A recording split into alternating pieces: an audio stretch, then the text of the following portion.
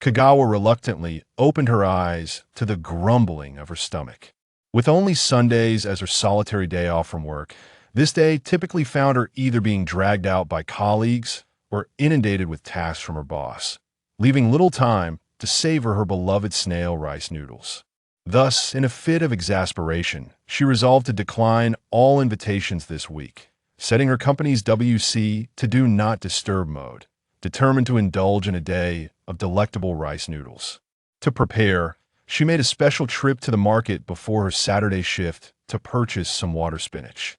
With eggs already stocked in her refrigerator, she knew that while she might not feast on the full-bodied snail rice noodles adorned with duck feet and kidneys, a standard dish of water spinach and fried eggs with rice noodles would certainly suffice. Anticipation was a feeling Kagawa had not experienced in quite some time, even in her dreams. The stars and oceans were crafted from quail eggs, the galaxy mirrored the appearance of snail rice noodles, and Saturn took the shape of a fried egg.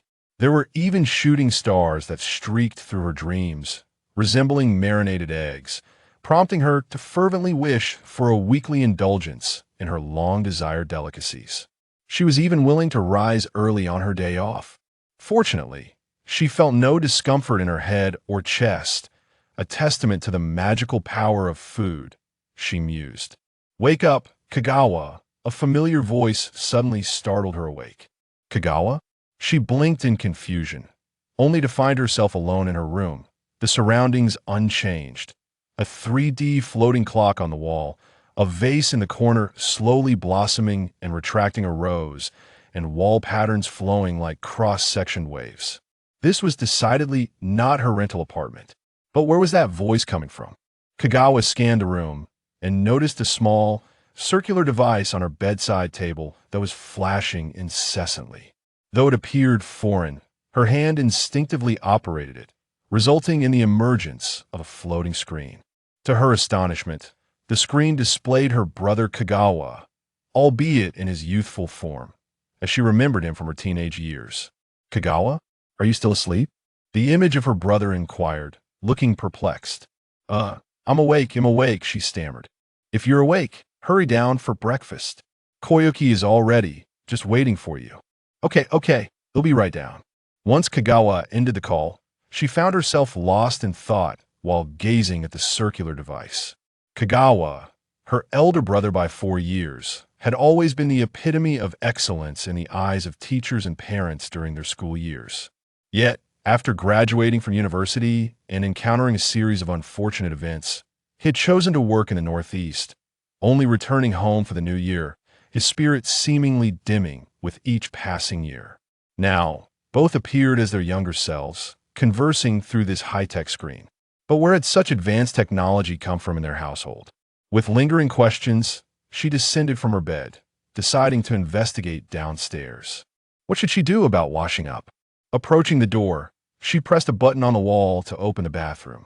Kagawa was startled by the sudden thought that had popped into her mind. After a moment's hesitation, she followed through, and to her surprise, the door opened, revealing a compact washroom reminiscent of those in the hotels she frequented on business trips. As she examined the toothbrush and toothpaste on the sink, contemplating how to brush her teeth, another idea emerged in her mind. Trusting her instincts based on her previous experience, she proceeded accordingly. Squeezing the toothpaste onto the brush, she noted its unusual transparency and softness, yet it exuded the familiar scent of mint.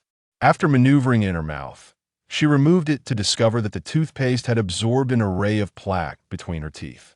The reflection in the mirror revealed a dazzlingly white smile, her long-desired pearly whites. After some fussing about with her attire and grooming, Kagawa was now convinced that the sporadic ideas surfacing in her mind were merely the common knowledge of her current era, akin to how she had initially operated the circular device to summon the communication screen. This realization brought her relief at the very least. She need not fear being sent to a mental institution by her family for her unfamiliarity with the norms of the sci-fi world. She also felt fortunate that her journey into this realm had merely involved a night of sleep. Traditional tales of crossing over often entailed perilous moments, typically involving a dump truck. Kagawa, you finally made it. Why did you wake up so late today? As Kagawa emerged from her room, the first sight that greeted her was her brother Kagawa, who had been urging her to come downstairs for breakfast from the impressive screen below. He was now engrossed in his terminal screen, typing rapidly on a transparent floating keyboard, evoking memories of the accountants her company would send over during financial report seasons. From the moment she stepped out of her room, Kagawa was certain she was not on the earth where she toiled for her salary. The decor of the room, adorned with paintings and intricate embellishments, and the dining area downstairs, which seemed 2 to 3 times larger than her childhood home's modest 4-person apartment, reflected an entirely different world. The round table, while not the absurdly elongated dining table seen in dramas, was still capable of seating 7 or 8 people, and the rotating platter at its center was piled high with soup vessels, giving her the impression they were preparing for a festive gathering rather than breakfast. Cautiously, she descended the stairs, discreetly observing her brother and sister seated at the table. Earlier, when she had rummaged through her wardrobe, she had wondered if her closet had journeyed with her. The styles of clothing were strikingly similar to those she was accustomed to, albeit with subtle differences in material. Now, observing Kagawa in a loose t-shirt and jeans, alongside Kuoki in a delicate camisole paired with a denim skirt, Kagawa felt a sense of relief that the aesthetic of this world was in line with her own, sparing her from the burden of becoming a fashion leader upon her arrival in this alternate reality. Yet, she couldn't help but critique the disjointedness of the sci-fi ambience and the 21st century casual attire. "Good morning, Kagawa and Kuoki," she greeted, hesitating momentarily before taking a seat between them. Noticing no peculiar reactions from either, she felt reassured. "Kagawa, you're finally here." "I was starving," Koyuki exclaimed, dismissing her terminal screen with a wave and stretching languidly. "Apologies, I stayed up too late last night." Kagawa glanced around. "Where are Mom and Dad? Aren't they up yet? I told you not to keep reading novels late into the night. What if you're late for school next week?" Kagawa also closed his terminal screen. "Mom and Dad left early. The big shots from the first shipping group are coming today for an inspection. Mom went to greet them, and Dad is at the company making arrangements." "Oh." Kagawa nodded numbly. While changing clothes, she had been astonished to discover that her parents, who had spent their lives running a small shop in a rural town, held prominent positions in this world. Her mother, a retired actress, now served as the director of the Cultural Bureau for the Immigrant Shipping Group, while her father had become the chairman of a major company within the same group. Was the disparity really so vast? The couple who had operated a convenience store in one world had become influential figures in another? Perhaps they were the true travelers after all? Gazing upon the family portrait adorning the restaurant wall, I noticed that the mother depicted is a far cry from the disheveled figure I remember bustling about the convenience store's storeroom. She now sports a neatly styled, professional short haircut, and her brow bears an air of authority.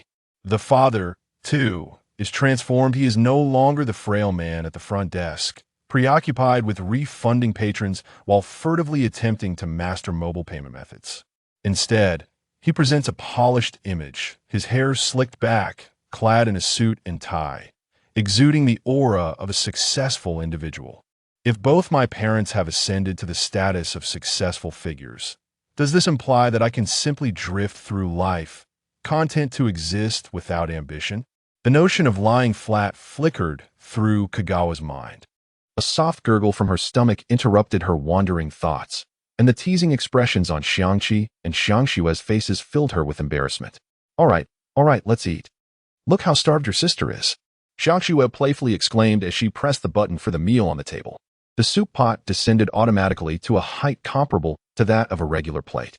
Did she really have to manually serve the dishes? Just as Xiangchuan began to adapt to this sci-fi world with the knowledge she had in her mind, a storm of confusion began to brew again. "Achuan, today we have your favorite fresh fish noodle soup," Xiangqi declared, lifting her sister's bowl and removing the pot lid. Using a large ladle, she filled it to the brim. "Wow, thank you, big bro." "Bro." Instinctively recalling her childhood memories of muscle memory, Xiangchuan cutely thanked him and accepted the bowl. But her voice dwindled as she brought it closer. "What is this?"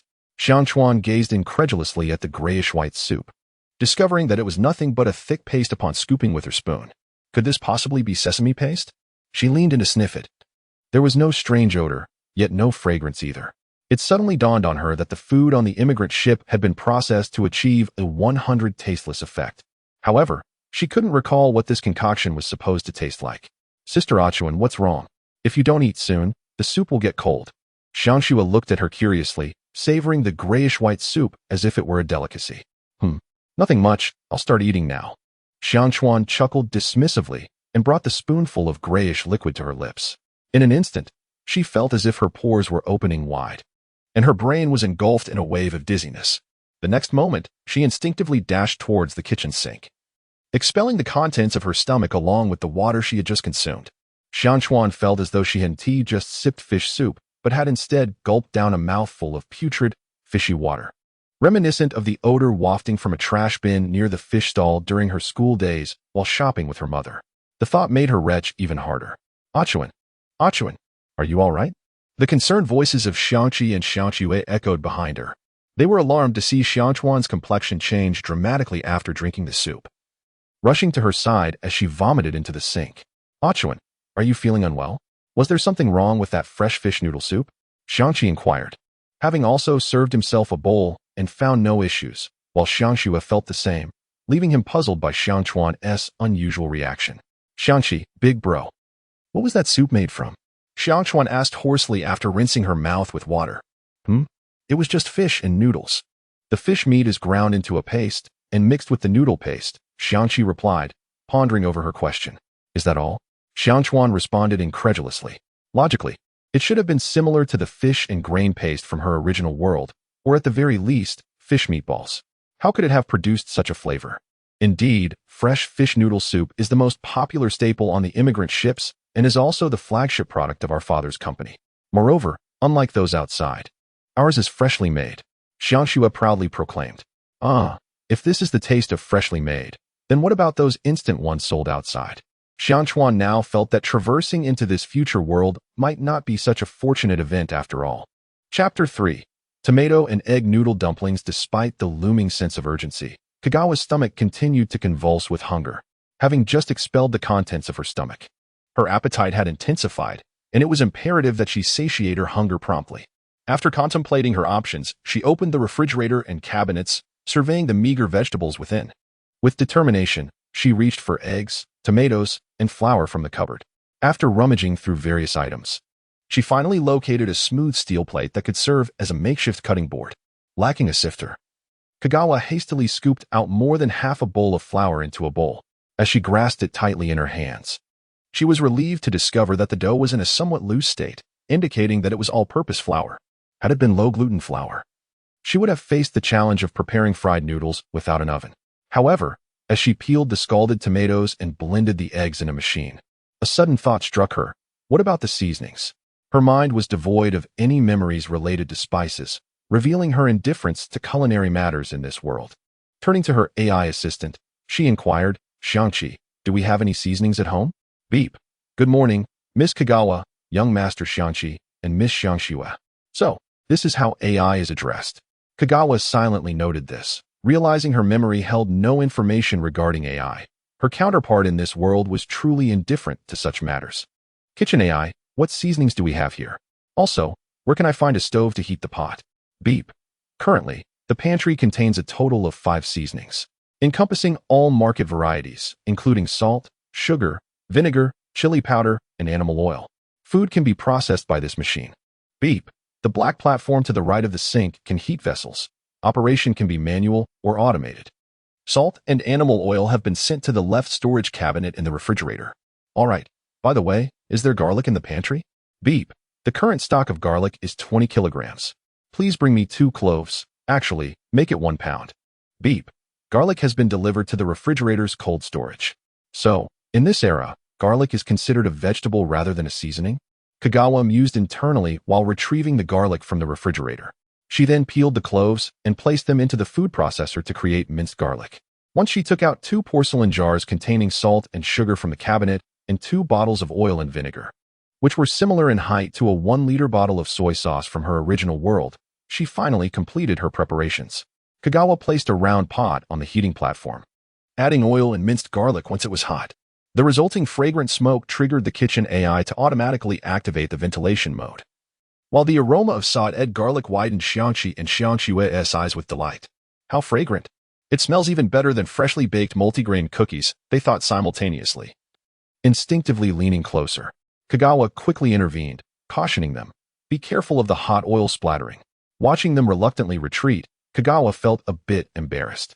Having grown accustomed to cooking in her original world, she found it inconsequential, yet her brother and sister appeared utterly unaccustomed to such earthly pleasures. She could only imagine the pain if they were to be splattered with hot oil. She then added the tomatoes, salt, sugar, and vinegar. Thankfully, it was white vinegar, as she had worried it might be aged vinegar before retrieving the bottle. The volume of 8 large tomatoes was indeed quite laborious to stir.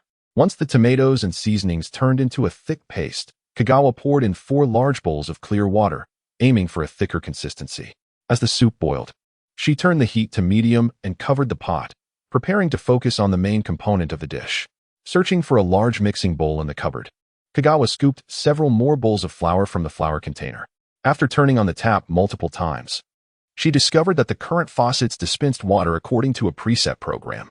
Thus, she decided to scoop a bowl of water herself, pouring it gradually into the flour with her left hand while stirring the mixture with chopsticks in her right. Kagawa, thank goodness there are still chopsticks available. After adding 3 bowls of water, the flour finally transformed into dumplings. She understood why the owner of the noodle shop next door was reluctant to make dumplings. It was indeed a laborious task. She shook her slightly sore shoulders, pondering the effort involved. Observing the irregular, mud-like dumplings she had created, both siblings furrowed their brows, hesitating to suggest that they serve themselves some soup first, as the enticing aroma of sweet and sour tomatoes wafted through the air, making them salivate. Kagawa washed the flour off her hands, lifted the pot lid, and was greeted by the irresistible fragrance of the tomato soup, which now filled the kitchen. Xiangqi and Xiangshue felt an overwhelming desire to indulge in a bowl. With the mixing bowl cradled in her arms, Kagawa slowly dropped the dumplings into the soup pot. The original orange-hued broth transformed into a delightful red and white mixture, far less alarming than they had envisioned. Instead, it appeared to possess a unique charm. Xiaoxue. Never mind, Xiangqi, come help me out, Kagawa called out. Can I come over now? Xiangqi asked cautiously. Kagawa reassured him, it's just soup boiling now. No need to worry about oil splatters. Please grab those chopsticks and stir the dumplings gently so they don't stick together. Xiangqi requested the kitchen AI to fetch him a pair of chopsticks and carefully stirred the dumplings in the broth, the steam carrying the sweet aroma of tomatoes brushing against his hands in a novel way. Before long, all the dumplings from Kagawa's mixing bowl had been added to the pot, causing the volume of the broth to visibly increase by more than a third, but there was still more to do. Kagawa instructed Xiangqi to step back while she gently drizzled the beaten eggs around the edges of the pot, stirring with a ladle as she did so. Considering it was the first time for the two behind her, she allowed the mixture to simmer a while longer, ensuring the eggs were cooked through before turning off the heat. All right, Xiangqi and Xiaoxue, please bring the bowls over. It's time to eat. Kagawa stretched, realizing that although making the dumplings was relatively simple, the search for utensils and ingredients had taken quite some time. We don't need to fetch bowls. Let the kitchen AI send them over, Xiangxue chimed, blinking her large eyes. Oh, is that so? Kagawa chuckled, realizing she hadn't thought of that. After all, her counterpart in this world lived in luxury. How could she possibly be expected to enter the kitchen? By the way, kitchen AI, do we have any pepper in the pantry? Ideally ground. Huh. Tea pepper a medicine? Are you unwell? Xiangqi asked, looking at her curiously. Is it a medicine? Kagawa's eyes widened, recalling that the medicinal use of pepper was a practice popular in the medieval times of her original world. How had they reversed time to such an extent in this high-tech realm? Indeed, you should have learned about that in your biology class. However, it's not considered a rare medicinal herb. It's quite easy to grow, hence its lack of prominence. But it's frequently used in health supplements, making it one of the more common low-end medicinal materials. Kagawa's mind, clouded by hunger, was now solely focused on one question. Do we have any pepper at home? There should be quite a bit. You and Xiaoxue dislike taking medicine. So whenever you have a fever or stomach discomfort, Mom and Dad ask the kitchen AI to mix some pepper into your meals. That's good enough. Where is it? I'll go get it. No need to trouble yourself. Xiangqi swiftly opened his terminal and performed a simple operation. I've already had the servant bring it over. Now, let us go eat. With that, he briskly walked toward the dining table at a pace noticeably quicker than usual, eliciting a giggle from Xiangqi beside him. As they conversed about pepper, the kitchen AI operated a mechanical arm protruding from the ceiling, placing a pot filled with noodle dumplings onto a small, table-like apparatus with 4 legs. The apparatus retracted its limbs and floated gracefully, transporting the pot above the dining table. It extended its forearms to lift the pot of fresh fish noodle soup before gently elevating the platform beneath it, which then lowered the noodle dumpling pot onto it. Sensing the weight, the platform descended slightly, automatically adjusting its height. When Kagawa entered the kitchen, she seized 3 new bowls, handing 2 to Kaki and Kiyuki. She decisively commanded the machine to clear away the bowl brimming with fresh fish noodle soup from the table, though it bore no discernible odor. The sight of the grayish concoction evoked the overwhelming stench that had assaulted her senses, rendering it utterly unappetizing. After a brief moment of hesitation, Kaki and Kiyuki set their bowls of fresh fish noodle soup aside, their anticipation and anxiety mounting as they filled their bowls with noodle dumplings. Kagawa took a spoonful, savoring the sweet and sour broth infused with rich tomato flavor, which washed away the unpleasant memories of the earlier fishy meal. The noodle dumplings soaked in the broth, yielding immense satisfaction with each bite. Noticing Kagawa's blissful expression, Kaki could no longer contain herself. She delicately lifted a spoonful of noodle dumplings to her mouth, while Kiyuki opted to sample a spoonful of soup first. The novel flavor tantalized their taste buds, swiftly eclipsing the earlier fish noodle soup. As they began to indulge in spoonful after spoonful of the delightful noodle dumplings, "Ms. Kagawa, your call has been delivered," announced a life-sized starfish-like figure. Its left side red and its right side blue. It resembled a starfish, albeit with a smooth, waxy rubber-like texture rather than the typical bumpy surface. In its hands, it held a metal box comparable in size to a bento box. Although startled at first, Kagawa quickly recognized it as their household servant, a biomimetic robot designed to resemble a starfish. Upon opening the metal box, she found it brimming with pepper. Kagawa held her breath, aware that a sneeze at that moment would be disastrous, as she had yet to eat her breakfast. She pinched a small amount of pepper with her chopsticks and summoned the kitchen AI, instructing it to grind the pepper into powder and store it in several seasoning containers. Kagawa placed the small pinch of pepper onto a plate, crushing 2 grains between her fingers to sprinkle into the noodle dumplings, stirring them with her spoon before taking another bite. The flavor was gradually emerging, much to her delight. Kaki and Kiyuki followed suit, crushing 2 grains of pepper to sprinkle into their soup. Cautiously tasting it, they discovered the pepper's spiciness imparted an unexpected aromatic quality to the broth, and they found themselves unable to stop. Eventually, the last drop of broth in their bowls was completely devoured. Now, this is truly food worthy of consumption. Kagawa contentedly leaned back in her chair, patting her slightly full belly. Chapter 4. The culinary culture of 30,000 years later after savoring the exquisite dumpling soup. Xiangqi and Xiangxiu no longer cast a glance at the nearby fish noodle soup. Their minds were entirely consumed by the delightful tomato dumpling soup and the questions surrounding Xiangchuan's culinary skills. "Achuan, when did you learn to make this?" Tomato flour soup? Xiangqi, unfamiliar with the term for dumplings, whimsically coined a name based on her understanding. "This is not flour soup, it's dumpling soup." "Don't confuse it with that dish I just ate," Xiangchuan retorted, recalling the unpleasant meal she had just prepared in the kitchen. She had already concocted an excuse. "I learned it from a website. This is my first attempt." After all, she remembered that modern individuals typically refrained from prying into others' digital records due to privacy concerns, making it quite convenient for someone with her knowledge of the original world. "First attempt? So, have we become your guinea pigs?" Xiangqi exclaimed, her eyes widening with alarm. "But you both enjoyed a delicious breakfast, so don't dwell on it." Xiangchuan huffed, turning away. "If you're dissatisfied, go have your fish noodle soup." But you were the one who loved fish noodle soup the most." Xiangqi hesitated, shaken by her usually docile sister's words. As she mentioned the fish noodle soup, Xiangqi glanced at the now cooling grayish broth and, for some reason, felt a complete lack of appetite for the acclaimed delicacy that he had craved just half an hour prior. When he observed his sister Xiangxue casually asking the kitchen AI to dispose of her fish noodle soup, he hesitated but ultimately decided to have the kitchen AI clear away his portion as well. "Past is past, and present is present. My palate is no longer the same. I shall never allow unsatisfactory food to cross my lips again." Xiangchuan took a deep gulp of water. So does that mean you'll be making dumplings for lunch and dinner as well? Upon hearing this, Xiangshua's eyes sparkled with excitement, while Xiangqi maintained a more composed demeanor, though his gaze towards his sister harbored a hint of anticipation. Ah, Xiangchuan blushed. Does that mean we'll be having dumplings for every meal? Isn't that a bit overkill? Uft. Xiaoxua, you know your sister's lazy nature all too well, Xiangqi chuckled, shaking his head. Kitchen AI. Did you record the cooking process just now? Can you replicate it entirely? The kitchen AI had this capability? Xiangchuan looked curiously towards the direction of the kitchen, despite the absence of a physical AI unit. Beep. Miss Xiangchuan's ingredient processing has been fully recorded, with an 80 replicability rate. Only 80? Is the cooking process really that complex?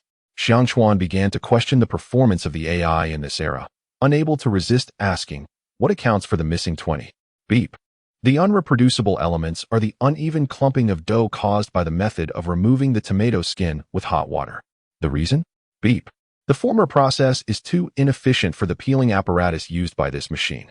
The latter refers to the uneven sizes of the dough clumps, which are too chaotic to reference a sample.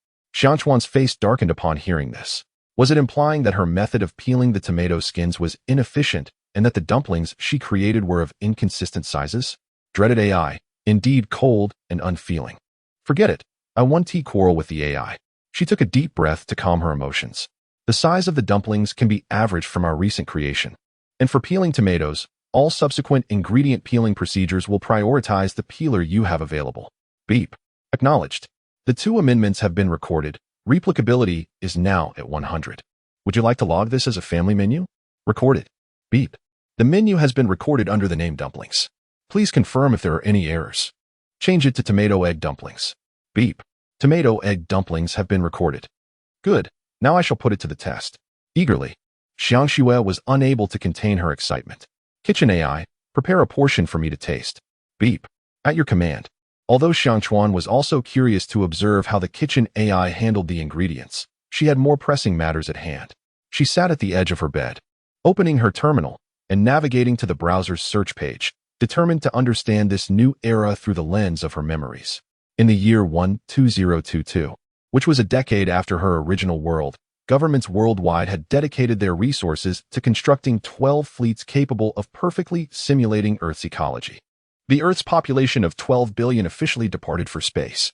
With the experience gained from building the first two fleets, subsequent fleets were constructed with ease, successfully completing humanity's cosmic migration exploration plan by 2022.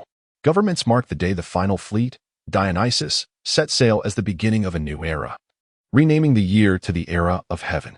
The present moment for Xiangchuan was the year 20000 of the Era of Heaven, or 32022 AD, envisioning the day she would feast on delicious snail noodles 30,000 years hence. Upon reaching this point, Xiangchuan rubbed her temples. The sheer span of 30 millennia felt overwhelming, especially with her brother and sister downstairs eagerly awaiting their dumplings, rendering it all somewhat surreal. During the preparation of the dumplings and breakfast, she had pinched her thighs several times, yet she had not encountered the anticipated awakening from a dream to find herself gazing at a familiar ceiling. She sighed. I must have indeed traversed time, she affirmed. Accepting this reality with a tinge of complexity in her heart, she continued to read on. She quickly skimmed through the historical accounts of the fleets, planning to delve into those details at a later time. For now, her primary concern was, when did humanity's daily diet devolve into a watery mire? Ultimately, she found the answer in an extensive report titled The Impact of Human History on Culinary Culture, interpreting it through her understanding. The report detailed how the Third World War at the end of the 21st century and the Fourth World War 50 years later led to a significant decline in dietary standards due to pollution and cultural destruction from nuclear weapons. In some nations, even dogtail grass and rotten meat became staple ingredients, directly influencing the culinary culture of the migration fleet era. Currently, mainstream foods consisted of two varieties. One involved mixing meat paste with grain powder akin to fish noodle soup, while the other combined minced vegetables with grain powder to create solid foods. In 32022 AD, there were no traces of the historical consumption of dogtail grass and rotten meat, yet the regression in cooking techniques had left people bereft of memories of culinary culture. Xiangchuan was relieved to discover that various nations still ensured a balanced distribution of edible grains, meat, and vegetables across the 6 production escort ships accompanying each fleet. Otherwise, without any time travel system or the essential space for a female protagonist, she would have been at a loss for how to procure such ingredients. Although her morning conversation with the kitchen AI hinted at some missing spices and ingredients, as long as the production escort ships maintained the ecological reproduction of Earth, she was confident that one day these ingredients would be found, or at least substitutes could be sought during explorations of various star systems.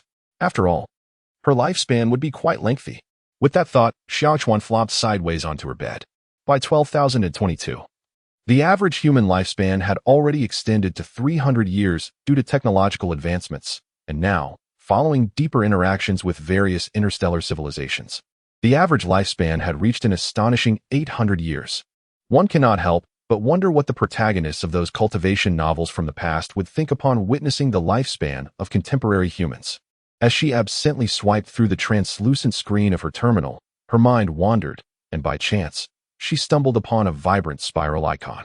With a casual tap, she suddenly sat upright. The web page that emerged was strikingly simplistic, yet she had encountered it multiple times while borrowing a colleague's computer. The logo bore its first letter in uppercase, followed by 5 lowercase letters, and beneath it was an input box, with only 2 buttons below, Jiggle Search and Feeling Lucky. Indeed, it was the homepage of Jiggle. After 30,000 years, the designer's taste had evidently remained unchanged. Curiosity piqued, she clicked on Feeling Lucky. Anticipating the whimsical doodle logos designed by various nations based on historical events of that day. What treasures might be uncovered after 30 millennia? The page loaded swiftly, but upon seeing it, she was rendered speechless. The first doodle on the page clearly indicated the date, December 18th, 2022, precisely the day she had lain down to sleep. Could this be a nostalgic website crafted by the denizens of this era? She mused, though her fingers quivered with excitement. Kagawa attempted to dive into a friend's comment section to share her current circumstances, only to be astounded to find herself unable to access it. Even the text box for sending messages, reposting, or private messaging was rendered inaccessible. What was the meaning of this? Was she relegated to mere observation? The starlit ceiling above twinkled vividly, yet she could not locate the solar system or its 8 planets. Indeed, in this world, she was merely 16 years old. And 2,000 years had passed since humanity departed from Earth. How could she possibly grasp the visage of her homeland? She lifted her terminal, gazing at the homepage where her friends either lamented over tips for maintaining their health or reveled in the delights of the anime realm. Appearing tantalizingly close, yet separated by a chasm of 30,000 years. Chapter 5. Making Egg Pancakes Sister. Come down for dinner. The call of her younger sister roused Xiangchuan from her slumber, leaving her momentarily disoriented as she gazed at the flowing starry wallpaper and the roses in the vase, perpetually blooming and wilting. It dawned on her that she was in a world 30,000 years into the future. It seemed she had fallen asleep amidst the bittersweet nostalgia of her loved ones, forever out of reach. Upon her awakening, she swiftly tidied her hair and washed her face, giving her cheeks a light pat before stepping out of her room. Now that she had arrived in this era, she resolved to live life to the fullest. As she descended to the dining room, the sounds of boiling water and sizzling food wafted from the kitchen. Are we having noodle dumplings for lunch? Xiangchuan inquired. The original plan had been to serve vegetable carrot chunks, but neither she nor her brother had any desire to gnaw on such fare. So it was changed to tomato and egg noodle dumplings instead. Xiangchuan felt a twinge of embarrassment as she observed the eager expressions of her brother and sister, realizing how enticing 21st century cuisine was for modern palates. It was no wonder. What she had once regarded as a formidable dish, fresh fish noodle soup, was a staple among various culinary groups. While the sweet and sour noodle dumplings with pepper served that morning seemed a significant downgrade. In fact, it was remarkable that their palates, now accustomed to fresh fish noodle soup, could still appreciate the delightful taste of noodle dumplings. Her contemplations were abruptly interrupted by the grumbling of her stomach. Watching the bustling activity in the kitchen, she found herself in a dilemma. It wasn't that she disliked noodle dumplings, but having only that felt somewhat lacking. Kitchen AI, please send me the list of ingredients available in the pantry. Upon hearing Xiangchuan's request, both Xiangqi and Xiangshui's eyes sparkled with anticipation. Could there be something new? Beep. The list has been transmitted to your terminal. Xiangchuan opened the ingredient list. The selection of meats was quite ample. Chicken, duck, goose, pork, and beef were all present. And there were also squid and various freshwater and saltwater fish. Thankfully, these fish had not been renamed, and she could still recognize them. The fungi category included common edible mushrooms, such as shiitake, button mushrooms, enoki, and phoenix mushrooms. However, the vegetables section, particularly the greens, was utterly dismal. Golden kale. Perhaps cauliflower? The mushroom greens and white mushroom greens must be broccoli and cauliflower, right? What were those slender and stout vegetables? What about the round and oval ones? Xiang Chuan recalled that Xiang Shui had referred directly to vegetable carrot chunks, implying that all greens in this world were generically categorized as vegetables. What an imprecise classification. Reminiscent of northern dietary habits. Suppressing her urge to critique, Xiang Chuan focused on the ingredient list to contemplate her lunch options. Setting aside the meats and seafood for the moment, she surmised that modern individuals likely regarded ginger as a medicinal ingredient as well, making it impractical to send a servant to fetch it. Furthermore, without soy sauce or oyster sauce for seasoning, she could not properly prepare meat or seafood dishes. Although she could find other recipes online, she had yet to muster the courage to access those ancient websites in front of her siblings. Thus, she decided to work with vegetables and eggs. With no oven available, baked rice or lasagna were out of the question. Tomato stir-fried eggs were ruled out too, as they bore the same flavor profile as the ongoing tomato and egg noodle dumplings. Simplicity was key. Kitchen AI, prepare 2 portions of 500 grams of flour, 5 kilograms of water, and 5 kilograms of milk, with salt and sugar as seasonings. Beep. Understood. Amidst her sister's jubilant cheers and her brother's eager gaze, Xiang Chuan rolled up her sleeves and approached the kitchen. At that moment, she thought to herself, I could really use an apron. Usually at this hour, the 3 of them would be in the living room, each engaged in their own activities. A starfish-shaped servant stepped forward to take the coats of the 2 siblings, along with the local delicacies delivered by representatives from other culinary groups. Servant, where have the children gone? Why are they not in the living room? Beep. Young Master Xiang Qi and Miss Xiang Shui are observing Miss Xiang Chuan preparing lunch. All 3 are in the kitchen. Xiang Chuan? Cooking lunch? The couple exchanged bewildered glances. What had gotten into this child? In the past 16 years, Xiang Chuan had not once cooked, nor had she even prepared instant meals herself. Could it be that today's lunch has been changed? Beep. Yes, it has been confirmed that the kitchen AI has altered lunch to Miss Xiang Chuan's tomato and egg noodle dumplings. This is utterly ridiculous. Both Xiang Wei Guo and Lin Min Ji felt a headache coming on. Why choose today of all days to start cooking? It's rare for the children to have such enthusiasm. Perhaps we should give it a try, a young man following closely behind them remarked, cheerfully patting Xiang Wei Guo's back. Let us head to the kitchen, for it is a rare occasion to have our precious daughter cooking for us. I hope you will forgive us for such humble fare, Xiang Wei Guo said with a wry smile, subtly signaling Lin Minji. Once the 2 had moved away, she quietly instructed the servant to prepare a luxurious feast at a nearby high-end restaurant. Xiang Wei Guo had envisioned hundreds of disastrous scenarios he might encounter in the kitchen. But upon entering, he was taken aback. There were no exaggerated scenes of flying ingredients or kitchen explosions. Instead, he beheld the peculiar sight of his eldest daughter wielding a ladle, spreading a white liquid on a hot plate. Next to her, a robotic arm operated by the kitchen AI poured a bowl of yellow liquid onto the slightly congealed surface of the white liquid. With a metal spatula, she carefully positioned it at the edge of the white liquid, holding her breath as she flipped it over flawlessly without any sticking to the hot plate. Pressing down slightly, she flipped it again, and the yellow liquid transformed into an enticing golden hue, exuding an incredible aroma. Xiang Chuan quickly flipped it a couple more times, ensuring both sides were nearly cooked before placing it onto a nearby tray. Phew, finally a success. Kitchen AI, have you recorded the process? Beep. Recorded. Great. I'll leave the rest to you. I'll prepare something sweet. Oh, father? Xiang Shui asked softly. Xiang Wei Guo, maintaining a stern facade while harboring curiosity, requested the kitchen AI to bring over the tray with the egg pancakes for a closer inspection. As he neared, the aroma of the eggs and the fragrant pancakes tantalized both him and the young man beside him, causing them to involuntarily swallow. Is this dish particularly time-consuming? Not at all. This morning, Xiao Shui and I had the AI try it, and it only took 10 minutes to complete. Well then, let the kitchen AI make 3 more portions.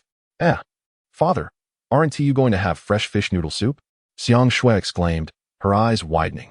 Initially expecting her father to reprimand her, Xiang Weigua fell silent, glancing at the pancake tray in his hands, then at Xiang Chuan, who had resumed making pancakes once more. The fear that had gripped him suddenly dissipated, replaced by an inexplicable confidence fueled by the enticing aroma wafting from the tray. Thus, Lin Minji, arriving later than the two, discovered the scene of her two children standing before the kitchen, witnessing their eldest daughter skillfully crafting pancake after pancake. Chapter 6. Yam Cake, Fried Bananas, and Fried Potato Cakes. After demonstrating the preparation of sweet and savory egg pancakes to the kitchen AI, Kagawa found herself lost in thought upon the unexpected arrival of her parents and guests. With visitors present, the meal must be exceptional. Kitchen AI. What fruits do we have in stock? The abundant fruits are apples, oranges, bananas, and pears. Grapes are in limited supply. There seems to be quite a variety. Please fetch me apples, oranges, and bananas. From the ingredient store, bring some potatoes, milk, and eggs. For seasonings, I need salt, sugar, and pepper. Do we have yam? No. Wait. Brother. Kagawa abruptly turned to Kiyoshi. Yam, right?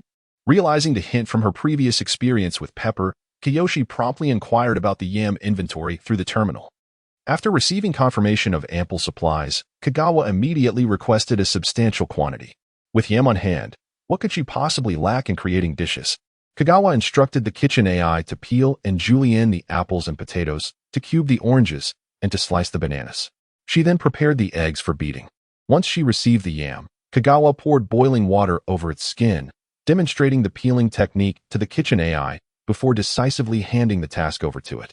Surely, peeling all that yam by herself would be an arduous endeavor. After arranging the peeled yam on a plate and setting it atop a small iron rack, she placed it in a pot, added water, and closed the lid to bring it to a boil. Observing the process left everyone in awe. It seemed the art of steaming vegetables was becoming a lost skill.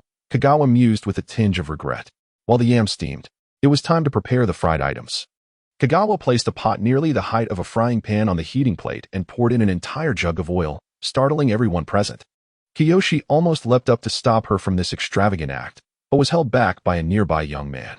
Kagawa stealthily monitored the situation, feeling a bit relieved. Lacking a thermometer, she resorted to a rudimentary method, hovering her hand above the oil to gauge its temperature. At this moment, she could only hope that the heat capacity of cooking oil in this era was akin to that of the 21st century. The first piece of banana, coated in egg wash, was lowered into the oil. After a minute, it was retrieved, its crispy exterior tantalizingly inviting. Kiyoshi, unable to resist, nearly lunged forward to sample it, only to be firmly restrained by Kiyoshi. Following the first, the second and third pieces were fried, until the entire banana was done. Kagawa then entrusted the remaining bananas to the kitchen AI and commenced on another fried item. Picking up a potato, she hesitated as memories of the kitchen AI's merciless critiques of her knife skills from the morning flooded back. Learning from her mistakes, Kagawa resolved to avoid embarrassing herself before her guests. Kitchen AI, could you julienne the potatoes for me? Julienne refers to cutting into long, thin strips. Please specify the desired width for this dish. Between 0.2 and 0.5 millimeters, perhaps? Kagawa gestured with her fingers, uncertain. After a moment's thought, she added, please cut 5 strips of each width, 0, 2, 0, 3, 0, 4, and 0.5 millimeters. Understood. Moments later, a mechanical arm emerged from the ceiling, presenting a plate neatly arranged with the 4 widths of potato strips. Kagawa examined them closely. The 0, 2, and 0.3 millimeter strips would suit her next dish perfectly, while the 0, 4, and 0.5 millimeter strips could serve well for future potato stir-fries. Use the 0, 2, and 0.3 millimeter widths as standard. If the edges are too thin, do not discard them. Give them all to me. Understood. Reminder, the yam in the pot has reached the desired softness. So soon? Kagawa sprang up, quickly lifting the pot lid to have the kitchen AI extract a large platter of yam, typically regarded as a medicinal ingredient. The sight of the layered, white yam astonished Kiyoshi and the young man. As usual, Kagawa first demonstrated to the kitchen AI. Lacking a masher, she resorted to using a spoon. She took a piece of yam, pressed it down gradually, mashing it into a sticky paste on the board. Kagawa then scooped the yam paste with a metal spatula, forming it into small, slightly uneven balls, enduring the heat with her hands. Crush the yam paste as I have done, ensuring it doesn't become liquid. While edible, It is not suitable for our purpose now. The plant fiber damage rate of yam is uneven. Shall we use the average value? Try to use the average value as a standard for one batch. Remember to sprinkle milk and sugar evenly while mashing. The ratio of milk and sugar to yam paste should be 10 grams of sugar and 100 milliliters of milk for every 500 grams of yam. Kagawa instructed while accepting the prepared potato strips from the AI. Using chopsticks, Kagawa made a well in the center of the potatoes, placing an egg yolk inside, and swiftly flipped the potato cake using the spatula. To ensure crispness, she spread the potatoes thinly, resulting in just a minute of frying on the other side before serving. This time, Kagawa chose to taste it herself, as she was very adept at making fried potato cakes. Understood. With the potatoes completed, it was now time for the yam. The mashed yam resembled a snowy rice cake, sweet and sticky to the touch. Kagawa brought over the julienned apples, cubed oranges, and the remaining bananas. The yam had cooled enough not to burn her hands. She rolled the yam paste into long strips, flattened one, filled it with apple strips, then wrapped it up to form a cylindrical shape, placing it in a serving dish. She followed suit with the orange and banana fillings. Shaping the yam snacks felt akin to playing with modeling clay, an irresistible allure for the youthful Kiyoshi, who could no longer contain herself and rushed into the kitchen for assistance. Wash your hands first. Kagawa pointed firmly to the sink. Oh, but I just used hand sanitizer. Kiyoshi protested, waving her slender fingers. Sanitizer? That liquid full of disinfectant? Kagawa shot back, her expression darkening. Go wash your hands. Make sure they are clean. Seeing her charm offensive fail, Kiyoshi begrudgingly complied, washing her hands under Kagawa's watchful eye, finally earning her chance to assist, to play with the yam paste. When the kitchen AI presented the additional servings of tomato and egg dumplings for 3, Kagawa's spontaneous creations were finally complete. This spread was even more lavish than the banquet held for the central leaders of the ship the previous night. Kiyoshi and the young man were left speechless. Initially thinking their eldest daughter was being frivolous, the couple feared embarrassment before their esteemed guests, only to be pleasantly surprised. Gurgle. A stomach emitted a hungry growl, prompting the couple to clear their throats in an attempt to mask the awkwardness, quickly inviting their guests to take their seats. After the elders settled down, Kiyoshi and Kiyoshi finally took their places, just as Kagawa stumbled down the stairs. Who would have thought that coming to meet us would grant them the fortune of savoring such a luxurious family feast? Is this the tomato and egg dumpling? One young man inquired, inspecting the dish closely. What is this black powder on top? That is pepper, used to balance the rich sweet and sour flavor of the tomato soup. Kiyoshi replied, elaborating on the findings derived from their morning research with Kiyoshi regarding the kitchen AI's recreation of the dumplings, marveling at the exquisite recipe Kagawa had discovered. Oh, pepper powder? Can medicinal herbs be used in cooking? Indeed, but only edible herbs.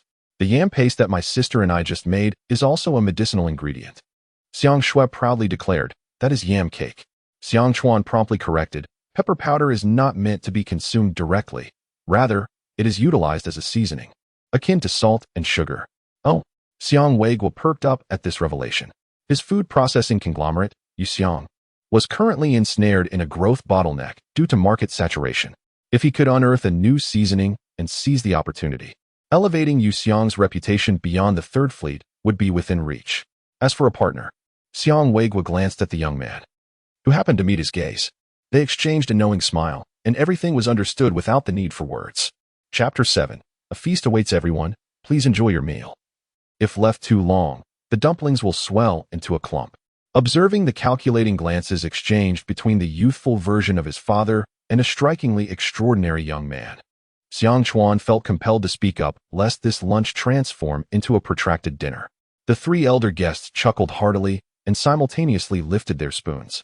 Driven by a mix of anticipation and slight trepidation, they each took a sip of the soup, as their tongues met the rich amalgamation of sweet and sour flavors. Accentuated by a hint of spice, an overwhelming sensation washed over them. Along with the broth, they detected a yellow, fluffy substance gliding down their throats, which, based on prior observations, should be eggs. Is this the flavor that eggs and tomatoes can produce? The young man's mind was tumultuous, having lived for over 200 years. He recalled a time when egg soup was notorious for its unbearable fishy odor. Consequently, chefs tended to incorporate eggs into solid dishes with vegetables and grains to ensure a balanced intake of vitamins, proteins, and carbohydrates. Yet, the bowl of noodle soup before him, Though he emotionally rejected the notion of associating it with any noodle soup he had ever tasted, intellectually acknowledged that it ought to be classified as such. Shattered all preconceived notions about the combination of eggs and broth. If this exquisite dish were the standard, not only would eggs be in high demand, but their supply would struggle to keep up. With a sigh of admiration, he scooped a spoonful of the dumplings. The dough was uneven, challenging the aesthetic sensibilities of a modern individual who favored symmetry and order. However, the delicious broth was more than sufficient to counterbalance any slight discomfort. But must he swallow it whole? Glancing at the three young individuals, he discovered they were actually chewing. Was this soup-like dish truly meant to be chewed, akin to solid food? With a sense of astonishment as his worldview shifted, he tentatively placed the dumpling in his mouth and began to chew. The broth-soaked dumpling burst open, and he found himself unable to stop, each bite effortlessly sliding down his throat, one after another. How could something merely coated in egg and fried yield such a difference? He speared a piece of fried banana, which Xiang Chuan had thoughtfully cut into bite-sized portions for convenience. The table had a warming feature, and when his fork pierced the banana's skin, steam wafted out, filling the air with an indescribable sweetness. He savored the warm banana, enveloped in a crispy egg coating, and was astonished by its delectable flavor. Was this the taste of banana after being fried in oil? Having indulged in fried banana, he naturally sought to sample the fried potato cakes and egg pancakes. The egg pancakes came in both sweet and savory varieties, with the young man favoring the sweet. Across from him, Xiang Shui exchanged her savory egg pancake with Xiang Qi's sweet version, while Xiang Chuan playfully chided his sister for her pickiness. For reasons unknown, this scene added an inexplicable layer of delight to the egg pancake he was enjoying. The fried potato cake, more a snack than a meal, was a revelation. The crispy potato shreds mingled with egg, and the runny yolk at the center was devoid of any fishiness, instead exuding an unusual sweetness. Had Xiang Chuan known of his inner musings, he would have pointed out that in the 21st century, 80% of those consuming French fries opted for ketchup. After lunch, the group migrated to the living room, and everyone, including the three elders, felt as though their waistlines had expanded. Yet, the satisfaction derived from the culinary delights led the two women present to selectively ignore any concerns about maintaining their figures. The culinary skills of the young lady were indeed extraordinary. The young man picked up a piece of yam cake from the tray, having cooled. It no longer stuck to his fingers. A gentle bite released the rich, creamy flavor of yam, complemented by the refreshing taste of fruit, delighting his palate. You flatter me.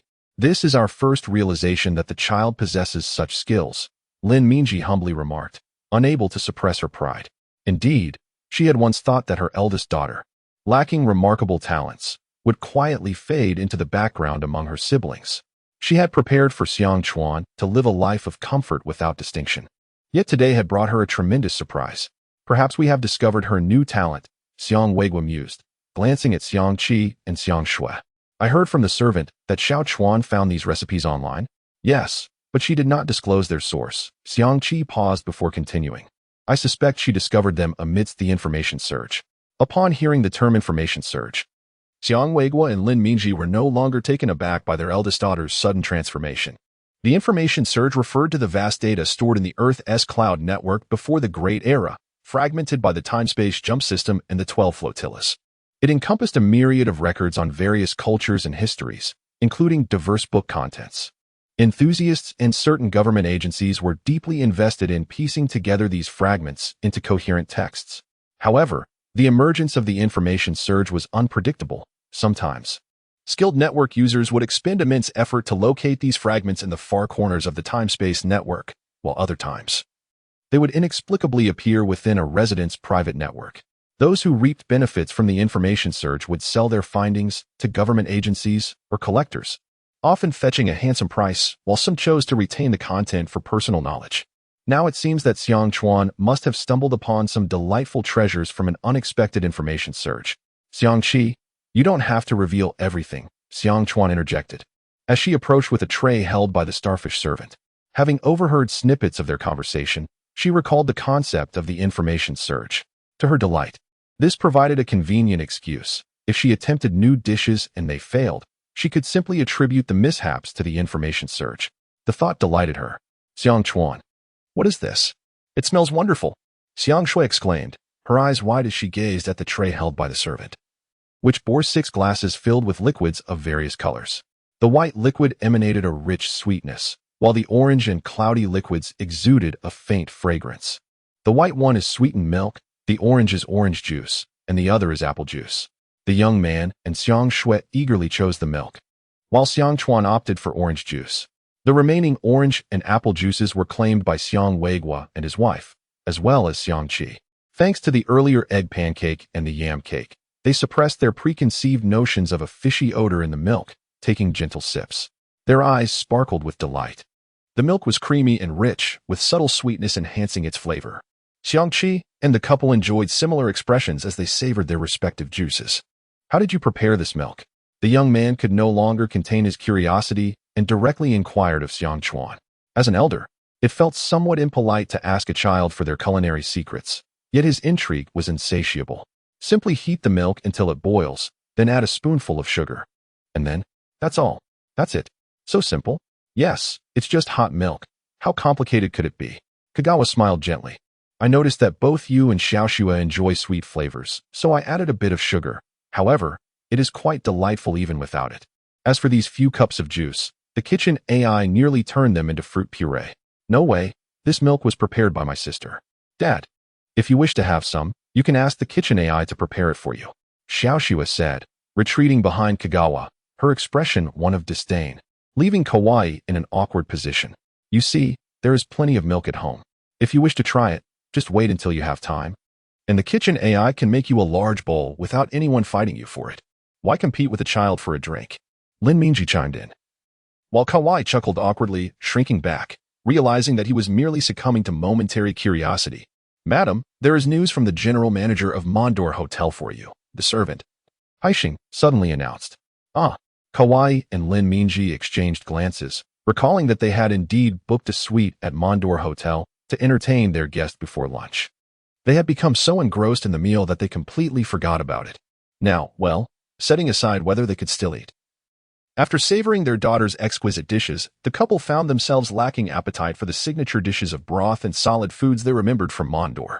Ultimately, the pre-ordered meals were distributed among themselves and the young drivers and assistants. The drivers relished the top-tier culinary offerings, genuinely praising their employer's generosity, unaware that their boss had long since graduated from the realm of pungent broths and solid fare. Chapter 8. The suspense of taste due to the modern society's protection of personal privacy. The young man and the couple from the fragrant Wei Kingdom refrained from further troubling Xiang Chuan, instead shifting the conversation towards the recent lunch and the yam cake currently being savored. Lin Yu, the young man regarded as an esteemed guest by the parents of the three siblings, picked up a piece of yam cake. The finely shredded apple was easily chewable, typically swallowed after just 2 or 3 bites. However, Lin Yu took his time, savoring each morsel until the outer layer of the yam cake was fully dissolved in his mouth. The craftsmanship was astonishing. It was hard to believe that simply encasing the fruit in this layer could render it so delectable. Xiang Weiguo took a bite of the yam cake filled with orange and couldn't help but exclaim. Having been engaged in the food processing industry for many years, he possessed a soul-deep pursuit of flavor, constantly striving to enhance the taste of both liquid and solid foods. His meticulous dedication has transformed the Yuxiang Group, established less than 20 years ago, into the most influential food processing enterprise in the Third Fleet. However, the company now found itself at a bottleneck in its culinary research, as the variety of available ingredients and the developments in liquid foods over the past 20,000 years left little room for improvement. His collaboration with Lin Yu was intended to extract new breakthroughs from the traditional agriculture of the First Fleet. Little did he realize that the opportunity for innovation was both distant and yet right before his eyes. Although a lavish meal at the Mondo Hotel was wasted, it was not in vain, as the Yuxiang Group had found a new avenue for progression. The yam added texture and a creamy flavor, enhancing the overall experience. Xiang Chuan sampled a piece and had to admit that the current fruit flavors were more tangy and rich than before. He wondered about the technology that preserved these flavors for so long. Aside from fruits, other sweets could also be incorporated. Wouldn't that make it excessively sweet? Xiang Weiguo immediately grasped the essence of the idea. Pairing it with some tangy juice would be the solution. Xiang Chuan raised his glass of orange juice, realizing the potential of combining juice and yam cake as a sales strategy. Indeed, it was a splendid concept. Xiang Weiguo nodded in agreement, silently committing it to memory. Noticing Xiang Weiguo's distracted demeanor, Lin Yu began to formulate his own plans. If all went as anticipated, Yu Xiang would soon make moves in the production of yam cake and juice. The yam, which had long been overlooked in pharmacies, would likely undergo unprecedented changes. And by the next exchange year, the Third Fleet, armed with these two powerful tools, would undoubtedly transform its previously neglected status into one where it was sought after by various fleets. He stroked his chin, pondering whether he should seek opportunities for the First Fleet of his hometown. With their respective thoughts, Lin Yu and Xiang Weiguo unwittingly diverted the conversation away from lunch and the yam cake, beginning to discuss the recent developments in the First Fleet. Led by Xiang Shui, they entered the entertainment room shared by the three siblings. The room resembled a 21st century arcade, featuring large screens, realistic firearms, and steering wheels, reminding Xiang Chuan of their family's wealth. If it weren't for the fact that everyone now carried a personal computer-like terminal, there might have been 3 desks outfitted with top-tier computers in the room. Xiang Shui placed the yam cake she had taken earlier onto the small tea table in the entertainment room, and they sat on the floor together, unable to contain herself. She grabbed another piece of yam cake and popped it into her mouth.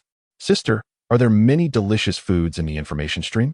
she asked eagerly, her eyes sparkling with excitement as this was her first experience tasting such a sweet treat. "I don't know. Our ancestors have lived for over 10,000 years. The culinary history in the information stream must span over 10,000 years as well, perhaps even longer." This was a reflection of Xiang Chuan's own thoughts. She only remembered a fraction of the 21st century home-cooked dishes and simple desserts, often needing to refer to recipes when making cakes or bread. The 2 cookbooks she ordered alongside her oven and air fryer remained unread. Each country and region boasts its own unique culinary specialties, especially in a multi-ethnic nation like China where neighboring cities have distinct food styles. Over 10,000 years, if one new dish were invented each year, that would amount to over 10,000 varieties, ensuring she could enjoy something different each month. As she contemplated this, tears of anger and sorrow over humanity's lost culinary history streamed down her face. "Not merely 10,000 varieties. Consider this yam cake," Xiang Chuan remarked, taking a bite. "The orange filling I have is one variety, while your apple filling is another. By adding red beans or green beans to the yam component of these cakes, we create entirely new foods. Is it really that simplistic?" Xiang Shui thought to herself, wanting to retort. Yet, upon reflection, she realized that even the solid foods she consumed were often just variations of different vegetables and grains. She found herself unable to counter the ancient earthlings' classification of food varieties. With this realization, she took a fierce bite of the yam cake, but the sweet treat quickly soothed her minor displeasure. "This is delicious," she exclaimed. "Why did our ancestors forget how to make such tasty things?" Xiang Chuan searched her memory, finding no mention of related records in the history she had studied in modern times. She replied casually, "Who knows? Perhaps tastes changed after venturing into space." "But we all find this yam cake delicious," Xiang Shui countered, her curiosity piqued. Xiang Chuan too felt puzzled. Although the staple foods had transformed into unpalatable, fishy liquids and, despite never having tasted them, the solid foods that appeared far from appetizing, the 3 elders and her siblings, upon their first encounter with food prepared using 21st century culinary techniques, could discern the deliciousness of dishes like noodle dumplings and yam cakes. Since modern humans retained a concept of flavor, why not develop kitchen AI to list common ingredients for them, rather than settling for the unappetizing modern foods? Perhaps, in a more dramatic twist, that unfamiliar young man had taken an interest in her, thinking, an intriguing woman, and thus began a cliché D romance of a little kitchen maid capturing the heart of a domineering CEO. Chapter 9. The Difficulty of the Present. I am utterly exhausted. After finishing my bath and changing into my pajamas, Kagawa flopped directly onto the bed. The mattress is incredibly soft. How delightful it is to be wealthy. This was my first thought. Today has indeed been tiring. On the very first day of my transmigration, I found myself bustling about to cater to my discerning palate, a simple breakfast, a tense lunch, and a dinner that was a mere replica of the lunch. If I recall correctly, my plan last night was to simply prepare some snail noodles today. Kagawa pondered wearily, observing my brother and sister consuming the same noodle dish from morning till night, relishing every bite and almost licking their bowls clean. One can only conclude that the culinary delights of the 21st century truly are ambrosial nectar for modern individuals. For Kagawa, who had just savored sweet and sour ribs and Lanzhou beef noodles yesterday, this was somewhat overwhelming. Tomorrow, I desire a pineapple bun. Kagawa gazed at the terminal resting on her nightstand, its golden hue inexplicably reminiscent of the pineapple buns sold at street-side bakeries, stirring her cravings once more. Of course, such delicacies are unattainable in this era. If I cannot purchase them, can I not make them? Having successfully conquered the modern palate today, Kagawa confidently picked up the terminal and opened Google to search for the recipe for Hong Kong-style pineapple buns. The recipe was easy to find. Hong Kong pineapple buns have been popular in China longer than her own age, and she even stumbled upon some tantalizing versions with fillings. However, the problem arose. It surprisingly required both high-gluten and low-gluten flour, butter, but all we have for seasoning is plain peanut oil, yeast, and an oven? Kagawa suddenly felt her culinary skills were not as versatile as she had believed. Undeterred, she opened the search page for this world and looked up food ingredients. 5 minutes later, she sat on the edge of her bed contemplating life. High-gluten and low-gluten flour are scarce due to their unpleasant texture. Kagawa, I believe raw flour tastes the same, but fortunately, she currently resides in the Third Fleet of Demeter, known for its significant agricultural output, so with a careful search, she might find some. During her inquiry into flour-related information, Kagawa made an unexpected discovery. Rice remains one of the staple foods in modern times, but the only flour circulating in the market is made from rice. That works. I suppose, at worst, I can make rice cakes or rice noodles. Coming from a province renowned for rice noodles, Kagawa deemed this no issue. Butter is also manageable, but it would require some effort to make cream. The challenge lies with the yeast in the oven, especially the oven. After her recent search, Kagawa understood why food in this world is so unpalatable. People of this era lack the concept of heating food. Modern individuals are dedicated to transforming all ingredients into immediately consumable liquid foods and moisture-free solid foods to cater to the 200 million inhabitants of each fleet. Although there is a plethora of ingredients, the scarcity of seasonings and cooking techniques has led to an overproduction of agricultural products across all fleets. While some technicians convert ingredients into energy for the fleets, Kagawa, what a waste. The conversion rate pales in comparison to that of metal substances. Thus, the production escort ships of each fleet are gradually regarded as burdens. Online discussions suggest that during the next interfleet exchange year, the First Fleet will officially propose a bill to change the configuration of production escort ships from the current 6 armed production vessels to 8 armed vessels and 4 production vessels. Currently, heating plates in kitchens are merely used to handle ingredients approaching their expiration dates, not even for boiling water, as modern drinking water is directly supplied through the Water Circulation Center, with options for mineral and purified water. In theory, acquiring an oven should not be difficult. Given her parents' current status, they could easily arrange for a custom one through a connection, as long as she produces one for the kitchen AI to reference. The family could enjoy freshly baked pineapple buns at any time. However, gazing at the proposed changes to the escort ship configurations and the dietary circumstances of modern individuals, Kagawa felt a sense of discontent. It is now abundantly clear that tomorrow, one cannot expect to enjoy pineapple buns, let alone bread. Even steamed buns are unattainable. Kagawa thought despondently as she burrowed under the covers. Buzz, Dad, good evening. Have you had dinner? A spirited boy appeared on the screen. Lin couldn't help but smile. This was his second child, after a Cold War with his wife. Their daughter and son alternated living with each parent, rotating every 3 months, and also served as a messenger between them. I've eaten, and it was a grand feast. You missed out by not coming this time. Isn't it just the noodle soup and solid food made by the Third Fleet? I can also have that on our First Fleet production ship. The boy scoffed. This time is different. Lin Yu displayed an image of tonight's dinner from his terminal, having, of course, obtained permission from the Xiong family and Kagawa before taking the photo. Isn't that just soup? Huh? Why is it red? What are those yellow and white things? And what's that flat, soft thing? The boy's eyes widened as he stared at the image, where his father was savoring a spoonful of the red-yellow broth, clearly enjoying every bite, occasionally reaching for a flat, yellow item on the side plate. More importantly, these items were steaming, indicating they were hot. In his memory, hot noodle soup never tasted great, and while hot solid food smelled pleasant, it was often dry and unpalatable. So he rarely consumed hot meals. Yet his father's repeated mouthfuls clearly suggested, these must be delicious. This left the boy perplexed. Is this a new restaurant opened by the Third Fleet? The boy's curiosity was piqued, and he inquired, contemplating a potential visit to the Third Fleet for a taste. No, this is a family banquet hosted by the director of the US Xiong Group, Xiong Weigua. I merely had the luck to attend. Lin Yu stroked his chin. Recalling how the Xiong couple had lost their previous sycophantic demeanor since leaving the Xiong family in the cosmic port, they now regarded him with the respect due to a guest, and he couldn't help but marvel at how life can be so unpredictable. A young chef? Could it be that a child made these? The boy's eyes widened in astonishment. For you, it should be someone of an older sister's age. She is quite the little gourmand. Lin Yu chuckled, noting that these recipes were unexpected finds amid the chaos of information. I have a feeling she will certainly create other dishes as well. Dad, you don't plan to keep mooching meals at other people's homes for the next 2 weeks in the First Fleet, do you?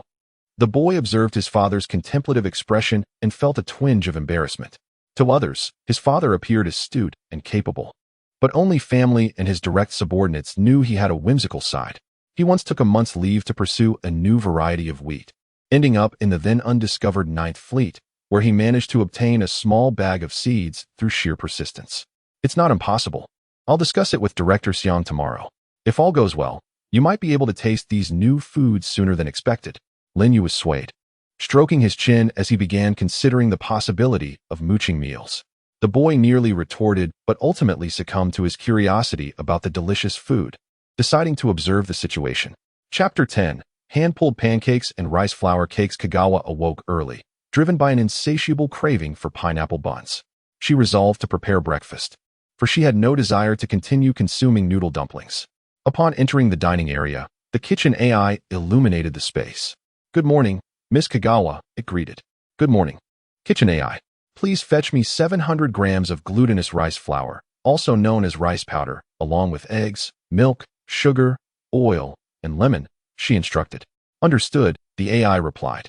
After combining milk, oil, and boiling water, she added the egg yolks, followed by the glutinous rice flour, and squeezed in the juice of 3 lemon slices, handing it over to the kitchen AI for mixing. Meanwhile, she beat the egg whites with sugar, needing to supervise closely to prevent the AI from over-whipping them into a frothy mess, reminiscent of whipping cream in Western pastries. The subsequent steps were straightforward, akin to her previous experiences making rice cooker cakes in her small apartment. She gently folded the egg whites into the yolk mixture in batches, ensuring not to deflate the bubbles within. Lacking cake molds, she opted for 3 large bowls, covering them with plates, and placed them in a pot with a third of water on the heating plate to steam. Once the rice cakes were prepared, Kagawa found herself restless and began making hand-pulled pancakes. She gathered all-purpose flour, oil, and salt, dissolving the salt in warm water before incorporating it into the flour to knead the dough. She tossed the sticky mixture onto the countertop and, after sufficient kneading, coated it with oil and placed it in a sealed pot to rest. The waiting period felt interminable, so she occupied herself with her terminal. Although all-purpose flour is versatile, the limited variety of ingredients at home might not satisfy her family's palate, compelling her to seek additional assistance to expand her culinary repertoire. Kitchen AI. Please alert me in half an hour, she requested. Understood, it acknowledged. At that moment, a piece of text caught her attention, the methods and principles of crafting natural yeast. For the upcoming diplomatic reception, the Kagawa couple had risen early, and as they pondered the sleeping children, they noticed their eldest son, who also had a penchant for early rising, bending over in the kitchen, seemingly entranced by something. The sounds of frying, reminiscent of yesterday's breakfast, filled the air. Are you observing the breakfast being prepared by the kitchen AI? They exchanged amused glances, recalling how delicious the previous night's meal had been, transforming their mundane breakfast routine into something eagerly anticipated. Xiaoqi, what are you staring at so intently? Are you that tempted? Kagawa inquired. As she approached, she was taken aback. What is this? She exclaimed. On the kitchen counter sat a half-meter-tall glass jar filled with 2 large, sticky white blobs. Kagawa's keen eyes recognized them as resembling the dumplings they had eaten the previous day, only these were not scattered but rather rounded like small pillows. Hey, Dad, Mom. You're up. Good morning, their eldest daughter exclaimed, just as another large blob plopped into the jar. They looked up to find her holding the large bowl used for kneading the dough yesterday, her eyes wide with curiosity. Xiaochuan, are you concocting a new dish? Kagawa asked eagerly, glancing at the glass jar.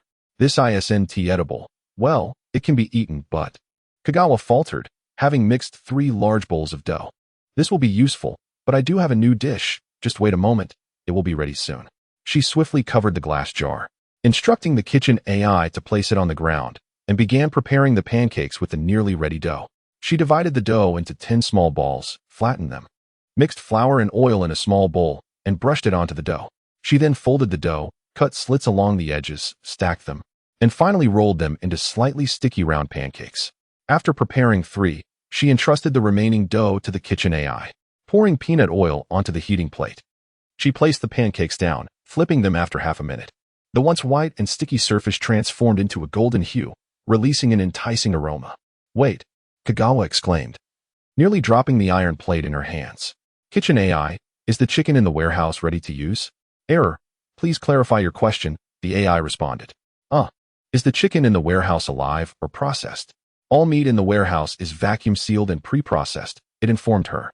"How convenient," Kagawa thought, requesting half a chicken. To her surprise, it arrived completely cleaned, with bones and innards removed, even the feet and tail absent. This modern method of meat storage and processing is a chef's paradise, she mused. Setting aside the neck, she found the boneless chicken easy to slice, quickly turning half of it into thin pieces. She took a small pot, added oil, and began frying the chicken. The expressions of the Kagawa family shifted as they heard her request for chicken. In modern times, aside from fish, most meats were considered unpalatable, with chicken and pork being favored only by lower-class residents. Yet, as the chicken sizzled in the pot, an indescribable aroma wafted through the air, dispelling their aversion to it. "Is this the scent of chicken?" Kagawa's eyes widened in astonishment, eager to witness each stage of the cooking process. The fried chicken was carelessly placed on a plate, as Kagawa was not one to fuss over presentation. While frying, she instructed the kitchen AI, "Please bring me a head of lettuce and 5 tomatoes, along with some eggs." "Lettuce? Is there such a vegetable?" Kagawa's husband queried, checking the warehouse inventory. "Lettuce? It's actually a type of green peony. Upon closer inspection, it seems all vegetables were annotated." These were notes Kagawa had idly marked while soaking in the bath the night before. She handed the remaining third of the chicken to the kitchen AI, proceeding to prepare the lettuce and tomatoes. This involved merely removing the stems from the tomatoes and chopping them, while the lettuce leaves were torn off, washed, and placed on a plate. Then, an astonishing scene unfolded. She cracked eggs into the hot oil, the transparent egg liquid gradually turning snowy white, releasing an enticing aroma as it cooked. By the time the Kagawa couple began their breakfast, half an hour had passed since they had come downstairs. Fortunately, their anti-gravity vehicle could traverse the uppermost layers of the city, allowing them to reach their workplaces in just 5 minutes, so they could leisurely savor their meal. Lin Minji, imitating her daughter, placed a lettuce leaf on a pancake, layering it with fresh tomatoes, chicken breast, and a fried egg. Biting into it, she experienced a delightful medley of the crisp sweetness of the lettuce and tomatoes, the savory flavor of the chicken, and the tender softness of the egg, all harmonizing with the flaky pancake, providing a satisfaction unlike the noodle dumplings they had tasted the day before. Observant Xiaoqi had the kitchen AI prepare juice and hot milk, causing Kagawa to instinctively shrink her neck. After all, she had been multitasking so intensely that the yeast-free rice cake lacked the moisture needed to swallow easily. Of course, this was only an issue for Kagawa. The rice cake opened a new culinary avenue for the three of them. If yesterday's yam cake was dense, this rice cake could only be described as fluffy, bursting with sweetness with each bite. After consuming 2 pancakes, the couple still felt a lingering desire for more. They exchanged glances, silently reaching a consensus as they turned their gaze toward the only empty seat at the dining table. At approximately 9:30, the elegantly adorned Xiangxue descended the stairs and seated herself at the dining table. Upon glancing at the day's menu, which featured an array of unfamiliar dishes, she immediately realized that her sister had prepared a delightful feast. She called out to the kitchen AI, urging it to expedite the meal. However, she soon discovered that her plate remained stubbornly unopened. "Kitchen AI, why is the food not being served yet?" Xiangxue inquired, puzzled. "Miss Xiangxue, your hand-grabbed pancake and rice noodle cake have been prioritized for the master and madam. The kitchen is currently in the process of reawakening the dough," came the response. "What?" Xiangxue was taken aback. "Why are mom and dad competing with me for food?" Chapter 11. The aroma of lunch regarding the matter of her parents vying with her younger sister for food, Xiang Chuan had attempted to intervene. Yet she had underestimated the modern human's appetite. She could only helplessly watch as her younger sister's hand-grabbed pancakes and rice flour cakes were divided between her parents. Despite the kitchen AI having prepared an ample amount of food in advance, it seemed that in the future, she would need to prepare several extra portions when trying out new dishes. At present, Xiang Chuan was occupied, having already prepared the sealed glass jar for nurturing yeast and the dough. She was coordinating with the kitchen AI and the servants to create a space in the warehouse maintained at a temperature of 20 to 25 degrees Celsius for fermentation. Checking the time on her terminal, she noted that there were less than 5 days until the start of high school for new students, and she needed to produce usable yeast before then. She had no desire to sample the fresh ingredients served in the cafeteria. As noon approached, Chairman Xiang greeted her. "Good morning." After the symposium adjourned, Lin Yu came over to say hello. "Captain Lin, I apologize for the lack of hospitality yesterday. I hope you won't hold it against me," Xiang Weiguo replied, welcoming him warmly. Even though there was no immediate urgency to exchange technological insights with the First Fleet, establishing a connection with the captain of the protective warship from the First Fleet would be beneficial for Yu Xiang's future development. Lin Yu's genuine compliment caught Xiang Weiguo off guard, but internally he was elated. Such opportunities were rare. "You said it. I will pack my bags and visit tonight." "Haha, you are always welcome. To be honest, my eldest daughter has prepared some new dishes today," Xiang Weiguo said in a lowered voice. "Oh?" This piqued Lin Yu's interest immediately. "My wife and I plan to dine together in the lounge. Captain Lin, would you care to join us? Then I shall intrude." The representatives from the Third Fleet and the diplomatic team from the First Fleet watched the two leave, astonished, particularly the latter, who gaped at Lin Yu's retreating figure. Is that truly the notoriously stoic head of the first production ship? That beaming smile. Could it be someone impersonating him? Oh my. This must be the biggest surprise of the fleet exchange. Meanwhile, Lin Minji was instructing her secretary to bring out the large jug of orange juice prepared by the kitchen AI when she spotted her husband approaching alongside Captain Lin Yu. Surprised, she maintained her composure as she greeted them. "Good afternoon, Captain Lin." "Madam, I hope you don't mind my interruption during lunch," Lin Yu chuckled. "Just here for a meal?" Lin Minji discreetly glanced at Xiang Weiguo, who appeared relaxed, seemingly harboring no secrets. She suppressed her curiosity and welcomed Lin Yu into the lounge. Upon entering, Lin Yu was immediately captivated by the aroma of the food wafting through the air. He glanced at the diamond alloy coffee table, which was laid out with 3 large lunchboxes. The Xiang family's lunchboxes employed a specially designed thermal preservation system by Yu Xiang Group, ensuring that even after several hours, the fried food still looked crisp and delectable. The boxes were filled with yesterday's fare: egg pancakes, fried bananas, potato pancakes, and yam cakes. His keen eye quickly spotted something new atop the stacked egg pancakes. Could it be? The hand-grabbed pancake, layered with lettuce, tomato, chicken, and egg, was indeed an enticing sight that whetted his appetite.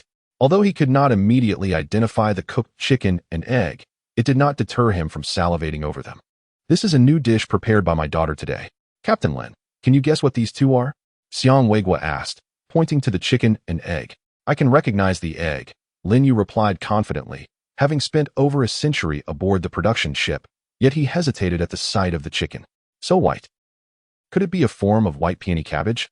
No, the fibers of that vegetable are not this dense. What could it be? Unable to guess? "This is chicken." The revelation caused Lin Yu's expression to shift as he processed the implication. In such a setting, encountering chicken was somewhat insulting, if not for the stable protein source that eggs provided. He would have wished to release all the chickens from the poultry farm into the ecological reserve as prey for wild beasts. Yet, this. Seeing Lin Yu utterly captivated by the chicken pieces, Xiang Weiguo chuckled and picked up his knife and fork. Modern utensils were far sharper than those of the 21st century, easily slicing through Xiang Weiguo's hand-grabbed pancake. As the yolk broke and spilled over the egg pancake beneath, Lin Yu had witnessed many eggs being cut open in the quality control process. Yet the sight of this yolk made him uncharacteristically drool. Upon seeing the yolk, a fleeting reluctance crossed Xiang Weiguo's eyes, before he reassured himself that he could simply eat the pancake afterward, regaining his composure. He folded half of the hand-grabbed pancake and took a hefty bite from the yolk side. Lin Yu hesitated but followed suit, taking a large bite as well. Instantly, the flavors of chicken and egg, the sweetness and crispness of tomato and lettuce, and the contrasting textures of the soft yet crispy pancake overwhelmed his senses. He chewed mechanically for a few moments, the myriad flavors blending together without the unpleasant taste typically found in the mixed foods he sampled at the Liquid Food Research Institute, offering an indescribable deliciousness. Such a perfect amalgamation of flavors existed in this world. Once he took a bite, Lin Yu found himself unable to stop. However, as it was only half a pancake, he and Xiang Weiguo quickly finished it off. They accepted the absorbent gel offered by their secretaries and attendants and, after cleaning their hands, began to sample the other dishes. Xiang Weiguo immediately claimed the egg pancake with the yolk for his plate, earning a resentful glance from Lin Yu. Simultaneously, Lin Yu noticed the presence of the rice flour cake.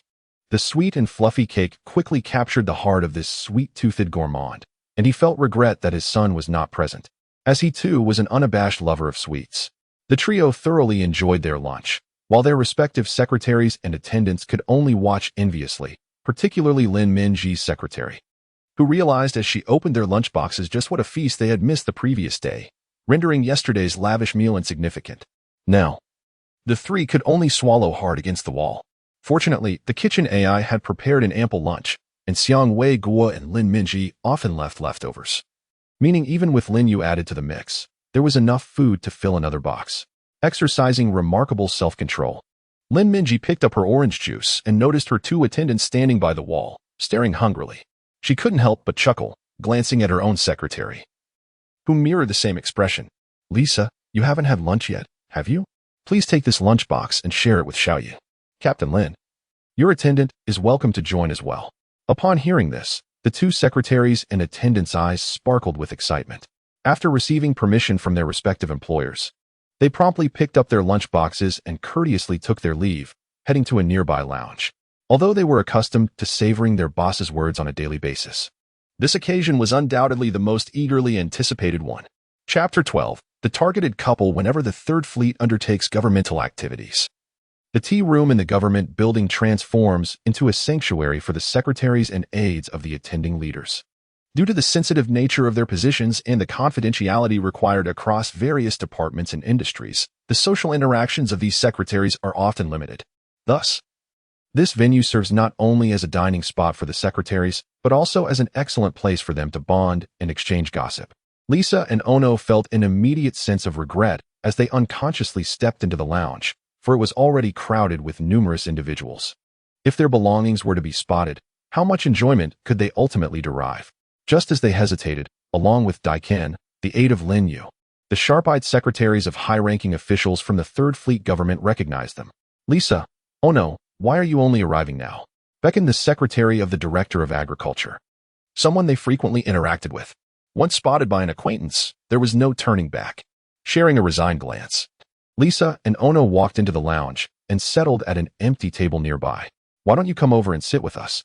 Today, Igia has brought portable noodle soup and carrot salad food specially supplied by the Agricultural Bureau," the secretary urged, waving the packaging of the noodle soup enticingly. If Kagawa were present, he would undoubtedly have remarked that it resembled a jelly snack.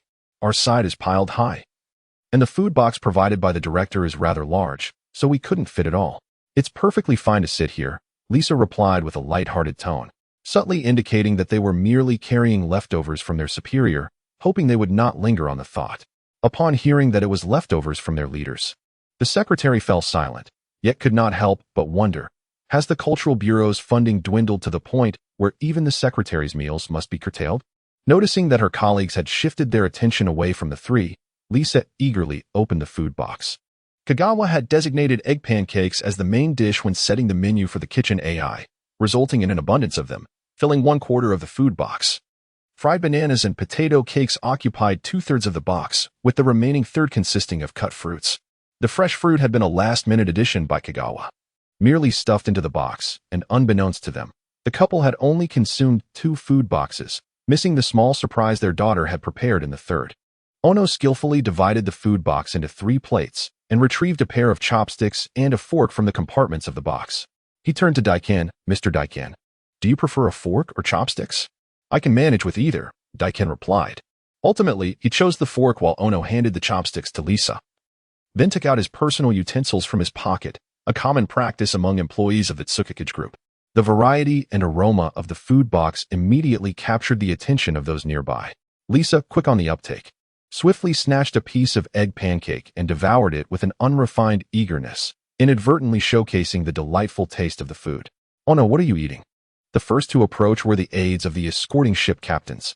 Due to the business relations of Tsukikage, these individuals frequently interacted, and given Ono's seniority, he was affectionately referred to as Ono and II. "This is leftover from Director Xiang and Director Lin," Ono explained, taking a bite of the fried banana. The sweet aroma wafting through the air, sparking not only their appetites, but also their curiosity. What exactly is it made of? How is it prepared? Ono and I. Don't be so reserved. Share a bit more. Director Xiang has allowed you to bring it out to eat, one of the aides encouraged. Ono felt a bit embarrassed. Honestly, I don't know. Director Lin asked Lisa and me to retrieve it from the trunk of the car before lunch. And we had no idea what was inside until we opened the box. The aides exchanged glances, wondering if this was a new product secretly developed by Tsukikich. Could it be that even Ono and I, the trusted aide of the Tsukikich group's chairman, was unaware of it? It shouldn't be from Tsukikich, Lisa interjected, swallowing a mouthful of potato cake. These food boxes were retrieved from your homes. Not from Tsukikich, but from the Xiang family?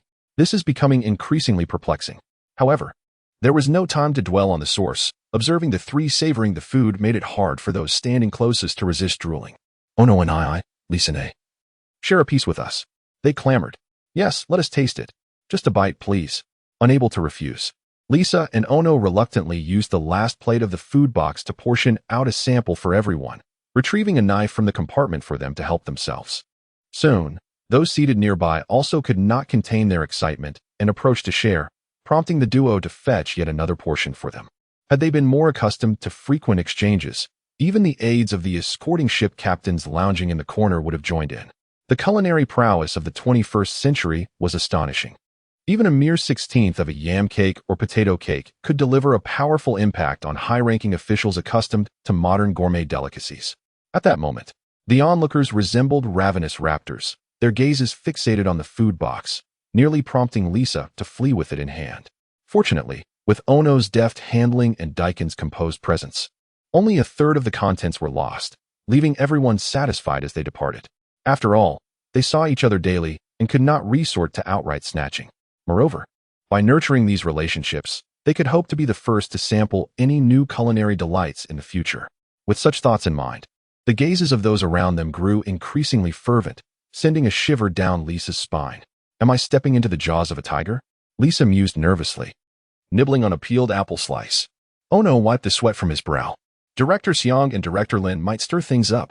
Daikin's comment momentarily stunned them, eliciting a wry smile in response. Indeed, they are the main figures in this affair. Almost concurrently with the conclusion of lunch, all present high-ranking officials from both fleets, as well as some absent but relevant figures, were informed of a remarkable revelation. Chairman Xiang Weiguo of Tsukikich Group and Director Lin Mingji of the Cultural Bureau had developed an unprecedentedly delectable food product. Secretaries, skilled in the art of written expression, vividly described the taste, while the aides of the escorting ships, seasoned in agriculture, articulated their analyses as if they were reliving the experience. The outcome was that all notable officials and corporate representatives, despite having already dined, found themselves swallowing hard in anticipation. Thus, during the afternoon meeting, even as the commander of the Third Fleet delivered an impassioned speech from the podium, the couple, Xiang Weiguo and Lin Mingji, quietly became the center of attention, leaving them both bemused.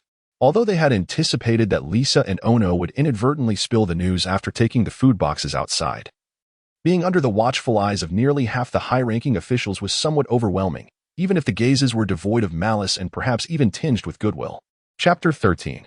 Entertainment 3 millennia hence, as the couple from the Xiangwei kingdom grappled with the torment of being scrutinized by their teachers during their student days. Xiang Chuan and Xiang Shui were frolicking together in the bustling commercial street of the flagship of the Third Fleet. While the decor at home retained some semblance of the 21st century, the commercial street was a vivid manifestation of a futuristic dream. Three-dimensional advertising displays, youths swirling in the air above the square, and anti-gravity vehicles zipping overhead, all complemented by an array of avant-garde fashion in the shops. Despite having mentally prepared herself after the first day's exploration of the era's backdrop, Xiang Chuan found the reality overwhelming and surreal, its bizarre nature inducing a sense of unreality. Xiang Shui led her to an arcade, where Xiang Chuan's initial impression was one of disappointment. The selection was scant. The arcade was dominated by shooting games, either simulating the destruction of asteroids in space or battling enormous insects. Which game should we play, sister? Xiang Shui inquired. Xiang Chuan managed a dry smile, remaining silent. Did it truly matter which game they chose? Eventually, under Xiang Shui's enthusiastic persuasion, they settled into a cockpit-like console. Please authenticate your personal terminal. A voice from the navigation system instructed, directing Xiang Chuan to scan her terminal on a square silver platform. The abrupt notification of a deduction for the gaming fee startled her. Recalling her balance, she discovered she had 6 million star coins available. Pondering the necessity of acclimating to the modern palate to embrace the life of a true affluent individual, she quickly sipped on the apple-flavored milk the kitchen AI had prepared for her, seeking comfort. No, she resolved. She must not abandon her quest for pineapple buns and snail noodles just yet. Before her thoughts could wander further, the dark environment transformed into a starry expanse, accompanied by several complex information boxes. Could this be a holographic combat game? Xiang Chuan mused. Only to be jolted by a sudden impact. The console had collided with an asteroid ahead. Gripping the control stick as instructed, she struggled to navigate through the incoming meteors. She realized the machine she operated was unexpectedly cumbersome, lacking the lightness she had experienced while playing PS5 at her friend's house. Is this what true mecha feels like? She pondered. Gradually, the asteroids thinned, and based on her gaming experience, she surmised a battle was imminent. Suddenly, a colossal crab plummeted from the sky. A crab?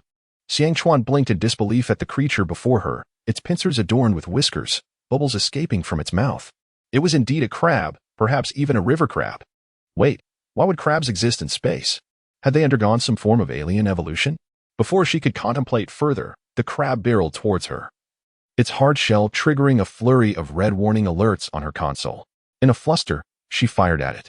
But the feeble laser beams barely left a mark on its shell, failing to even scorch it. Before long, her machine was engulfed in the crab's massive pincers amidst a violent shake. As the screen displayed game over, Xiang Chuan felt neither anger nor frustration at her failure. Instead, a deep weariness washed over her. What on earth was this? Sister, how was it? This is a new game console developed by the SUSI Corporation. Isn't the simulation effect incredible? Upon seeing Xiang Chuan exit the gaming pod, Xiang Shui eagerly approached, brushing off a boy who had attempted to strike up a conversation. Well, the simulation effect is indeed commendable. Not wishing to dampen her sister's enthusiasm, Xiang Chuan refrained from voicing her criticisms, opting instead to acknowledge the game's sole merit. Hey, weren't you excited to try out the new CC game? Xiang Chuan's reluctance did not escape Xiang Shui's discerning eye. The visuals and realism of the controls were splendid. Yet, as she spoke, she pulled Xiang Shui away from the gaming pod, noting the throng of young patrons waiting to indulge in the new game. The level design was monotonous, lacking transitional elements, and the controls were excessively intricate, leaving the average player bewildered. Moreover, the final boss was utterly implausible. Why a crab? Because crabs are fearsome aquatic predators, Xiang Shui retorted. Aren't the games usually about battling enormous beasts? Beasts? Humph. Xiang Chuan scoffed at the game's grand marquee. Already plotting to let her sister experience the true nature of this beast once she located the scallions and ginger. Sensing her sister's dissatisfaction, Xiang Shui lost interest in further gaming and linked arms with her sister to explore the upper-level mall. The arcade catered to a youthful clientele, offering an array of enticing items, prompting Xiang Chuan to purchase a few trinkets. Ascending through the floors, they finally arrived at the top-level lounge. Though the mall was not vast, the lounge provided a view of the bustling commercial square below, where numerous young people, adorned with anti-gravity rings, chatted or danced to the electronic music videos playing on the giant screen. Upon scanning her terminal at the entrance, Xiang Shui was promptly escorted to the VIP area by a spherical navigation AI. The VIP section featured transparent flooring, offering a novel perspective from above.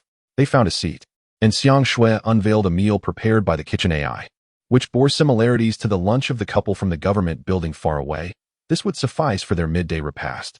As she bit into a potato pancake, Xiang Chuan began to feel a sense of ennui. The music was a monotonous electronic beat. The mall lacked any snack or dining establishments. And even the advertisements on the large screen below were devoid of excitement, merely listing product specifications. Could this be considered technological advancement when people's sense of happiness seems to decline? Yet, the young people outside the VIP area appeared neither despondent nor particularly vibrant. Though Xiang Chuan had previously found the raucous behavior of youths outside her former rented apartment bothersome, she now felt a pang of anxiety as she observed them. Reminiscent of watching Xiang Shui transition from a lively girl in the 21st century to a weary young mother. Reflecting on this, she glanced at Xiang Shui, who was relishing fried bananas, and smiled gently. Their family had grown into a large clan, and surely her sister would enjoy life to the fullest. After all, They had at least 800 years ahead of them. Chapter 14. The first guest under the eaves today. The two of you have truly become the center of attention. Lin Yu exclaimed with a hearty laugh. I never anticipated such an uproar. Lin Mingji replied with a wry smile, shaking her head. Had I known it would be like this, I would have allowed the three of them to dine in the lounge. After all, it has been more than 30,000 years since a new type of food has emerged. Naturally, our fleet is most concerned about it. However, the swift actions of those prominent families took me by surprise. Captain, your luggage is here. A servant carrying an elegant suitcase walked alongside Dakan, while Lisa and Xiaoyu followed behind, feeling somewhat embarrassed. Are we truly staying overnight? Please take Captain Lin's luggage to the guest room, commanded Xiang Weiguo. The servant acknowledged and stepped through the door first, while Xiang Weiguo and his wife led Lin Yu towards the dining hall. Oh, no. This dish requires a drizzle of tomato sauce. Xiao Shui, stop stealing bites. Brother, you're nibbling too. I'm watching you. As the trio entered the dining hall, they were greeted by a delightful aroma of meat and a hint of black pepper, accompanied by the lively chatter of the three siblings. What are you cooking that smells so delicious? The temptation stirred within Xiang Weiguo, who greeted the children with a hearty laugh. Xiang Qi was the first to approach and was momentarily taken aback upon seeing Lin Yu. Good evening, Xiao Qi. I'm here to indulge in your feast, Lin Yu said while his gaze involuntarily drifted towards the kitchen, knowing full well that new dishes were being prepared. Uncle Lin, you're quite amusing. What is Xiao Chuan making? It smells amazing. Lin Mingji observed that the central serving bowls had been removed from the dining table, making it appear significantly larger. The servants were setting the table with knives and forks, but there were no chopsticks in sight. What exactly were they about to eat? Xiang Shui giggled and greeted Lin Yu. Oh, beef? The three elders perked up at the mention of the main dish. Having relished the chicken breast used as a side in their earlier meal, they were eager to see how the beef would be prepared for this dinner. This one is medium, and this one is rare. Perhaps? Miss Xiang Chuan, please input the precise values. Goodness, how does she know the exact level of doneness? Xiang Chuan felt like throwing the knife and fork in frustration. Cooking steak is simple with pepper, oil, and salt. The challenge lies in recording the menu. She wanted the kitchen AI to remember the doneness levels, but her attempts revealed the difficulty of the task. Never mind, I'll look it up on Jiggle later, she muttered, pointing at the piece of steak she had previously deemed medium. Spotting her parents approaching, Xiang Chuan hurried over, noticing Lin Yu and his three aides behind him, quickly adding more portions to the order. As they gazed at the sizzling steaks on the heating plate, the enticing aroma of pepper wafted through the air, tantalizing their senses. Yes, we are still preparing. Observing the weariness on her parents' faces, Xiang Chuan decided to instruct the kitchen AI to prepare additional servings of hand-grabbed pancakes and double the amount of steak. I thought it was just meat. Meat alone doesn't fill one up, Xiang Weiguo chuckled. Of course, I'm aware it's not filling. The issue is, I have no yeast for the bread. Xiang Chuan internally grumbled, masking her irritation with a forced smile. The problem lay with the yeast. She had taken the glass jar out earlier and found the dough utterly inactive. After confirming with the kitchen AI, she discovered that the storage had an automatic sterilization feature. Goodness, the yeast was eliminated just as it began to sprout, wasn't it? Xiang Chuan had to find an unused guest room to adjust the temperature to 30 degrees Celsius. Just to be safe, she prepared another yeast culture, worried that the original was no longer viable due to the sterilization light. Fortunately, she caught it early. Otherwise, a day's effort would have been wasted. What is this? Lin Yu noticed a large pot of oil on the other side of the heating plate, where the kitchen AI was continuously adding chopped potato strips and chunks. This was clearly destined to be fried potatoes and wedges, though the fragrance of fried potatoes was not as captivating as that of the beef, thus it went largely unnoticed. Once the fries and wedges were drained of excess oil and placed on the serving platter, their golden exterior appeared enticing, yet their flavor remained hard to imagine. Little chef, prepare a bowl of tomato sauce for each serving of fries. No, make it several bowls, she commanded. Understood, came the reply from the AI. Tomato sauce? The three exchanged puzzled glances. What concoction had this child come up with now? Unable to create the black pepper sauce, Xiang Chuan resorted to simply sprinkling some black pepper. However, the juices released from the steak while cooking had been completely incorporated into the serving plate, resembling a shadow of black pepper sauce, which would suffice for modern tastes. As a finishing touch, Xiang Chuan requested the kitchen AI to prepare diced cucumbers, tomatoes, and of course, the indispensable runny fried eggs. To her surprise, She discovered that modern individuals were unfamiliar with using knives and forks to eat meat. When she saw Xiang Shui eagerly thrusting a large piece of beef into her mouth, she quickly intervened, guiding her on how to cut the meat properly before consumption. The group soon realized, it's just like cutting solid food. They then took it upon themselves to eat. The medium-rare beef was sufficiently aromatic for those experiencing grilled steak for the first time. Lin sampled the specially reserved pieces of rare and medium, astonished that simply seared beef could possess such a harmonious blend of flavor and tenderness. Watching as the 6 of them nearly licked their plates clean, Xiang Chuan had ample reason to suspect that had they not prepared 2 servings each based on the number of guests. Chapter 15. Xiang Shui's Journey in Watching Dramas After Dinner. The 3 children requested the kitchen AI to prepare a substantial portion of French fries and a large jug of juice to be brought to the entertainment room. Upon arrival, Xiangqi activated the large screen and showcased his remarkable feat of single-handedly defeating the cosmic river shrimp. Once again, seafood? Xiangchuan clapped his hands from the sofa, his expression a mixture of admiration and contemplation. Xiangqi, you are so impressive. No wonder the uncles from the military escort are so eager for you to enlist. Xiang Shui gazed at the screen, her eyes gleaming at the sight of a flawless health bar. Simulated battles and game scores were merely hollow achievements, devoid of true merit. Despite his modesty, Xiangqi couldn't suppress the upward curve of his lips. It felt gratifying to be praised by his younger sisters. Is Xiangqi planning to join Dad's company? Xiangchuan casually inquired, inadvertently striking a chord. Xiangqi opened his mouth, but hesitated, momentarily at a loss. Currently, he was studying finance at the university affiliated with the Third Fleet. Although he intended to pursue further studies for his degree, he would eventually have to enter the workforce. This spring break, he had been shadowing his parents to learn about workplace skills, yet he had not contemplated his future career path. What did he truly wish to do? Suddenly, a sense of urgency washed over him. He realized he needed to ponder this question more seriously. With a heavy heart, he picked up a wedge of fries and devoured it without dipping it in sauce. Noticing his brother's silence, Xiangchuan refrained from interjecting, recognizing that Xiangqi's current identity had significantly evolved from his past self. It was inappropriate for her to judge him based on previous impressions. Yet, the atmosphere grew tense, prompting her to retrieve the screen controller from beneath the coffee table and switch to the entertainment channel. Our fleet's diplomatic efforts with the First Fleet are progressing smoothly. Today, the fleet leader delivered an official address. As the spring break draws to a close, the safety department has issued guidelines regarding the maintenance of order around campus. Today, the Demeter Fleet's Nature Reserve reported no escaped creatures. Xiangchuan set down the controller with an expressionless face, finally understanding why there was no custom of watching television while dining in their home. The entertainment channel was filled with news and advertisements. Not a single variety show or drama was in sight, given that their parents operated within the upper echelons of government. Who would wish to watch such content after a long day at work? Sister, let us not watch these channels. There's nothing worthwhile. Xiangxue complained. Indeed, let us watch something more enjoyable. With that, Xiangchuan took out her terminal, connected to the storage space of the large screen based on memory, and uploaded the content she had downloaded before her shower the previous day.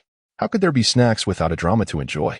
As the music began to play, it immediately captured the attention of Xiangqi and Xiangxue. The characters on screen donned unfamiliar attire and sported hairstyles they had never seen before. Although they were unimpressed by the half-shaved hairstyle, Xiangqi pointed shakily at the screen. Xiaochuan, what is this?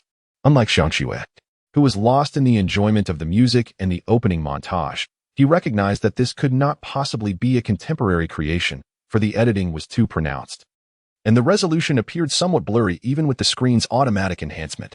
If this were shared online today, it would undoubtedly attract criticism. Yet, inexplicably, it harmonized perfectly with the music. What language were they singing? I found it amidst the information stream. It looked quite appealing, so I saved it, Xiangchuan replied casually, handing the controller to Xiangqi. Brother, could you assist me in setting up the translation subtitles? Some of the characters are a bit unclear to me. Unclear? That's a bit of an exaggeration, Xiangchuan thought to herself, for she could fully comprehend the Chinese characters. However, the characters utilized in the Third Fleet, 30,000 years hence, bore notable differences from those of the 21st century. If she could disguise her culinary skills and drama resources amidst the information stream, then deciphering ancient Chinese might indeed reveal something unusual to her family. The red button on the bottom left is the one you need. Is this ancient Chinese? Why does it feel incomprehensible?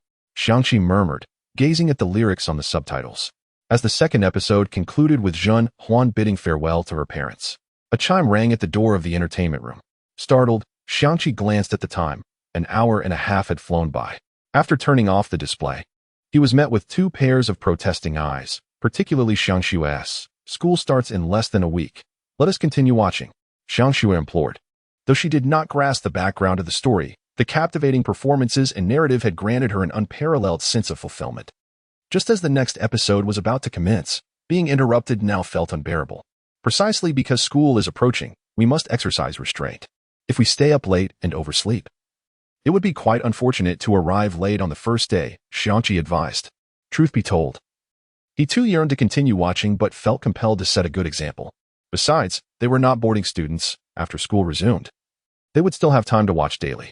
Humph. Xiangxue, seeing that her pleas were in vain, downed her juice in one go and angrily switched off the large screen.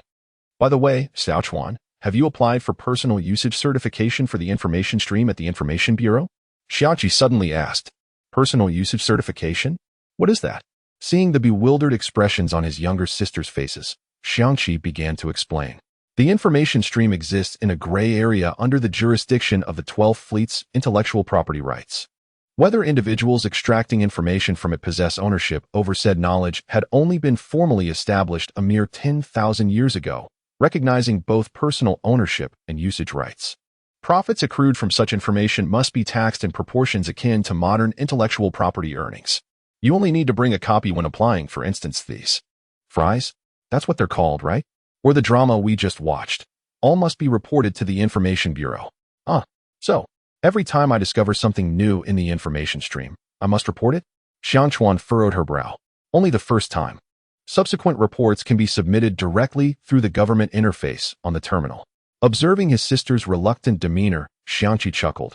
All right, tomorrow I shall accompany you to handle it. I wouldn't feel at ease with you going alone. Yay, you're the best, brother. Here, let me treat you to some fries. Seeing her brother relent, Xiangchuan beamed as she offered him fries. With her cheerful expression, Xiangqi could only shake his head with a smile, accepting a fry as a gesture of goodwill. After returning to her room and finishing her shower, Xiangxue remained captivated by Zhen Huanjuan. Though there were no authentic sets or editing, an array of characters lingered vividly in her mind.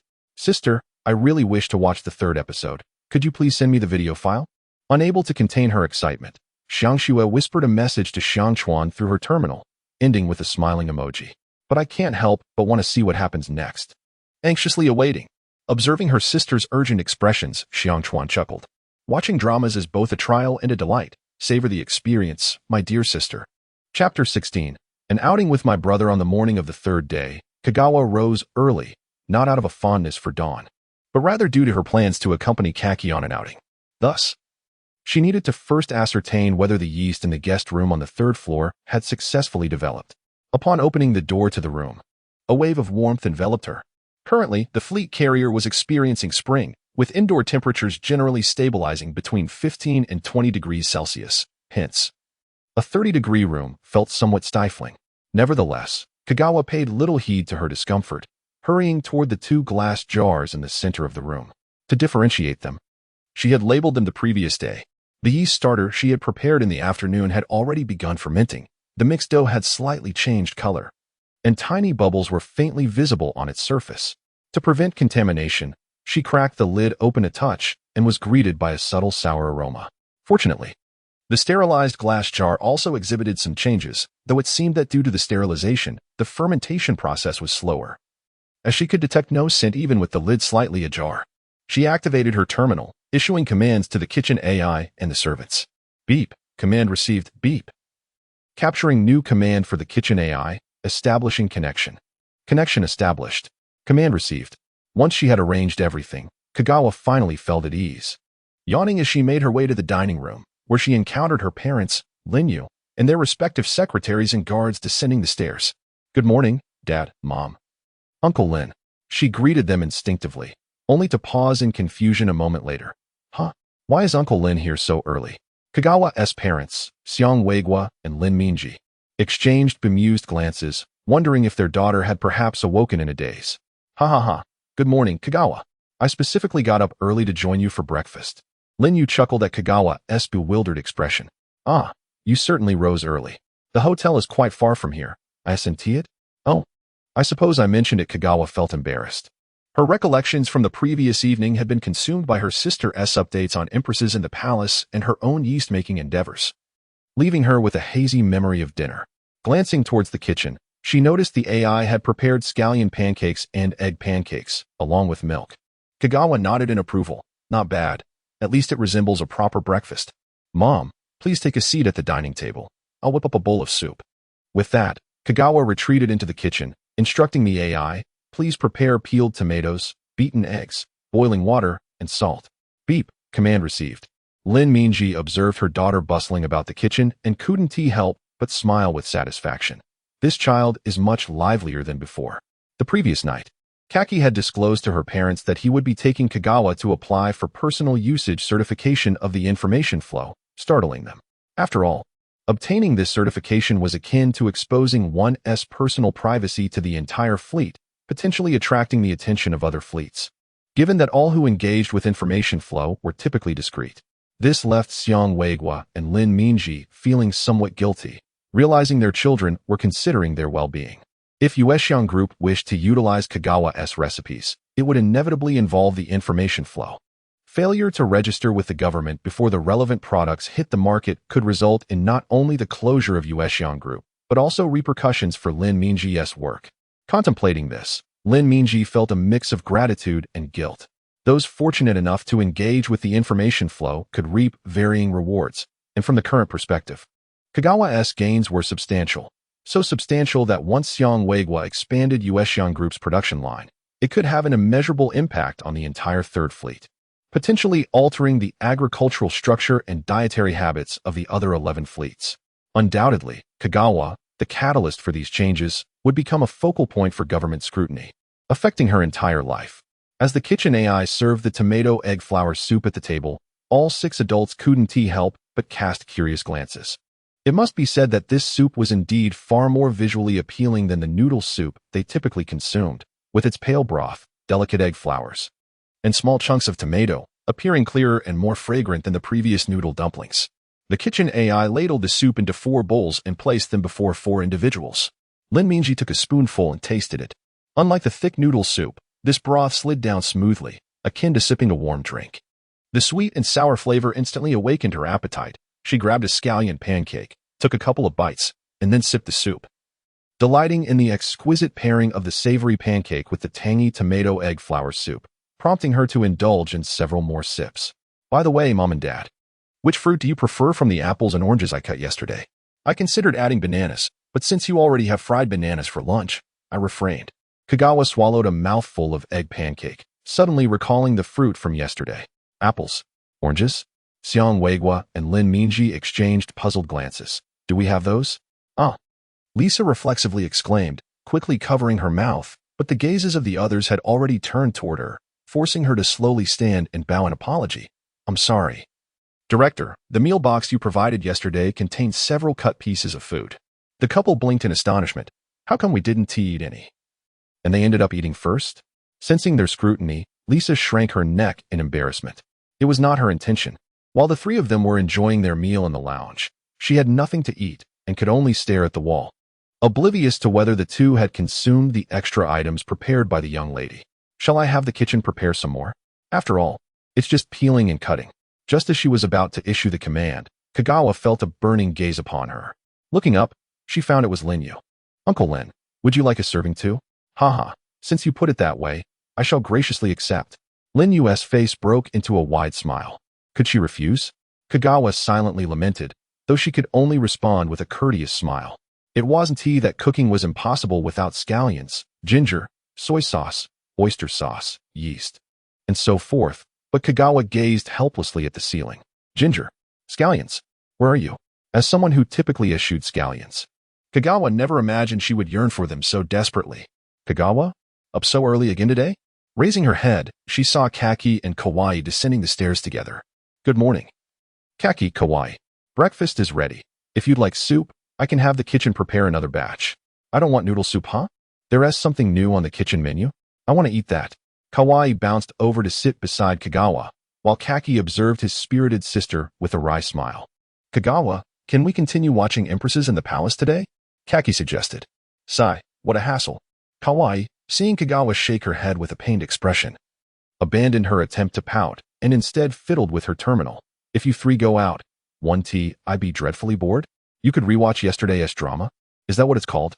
Kaki said, somewhat awkwardly, adding that if it were a short format, it likely wouldn't attract the attention of network surveillance. I just watched it yesterday, and I quickly reviewed it again this morning. I still remember the content. It's not fresh anymore. It's not like fruit. What is fresh or not? Kagawa couldn't help but retort, contemplating. She proposed, why not use the regional network space to watch together with your friends? It wouldn't be boring if everyone discussed the plot while watching. They're all busy with assignments. Who has the time? Why do students from every era like to rush their assignments before breaks? Kagawa found himself in a state of bemusement. Why not simply hold a live streaming watch party? He suggested casually. A live streaming watch party? What on earth is that? Upon hearing this novel term, SUSI-MANHUA immediately perked up. It's where you watch a show on a streaming platform while providing commentary or discussing, the illogical or amusing elements of the plot. Other viewers can interact with you through text, ensuring that it never becomes dull. This truly was a refreshing concept. SUSI-MANHUA's eyes sparkled with excitement as she quickly turned to Xiangqi. Brother Xiangqi, can we use this method for the 2 episodes that Sister Kagawa has? This question indeed touched upon Xiangqi's blind spot. In theory, localized broadcasting should pose no issue, provided that care is taken not to upload the episodes to the Chrono network and that appropriate measures are implemented to prevent monitoring or recording during the live stream. Hooray! Xiangqi cheered as she opened her terminal screen, rapidly selecting several contacts while ensuring her voice was muted, animatedly discussing something with animated gestures. After finishing breakfast, Xiangqi and Kagawa boarded his anti-gravity vehicle, only to suddenly hear Xiangqi's jubilant cheer of hooray, echoing from the grand mansion. The 2 siblings exchanged a glance, laughing with a mix of exasperation and fondness. What else could they do with such a restless sister? Chapter 17. The Contact with Information Turbulence. Brother Xiangqi. Shall we proceed directly? What if the counter at the Information Bureau happens to be closed? Xiangchuan inquired, recalling the frustration of her past life when she repeatedly visited government offices, only to find them closed on their days off. That would be unfortunate, Xiangchuan yawned. If this trip ends up being fruitless, I might as well stay home and explore new recipes with my kitchen AI. I was curious yesterday. Why do you call the kitchen AI Xiao Chu? It's simply more convenient. Constantly saying kitchen AI tangles my tongue, and besides, Xiao Chu has yet to express any discontent. Xiangqi chuckled at this. How could a management-type AI possibly get upset? If it weren't for this encounter with the information turbulence, you might have never stepped into the kitchen. Now you're frequently visiting, even on such familiar terms with the kitchen AI. Are you feeling jealous, Brother Xiangqi? Fear not. As long as you are willing, even when my future nieces and nephews are old enough to run errands, I shall still call you brother. With that, Xiangchuan gave a thumbs up, wearing an expression that conveyed unwavering support for her elder brother, which nearly made Xiangqi laugh out loud. Government institutions typically operate on a 5-day workweek, yet the Information Bureau is an exception. In the era following the Tianyuan, people's lives have become inextricably linked to the information network. However, the increased usage of network resources has led to a capacity that far exceeds the initial estimates made when the 12 fleets were established. Consequently, the first fleet had to concede to the 11th fleet's proposal to apply temporal jump technology to network technology, successfully constructing a theoretically limitless temporal network. This temporal network not only offers infinite capacity but also enables ultra-long distance, zero-latency communication between fleets, along with remarkably swift cloud processing capabilities. However, even the most sophisticated network programs can falter when tainted by the debris drifting within the temporal network, which is where the Information Bureau's primary responsibility lies, managing the various affairs of the fleets pertaining to the temporal network. Following the 11th Fleet's initial detection of information turbulence, the higher-ups of the First Fleet found themselves at an impasse regarding whether the matters concerning information turbulence should fall under the jurisdiction of the Historical Bureau or the Information Bureau.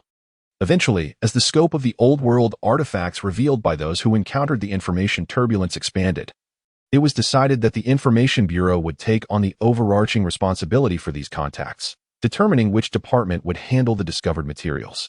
Yet for the Information Bureau, This duty was somewhat of a double-edged sword, equally unappetizing and regrettable. Such was the sentiment of Xiao Wang, who had to bid farewell to his delightful Sunday breakfast due to the registration appointment for an information turbulence contact. Hey, Xiao Wang, aren't you supposed to be off today? What brings you to the bureau? Isn't it because of the appointment? Oh, my fresh fish noodle soup and apple chunks. Xiao Wang lamented, rubbing his stomach. He had hurried out this morning and hastily consumed a piece of dried vegetable, leaving him still hungry.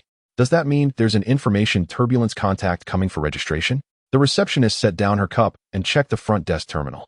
Indeed, they were expected to arrive in half an hour. Why did they have to come on a Sunday? If only they could have chosen another day. Perhaps they were only free today. And the contact periods for information turbulence are unpredictable. Consider it an effort for your paycheck. Watching Xiao Wang sigh as he stepped into the elevator, the receptionist began to frequently glance toward the entrance. Information turbulence contacts are individuals from the fleets who have had interactions with the contents of the information turbulence. Since the 11th Fleet made the technology of information turbulence public, network enthusiasts across the fleets have been eager to engage with the old-world information or alien technologies contained within the turbulence. The more advanced the network technology of a fleet, the more contacts there tend to be. Conversely, fleets like the Third Fleet, which prioritize other industries, have fewer contacts. It had been nearly 3,000 years since a contact had last appeared within the fleet. The receptionist mused as she looked at the appointment registration. Xiao Wang, you're early. I expected you to be late. Director John, who was playing a game on the sofa by the office door, raised his hand in greeting. If I were late, I'd have to clock out early tomorrow, Xiao Wang replied, somewhat annoyed. The Information Bureau's office for handling information turbulence in the Third Fleet was truly a languid position. Due to the lack of activity, employees were often borrowed by other departments. On occasion, the entire office would assist the neighboring agricultural network maintenance team. This department was one that ambitious young professionals would avoid.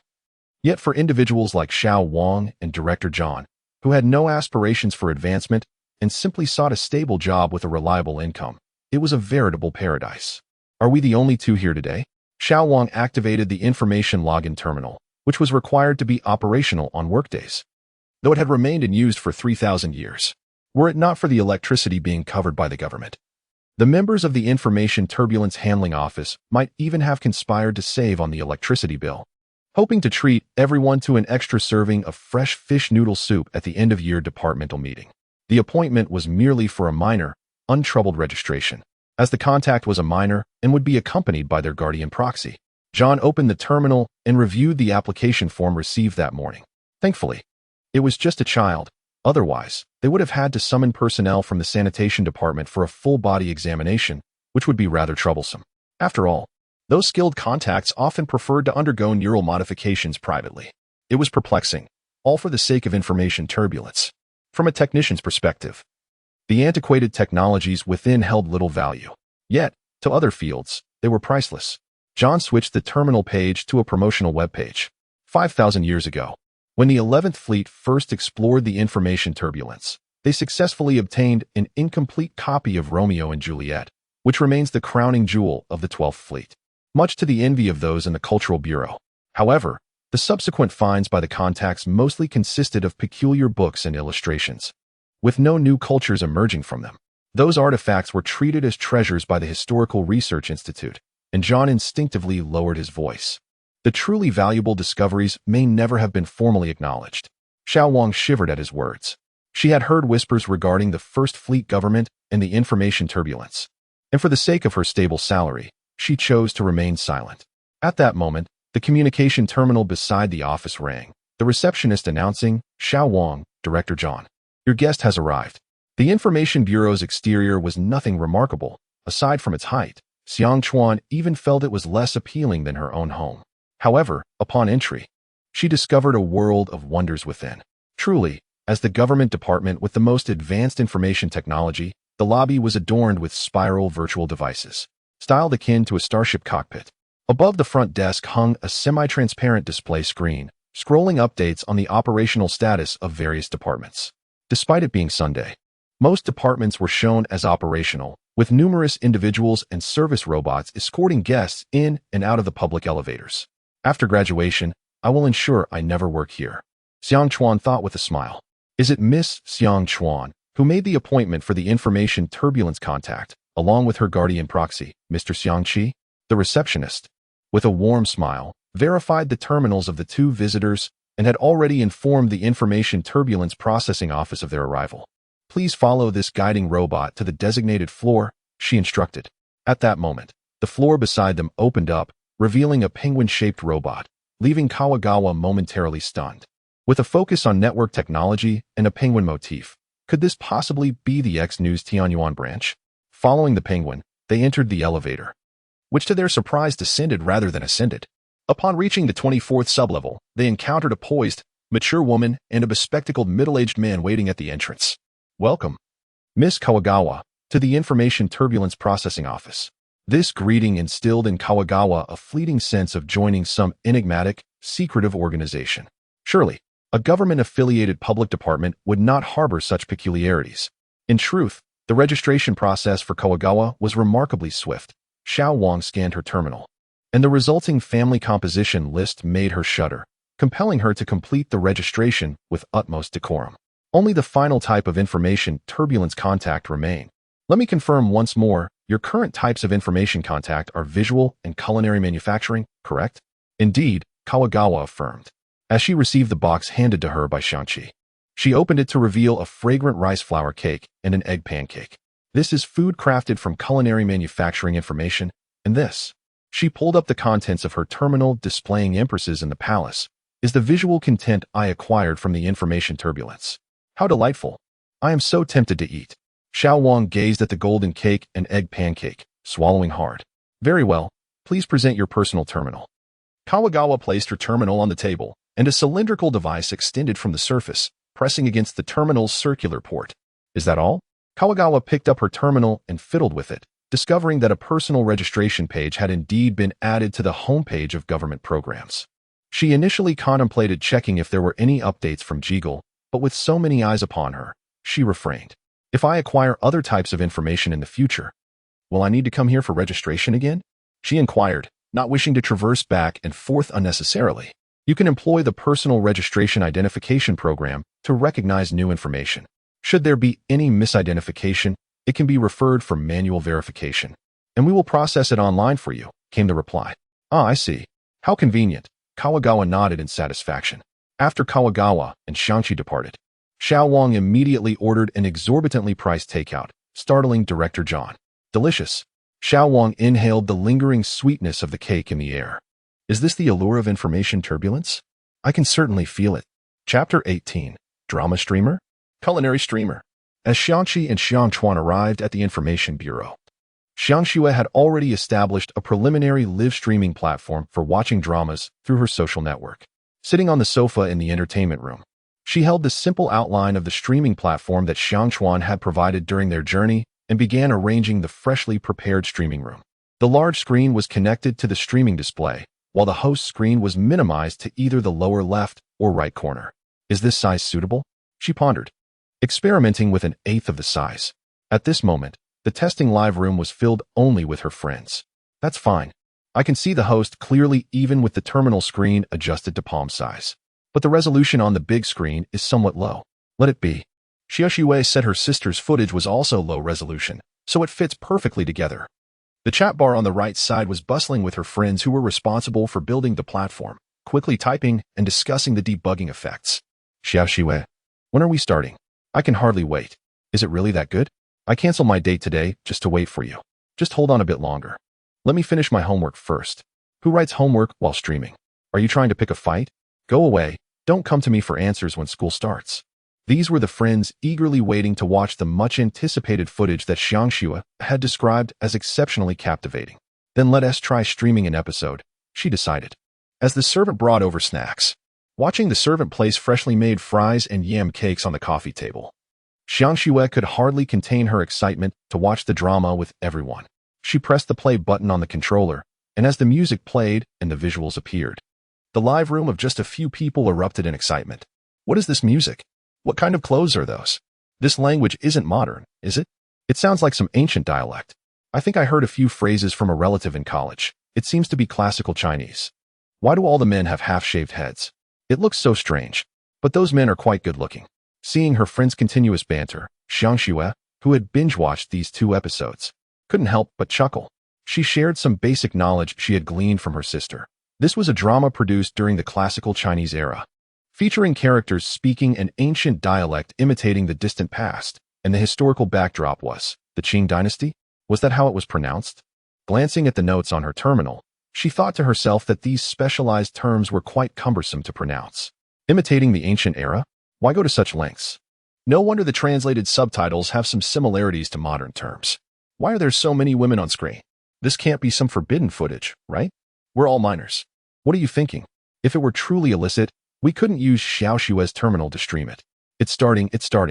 I saw the class monitor and vice monitor pushing this in the class chat. What are they streaming?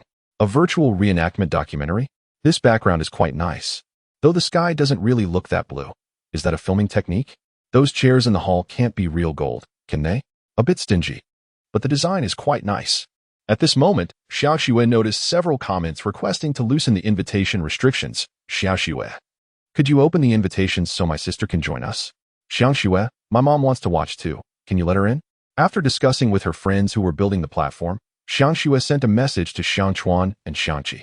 The message included a formal authorization link for using empresses in the palace, which Xiaoxue guessed was suggested by Xiangqi.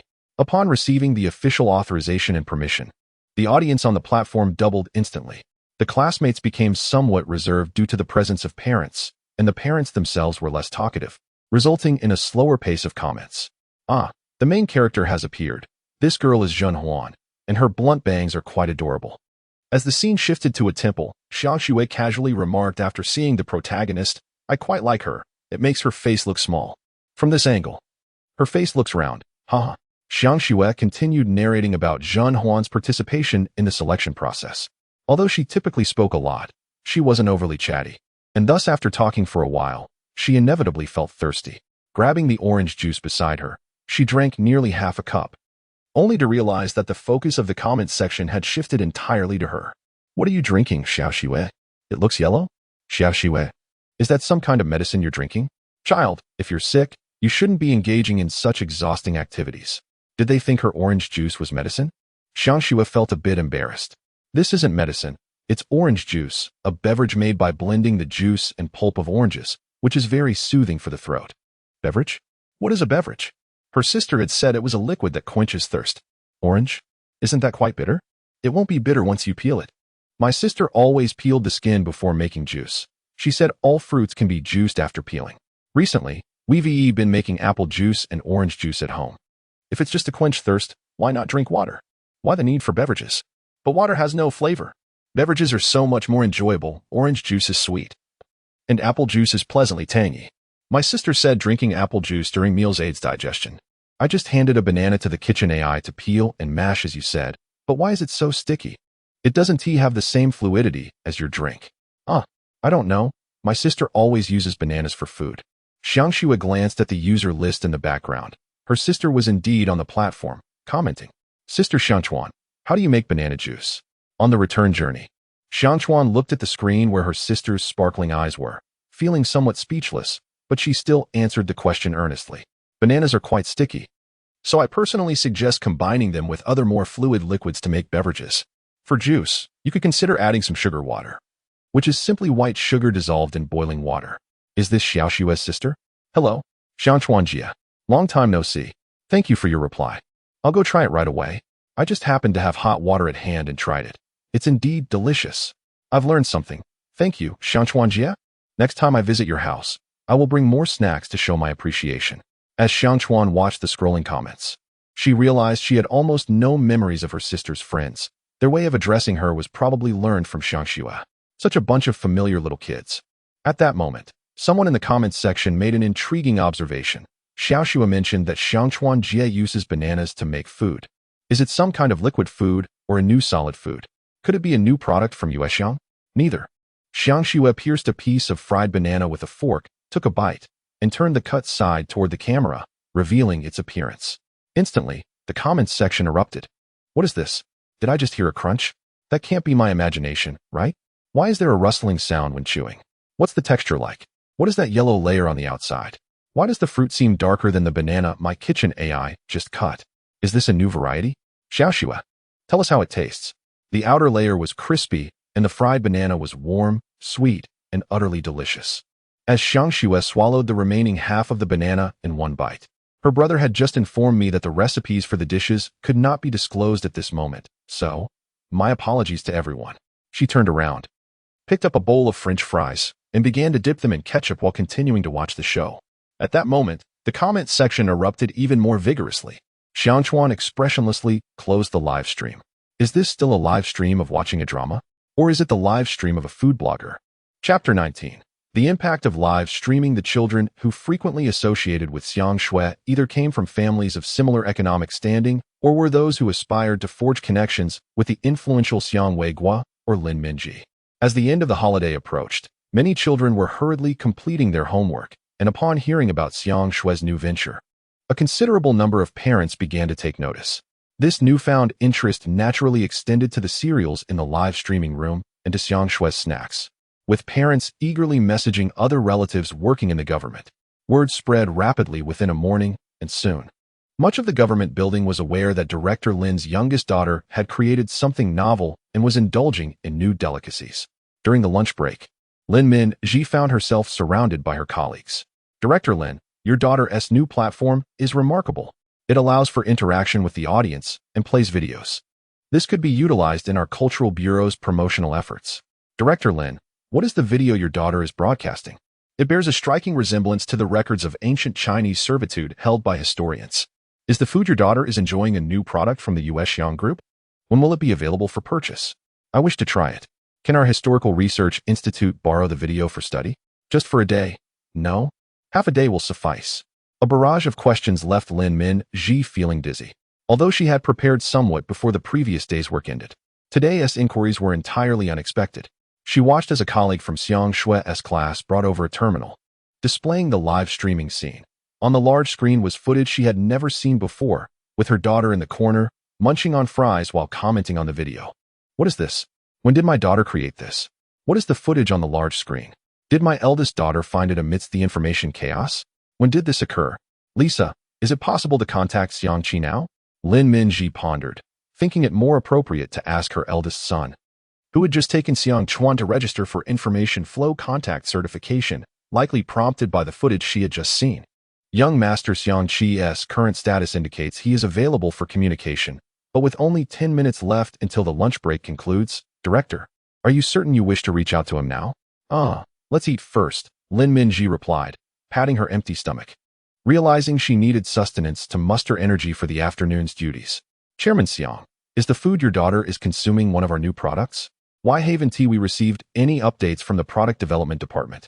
Chairman Xiang, can this platform's format be employed in our product promotions? Chairman Xiang, my wife is quite interested in the footage being broadcast on this platform. In the conference room, a board member's terminal screen was even projecting an image of Lin Minji's daughter savoring sweet potato cake. He too was bewildered. When did this child come up with such a thing? However, the timing was fortuitous, just an hour earlier. He had received a recipe usage authorization from Xiang Chuan and was preparing to formally disclose the new product plans to the company. There was no better time than now. Everyone, please direct your attention to the big screen. Xiang Weiguo exchanged a knowing glance with Xiao Yi, who complied by projecting the product plan that Xiang Weiguo had prepared. The previously noisy conference room fell silent. The plan detailed sweet potato cake and rice flour cake, for which he had specifically sought his eldest daughter's opinion during lunch. Given the sudden emergence of fries, Xiang Weiguo did not mention the improvement research plan for them. Yet, the sweet potato cake and rice flour cake alone were sufficient to capture the board members' attention. Chairman Xiang, why is the shelf life of these two products so short?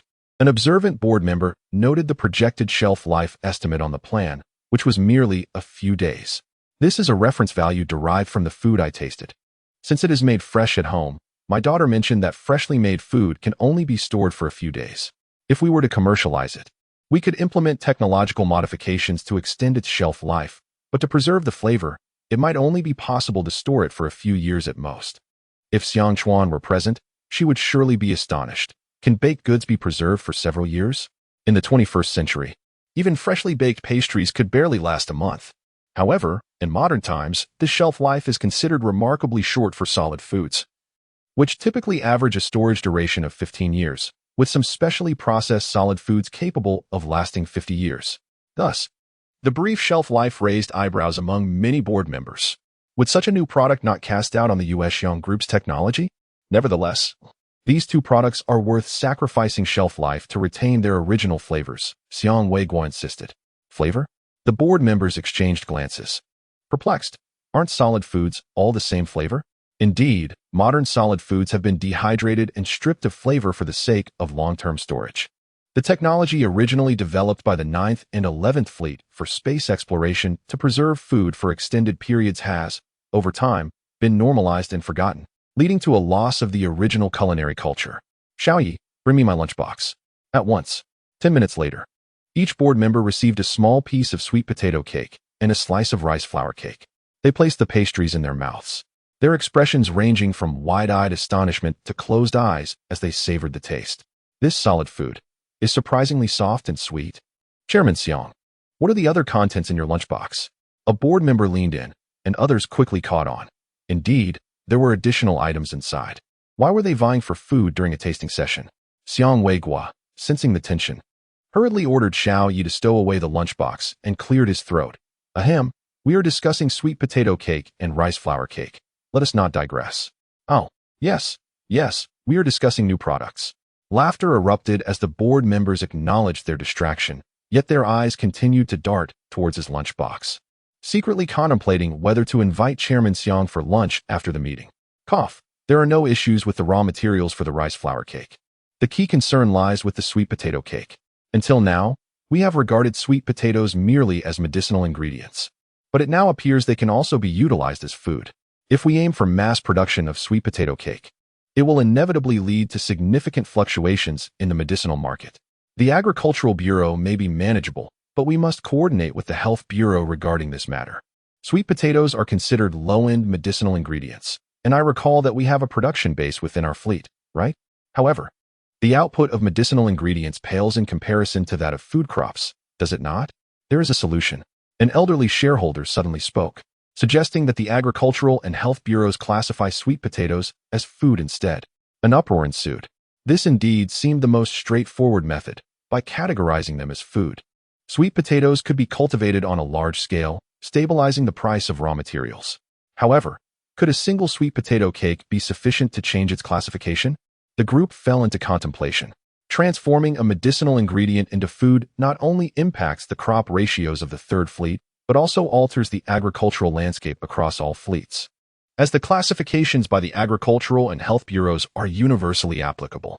Even if the Moon Echo Group can fully utilize the yam from the Third Fleet, it does not imply that other fleets will readily accept the reclassification of yams. Is it really that simple? The elder shareholder, who had just proposed a solution, raised an eyebrow and remarked that as long as more culinary uses for yams could be developed, it would suffice. The crowd was momentarily taken aback, then suddenly enlightened, turning their gazes toward Miss Xiong Wei. Indeed, if more edible values of yams could be unearthed, it would pave the way for other fleets to embrace this reclassification. During the recent livestream, Director Xiong's youngest daughter mentioned that these ideas were all concocted by her elder sister, the director's eldest daughter. Could she not devise even more innovative ways to prepare yams? Chapter 20. The Transformation Journey of Yam. Are there many recipes for yam? Indeed, there are. That evening, dinner was hastily changed to noodle dumplings, albeit made with chopped yam coated in flour and boiled. After steaming the yam and chopping it, the same cooking method was employed, resulting in a dish that had a richer, more flavorful texture, much to the delight of Xiong Weiguo, who even went for a second helping. While the dish was indeed delicious, the yam didn't possess an irreplaceable quality in the noodle dumplings, merely having that was insufficient.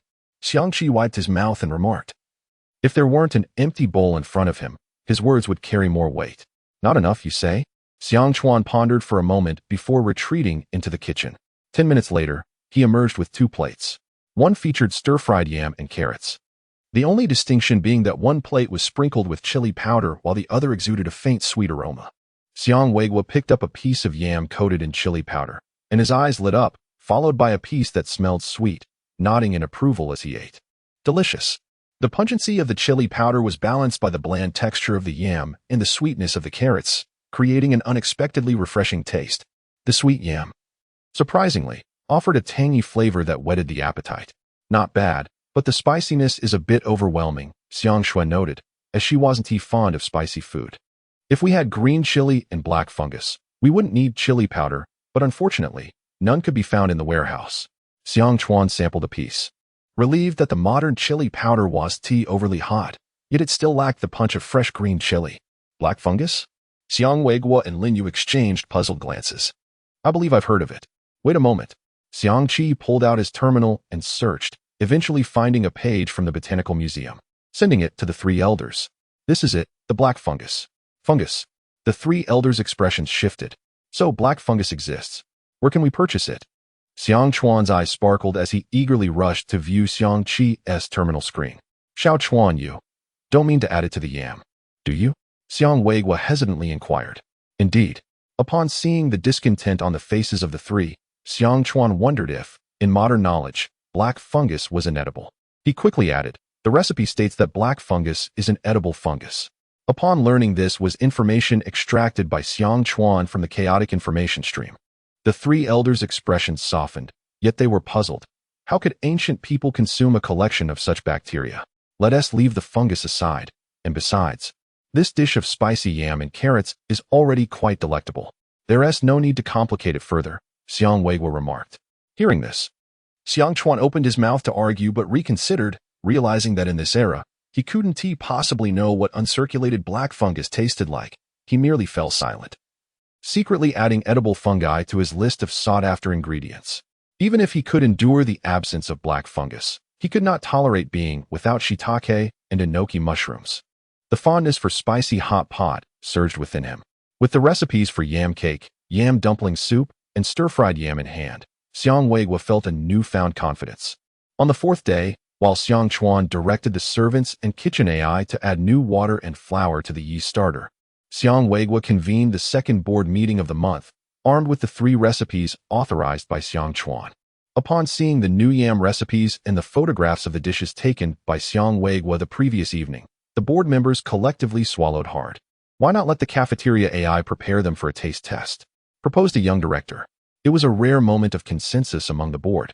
Thus, on Monday afternoon, employees at the headquarters of Yuexiang Group witnessed a remarkable sight. The board members entered the cafeteria, chatting and laughing. Board members? In the cafeteria? Employees exchanged bewildered glances as they observed this unusual occurrence. These high-ranking individuals typically dined on bespoke, luxurious lunches and afternoon teas. What prompted their visit to the employee cafeteria?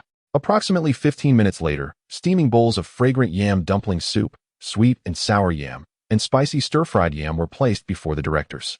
The inherently appetizing sour-sweet dumpling soup was a delightful start, while the spicy stir-fried yam and sweet and sour yam were perfect accompaniments, prompting many to request second servings. Even Xiang Weiguo, having relished a delightful lunch, could not resist indulging in a hearty bowl. Truly delectable. After satisfying their appetites, everyone patted their bellies in unprecedented contentment, an enjoyment that liquid and solid foods could never provide. Why had this been discovered only now? While the dishes were indeed delightful, could these few items persuade the Agricultural Bureau and the Health Bureau? One director expressed concern. There's no need to fret over that issue. The old shareholder who proposed reclassifying yam wiped the soup from his beard, stating that we must prove not how many types of food can be made from yam, but rather its edibility. According to the recipe information provided by Director Xiang, these 4 dishes utilized 3 distinct cooking methods: boiling, frying, and steaming. Despite these various preparations, yam remains consumable, thereby affirming its edibility. As long as none of us experiences food poisoning or hospitalization, we can submit the application for reclassification of yam along with these recipes. By next month, our escort ship could embark on a new culinary cultivation venture. The group suddenly understood. Indeed, their aim was not to demonstrate the versatility of yam as an ingredient, but to establish its suitability for everyday consumption.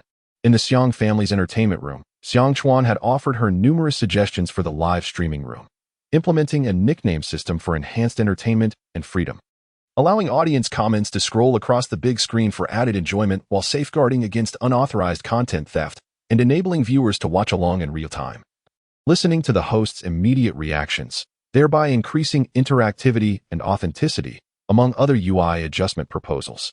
When Xiang Shui shared these suggestions in her class group, Her friends responsible for platform development were visibly excited. This sounded incredibly fun. Thus, the following morning, before breakfast, Xiang Shui was startled to receive notifications that her friends had completed the platform adjustments. Surely they hadn't toiled all night? In the afternoon, as she began configuring the live streaming room, Xiang Shui checked in the entertainment room and noted the lively atmosphere of the revamped space. Nodding in approval, this felt reminiscent of a 21st century streaming experience. Initially, she had intended to propose adding a donation feature to the live streaming room. But considering that those managing the setup were mostly her peers, along with the fact that her family had political ties, she opted against involving her family in a venture related to emerging cultural enterprises, especially since they were not financially strained. Since the server hosting the streaming room was a free provider, the audience capacity was limited to 2,000. Xiang Shui and her classmates had planned merely to have fun internally. However, after word spread, friends and relatives of the students requested invitation links, causing the viewership to surge from 60 or 70 to nearly 200.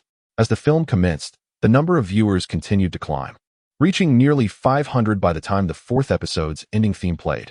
This thrilled the class, as their casual endeavor had garnered such popularity. However, they were also aware that the adults were primarily focused on the film Xiang Shui was screening. Unbeknownst to them, as the fourth episode commenced its airing, screenshots from the live streams of the third episode had already begun circulating within certain online communities dedicated to the Third Fleet.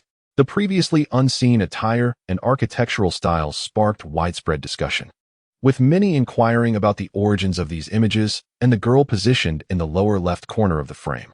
Just as a culinary renaissance was on the verge of being officially inaugurated, the true catalyst was currently kneading dough. The mere thought of harvesting the first batch of yeast the following day filled Kagawa with uncontainable excitement. With yeast, a plethora of creations awaited: bread, cakes, steamed buns, meat buns, and an array of pancakes. Pancakes! Suddenly, Kagawa sprang from her bed in realization. How could she have forgotten this? Pancakes do not require yeast. With this thought, she dashed out of her room and into the kitchen, requesting flour, oil, and salt from the kitchen AI, and began to prepare for dinner in advance. Chapter 21. Simple Desserts. Sister Kagawa, are there any more episodes of the series to come? What is this? A new food? After discussing the latest 2 episodes in the comments, Xiang Shui hurried to the kitchen to inquire about the next episode from Kagawa, only to unexpectedly discover that Kagawa had moved a chair into the kitchen and was sitting there, lost in thought. On the counter beside her lay a plate of something that smelled tantalizingly like an egg pancake, alongside another plate of cooked meat. At first, she thought it was the steak from before, but upon closer inspection, she realized the texture seemed quite different. Miss Xiang Shui, good afternoon. The item on the left plate is a pancake registered 5 minutes ago. The right plate has yet to be named, Kagawa explained. The meat looked quite substantial. What was it made from? Xiang Shui poked at it with a nearby fork and found a cut surface on the left. It was undoubtedly Kagawa's doing, meaning this meat was edible in its current state. Why hadn't she registered it? Sister Kagawa, may I have a taste? What's going on? Xiang Shui cut a small piece of meat and placed it in her mouth. The first wave of flavor that hit her nostrils was a familiar peppery scent. She immediately rushed to the sink to spit it out. What a horrifying taste! She exclaimed, nearly retching along with the snack she had just eaten. Kagawa, noticing her distress, quickly handed her a cup of warm water that she had previously requested from the kitchen AI. Sister, what on earth did you make? Why does it taste so? Her voice trembled. After 4 days of delightful meals, being suddenly confronted with such a revolting meat flavor was unbearable for her palate, now accustomed to the delicacies of the 21st century. It's just a piece of pork, Kagawa replied, her voice softening as she noticed her sister's pale complexion. Pork? Xiang Shui was taken aback. The viewers on the other side of the terminal's live streaming camera were equally stunned. Who in their right mind would want to cook with pork? I found some pork in our storage, so I thought I might make some pork chops. Kagawa's voice dwindled as she noticed Xiang Shui looking at her as if she were gravely ill. She was all too familiar with this expression. It reminded her of their childhood, when her younger sister would gaze at her in the same way whenever they were about to embark on a foolish adventure in the countryside. Over the years, Kagawa's authority as the older sister had diminished in Xiang Shui's eyes, and now, seeing that familiar look, Kagawa felt her status as an older sister was in jeopardy.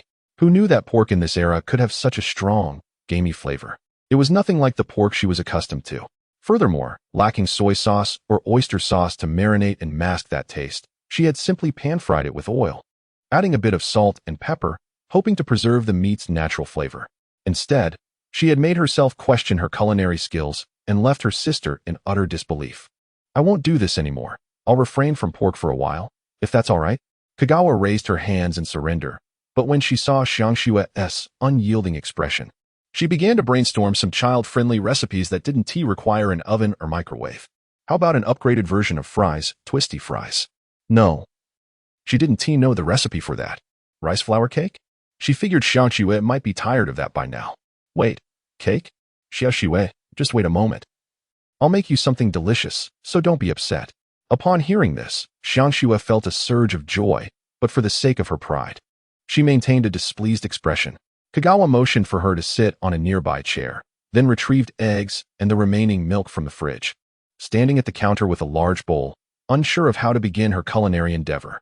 Yesterday, Kagawa had been expressly warned by Xiangxi not to broadcast the food preparation involving Xiangxue and their kitchen AI. This was not only to protect Kagawa's privacy, but also for the sake of their father's Yuexiang group, considering that at any moment, the new foods created by Xiangxue could become products of Yuexiang. After all, this could very well be the moment of a new culinary creation. "Miss Xiangxue, can we have a glimpse of the kitchen situation?" Xiangxue raised an eyebrow and chose to ignore the request, though she enjoyed lively interactions. She adhered to her brother and sister's instructions, especially Xiangxi's. If he said not to show outsiders, she would comply without question. "Just wait. I'll send you a picture of the finished product later." "Huh, wow, what is this?" The viewers in the live stream witnessed Xiangxue turn her head in astonishment, her eyes widening as she leaned forward in curiosity.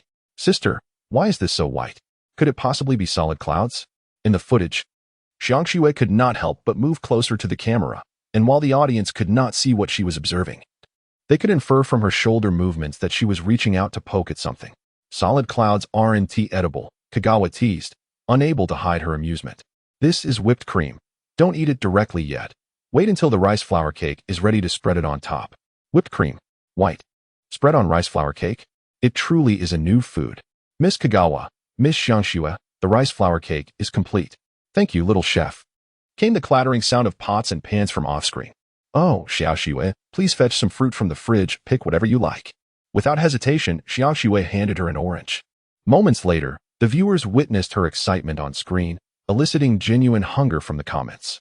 When they finally saw what lay on the plate, everyone was astonished. There, nestled on the serving platter, was a slightly flattened cylindrical object, about the size of a planter, coated in a layer of pristine white frosting. It appeared unevenly spread, likely due to the chef's inexperience, yet Kagawa found a certain charm in the handmade aesthetic of her creation. The cylindrical item was adorned with droplets of white, varying in size, resembling the same substance as the white coating, albeit appearing somewhat airy. At its center lay chopped, peeled oranges, their vibrant orange hue contrasting starkly with the white decoration. Kagawa handed her sister the knife and fork, then turned away to busy herself with something else. Xiangxue, holding the plate, hesitated on how to cut into the cylindrical delicacy. "This color is truly beautiful. Is this edible? What is that white stuff on top?" The comments buzzed with awe and curiosity, but Xiangxue's focus remained on the food. She sliced the cylindrical piece in half, revealing a thick layer of rice flour cake inside. Perhaps it was due to being enveloped in the white coating, but cutting through it felt exceptionally fluffy and smooth. She took a piece along with some fruit and placed it in her mouth, her eyes lighting up. The white coating was sweet, incredibly sweet and fragrant. The soft texture of the frosting, the tartness of the fruit, and the sweetness of the rice flour cake combined to create an exquisite flavor with remarkable depth. Seeing Xiangxue lost in silence, the audience grew anxious, urging her to share her thoughts. "It's really delicious." After holding back for so long, Xiangxue could only manage this conclusion. "That's all that matters." Kagawa chuckled softly from behind her. Thus marked the 7th day since Kagawa had arrived in this world. Kawai stepped into the conference room with the classification application for yams, formulated during an overnight meeting, striding purposefully forward. Lin Mingji entered her office, holding the first 8 episodes of Zhenhuan, which she had obtained through her daughter's authorization. Meanwhile, Lin Yu, who had been enjoying free meals, was unable to stay for dinner due to the collective meeting of the First Fleet's diplomatic team. He could only repeatedly ask for her to ensure his meal box contained enough to satisfy his cravings. At that moment, Xiang Chuan was instructing the kitchen AI and servants to retrieve the yeast. As soon as the glass jar was opened, a rich, fermented aroma wafted out, lifting Xiang Chuan's spirits. She had believed the yeast was ready to use yesterday, only to discover that she needed to remove half of the yeast every 12 hours and feed it with an equal volume of water and flour, discarding the remainder. The thought of discarding that half of the yeast had left her devastated, but fortunately, her mood had not lingered in despair for long. Today, she would conduct the same process as yesterday, with the distinction that the yeast she was now removing could be used directly. Excitedly, she placed the yeast on a kitchen platter, watching as the kitchen AI proportionately added water and fresh flour. According to the tutorial she had found on Jiggle, this daily proportional feeding would need to continue for 4 days, totaling 8 feedings. By the 5th day, the ratio of yeast would gradually decrease from the current 1 to 1, 2, 2, and then 1, 3, 3, continuing until the second feeding on the 6th day, which would become 1, 5, 5. After 3 more days of feeding, the yeast vitality would be ensured, and thereafter, she would only need to feed it every 3 days, reverting to the 1, 1, 1 ratio. The tutorial mentioned that the yeast flavor during these initial days would not match that of the final product, but it was already in a usable state. Xiang Chuan, having craved this for many days, could hardly be concerned with such details. If it was usable, why wait any longer? Given the initial poor leavening ability of natural yeast, she decided to be cautious and kneaded a large bowl of flour using a 1, 1 ratio, but then she suddenly froze. What should she make with so much flour? She opened a frequently searched recipe website on Jiggle and typed in baozi, only to find meat buns as the first suggestion. Meat buns, succulent and juicy delights. Even with scallions inside, she could be won over by their enticing aroma, rendering the scallions' exquisite flavor irrelevant. Yet, alas, pork was no longer consumable 30,000 years later. Tearfully, she eliminated all recipes containing pork, leaving only options for sweet, vegetable, and the less common beef and chicken buns. Chicken buns? I've never heard of that before. Xiang Chuan mused. Just as she was about to close the terminal to have the kitchen AI fetch some meat, she stumbled upon a recipe for steamed buns. To be honest, steamed buns held a low priority in her heart. As a traditional Southerner from the 21st century, she primarily consumed rice and her hometown's rice noodles. However, at that moment, an image flashed in her mind of dipping steamed buns into Northeast soybean paste, which she had seen while rewatching A Bite of China the previous day. 2 hours later, Xiang Shui and Xiang Qi breathed a sigh of relief as they watched the ending credits on the screen. Was it truly like the drama depicted, where women were confined in courtyards, vying for the emperor's favor daily? Xiang Shui lamented, having previously watched alone. Today was different. Xiang Qi had finished handling matters for the university's student council and could watch with her, and she would not let him off easily. Xiang Qi explained that the Time-Space Network Museum at the Historical Research Institute housed numerous publicly accessible records about ancient times, with a scant few pertaining to the distant past. Most of these records had been lost due to the Fourth World War and subsequent natural disasters. Afterward, various governments focused all funding and technology on initiating the Fleet Immigration Plan, neglecting cultural preservation. Fortunately, dedicated individuals from that era managed to preserve a considerable portion of ancient texts, ensuring that humanity would not lose foundational cultural knowledge in the Tianyuan era. Though records related to the distant past and cultural entertainment had dwindled significantly, what good is yearning when women constitute half the population? They aspire to reclaim. What was that word again? In any case, modern women would never allow such a thing to happen, Xiang Shui declared resolutely, her expression serious as if she had not faltered just moments before. You mean restoration, right? Xiang Qi chuckled. Yes, exactly that word. The live comment section was filled with agreement. Xiang Qi smiled, not bothering to refute. Certainly, modern society would not permit such a scenario. In the 12th Fleet, nearly half of the fleet leaders were women, and while there might be disparities in the gender ratios across various professions, overall employment ratios remained close to parity. Therefore, even if some high-ranking official were to whimsically attempt to alter the social structure depicted in dramas, with one man and multiple women, women would not stand idly by. Nor would men. However, in certain underground industries that neither Xiang Shui nor Xiang Chuan had encountered, such settings were quite popular. Of course, Xiang Qi would not disclose this information to his younger sister, still in middle school. Society is progressing, and ideologically it is certainly superior to ancient and prehistoric times. But there were indeed some aspects worth learning from the past, weren't there? Xiangqi shook the apple milk in his hand. Yesterday, Xiang Shui had mentioned that she was somewhat tired of plain and sweet milk, so Xiang Chuan had whimsically mixed juice into the milk jug, resulting in a surprisingly delightful drink that quickly became the household favorite. Even this morning, as their parents prepared to leave, Lisa and Xiao Yi quietly approached him, requesting that the kitchen AI prepare 2 jugs for them as well. The ancients could only surpass us in terms of food, drink, and entertainment. Xiang Shui huffed defiantly, but continued munching on her potato wedges, as the comments section called her the most stubborn host. At that moment, a message from Xiang Chuan suddenly popped up on Xiang Shui's screen. Xiao Shui, I've made something new. Come down and taste it. Sister has made new food. Brother, hurry, let us go. Xiang Shui exclaimed, leaping 3 feet high off the sofa and dragging her terminal as she dashed out.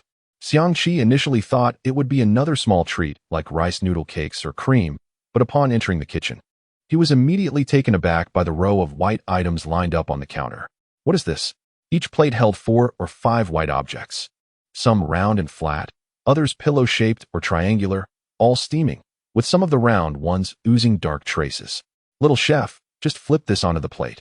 Yes, just like that. Xiang Chuan instructed the kitchen AI to pour the contents from the pot onto the plate. What landed there was a piece that appeared crispy on the outside, but seemed to contain a white substance underneath. You're here. Quick, try these. Seeing the 2 stand before the buns and steamed buns, Xiang Chuan hurriedly instructed the servants and kitchen AI to bring the plates to the dining table. Initially, she thought the dough she had prepared would yield only a dozen or so steamed buns, but to her surprise, the yeast was more active than anticipated, having nearly doubled in size within an hour, forcing her to revise her original plan of making only vegetable buns and steamed buns to include a variety of meat and even attempt some pan-fried dumplings. At the dining table, Xiang Shui picked up a bun and curiously took a bite. Because it was homemade and the pantry was well stocked, the buns had thin skins and generous fillings. As soon as Xiang Shui bit into it, she found herself nearly burned by the hot filling. So hot, so hot. What is inside this? Is it a vegetable?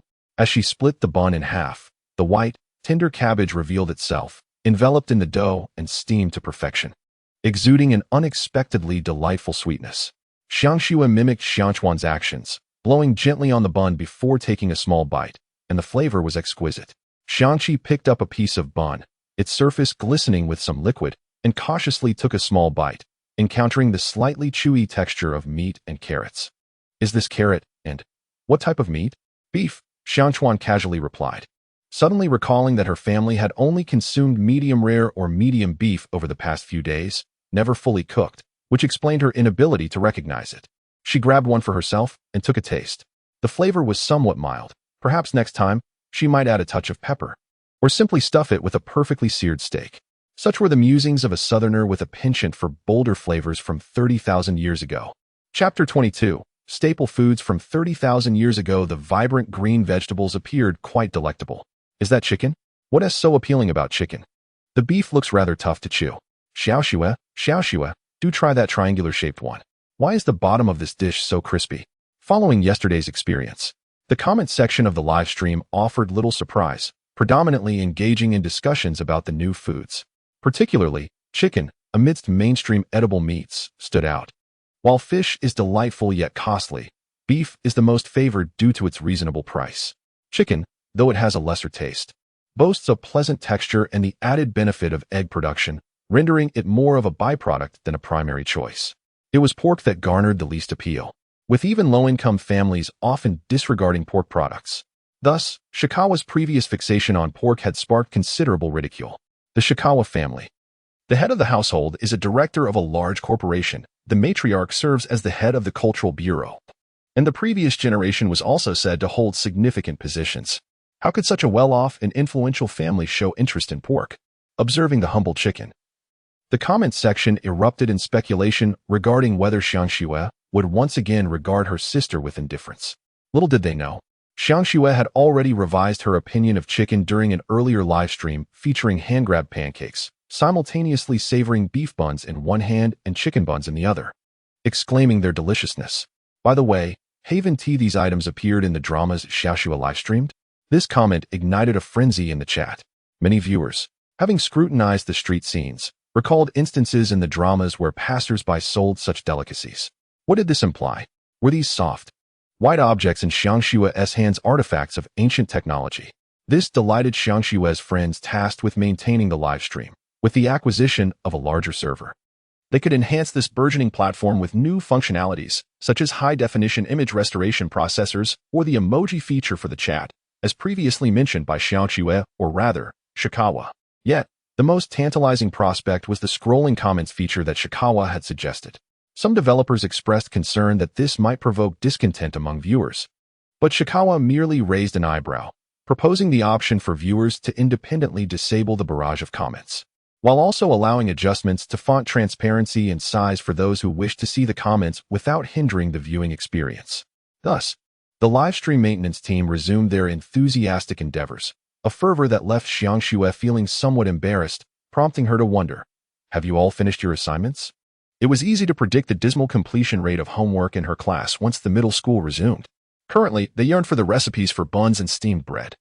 However, considering that the Shikawa family's primary industry is the largest food processing conglomerate of the Third Fleet, such actions would amount to jeopardizing someone's livelihood.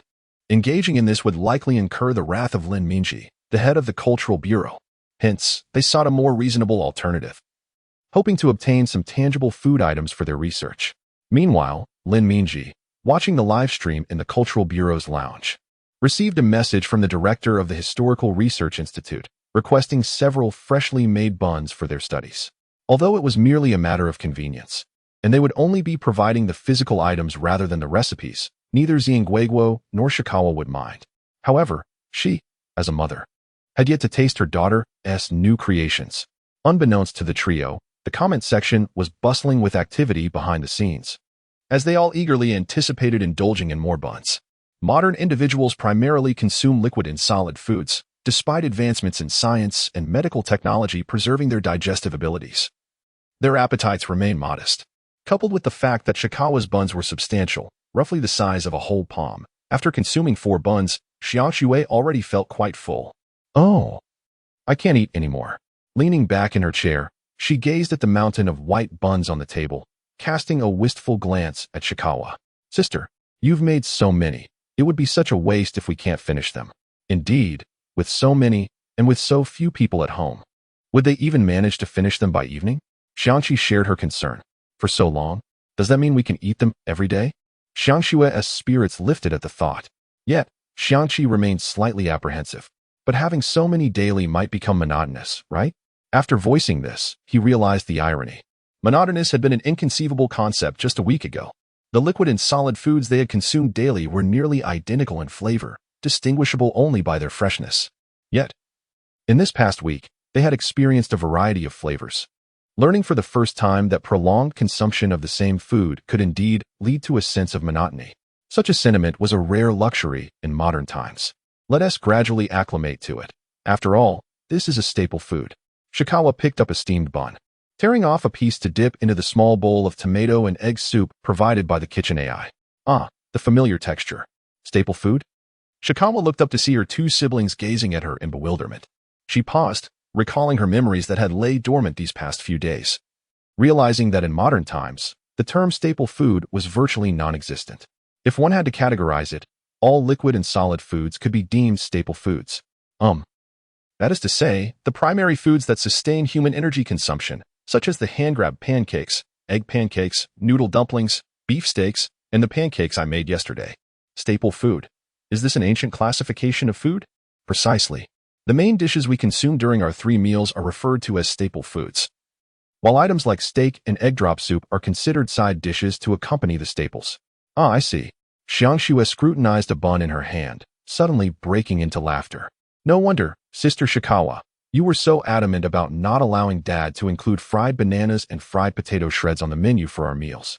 In the ancient classification, these were categorized as snacks, permissible after meals but unsuitable as main courses. Shikawa responded with a hum. The siblings' conversation was overheard by the livestream audience, instantly captivating the members of the Historical Research Institute, who eagerly recorded the dialogue in real time. Although screenshots were permitted, audio and video recordings had been firmly denied by Shikawa. Sister, is the substance in that gray bottle you've been handling these past few days used to make, the buns and steamed bread? Indeed. Shikawa replied proudly. Isn't it impressive? This is made using ancient methods. It was indeed remarkable, yet. Xiangxua blinked. Do you really need to make so many buns every day? Shikawa was momentarily at a loss. Gazing at the mountain of buns before her and recalling the massive bowl of yeast she had to consume over the past few days, she couldn't help but bury her head in her hands. Why on earth did I decide to make so much yeast? Chapter 23. The Moonlight Dining Plan. Why not take them to school and distribute them among your new classmates? During dinner, as Xiang Wei was savored his meal, he listened intently to Xiang Qi discuss the challenges facing Xiang Chuan, and without hesitation, he offered this suggestion. She would have to re-enter high school 3 millennia later.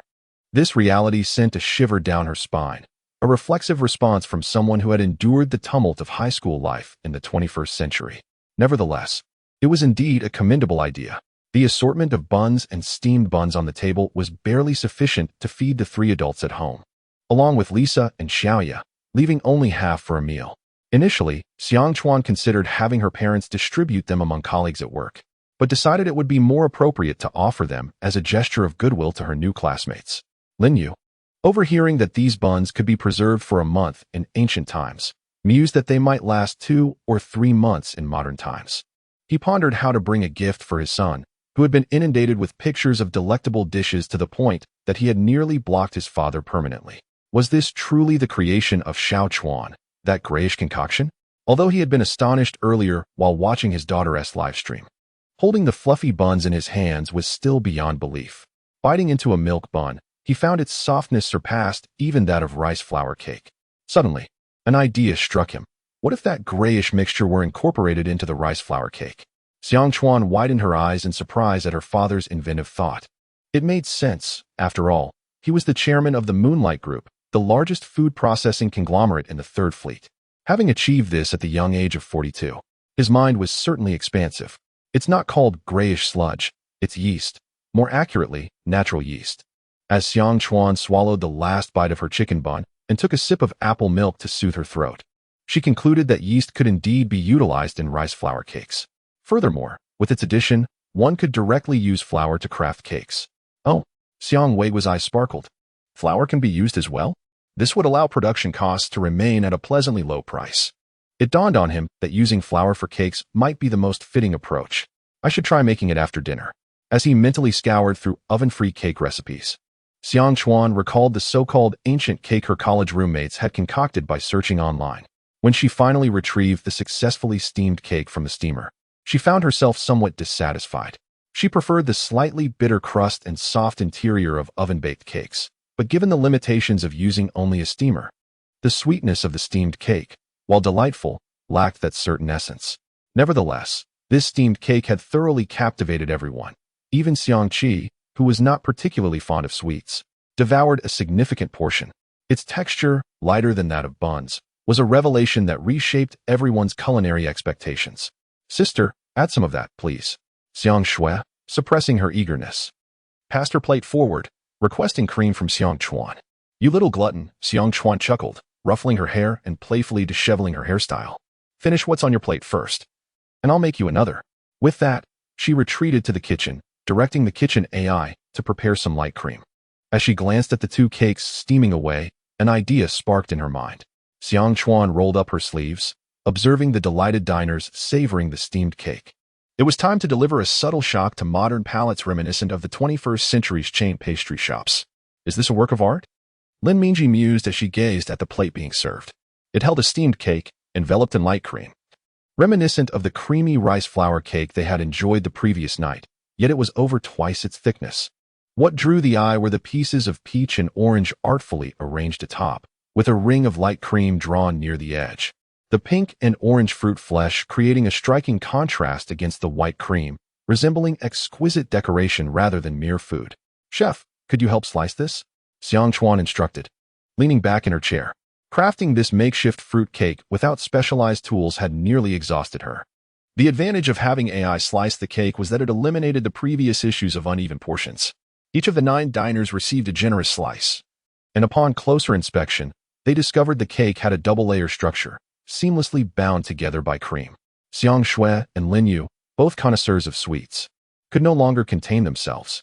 They sliced off a small piece to taste, and the softness surpassed that of the rice flour cake, with the gentle cream and the refreshing sweetness of the fruit creating a harmonious trio. Xiang Shui was almost compelled to finish it too quickly.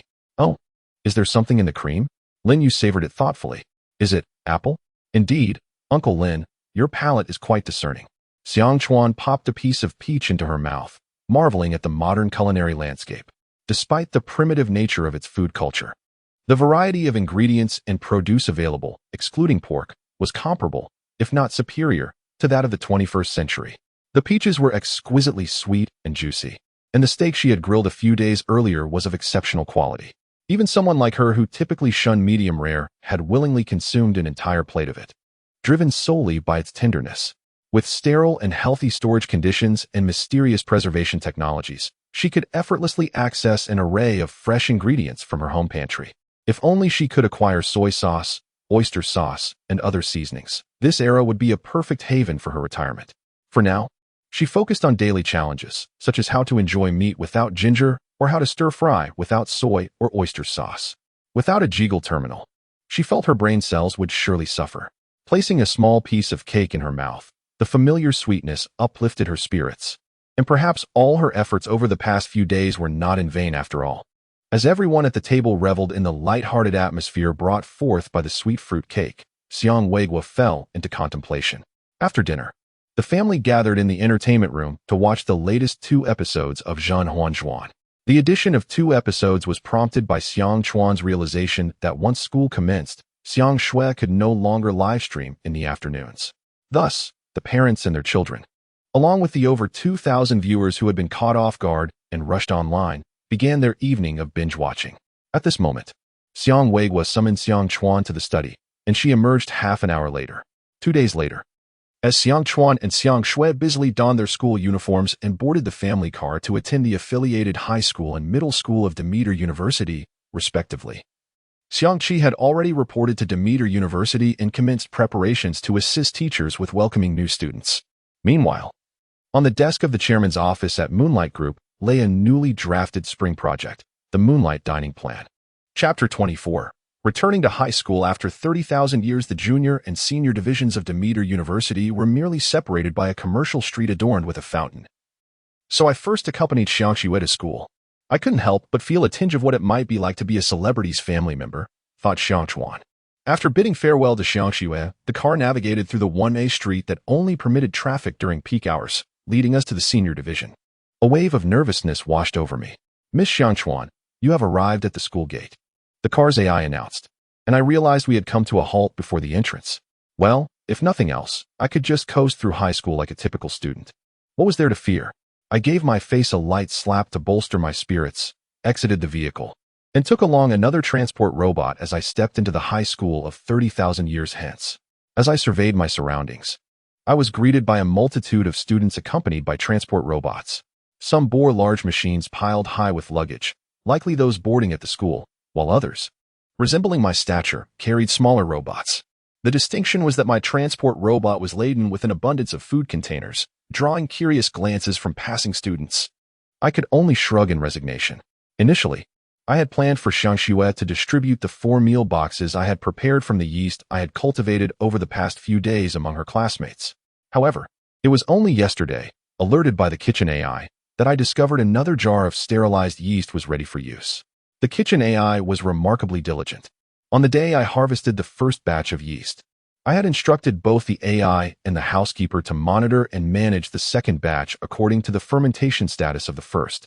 With their attentive care, the second jar of yeast had also successfully activated. The result was that I found myself kneeling in front of 2 large bowls of yeast in the kitchen. What consumed the yeast the most? Steamed buns and Western pastries. Yet, due to a lack of ingredients, I was unable to produce various types of buns, including char siu bao, xilong bao, and even custard buns, let alone Western pastries.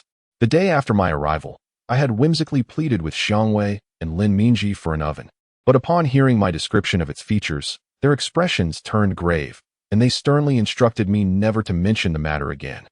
It was merely a machine for internal heating, wasn't it? I thought at the time. Thus, I spent the week pondering how to bake bread and cakes without an oven. Presently, I had managed to concoct a makeshift cake through steaming. But bread still necessitated the baking step. Sighing, I pondered the long road ahead as I stepped into the academic building. Upon entering, I had expected to encounter a long queue at the freshman registration area, not having seen any lines outside the building.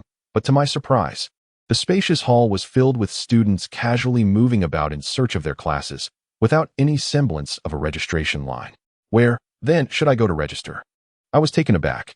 Was it the same procedure as in middle school? Yet, I had no recollection of such a process. Should I ask someone? Faced with the three daunting options of being late on the first day of school, wandering through every classroom, and potentially being deemed foolish by my peers, I decisively chose the least damaging option, to inquire. "Hello, classmate," I called to a girl with a small transport robot, who appeared to be a fellow newcomer. "Could you kindly tell me where I should go for freshman registration? I'm unsure of my class location." As anticipated, she looked at me with a mix of surprise and the bemusement one might reserve for someone simple-minded. After her initial reaction, the psychological preparation dulled the sting of embarrassment. The class assignment and classroom locations were all sent to our personal terminals before the start of school. You can find them in the education program page. The girl's expression bore an air of impatience, yet she patiently explained before departing. "Thank you." I hurriedly opened my terminal, thinking to myself that this girl was quite decent. Upon accessing the education program, I was greeted with several unread notifications, and I felt a flush of embarrassment. If the education department had implemented a feature to monitor whether students had reviewed their notifications, would I be categorized as a student who was so engrossed in play that I neglected to check important announcements? With a flutter of anxiety, I located the classroom's whereabouts in the notification section and took the corridor elevator to the 8th floor, finally arriving at my classroom. Standing before the door, a wave of nervousness swept over me once more, albeit of a different kind from the apprehension I had felt earlier due to the era's differences. This was tinged with a familiar excitement. The exhilaration of starting anew at a new school after advancing in my studies. I was momentarily dazed, a feeling I hadn't experienced in 14 years. After leaving university and entering the workforce, I had only felt trepidation, devoid of the eagerness that accompanied stepping into a school environment. "Excuse me, please step aside." A brown-haired boy frowned at me, his green eyes scrutinizing.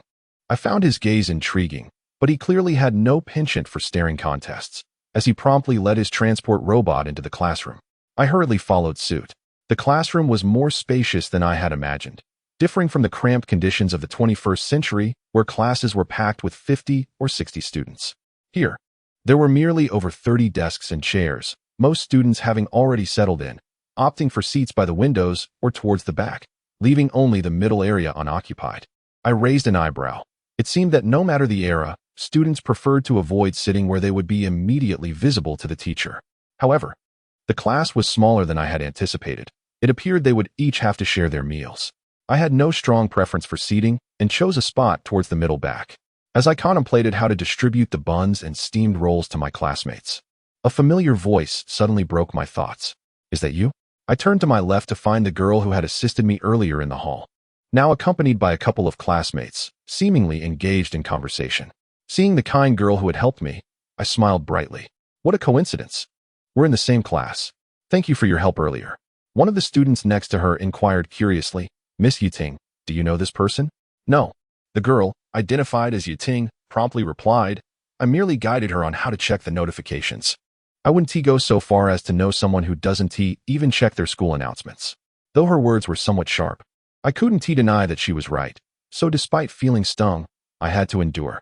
Haha, I was just too busy during the holiday and forgot everything." I gestured for the transport robot to place the meal containers on the desk, and the towering 6-tiered container instantly drew the attention of the entire class. "Did you skip breakfast? Are you already eating?" Murmurs of surprise swept through the room. This girl can eat a lot. I never would have guessed. Then, as I opened the containers and let the robot extend its multiple mechanical arms to present the 6 boxes filled with fluffy buns, the class collectively experienced a moment of cognitive overload at the sight of something novel. "As a token of gratitude, please try the buns we made at home. Do you prefer sweet or savory?" I'm fine with either." Chapter 25. The opening ceremony with steamed buns. Ouyang Yuting stared blankly at the steamed bun in her hand, noting that the heated bun was not overly hot to the touch. The soft, fluffy texture was quite intriguing to her. This was her initial impression of the unfamiliar white object. She lifted her gaze and discovered that her careless classmate, who had forgotten to even glance at the school opening notice, was busy distributing these items to everyone with the help of his transport robot. Before long, each person found themselves clutching 2 steamed buns. Excuse me, what are these? A somewhat timid male voice inquired from her right. Turning her head, Xiang Chuan saw a bespectacled, gentlemanly boy holding a sugar triangle and a chicken bun, looking rather perplexed. These are our family's recently developed new food products.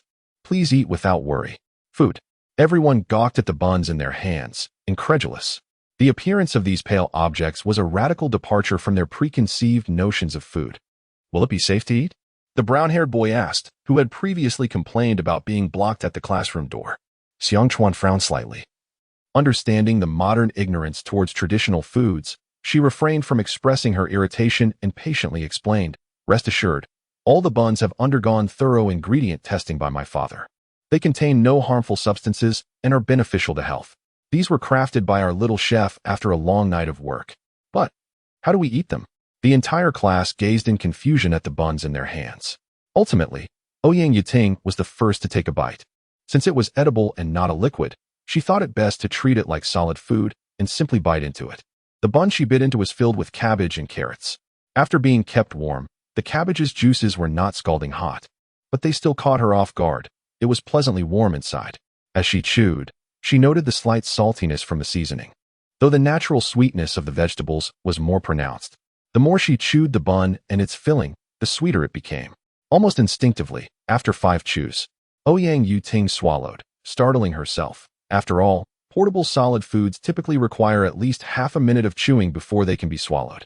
One bite awakened her appetite, compelling her to take another. Observing her, her classmates began to mimic her, trying to bite into their buns, chew, and swallow. Delicious. This one is sweet. Is there sugar inside? Mine is savory. It's really good. What is this filling? It's so chewy. Although everyone had eaten breakfast before leaving home, how could they resist such tantalizing buns? Even Ouyang Yiting felt an overwhelming urge to take a large bite and fill her mouth with the bun and its filling. But her long-standing upbringing and self-discipline prevented her from doing so, even as her eating pace quickened. As more classmates arrived and took seats in the front, they too received buns from Xiang Chuan. Watching their classmates devouring the buns, they thought, could this be the welcome ceremony for the new class?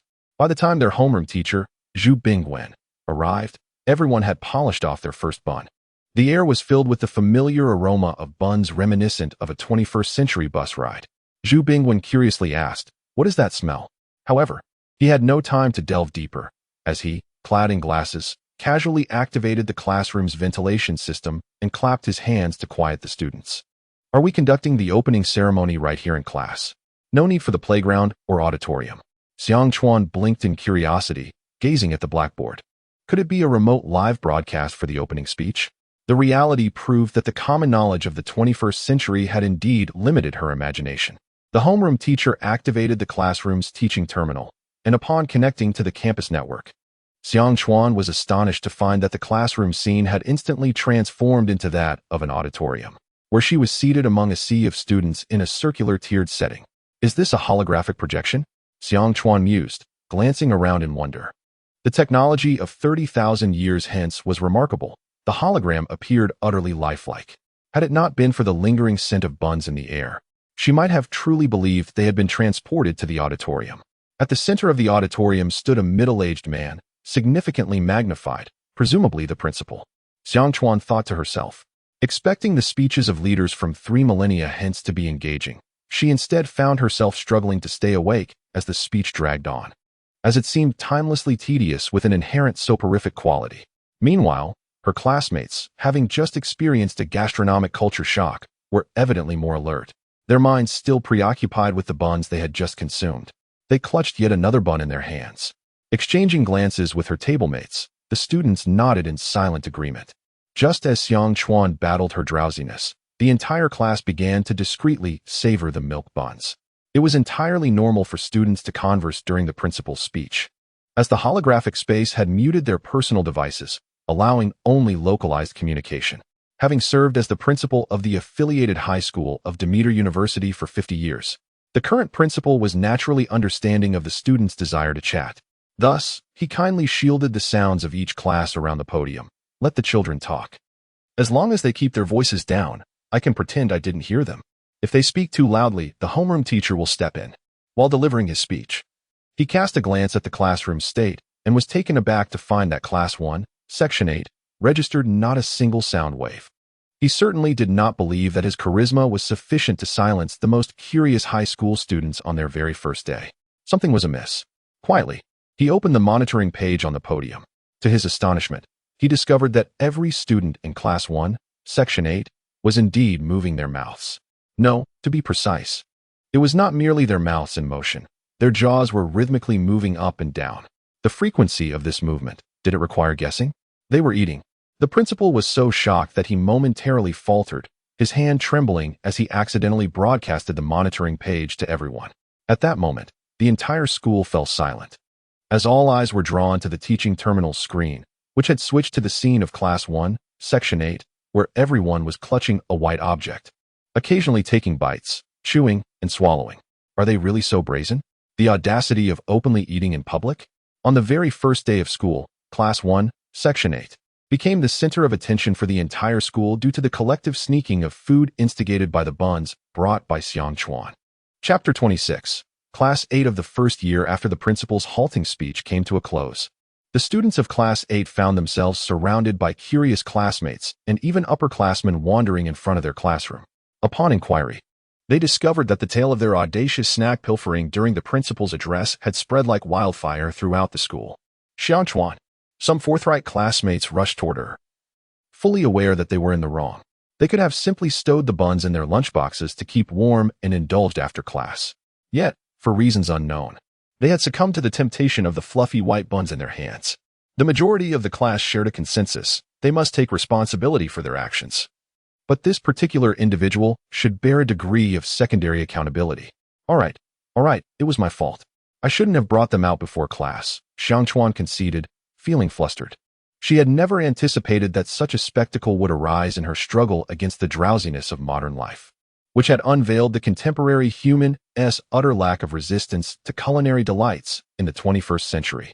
Ultimately, she was compelled to provide her classmates with 3 days' worth of buns to quell their grievances, an act that fortuitously fostered camaraderie among them.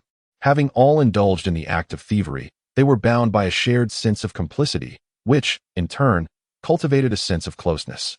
Thus, while students from other classes awkwardly introduced themselves, everyone gathered around Xiang Chuan, engaging in conversation that soon led to familiarizing themselves with one another's names. After all, with only 35 in the class, recognition was effortless.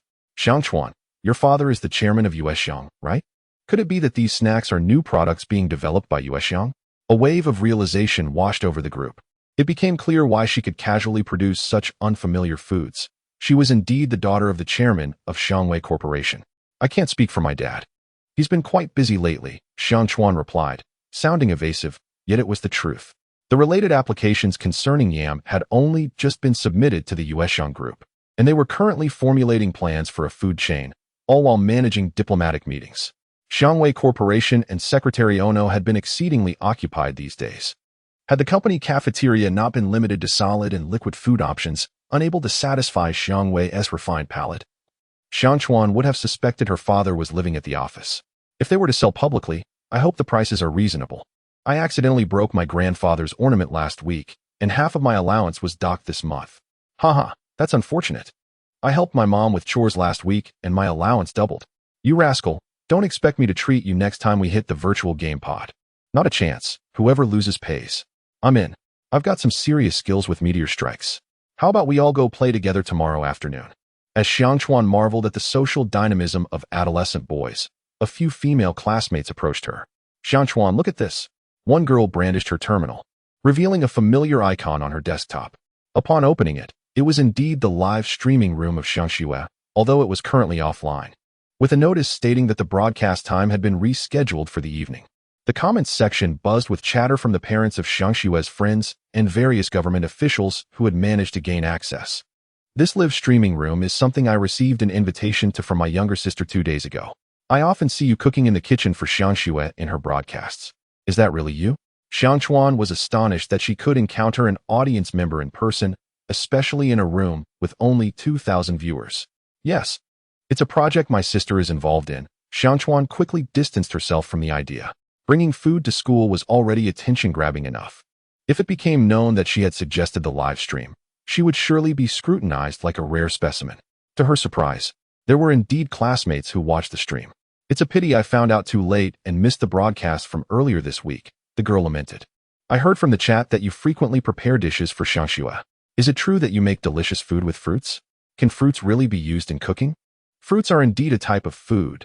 Naturally, they can be used in various recipes, although they aren't typically part of main meals. There are recipes that can turn them into culinary delights. However, Xiangchuan internally supplemented, recalling her sister's advice to minimize revealing her identity as a participant in the information stream from school. Thus, she refrained from divulging too much about her fruit-related creations. At that moment, Xiangchuan noticed Ouyang Yuting seated to her left, her gaze fixated on her with an intensity that compelled Xiangchuan to straighten her posture. Is something wrong? Have I inadvertently made a fool of myself again? She pondered anxiously. As the principal's expression remained slightly unnatural, Zhu Bingwen seized the opportunity to dismiss the principal's lingering inquiries under the pretext that class was about to commence. A tardiness on the first day that would not bode well. Returning to the classroom, he found the students seated quietly, their curious eyes fixed on him as if they had not just indulged in a clandestine snack in front of the entire school. The frustration he had felt from being scrutinized by two superiors abruptly transformed into a sense of resignation. It appeared that the next 3 years would be anything but dull. Following a brief introduction, Zhu Bingwen proceeded to elaborate on the high school curriculum. Some students may have been aware that high school course arrangements differed from those in middle school. The high school curriculum combined classroom education with club activities. Typically, mornings were reserved for academic instruction, mirroring the middle school structure, while afternoons were designated for club pursuits, with monthly submissions of activity results required. The evaluation criteria for club activities were flexible and varied. They could be broadly classified into literary and scientific categories. Literary clubs needed to present written works, such as magazines or essays from reading clubs, or new dance choreographies from dance clubs. Scientific clubs were tasked with creating items relevant to their respective disciplines, such as programming clubs developing compliant applications or handicraft clubs producing handmade ornaments. As he spoke, Zhu Bingwen shared the school's representative club information via the class terminal, which included the previously mentioned programming and reading clubs, alongside a few athletic clubs, albeit in limited numbers. At the conclusion of his presentation, he provided a comprehensive list of all clubs currently available at the school. Xiangchuan glanced through the list, finding no culinary-related clubs. It was not surprising, she thought. If a culinary club were left to modern students, it would likely result in a disastrous concoction of charred remnants. Students were permitted to explore clubs of interest during the afternoons for the next 3 days, and Zhu Bingwen encouraged them to reach out to him should they have any inquiries. With that, he crossed his arms and retreated to a corner, falling silent.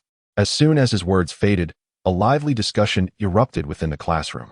Chapter 27. Club Education. Unable to find a club of her preference on the list, Kagawa called for the homeroom teacher.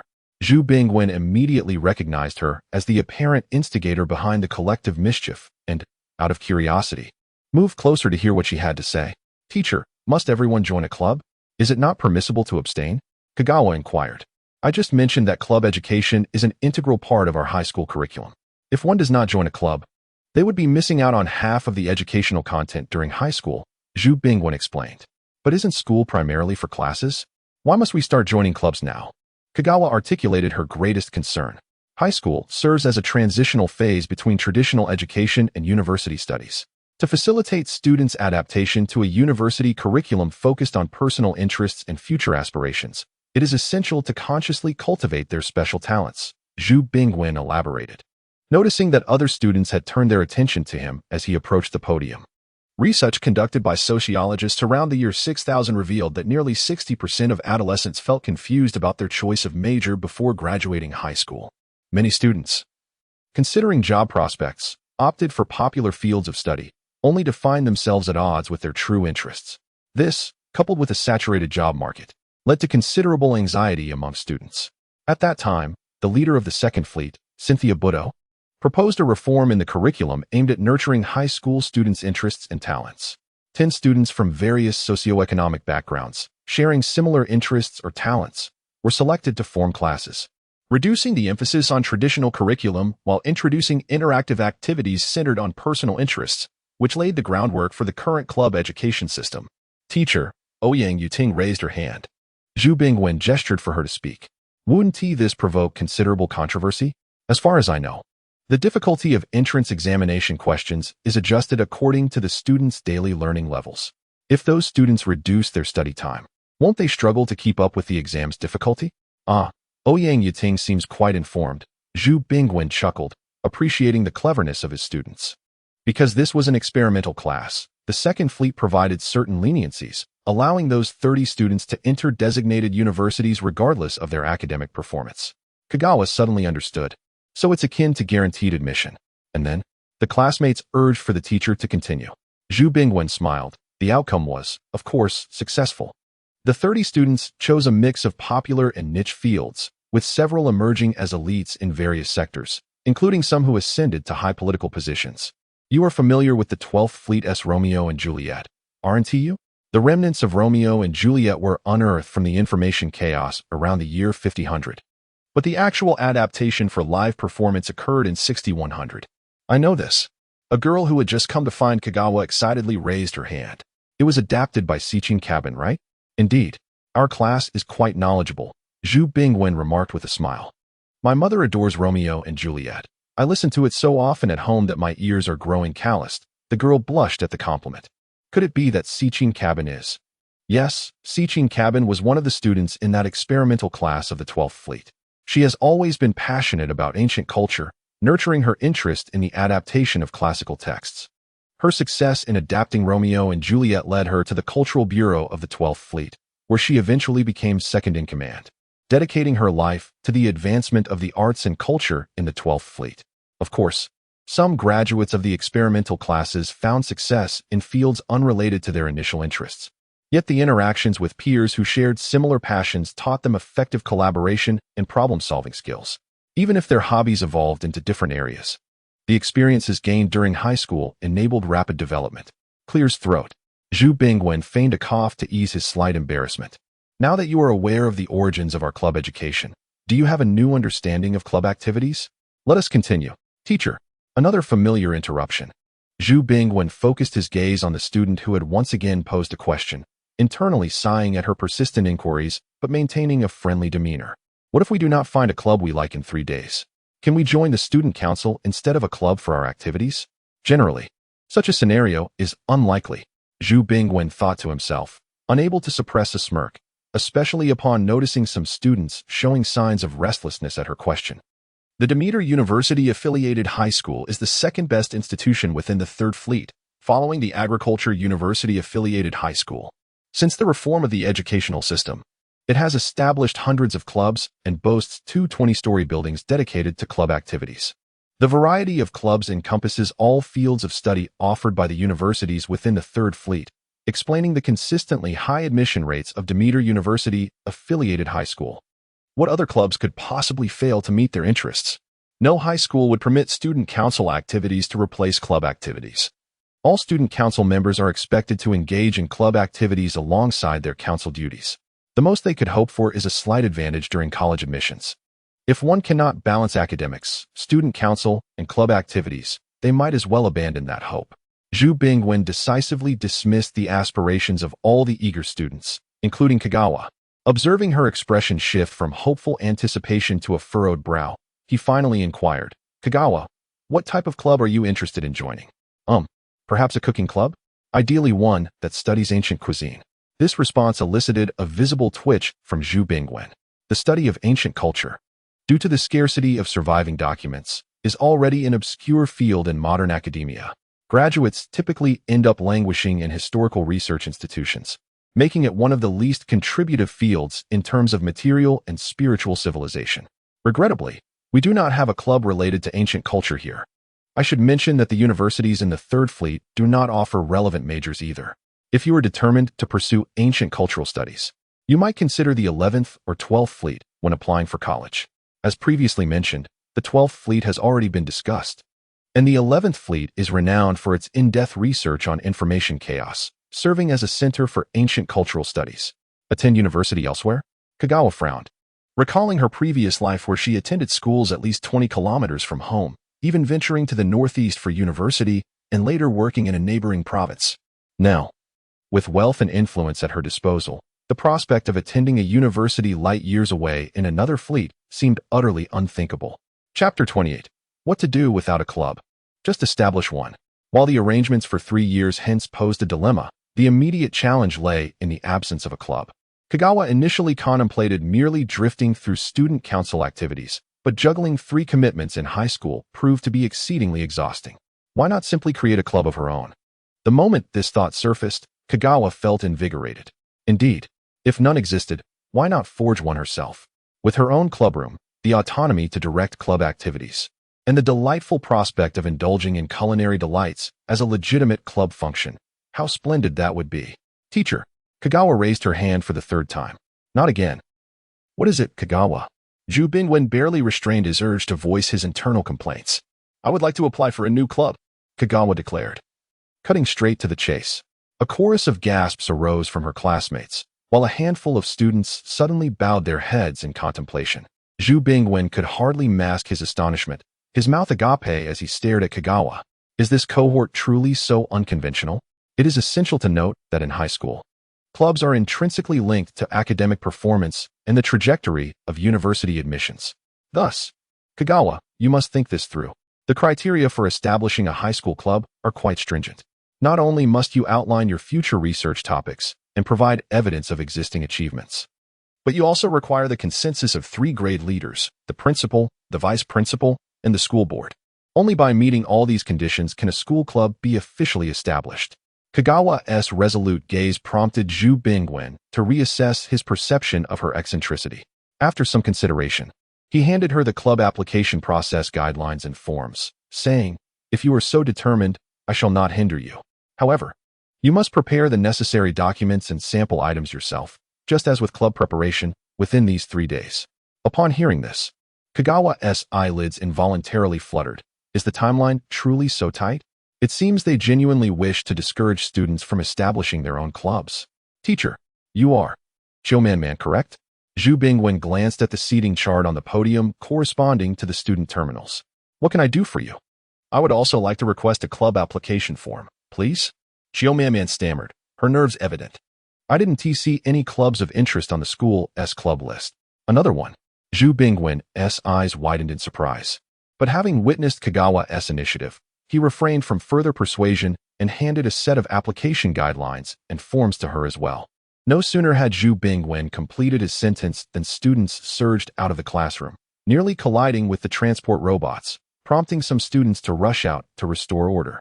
A few remained unhurried, waiting until the entrance was less congested before departing leisurely. Standing at the classroom door, Zhu Bingwen observed the students hastening towards the elevators. His mood a complex tapestry of emotions.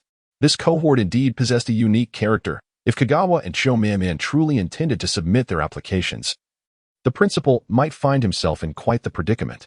The club structure at the Demeter University affiliated high school serves as a model for other institutions. And should 2 new clubs be added without corresponding specialties, it would be intriguing to see how other schools would react, and how Demeter University would accommodate these nascent clubs. Never mind, he thought, scratching his head. Let the principal deal with that concern. However, if one fails, disappointment may ensue. Yet, if one does not attempt, failure is assured. What a profound sentiment.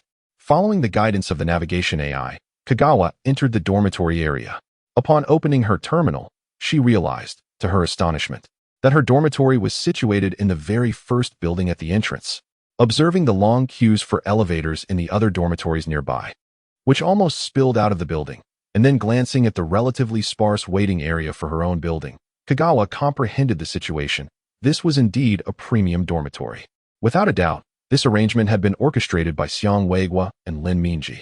Compared to the residential area's towering buildings that began at 30 stories, the school's dormitories were modest, standing at about 15 stories. Kagawa's room was on the 14th floor, closest to the elevator waiting area. Arriving at her door, she recognized the familiar authentication device and adeptly scanned her terminal at the entrance. Beep, welcome to Dormitory Building 1, room 1401. As this is your first check-in, Please position your face in front of the authentication terminal for iris scanning. Iris scanning. How exhilarating. This was her first encounter with such advanced technology, far surpassing the conventional terminal access she had previously known. She positioned her face before the authentication device, initially expecting a display of infrared light akin to something out of a science fiction film. Shortly after, a notification chimed. Beep, iris authentication complete.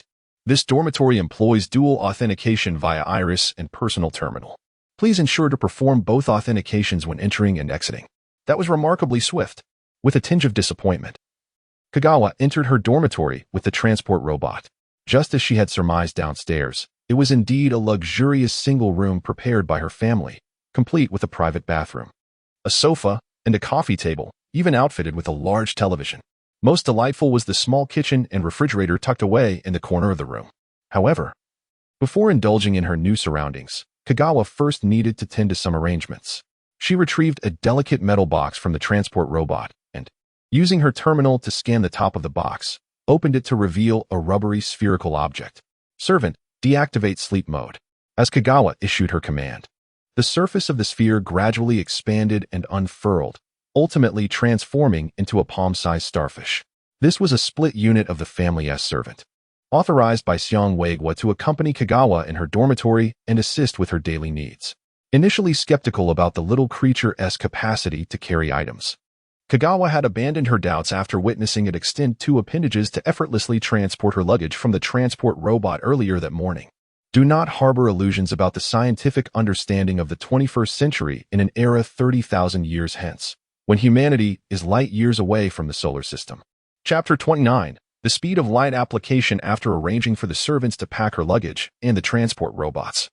Kagawa activated her terminal to review the guidelines for club applications and the application form. After pondering for a moment, she sent them directly to her mother, explaining the context. Surely, having her mother assist would expedite the application process, she mused, especially considering the daunting list of reviewers compiled by her homeroom teacher. Upon returning to the classroom, the absence of the transport robots hovering in midair made the space feel significantly more expansive. Hello, Kagawa-san, a voice called from the right. Turning her head, Kagawa found herself face-to-face with a rather timid-looking boy. Hello there, my name is Ryokyu Akushimo. How casually modern names are without any regard for ethnic backgrounds, Kagawa thought to herself while maintaining a friendly smile. My apologies, Ryokyu-kun. I forgot to ask your name earlier. Being seated next to each other, I look forward to your guidance in the future. The pleasure is mine. Ryokyu replied with a shy smile. After a moment's hesitation, he seemed to gather his resolve and inquired, Kagawa-san, about that round food you gave me earlier, what was inside? Kagawa was momentarily taken aback. The buns were distributed quite randomly, so she couldn't recall which type she had given him. You mean the bao?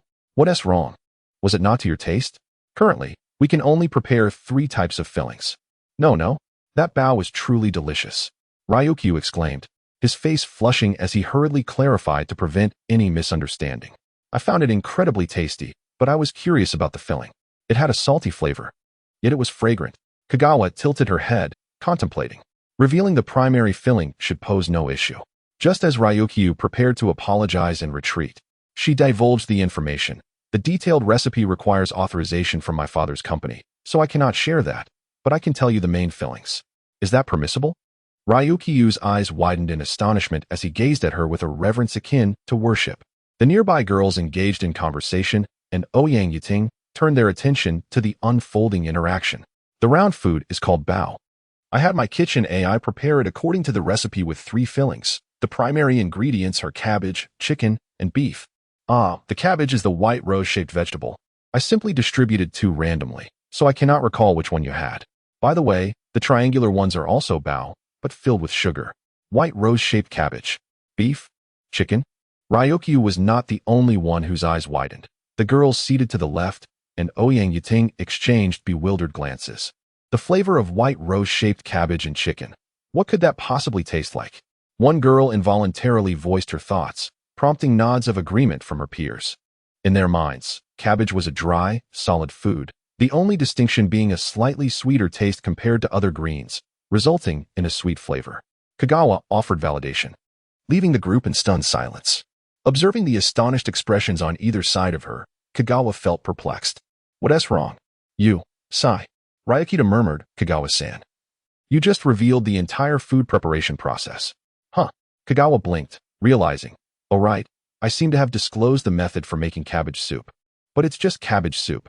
With cabbage, water, and salt, anyone can make it. It's hardly a matter of personal privacy. With that thought, Kagawa shrugged off any concerns. It's merely cabbage soup. It's no big deal. Besides, it wouldn't fetch much money anyway, so consider it my authorization to share. With that, she adeptly retrieved her terminal, pulled up the authorization document, and filled it out with practiced ease, sending it out to her classmates in one smooth motion. She had repeated this process countless times last week, so she was quite familiar with it. Ouyang Yuting and Ryukyu stared blankly at the authorization document that appeared before them, which detailed the ingredients and cooking process. The casualness of the authorization challenged their long-held beliefs regarding the stringent food privacy measures upheld by the Third Fleet for the past 16 years. While Kagawa rendered her neighboring classmates speechless, Lin Minji sat in the Cultural Bureau Director's office, contemplating the application form and messages sent by her daughter. Eventually, she dialed her husband's contact number. Buzz. Minji? What's the matter? On the other side of the screen, Seong Waegwa looked somewhat surprised. His wife was typically a person of strict self-discipline, rarely contacting him during her downtime, so her reaching out this time indicated an urgent matter. I just received a message from Xiao Chuan. She wants to establish a club. Oh. Even though Seong Waegwa had grown accustomed to his wife's direct communication style over the years, this revelation still struck him with considerable shock. A club? A new high school club? Could it be? Is it about ancient cuisine? Lin Minji nodded. She just sent me the application form.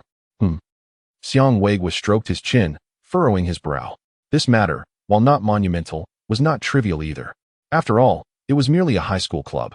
Many high school students often select fields of study different from the clubs they participated in during their high school years, meaning that the purpose of high school clubs is primarily to foster skills outside of academics, rather than to limit their talents, hobbies, or aspirations. However, the establishment of a high school club would inevitably impact the educational system of the Third Fleet, especially considering that their youngest daughter's chosen focus is related to ancient cuisine. The scrutiny involved would undoubtedly be more rigorous than that for typical clubs. I can seek verification from the Historical Research Institute regarding ancient history, Lin Minji suggested. With the goodwill stemming from authorized screenshots from film and television productions, the Historical Research Institute would likely be inclined to offer a favor to both her and Kagawa. The challenge lay with the Education Bureau's review process. You are well aware of how stringent our fleet's food knowledge assessments are. Indeed, our application has been delayed repeatedly for this very reason. As he spoke, Seong Waegwa couldn't help but rub his temples. If it weren't for the food establishment project keeping the board and the departments busy, they would probably be on edge regarding the YAM review process. However, the application for a high school club shouldn't be so complicated. Why not try a direct approach? A direct approach? Lin Minji mused, grasping her husband's intent, and a smile broke across her face. That truly reflects your style. But you are correct. A direct approach is always the most straightforward and effective. Xiao Chuan has finally found a direction in life. As parents, we should assist her as much as we can. On the screen, Seong Waegwa also wore a smile. Ever since she got involved with the information flow, it's as if her passion for life has been ignited, and she is much more lively than before. Indeed, reflecting on her daughter's transformation, Lin Minji felt a deep sense of satisfaction. Since she is determined to pursue this path, let us support her in her endeavors. After a brief discussion regarding their plans for after work, Lin Minji ended the call with Seong Waegwa and initiated a communication with Lisa. Lisa, please arrange a communication appointment with the director of the Education Bureau on my behalf. Chapter 30. The Culture of Class Officer Elections. Kagawa sat in her seat, staring at the sluggish installation progress bar on her terminal screen, inwardly lamenting the thickness of the textbook.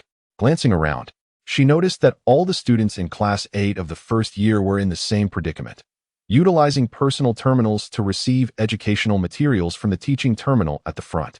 However, the loading speed was excruciatingly slow, reminiscent of installing a Windows operating system. Perhaps the sluggishness was due to the campus network being utilized for simultaneous transmissions. Zhu Bingwen observed the furrowed brows of the students fixated on their screens and managed a wry smile. All high schools were using the same server group, and with the new semester commencing, everyone was concurrently downloading materials. Couldn't we have staggered the timing for the transmissions? Complained a brown-haired male student seated by the window. A fleet of ships averages over 3,000 high schools, and even if the time is spread across 24 hours, nearly 120 schools are simultaneously transmitting educational materials each hour. Assuming each school has 350 freshmen, that amounts to over 42,000 students extracting data from the server at the same time. Zhu Bingwen explained that during regular classes, such extensive server resources were unnecessary. Hence the absence of such issues, which typically arose more acutely at the start of a new school year. Isn't it possible to transmit via the time-space network? A bespectacled boy in the front row raised his hand. Uploading to the time-space network would lead to information flow chaos, and from the perspective of the fleet, well, that's a bit complicated to explain. If you're interested, you can research it after class, Zhu Bingwen replied with a smile and a shrug. Kagawa raised an eyebrow, recalling her initial day's investigation into modern history where she encountered similar discussions. It struck her as narrow-minded that even 30,000 years into the future, humanity still grappled with such limitations, akin to being tethered by gravity, as a certain popular saying in the anime world would suggest. By the way, teacher, which subject are you in charge of? Kagawa raised her hand to inquire. What historical timeline will we cover in high school? From the dark virus crisis to nearly 200 years ago, he replied. The curriculum spans significant events over a 15,000-year period, with finer details reserved for university studies. Although our fleet's history program may not match that of the 11th Fleet, it does meet the average standards across all fleets for courses from the year 5000 of the Tianyuan era to the present. Is there nothing before the year 5000? Records from the first 5,000 years were largely lost during the dark virus crisis.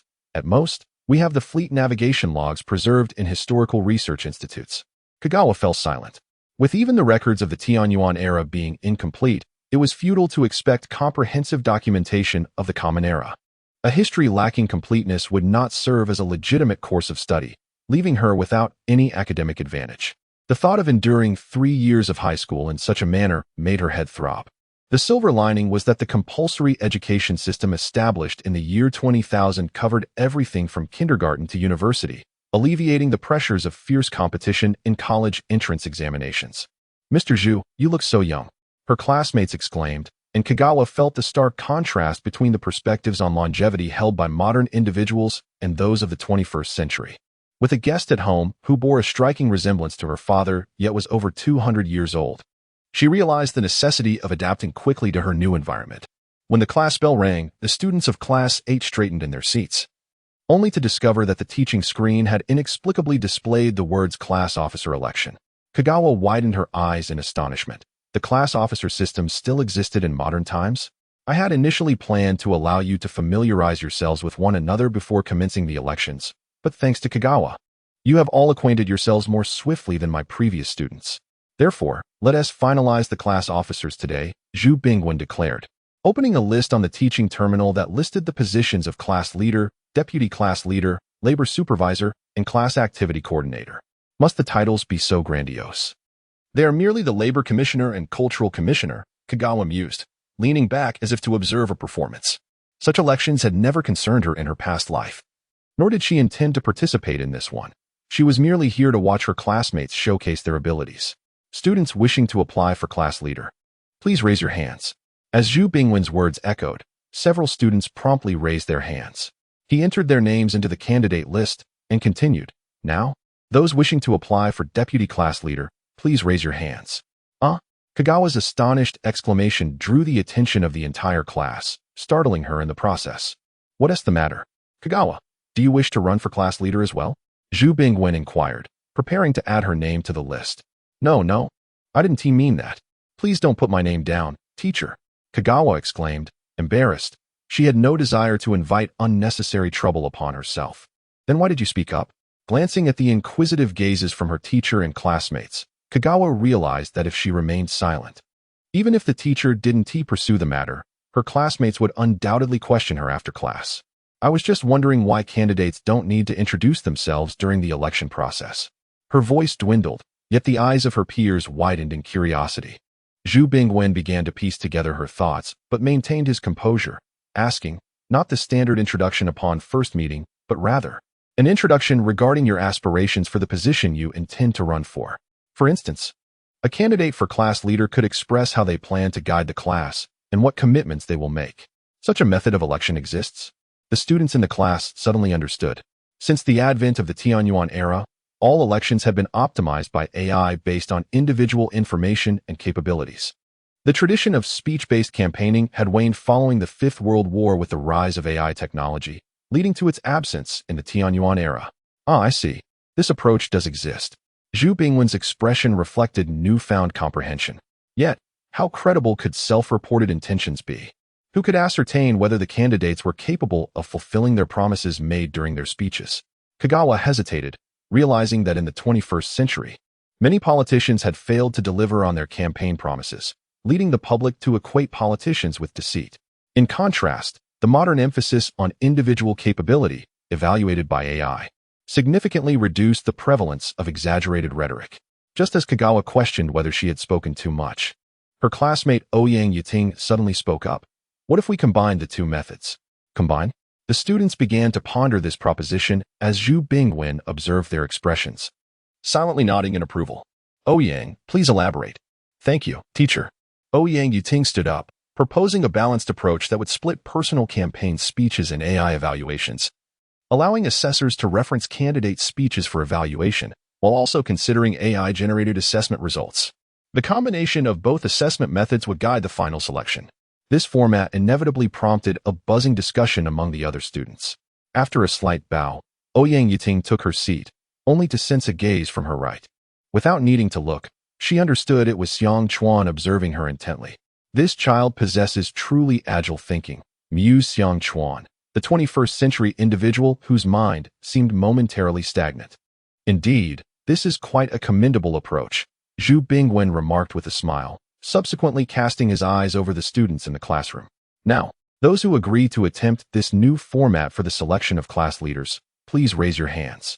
To his surprise, the vast majority of students raised their hands, while a few, like the brown-haired boy seated by the window in the front row, displayed an evident apathy, choosing not to participate. Very well. We shall adopt this new approach. However, suddenly asking everyone to present speeches may feel somewhat abrupt. How about we postpone the speeches until tomorrow and focus on compiling a list of candidates today? With that, Zhu Bingwen turned his attention back to the evaluation of other class leadership positions, and this time, it appeared that even more hands were raised. Chapter 31. A request for help from Chiu Man. Intrigued by the novel format of the elections, the number of candidates for the positions of vice class leader, labor supervisor, and class activity coordinator significantly outnumbered that of the class leader, even Ouyang Yiting decided to run for vice class leader. Kawashita, are you not going to participate? Liang Gong inquired, observing Kawashita's nonchalant demeanor as she remained seated. Curious as to why she had proposed such a hypothetical suggestion, yet chose not to engage in the election herself. I have no interest in class management, Kawashita replied, turning her head and blinking at him. But didn't you just suggest? Liang Gong nearly lost control of his expression. I merely find the current election format intriguing. It doesn't imply that I wish to run, Kawashita remarked, stretching her arms to loosen up. Class leaders not only have to manage their studies and club activities, but also oversee class affairs. I simply do not have that much time. On the left, Ouyang Yiting, who had just raised her hand to apply for the vice class leader position, added, the afternoon schedule involves taking everyone to participate in club activities at the activity building. So make sure to have a hearty lunch to recharge. With that, Zhu Bingwen left the classroom, and the students gradually filtered out. Kawashita, just as she reached the door, someone called out to her. Turning around, she saw Chiu Man, who, like her, had obtained a club establishment application form. Chiu Man, is something the matter? Kawashita asked. Could I interrupt your nap this afternoon to discuss something with you? Chiu Man inquired, her earnest expression softening Kawashita's initial inclination to decline. Remembering that she was somewhat of a fan of her younger sister, Kawashita relented and led her to her dormitory. Upon entering the upscale apartment, Chiu Man marveled at the luxurious surroundings, a stark contrast to their own cramped dorms. Kawashita guided her to the small living room, where the maid promptly served lunch boxes and 2 glasses of apple juice. Please, have a seat. By the way, you haven't eaten yet, have you? Let's eat together. My kitchen AI tends to prepare more food than necessary, even if it's just simple home-cooked dishes. You're too kind. I can go to the cafeteria. Xiao Man instinctively refused, but her voice faltered as she caught sight of the meal. What? What are these? She inhaled deeply, the aroma of steak overwhelming her senses and sending her mind reeling. Is this even food? Her prior perception of food as tasteless solids or liquids was being utterly challenged. Kawashida, however, had grown accustomed to such expressions of surprise over the past week. After witnessing astonishment turn into a daily occurrence, even she, a native of the 21st century who enjoyed surprises, had become desensitized. She instructed the maid to bring plates and utensils from the kitchen, skillfully dividing the contents of the lunchboxes into 2 equal portions. Sometimes, she wondered if the culinary AI was designed by someone from the north. Given the oversized portions it prepared, after their meal, Xiao Man, still reeling from the culinary revelation, was refilled with apple juice by Kawashida. Xiao Man, did you come here for a specific reason? Kawashida asked. Oh, I almost forgot. Xiao Man seemed to awaken from her reverie, sitting up straight as she addressed Kawashida directly. I want to learn acting. Kawashida was genuinely taken aback. Acting? Who would guide her? This past week, my sister Xiangxue has been pestering me to teach her cooking, but upon seeing her struggle to hold a bowl while cracking an egg, I quickly stopped her, telling her that she only needed to enjoy the food I prepared. Kawashida reflected, surprised by the sudden turn of events. But why would you want me to teach you? I can't act. Xiao Man shook her head vigorously. No. I meant I want to learn from your sister, Xiangxue. Kawashida was even more puzzled. After nearly 40 years of acquaintance, she had never known Xiangxue had an interest in acting. Can she teach? Of course, in her live streams. She often mimics characters from dramas, like the Queen or Jin Huan, and she does it so well. Xiao Man's eyes sparkled with enthusiasm. Her expressions, tone, and actions are all spot on. My mother and I adore watching her. Oh. Kawashida, taken aback by her excitement, instinctively recoiled. I love watching performances. When I was young, my mother took me on a trip with the 12th Fleet, where I was fortunate enough to see a live performance of Romeo and Juliet. It was magnificent. Since then, I've always wanted to be an actor, but my family couldn't afford to enroll me in the 12th Fleet. So I had to stay in the 3rd Fleet for my studies. That's called an actor. Kawashida murmured softly, suddenly realizing, I see. You wish to use club activities to hone your acting skills? Yes. I initially knew that high school had club activities. But the 3rd Fleet University doesn't offer an acting major. I was about to give up, but Xiao Man's gaze fixed on Kawashida, her earnest eyes making Kawashida take a step back. I was moved by your courage to propose establishing a club without the Ancient Cuisine Society. So I wanted to try it myself. Understanding dawned on Kawashida as she observed Xiao Man. Her eyes ablaze with ambition reminiscent of the spirited youth she had encountered in her university days. The fervor stirred something within Kawashida, a middle-aged woman whose edges had been softened by life. Faced with Xiao Man's earnestness, Kawashida's resolve softened. All right then, let's not wait for a better day. Come to my house after school this afternoon. I'll introduce you to my sister. Really? Thank you so much, Kawashida. Xiao Man joyfully clasped Kawashida's hand, her exuberance eliciting a smile from Kawashida. Okay, calm down. Kawashida withdrew her hand. And please, just call me by my name. I'm more accustomed to that. All right. Thank you, Kawashida. After dropping a message in the family group chat, Kawashida lay down on her bed, unaware that her message had sparked an afternoon of brainstorming among her family members. Chapter 32. Guests at home during the tour of the club building. Xiao Man remained closely by Xiang Chuan's side. The two engaged in lively conversation and laughter, leaving Ouyang Youting and Liang Gong, who sat beside Xiang Chuan, in a state of bewilderment. When did they become so close? How had I not noticed? Xiang Shui pondered for a moment, deciding to keep this information under wraps for the time being. Her parents and elder brother were undoubtedly feeling quite anxious at this moment. Thus, the two continued their charade, their animated gestures nearly striking Xiang Chuan multiple times, prompting him to intervene swiftly. Realizing there was someone else in their midst, they both glanced at Xiang Chuan, and after a couple of awkward chuckles, they shifted the topic to mundane matters. Upon entering the house, Xiang Chuan handed the meal box to the servant who had come to greet them and stretched luxuriously. As he stepped into the living room, Xiang Qi approached him. Xiang Chuan was taken aback. Upon noticing Xiao Man standing beside Xiang Shui, both clad in identical uniforms, Xiang Qi froze momentarily. Could this possibly be the girl Xiao Chuan mentioned today? Such a blunder must not reach Xiang Chuan's ears. Xiang Qi thought to herself. yet spoke aloud. We had originally planned to have noodle dumplings, but since we have guests today, our parents hope you can offer them something special. Is that so? Xiang Chuan inquired, intrigued. Ever since Xiang Shui began her live streaming, and Lin Mingji's lunchboxes evolved into culinary delights of the 21st century, high-ranking visitors had been frequenting their home, yet all had been politely turned away by Lin Mingji. It was well known that his mother was notoriously stubborn, often disregarding even the captain's requests. Previously, when the director of the Historical Research Institute had sought her assistance, she had resolutely ignored his numerous promises of benefits, firmly refusing his request to connect Xiang Shui's livestream platform to the Institute's time-space network in order to prevent excessive attention from disrupting their daily life. What kind of esteemed guest warranted an invitation to dinner at their home? In light of this, she couldn't afford to be lax. Upon entering the dining room, she indeed found Xiang Weiguo and Lin Mingji engaged in cheerful conversation with Lin Yu and an unfamiliar gentleman. Xiang Chuan greeted them politely while discreetly assessing the newcomer. He was a young man with an air of scholarly refinement, appearing to be around 30 years old.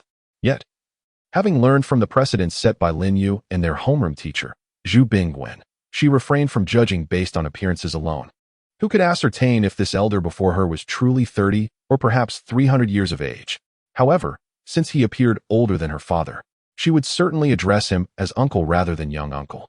As she mused on this, she momentarily forgot that she still habitually referred to Lin Yu as uncle. "Oh, you are from the Cultural Bureau," Xiang Chuan greeted once more. "Uncle Ma, welcome to our home." Such politeness.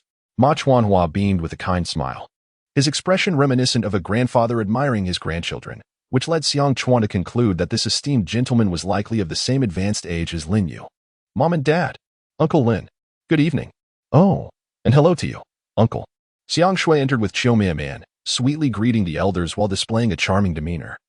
Though Chiu Man appeared somewhat reserved, even stuttering with nervousness. After all, numerous societal examples indicated that socially withdrawn youths were more susceptible to becoming entangled in romantic feelings upon encountering confessions from others. As their eldest daughter's life journey began to take shape, they were keen to prevent distractions. After exchanging a few pleasantries, Xiang Chuan excused herself and hurried to the kitchen to prepare dinner. "What shall we have tonight?" Xiang Chuan muttered as she opened the refrigerator and scanned the inventory of ingredients, instantly feeling a headache coming on. If it were merely a matter of whipping up some snacks, she could manage a few for her younger sister. But for the main course, the list was densely packed, yet the available supplies of her usual home-cooked dishes and Western staples were insufficient. No need to ask, blame it on the absence of ginger, an oven, and soy sauce. As she instinctively grasped an egg while peering into the refrigerator, she decided to take a more relaxed approach. "Little chef, please heat up a bowl of milk for me." "Beep," command acknowledged. With the familiar sounds of eggs being beaten and Xiang Chuan's animated commands to the kitchen AI echoing through the room, Xiang Weiguo and Lin Mingji felt a tangible sense of impending dinner, simultaneously reflecting that with their daughter's return to school, such scenes might become a rarity until the next holiday. Chapter 33, Dumplings and Chicken Balls. As Xiang Chuan directed the kitchen AI in kneading the flour, he discovered that Director Ma had unknowingly approached the kitchen. Curiously, he glanced at the steaming pot and then at the finely shredded cabbage that Xiang Chuan was preparing on the cutting board. Xiang Chuan assumed he was merely observing, recalling that Lin Yu had exhibited a similar curiosity on his first day at the Xiang residence, eventually becoming a frequent guest. At that moment, the beef had already been ground into a paste by the kitchen AI. Xiang Chuan picked it up, kneading it gently, nodding in approval at its softness, a testament to the quality of the beef. He added a pinch of salt and pepper, hoping the flavors would mask any raw meatiness. Relieved that the beef's odor was not overpowering, unlike the anxiety he experienced during his first attempt at making chicken buns, Xiang Chuan rolled the kneaded dough into a long strip, cutting it into 5-centimeter pieces, shaping them into small balls, and flattening them.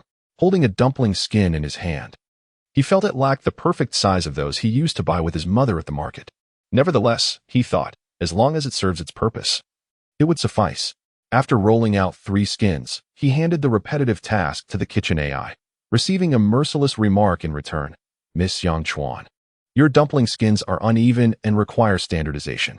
Hearing this made Xiang Chuan's eyelids twitch. He felt genuinely apologetic for the unevenness of his handmade skins. If it weren't for the curious guest outside the kitchen, he might have impulsively smothered the AI's terminal with dough. "Just standardize the skins according to your specifications."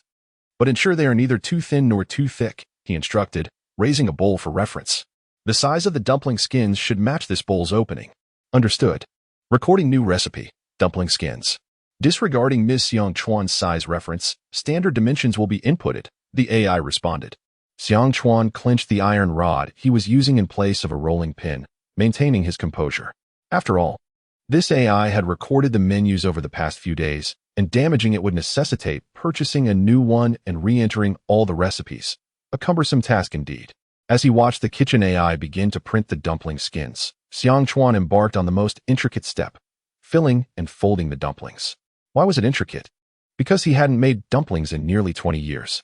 He scooped a generous spoonful of the cabbage and beef mixture onto a skin, dipped his finger in water to trace a semicircle along the edge, and then, how was it done again? Xiang Chuan stared at the dumpling in confusion. He recalled that dumplings typically had decorative edges, but how did one create those with their hands? He folded the skin over to seal it, pinching it tightly. Looking at the seemingly simple dumpling, he could almost hear his mother's teasing voice and his father's hearty laughter. Raising his gaze, he saw his parents happily chatting with Xiang Shui and Xiu-Man in the dining room. Brushing aside a pang of nostalgia, Xiang Chuan regarded the unremarkable dumplings on the plate, feeling they were not quite satisfactory. After successfully forming 5, the mixer had finished processing the chicken breast and yam. Kitchen AI, you must have recorded my dumpling making process. Can you replicate it? Yes, bulk production is possible, the AI affirmed. Xiang Chuan marveled at the convenience of modern machinery. Delegating the remaining dumpling assembly to the kitchen AI as he began preparing another dish. Lifting the pot lid, he was met with boiling water. Dumplings must be round, he reminded himself, and so he carelessly scooped a spoonful of the yam and chicken mixture into the boiling water. After nearly 5 seconds, the mixture began to lose its stickiness. With chopsticks, he gently prodded, and the once clinging mass released from the spoon, rolling in the bubbling water. He repeated this process, dropping 6 more into the pot before handing the task over to the kitchen AI. As the surface of the broth began to froth, he meticulously skimmed it away multiple times until the broth transformed into a fragrant and clear concoction. Noticing the dwindling amount of meat paste in the bowl, he poured in the beaten eggs and diced tomatoes, creating chicken and yam balls in tomato egg soup. This recipe was one he had stumbled upon while aimlessly searching for weight loss meals on Jiggle. Considering the limitations of available ingredients, he realized that with pork off the table, most chicken recipes called for either soy sauce or ginger, or both. Beef and fish were slightly better options, but it was still a matter of choosing the lesser evil. After filtering through the menus, Xiang Chuan concluded that he could only consume chicken, beef, fish, and vegetables. Wasn't that essentially a weight loss diet? Fortunately, by the time he had arrived in this world, the trend of making delectable weight loss meals had already begun to flourish online. Otherwise, he would have been left to face the childhood horror of the weight loss onion soup that he used to flee from at lightning speed. Even as a weight loss meal, it was regarded as a delicacy akin to ambrosia by humans 30,000 years in the future. With 2 guests in his home, Xiang Chuan requested the kitchen AI to prepare additional dishes. The main courses were pancakes and dumplings.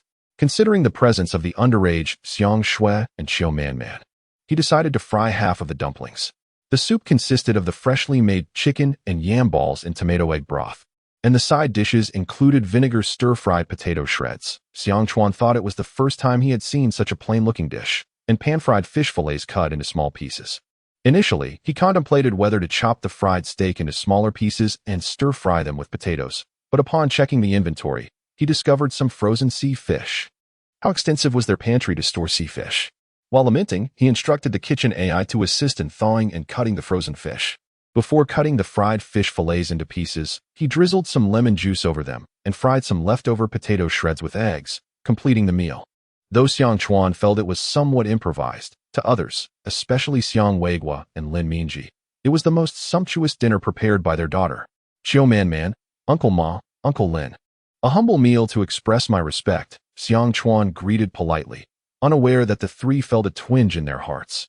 If this was a humble meal, what did their regular fare amount to? MANHUA, not one to hold back, had observed the entire cooking process and was the hungriest among them. He scooped a meatball with a spoon, taking a bite. The chicken, mixed with yam paste, was incredibly tender, enhanced by the sweet and sour tomato egg broth, a delightful appetizer. He devoured 3 before considering tasting something else. He picked up a steamed dumpling with his chopsticks, inspecting it from all angles. The dumpling's skin was white and tender, and with Xiang Chuan's generous filling, the crescent-shaped dumplings appeared plump and quite adorable. Taking a bite, the sweetness of the cabbage combined with the beef's flavor nearly caused him to bite his own tongue. "Uncle Ma, you can dip it in vinegar," Xiang Chuan suggested.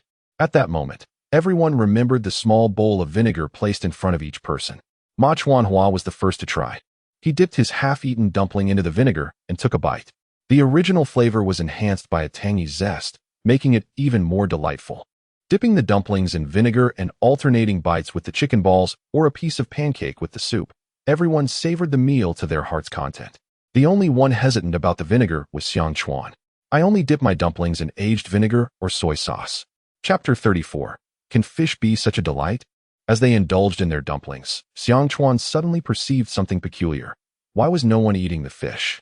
The vinegar-fried shredded potatoes and the pan-fried fish fillets were served on 4 large platters, 2 for the adults and 2 for the children.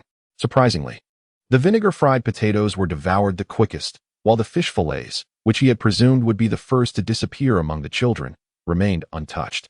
Why is no one eating the fish fillets? The ocean fish are so fragrant. Xiang Chuan called out. To his astonishment, everyone froze momentarily, casting him complex glances. He shrank back, utterly perplexed. "Xiao Chuan, perhaps we should leave the fish." Lin Yu spoke gravely, and the others nodded solemnly. It turned out that earlier that day, the group had been treated to a lavish seafood feast by the diplomatic delegation at a hotel, where they tasted dishes crafted by the chefs accompanying the first ship's expedition. What could be more delightful than seafood? Thus, the lunch had transformed into an extravagant all-fish banquet, much to the delight of the other departments. But a source of distress for Lin Yu and his colleagues from the Cultural Bureau and the U.S. Young Company's Hospitality Division. During the all-fish feast, the 6 of them had to muster all their acting skills to swallow the offensive fish soup, all the while maintaining impeccable smiles. Once they left the hotel and settled into their car, everyone instinctively reached for their juice-filled water bottles, chugging down half a bottle to cleanse the taste from their mouths. Xiang Qi and Xiang Shui had shared their meal boxes entirely with classmates, leaving them with no choice but to endure the school cafeteria's priciest beef fish soup. Qiu Manman, who generally detested the flavor of fresh fish soup, kept her distance.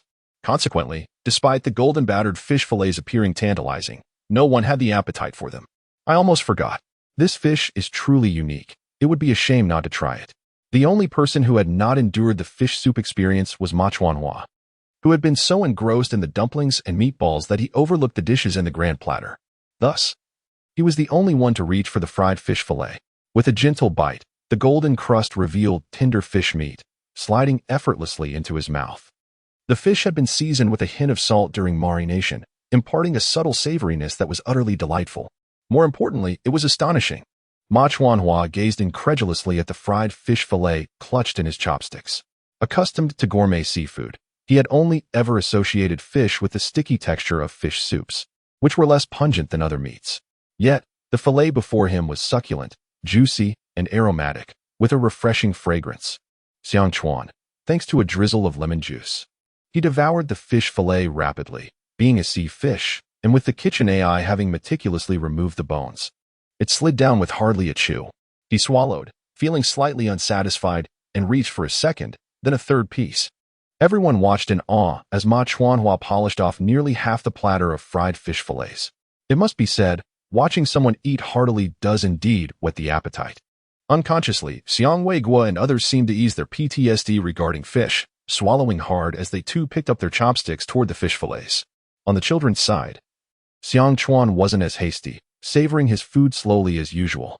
However, the sight of the tender fish meat peeking through the golden crust was a tremendous temptation for the other 3. The first to succumb was Qiu Manman, who initially could not accept fish in liquid form. However, seeing the solid fish meat before her, which smelled delightful, she thought, "Perhaps I can eat this?" Tentatively, she picked up a piece, biting into it with trepidation. To her surprise, instead of the fishy taste she had previously experienced, she was greeted with an indescribable sweetness and tenderness. "Is this really fish?" She stared wide-eyed at the fish fillet in her bowl, feeling more astonished than when she had tasted the meat buns and steamed bread that morning. "Manmanjia, how is it? Is it delicious?" Xiang Shui whispered, sitting beside her. At that moment, Qiu Manman had just taken a large bite of the fish fillet. Hearing the question, She quickly nodded vigorously, wanting to say something, but Xiang Chuan interjected. Finish eating first. Be careful not to choke. Watching Chiu Man devour the fish fillet quickly, Xiang Chuan sighed in relief. Thankfully, this was sea fish, and the chef had thoroughly removed the bones. Otherwise, with everyone eating so ravenously, who knows how many would choke on fish bones. It's delicious, so delicious, Chiu Man exclaimed. I usually detest fish, but this, fried fish fillet. Yes, fried fish fillet, Xiang Chuan echoed. Exactly, fried fish fillet. Chiu Man eagerly added another piece to her bowl, noting that it lacked the slimy, fishy taste of liquid fish dishes. It was so fragrant and delectable. With Chiu Man's enthusiastic endorsement, the other two children could no longer hold back. Within 10 minutes, both platters of fish fillets had been consumed by more than half. Had it not been for Xiang Chuan's concern that they might grow weary of the fried food, urging them to drink more soup or beverages to cleanse the greasy feeling, they might have devoured it all in one go. After the meal, Xiang Shui pulled Chiu Man and Lin Mingji to the entertainment room to stream the latest 2 episodes of Empresses in the Palace. Xiang Weiguo and Xiang Qi chatted with Ma Chuanhua in the living room, while Xiang Chuan retreated to the kitchen to tinker with something. In the living room, Ma Chuanhua patted his stomach. Typically, he was very disciplined with his diet, yet today he completely broke that habit, not only eating with remarkable speed, but also overindulging. Seeing this, Xiang Chuan promptly poured him a glass of apple juice to help settle his stomach. Xiao Chuan's culinary skills are indeed impressive, Ma Chuanhua remarked, then chuckled. I wonder how the 4th ship's crew would react if they knew someone could prepare seafood better than they do. Upon hearing this, Xiang Weiguo and Xiang Qi also laughed. The 4th ship was the only one to simulate Earth's ocean environment, with marine areas occupying 2/3 of the main ship, making it the sole source of seafood among the 12 expeditions. Many affluent individuals flocked to the 4th ship during long holidays or ship exchanges to enjoy authentic seafood, making it the wealthiest of the 12 expeditions. Does this not exemplify the marvels of ancient culinary techniques? Xiang Weiguo mused as he gazed meaningfully at Ma Chuanhua. Understanding the implication, Ma Chuanhua nodded with a smile, glancing toward the kitchen, where the sound of mixing could still be heard. He noticed the figure of a young girl bustling about, and for some reason, watching her industriousness filled him with a gentle sense of anticipation. I sincerely hope this will mark a significant milestone on our path to transformation. Ma Chuanhua removed his glasses and opened his terminal, where the words Community Establishment Application stood out prominently.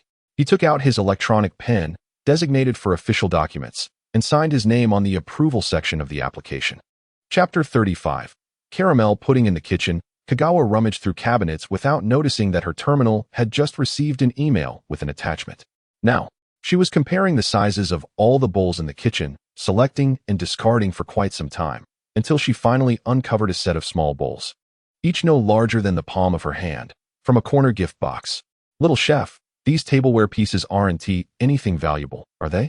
Kagawa asked, glancing at the elegantly packaged box, which was slightly dusty, feeling a twinge of anxiety that it might be something precious.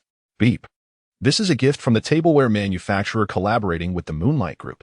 Since young Master Xiangqi and Miss Xiangqi are not interested in decorative items, the servant placed them in the cupboard. Who would gift small bowls as decorative items? Kagawa pondered, but at least they were just right for her current needs. After tidying up, she found nearly 20 small porcelain bowls, just the right amount. Little chef, please assist me in preparing milk, eggs, oil, and white sugar. She poured a spoonful of oil into a small bowl, realizing that ideally, a layer should be smeared on with absorbent paper.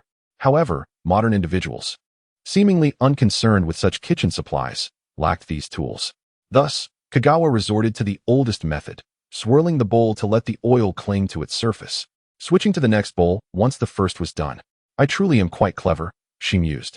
That was until she handed the task over to the kitchen AI, who effortlessly extracted a soft, gel-like substance, poured oil from the jar onto it, and then smeared it onto the small bowl with impeccable precision. Oil-absorbing gel, a modern kitchen tool designed to adhere to liquid food items. Kagawa reflected, astonished by the advancements of contemporary cooking. I must remember to check what convenient tools the kitchen AI has before beginning any task next time. After confirming that the gel was brand new and not an old item used for absorbing oils from unknown substances like fresh fish or noodle soup, Kagawa felt reassured enough to proceed. She heated half of the milk, adding an equal portion of white sugar, and instructed the kitchen AI to stir gently until the milk simmered and the sugar dissolved. Then, she took another small pot, combined white sugar with a splash of water, and placed it on a low heat setting, gradually transforming the sugar into a golden caramel. Suddenly, she paused. What if the caramel didn't pour evenly? She decided to entrust this precise task to the AI, which could perform meticulous calculations. Kagawa retrieved a standard-sized bowl, cracked an egg into it, and whisked it until smooth before gradually adding the hot and cold milk, preparing to strain. Wait, is there a strainer? Little chef, do you have any tools for filtering liquids? Beep. Miss Kagawa, please use this. From the ceiling descended a metallic arm, unfurling into 3 funnel-shaped layers, each with a mesh that transitioned from coarse to fine, until the last layer was nearly imperceptible to the naked eye. Just the second layer will suffice. The third isn't necessary, Kagawa thought, noting that placing her egg milk mixture on the third layer would likely filter out the egg entirely. Beep. Understood. As she placed the egg milk mixture onto the strainer, the once viscous liquid transformed into a silky consistency after passing through 2 layers. Pouring the filtered mixture into the small porcelain bowls, she noticed that the caramel hadn't mixed with the egg milk, providing her with a slight sense of relief. If it had blended, she would have had to pretend she was making caramel-flavored pudding instead of pudding with caramel. Little chef, repeat my previous steps, maintaining the ratio of egg mixture to hot and cold milk at 1 to 1 to 1. Beep. Understood. Just as Kagawa was marveling at how simple the pudding-making process was, she realized she lacked a steamer. What to do? Would inverting a taller soup bowl and placing the small porcelain bowls on top work? No, the steam would surely push the bowls upward, causing the pudding to topple. Drawing upon her scant junior high knowledge, she deduced, what if she placed a large bowl on the water's surface, with the small porcelain bowls nestled inside? Though this would prevent the pudding from being overturned, it wouldn't guarantee that boiling water or condensed steam wouldn't drip into the bowls. She gazed at the array of tableware in the cupboard, her expression conflicted. If only I had an oven, I could simply place the egg milk mixture inside. Making pudding, or even egg tarts would be a breeze. Kagawa silently lamented, wishing she could dash to the living room and plead with her father for an oven. Fortunately, this thought lingered in her mind for no more than 5 seconds, as she recalled a small metal decorative frame in the dining room. Little chef, do you have any strength? Kagawa inquired, looking up. Beep. Miss Kagawa, our maximum output is influenced by the device we are using. We do not possess physical form. Stop. I don't want to hear your explanation of the principles. Kagawa interrupted, perspiration beading on her forehead. She realized that communicating with AI required precise language. What is the maximum output of the device you are currently using? Can you modify that? She pointed toward the 2 palm-sized metallic decorative frames on the counter against the dining room wall. Can you reshape them according to my vision? Beep. Understood. Seeing the arms in action filled Kagawa with delight. It worked. Oh, if only Zhenhuan could appreciate Guijun Wang. He is far more handsome than that old emperor. Xiangxue grumbled from the sofa, clutching a starfish-shaped pillow, while nearby, Xiao Man and the young people in the live stream nodded in agreement with her sentiments. That's not quite right. Zhenhuan is the emperor's wife. If she were with another man, it would be a betrayal of her marriage, Lin Mingji patiently explained. While she found the subtle hints between Zhenhuan and Guijun Wang intriguing, she felt it necessary to instill some basic morals in her young daughter, who was just entering junior high. Otherwise, when she graduated from university and got married, any scandal could adversely affect her future career. Of course I understand that. But these dramas are fictional, right?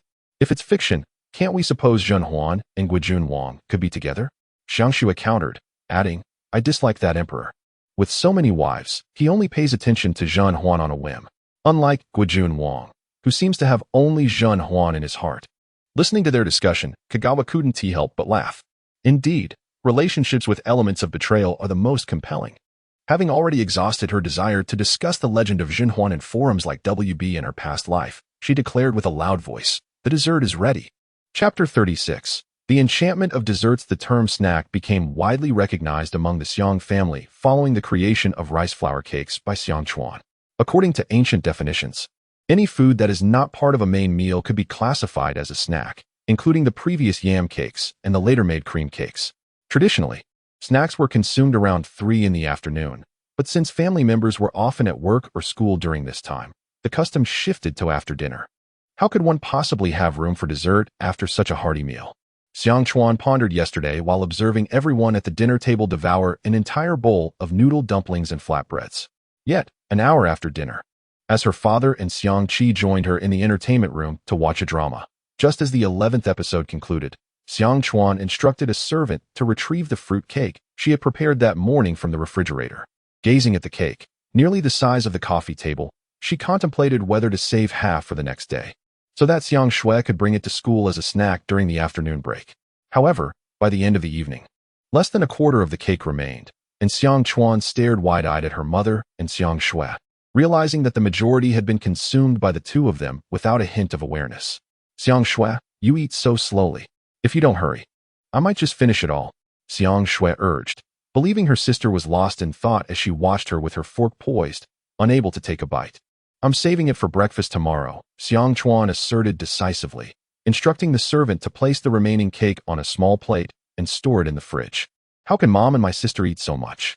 I've already had 3 pieces and feel like I could burst. Is it true what they say about women having a separate stomach for desserts? Xiang Chuan felt she had opened a veritable Pandora's box for her family.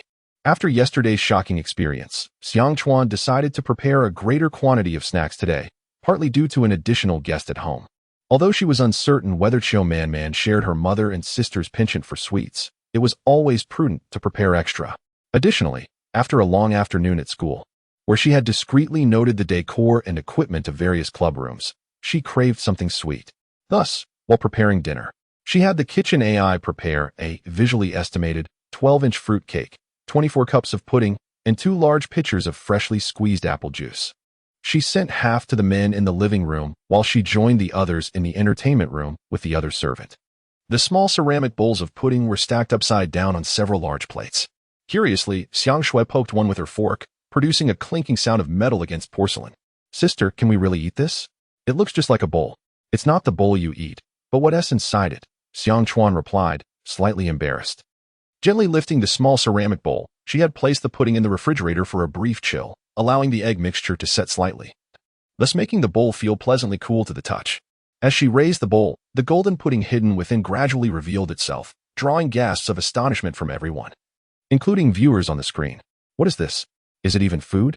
Beneath the porcelain bowl lay a semi-spherical mass that wobbled like a semi-solid liquid, its top coated with a light brown layer from which a few droplets cascaded down its curved surface. Everyone stared in bewilderment. While the previous assortment of snacks could be classified as solid or semi-liquid, this substance defied classification. It appeared liquid, yet maintained a semblance of solidity. Some parents among the audience stroked their chins, noting its resemblance to gelatinous substances. However, when Xiang Chuan gently scooped a portion with a small spoon, it came out perfectly rounded, devoid of any sticky consistency. Servants, please bring the other bowls. Everyone should try this new dessert I made today, called pudding. Pudding? The younger audience members whispered the word several times, finding it quite endearing. Xiang Chuan placed the spoonful of pudding in her mouth, and with a gentle lift of the spoon, it glided effortlessly down her throat. The freshly made pudding, especially one that had been steamed, was delightfully soft. Before she could savor its taste, it was gone. Xiang Chuan nodded in agreement. Indeed, chilling it in the refrigerator enhances its texture. Unbeknownst to her, this action left everyone astonished. She swallowed it whole, without chewing. Xiang Shui could no longer contain herself. She picked up a small dish of pudding and leaned in to sniff it, detecting a faint bitter aroma. Is there such a thing as bitter snacks in ancient times? How peculiar.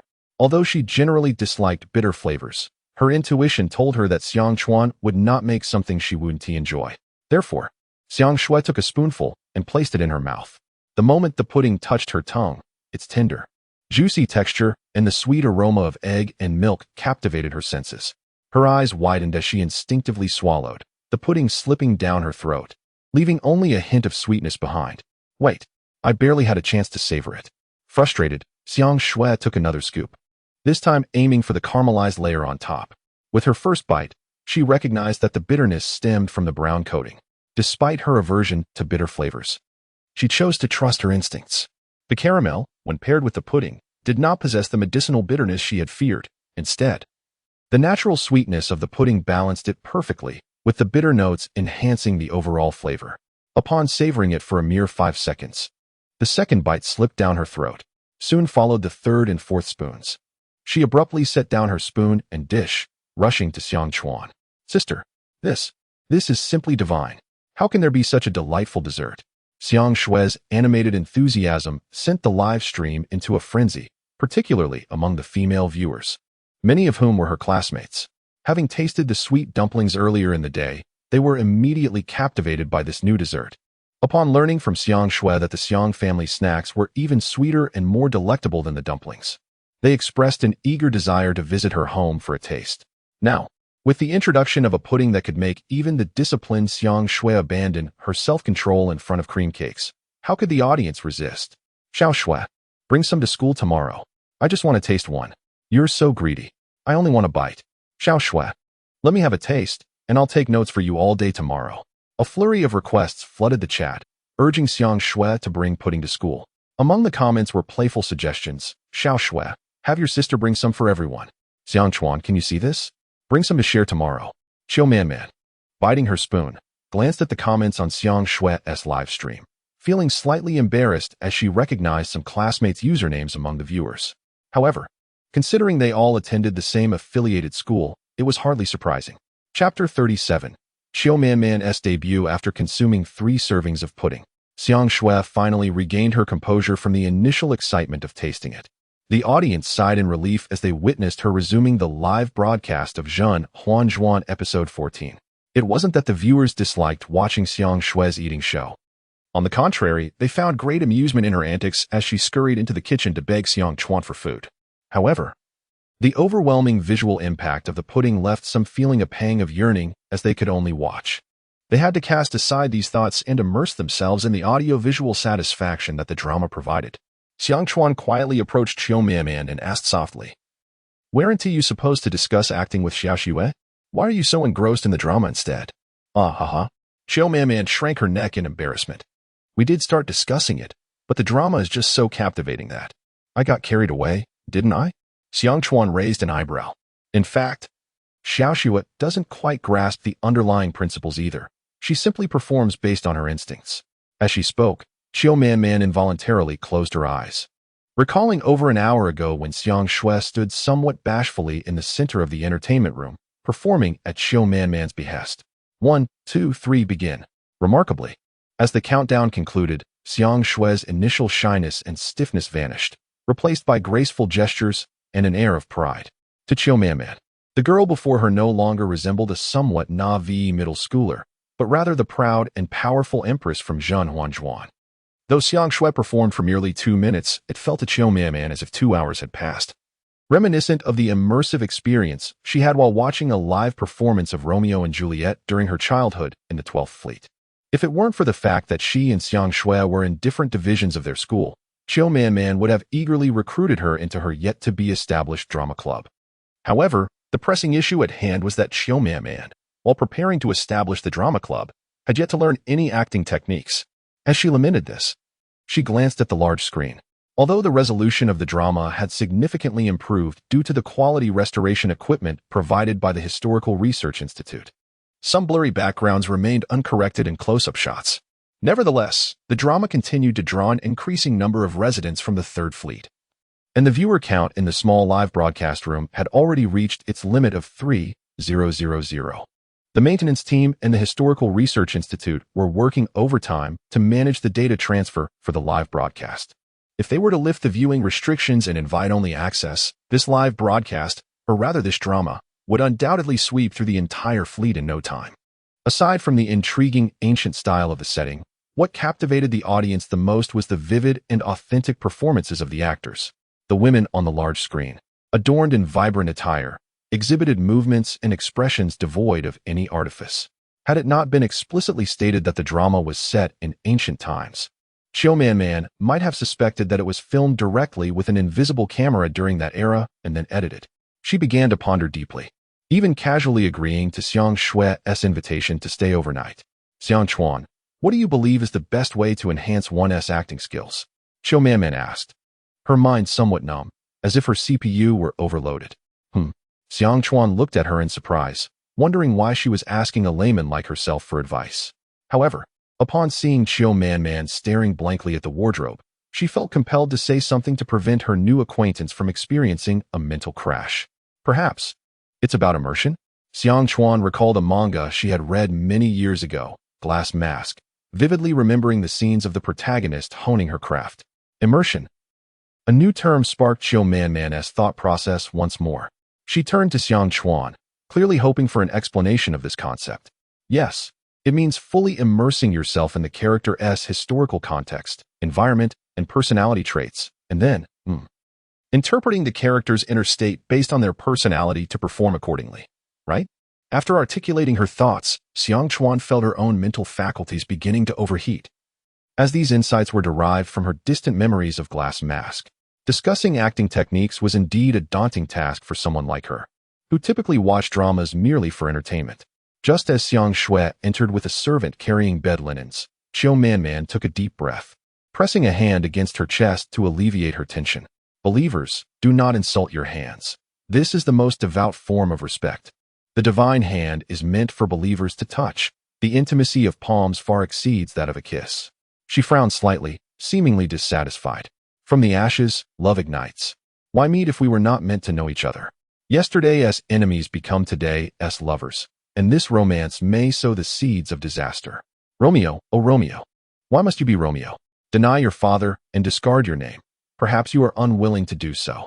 Then, as long as you vow to be my love, I shall no longer bear the Capulet name. Only your name is my enemy. Even if you bear no Montague name, you are still you. Romeo, cast away your name. I would give my entire soul to redeem you from this external title.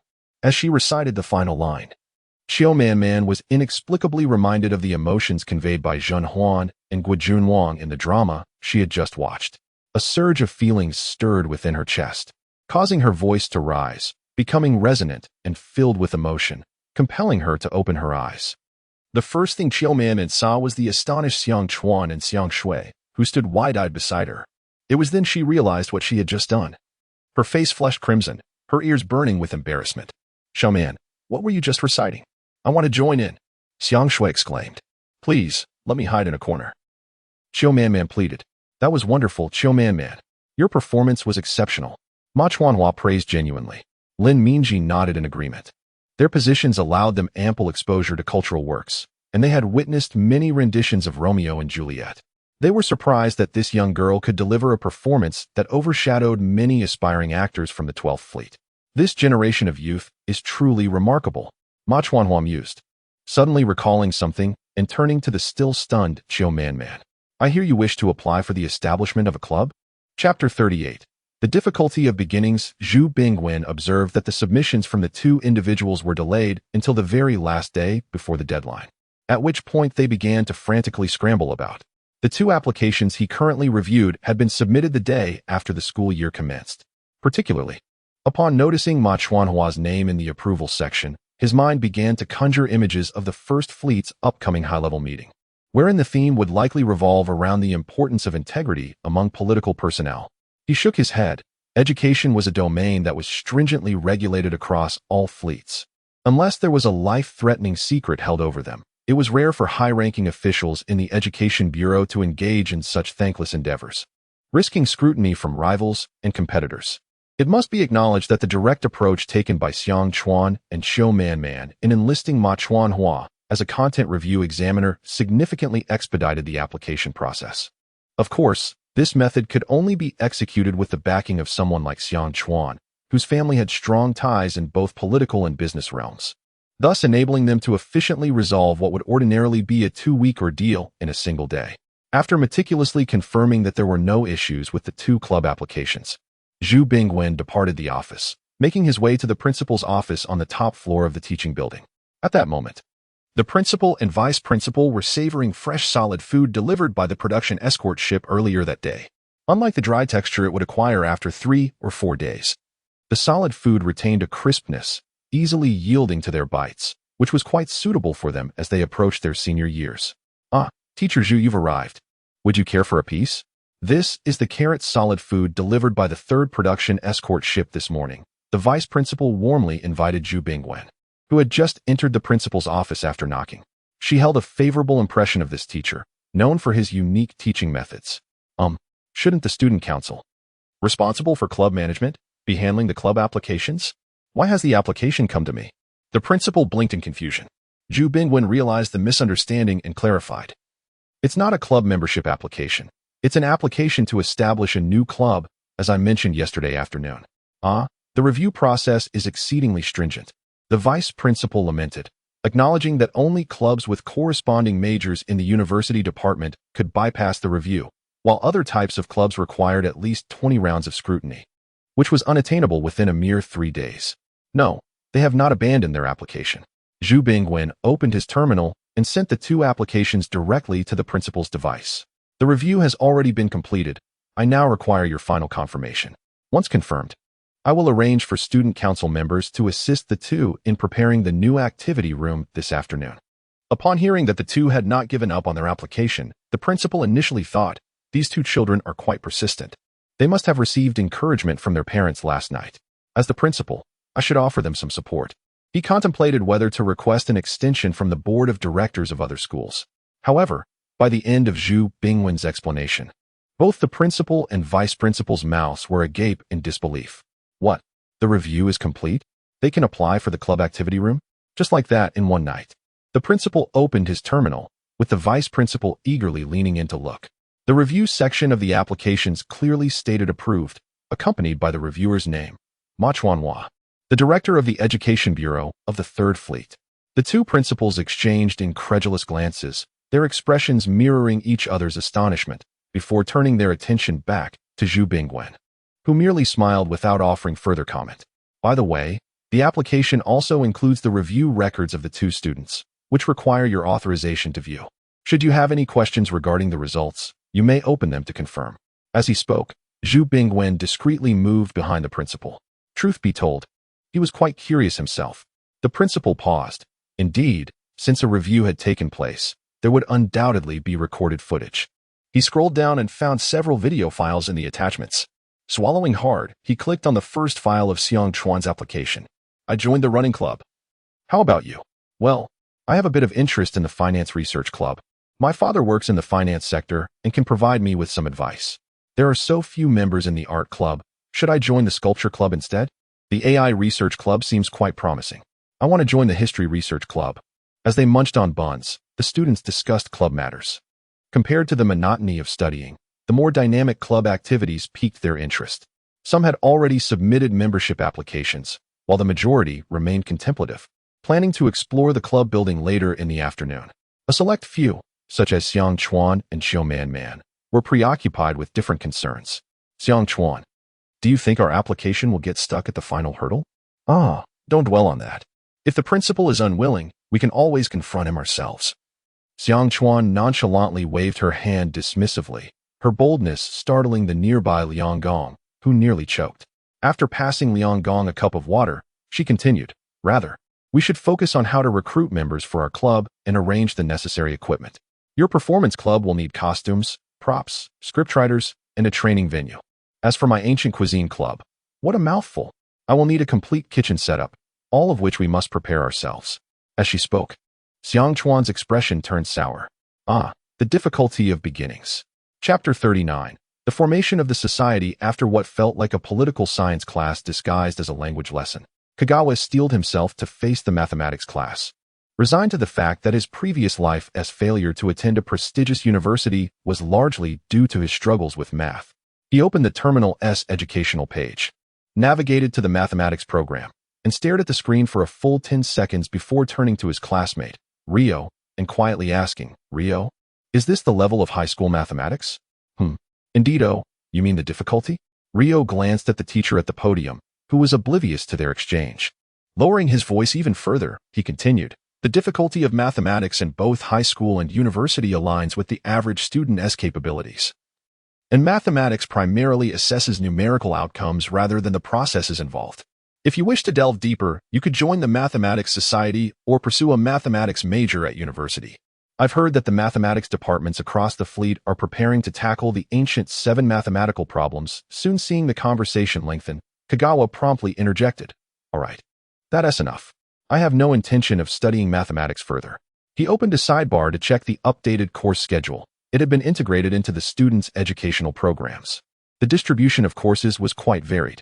Compared to the 21st century, there was no English, as the language had unified, rendering foreign languages obsolete. No politics, as political discussions were now incorporated into language classes, and no physical education, as the entire afternoon was dedicated to club activities. Other subjects such as language, mathematics, history, and physics remained robust. However, the most perplexing was the agriculture course on Fridays. Surely, they wouldn't be expected to farm, Kagawa thought sheepishly. These two children, the principal mused, wiping his mouth with his hand. Having just witnessed Director Ma Chuanhua enjoying a meal prepared from ancient recipes at the dining table, he could hardly contain his saliva. His little mustache was slightly sticky, especially this child from the Kagawa family. It was no wonder he could win over an entire class with food on the first day, even giving them the courage to eat in front of the whole school. The principal silently added that he felt somewhat embarrassed about this matter, as he was too bashful to voice it openly. Indeed, she had brought that white food to share with her classmates today.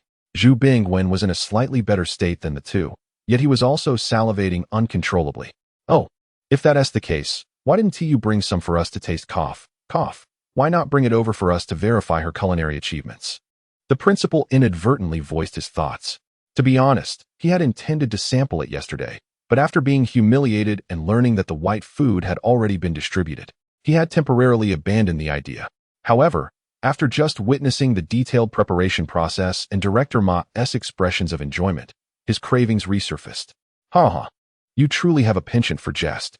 I haven't even had the chance to taste what my students have made, Zhu Bingwen replied with a forced smile, which was indeed the truth, as he had rushed to the principal's office as soon as he received the application and had missed Kagawa's distribution of buns.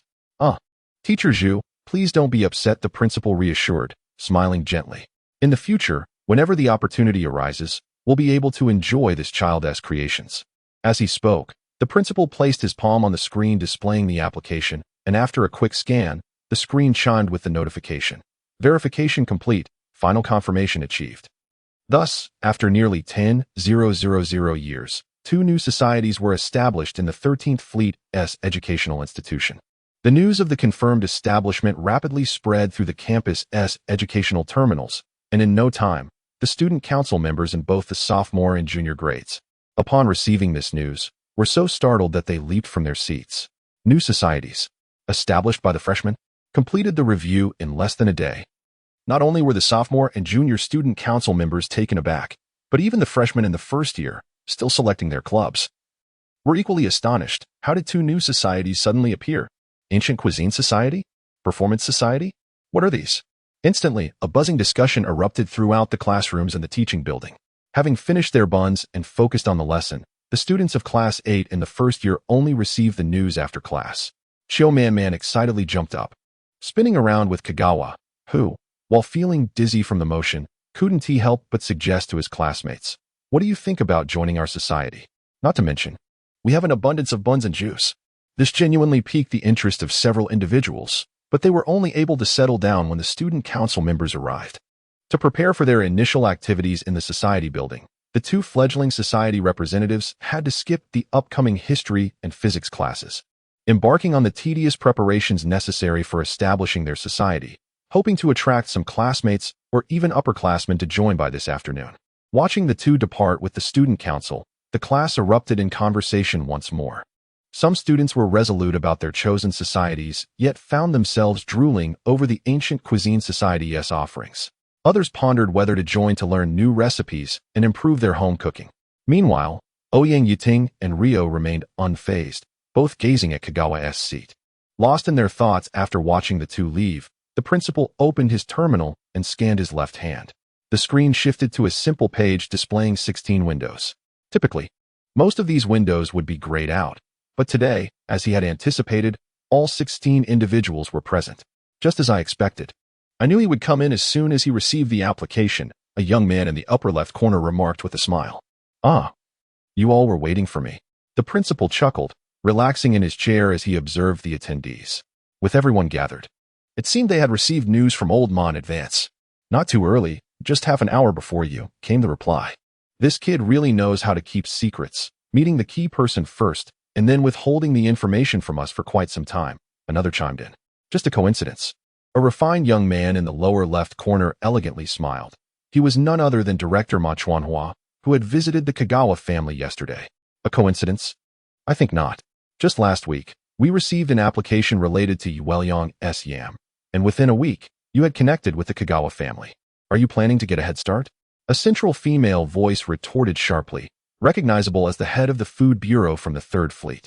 Nevertheless, by fortunate coincidence, we've finally gathered all the pieces together. The elderly man in the center spoke with authority, prompting everyone to fall silent upon his address. Looking at the two applications for society establishment and the application for changing the grain type, he suppressed his excitement and stated, "The seeds have already been sown in the soil. We must nurture their growth and cultivate them into towering trees, unshakable and recognized by all before others even notice their presence." Chapter 40. If there's nothing, build one yourself. Unbeknownst to Kagawa and Man, who were in the student council building, they found themselves at the very heart of a whirlwind. At that moment, they were staring glumly at the distribution map of the activity rooms in the teaching building. The advancement of technology meant that instead of relying on a 2D blueprint, they could now view a 3D model of the architecture. However, as Kagawa gazed at the model, her expression darkened significantly. Although they were supposed to select an activity room, the available options could be counted on one hand, and they were all exceedingly small. The vacant activity rooms included Room 3 on the 14th floor of Building 1, Room 5 on the 18th floor, Room 4 on the 10th floor of Building 2, and Room 2 on the 12th floor. Due to prolonged disuse, these rooms were cluttered with items belonging to other clubs. The student council president explained that once the two of them finalized their choice, they would promptly arrange for the items to be removed and the rooms cleaned. He lightly tapped on the aforementioned activity rooms, and immediately, 3D models of each room appeared, illustrating their layouts. Each room was quite similar, and he casually tossed one of the virtual models upward, enveloping the entire council room in a 3D space, vividly showcasing the actual area of the activity room. Indeed, this was a remarkably convenient feature, far superior to the deceptive 3D panoramic previews of the past. Kagawa thought to herself, maintaining a stoic expression. "Have you selected an activity room?" The student council president asked with a smile. His sophisticated demeanor and warm smile had a calming effect, rendering Man, who was also frowning like Kagawa, hesitant to voice her complaints. However, Kagawa was not swayed by his charm. "President, with all due respect, these activity rooms are smaller than my own room." This was the truth. "I remember you are from the Kagawa family?" he inquired. "Yes, but just to clarify, my room is not particularly large." Although Kagawa's family was affluent, their decor was not ostentatious. Her room was merely the size of a double room in a chain hotel she had previously stayed in, far from the exaggerated grandeur of rooms depicted in melodramatic dramas or presidential suites in luxury hotels. Therefore, when she deemed the activity room small, she truly meant it. Imagine trying to store ingredients and arrange cooking equipment in a room barely half the size of a classroom. Kagawa glanced at Man, who was applying to join the performance club. "I believe you've heard of the 12th Fleet's performances, even if you haven't seen them. Their need for space is far greater than ours, considering training grounds, changing rooms, and storage for costumes and props. I certainly understand your needs." The student council president replied with a wry smile. "However, the clubs in the student building have been established for many years and have numerous members. It would be unreasonable to ask them to vacate their activity rooms for two new clubs." Upon hearing this, both girls fell silent, and the other members of the council, who had come to assist out of curiosity or to help, cast sympathetic glances at them. Kagawa sighed deeply. She had anticipated this outcome during her visit to the club building the previous afternoon. Every activity room was adorned with various awards and club equipment, and seniors from the second and third years were either enthusiastically welcoming them or engrossed in club activities. She pondered that perhaps if she utilized her family's influence, they might secure one or two larger activity rooms. Yet, this approach seemed futile and would likely engender resentment towards her ancient culinary club. Moreover, Kagawa was not the type to disregard others' needs for her own desires. She couldn't bear to see those young individuals, who had spent 1 or 2 years in their activity rooms with their peers, squeezed into small quarters as they completed their high school lives. To her dismay, she had managed to navigate the seemingly cumbersome application process, but was now stuck at the first step, selecting an activity room. Rubbing her temples, she contemplated, what if we start with the small activity room? Yet, this would not guarantee that a larger room would be available later. The historical clubs were accustomed to their spaces and had no reason to relinquish them for her. Why not just build a new one? Kagawa suddenly recalled a thought that had crossed her mind while grappling with her indecision about club selection the day before. Let us build one, President. Can you contact a construction team? Without hesitation, Kagawa chose the latter option, an endeavor to create a comfortable environment for themselves over merely settling for less. Shio-Man was taken aback, her expression shifting from shock to admiration as she looked at Kagawa, the student council president, who had been sipping water while observing the two girls' troubles, sputtered and sprayed water everywhere upon hearing Kagawa's suggestion, leaving the surrounding council members agape. Wait. Are you two really proposing to construct a new club building? The president hurriedly wiped his mouth with a handkerchief to maintain his composure. Kagawa thought to herself how fortunate it was that paper documents were no longer in vogue, or else the president's outburst would have ruined a stack of papers. I was only suggesting a single-story activity room. Must it be an entire building? Kagawa tilted her head, contemplating her financial limitations and realizing she would need to seek her parents' sponsorship. As she prepared to contact her parents, Kagawa's determination became evident. Are you really serious about this? The student council members were left speechless. Indeed, I agree. The principal's image suddenly appeared on the terminal screen, sitting in his office with an elegant cup in hand, sipping hot water and smiling at the screen. The student council president was momentarily at a loss for words, taking a deep breath to collect his thoughts before speaking. No, principal, what we are discussing is about the activity rooms for the clubs, correct? The principal interjected, taking another sip of water, his graceful posture making Kagawa wish she could replace the water with tea, though she had yet to locate a tea tree. The 4 remaining activity rooms in our club building have been used as storage for thousands of years, and everyone has grown accustomed to it. Changing this habit won't be easy, and we cannot disrupt the activities of other clubs. Therefore, the only option for Kagawa and Shio-Man is to build new activity rooms. Am I correct? The principal's words rendered the student council president silent. Kagawa looked at him in surprise. He had anticipated this point before she did.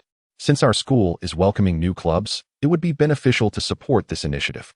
However, please bear in mind that the construction cost will be your responsibility as the school's budget is limited, the principal added with a smile.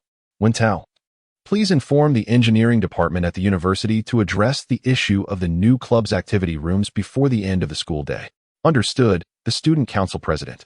Wentao Kai had no further objections and began directing the council members to prepare for the upcoming tasks.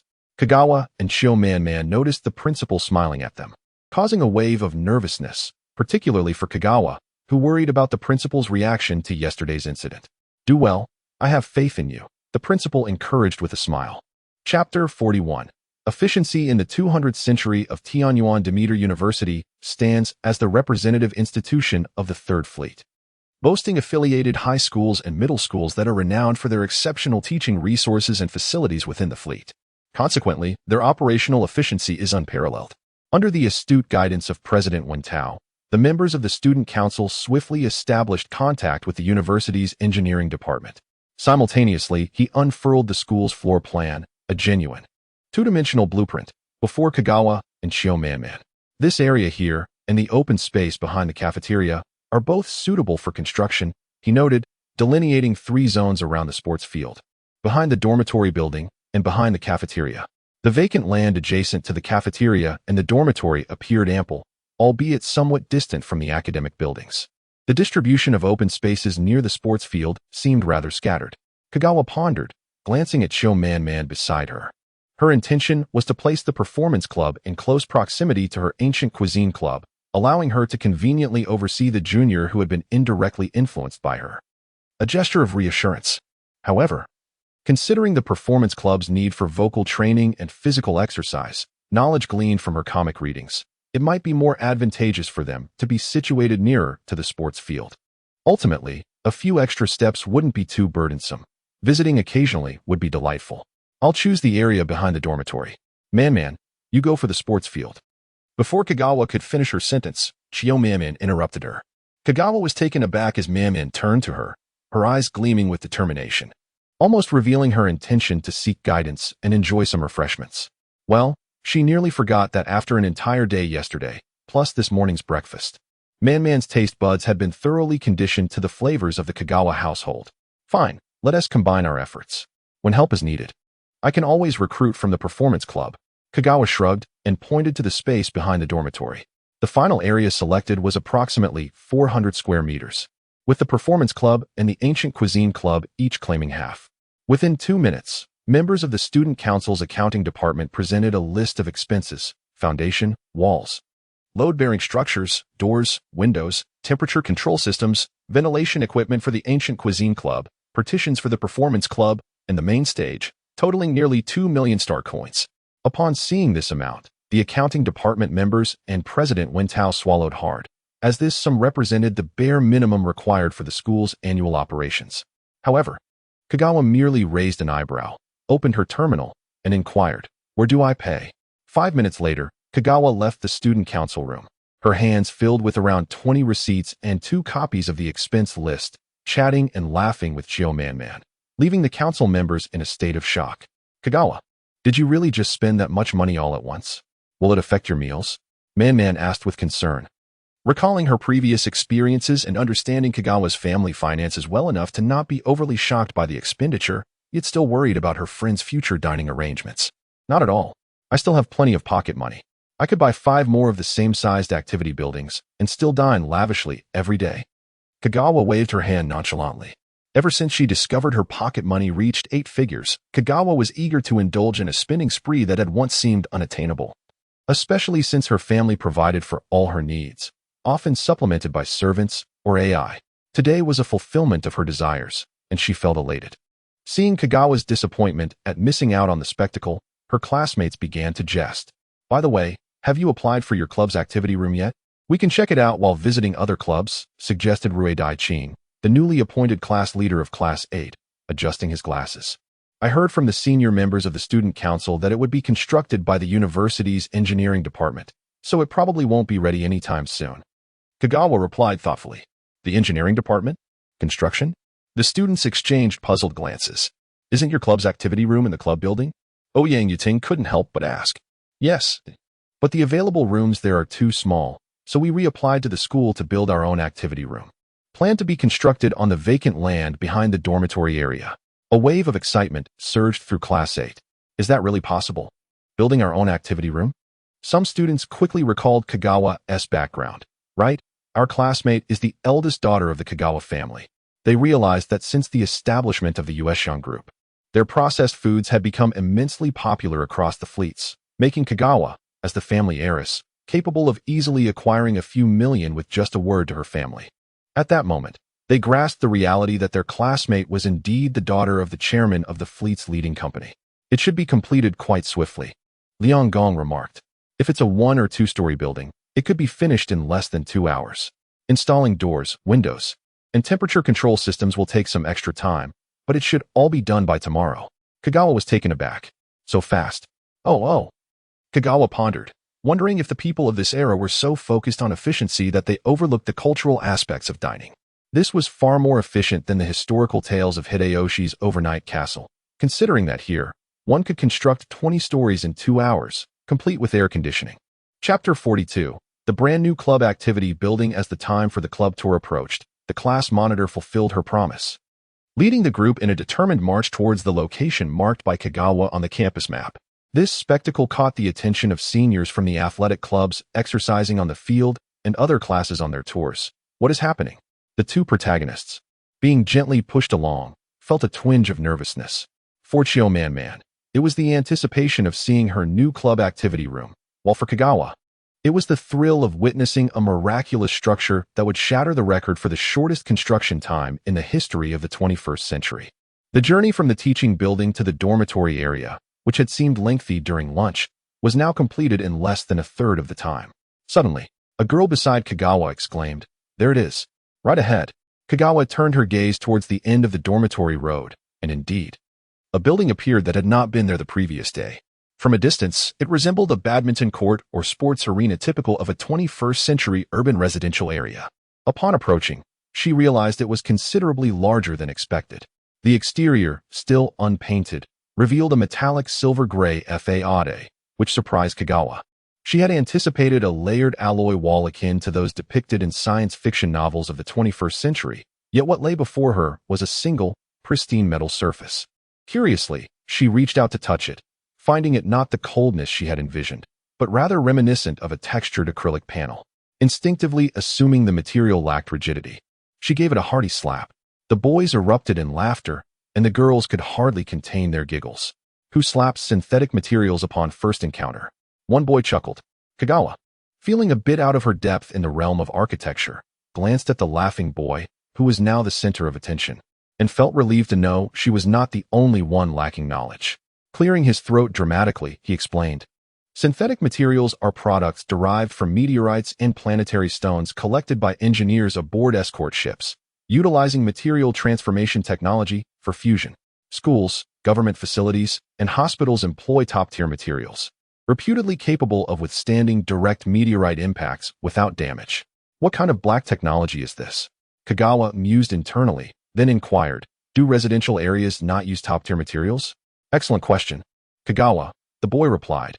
Giving her a thumbs up, Kagawa noted with amusement that this gesture had survived the ages.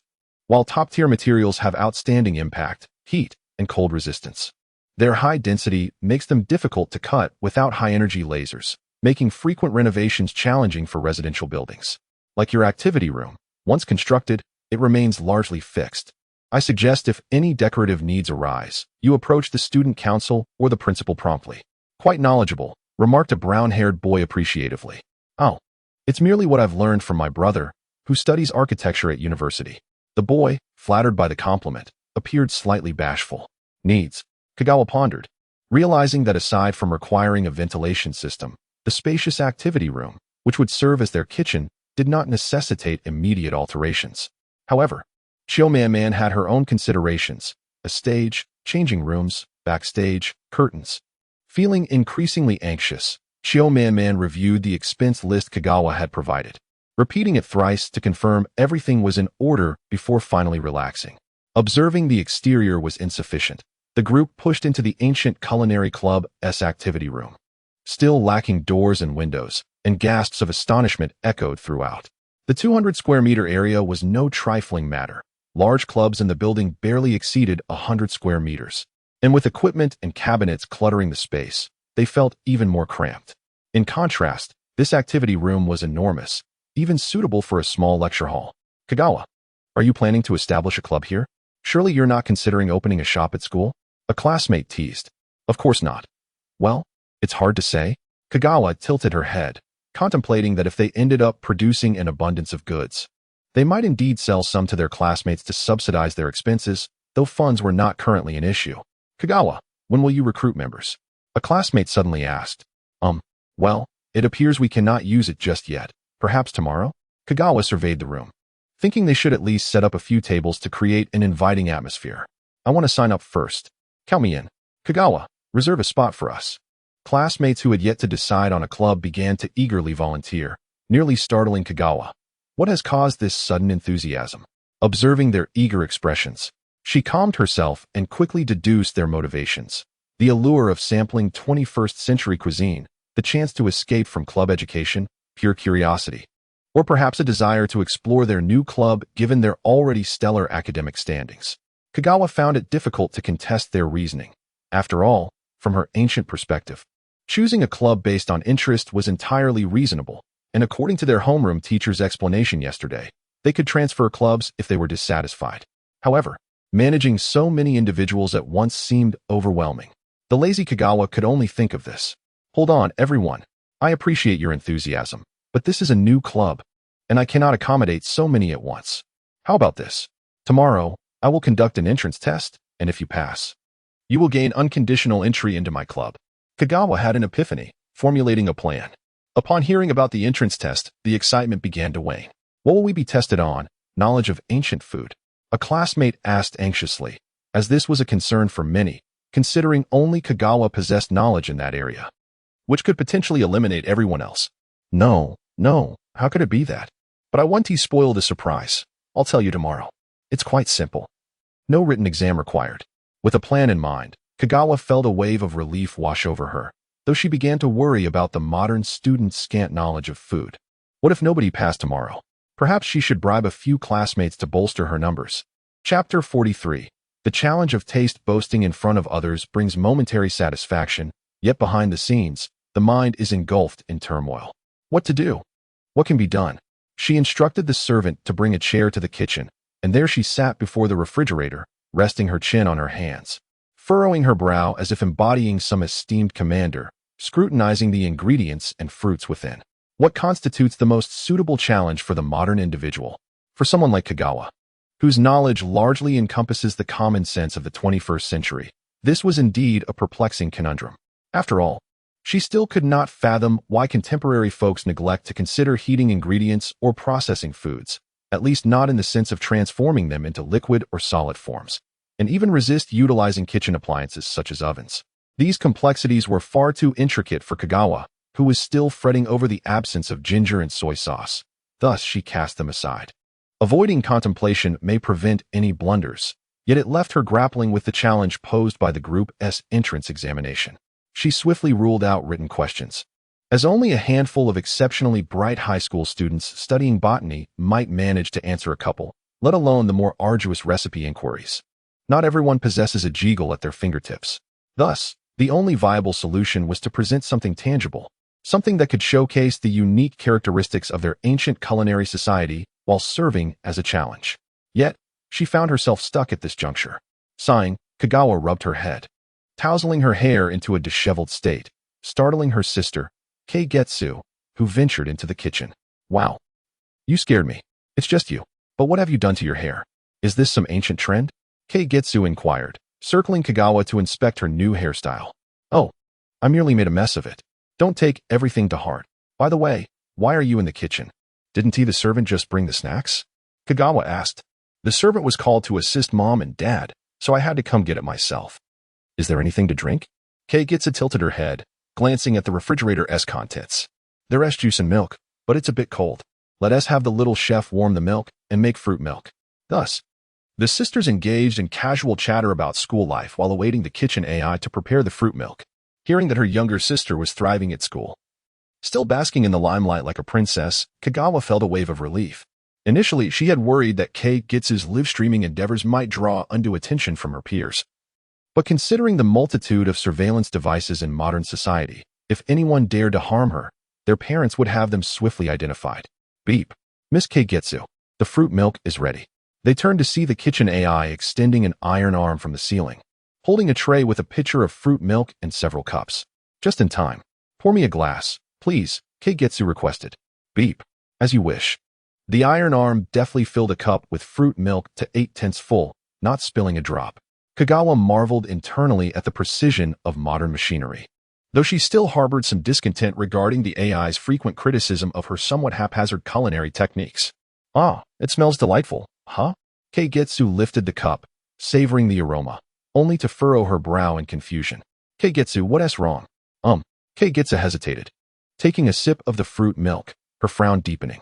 She handed the cup to Kagawa, stating, Sister, something seems off about this fruit milk. What? Off?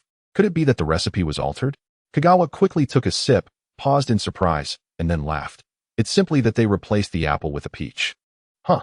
Keigetsu lifted the cup again, tasting it slowly, and nodded. It does taste a bit like peach, and it's rather good. After indulging in so many cakes recently, you can't recall the taste of a peach? Kagawa teased. I only eat peaches during evening snacks, and besides, we never had fruit at home before. They were merely for decoration. Keigetsu defended herself, flustered by her sister's jest. Kagawa shook her head, smiling in silence, recognizing the familiar expression of her sister during moments of playful denial. Fruit? Fruit milk? Kagawa retrieved the inventory list from the pantry, examining the supplies of milk and various fruits, and an idea began to form in her mind. On the third day of school, the last day for newcomers to select their clubs, failure to make a choice would lead them to participate in community service, which held little appeal for the playful high school freshmen. Consequently, many had already settled on their ultimate goals by the morning, and by afternoon, a majority made a beeline toward their chosen clubs. The primary focus of Class 8 was naturally on the theoretically easy Ancient Food Society and the seemingly entertaining Performance Society. SUSI-MANHUA had received the materials Kagawa had organized based on 21st century theater training, succinctly drafted an introduction for the club, and successfully deterred numerous curious onlookers seeking mere amusement. However, a couple of individuals thoughtfully joined the Performance Society, much to SUSI-MANHUA's delight. The club activity building had been finished, Its exterior painted white as per Kagawa's specifications, with the roof eaves adorned in red, standing out amidst the cooler hues of the dormitories. In front of the club activity room hung two nearly 2-meter-tall promotional screens, emblazoned with the words, "Don't miss out. Participate in the entrance test to receive a piece of fruit cake. The mysterious challenge will test your taste buds. Accept the challenge of ancient cuisine with your experienced palate." Students who had never tasted steamed buns exchanged puzzled glances. Taste buds? Palate? What are they testing for? Classmates who had sampled steamed buns. More delicious treats are on the horizon. Among the crowd, Ouyang Yiting frowned. Liang Gong took a deep breath. And the brown-haired boy glanced at the sign with a bored expression before departing the scene. Chapter 44. The formal commencement of the membership review as afternoon descended. Kagawa, bustling in the club activity room, remained oblivious to the throng of dozens gathered outside. She was directing the starfish servants, who had been brought from the dormitory, to arrange the tables and cabinets that had been customized earlier that morning through the university's engineering department.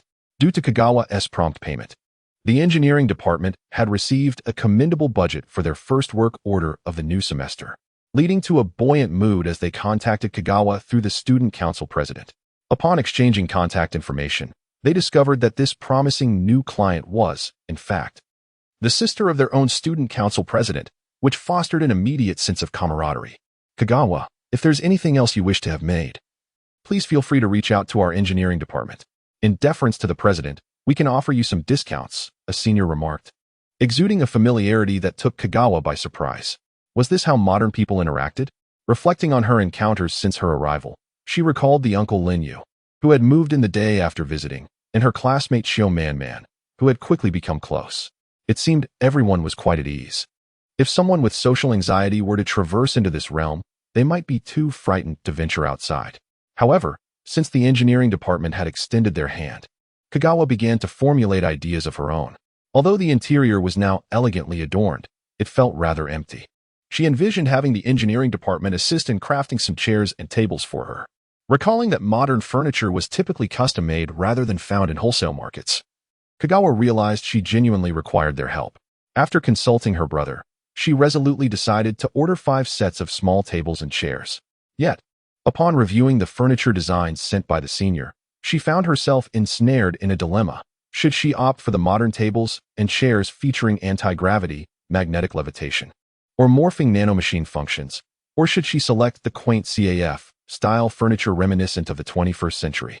Typically, when Kagawa faced such a quandary, she would either abandon the choice altogether or, more often, decide to procure both options. Fast forward to the present, and the scene that greeted her classmates upon entering the club activity room was as follows. Starfish 1, move that table to the right. No, let's leave it on the left. Ah, Starfish 2, that chair has a modern design. Do not place it beside the antique-styled table.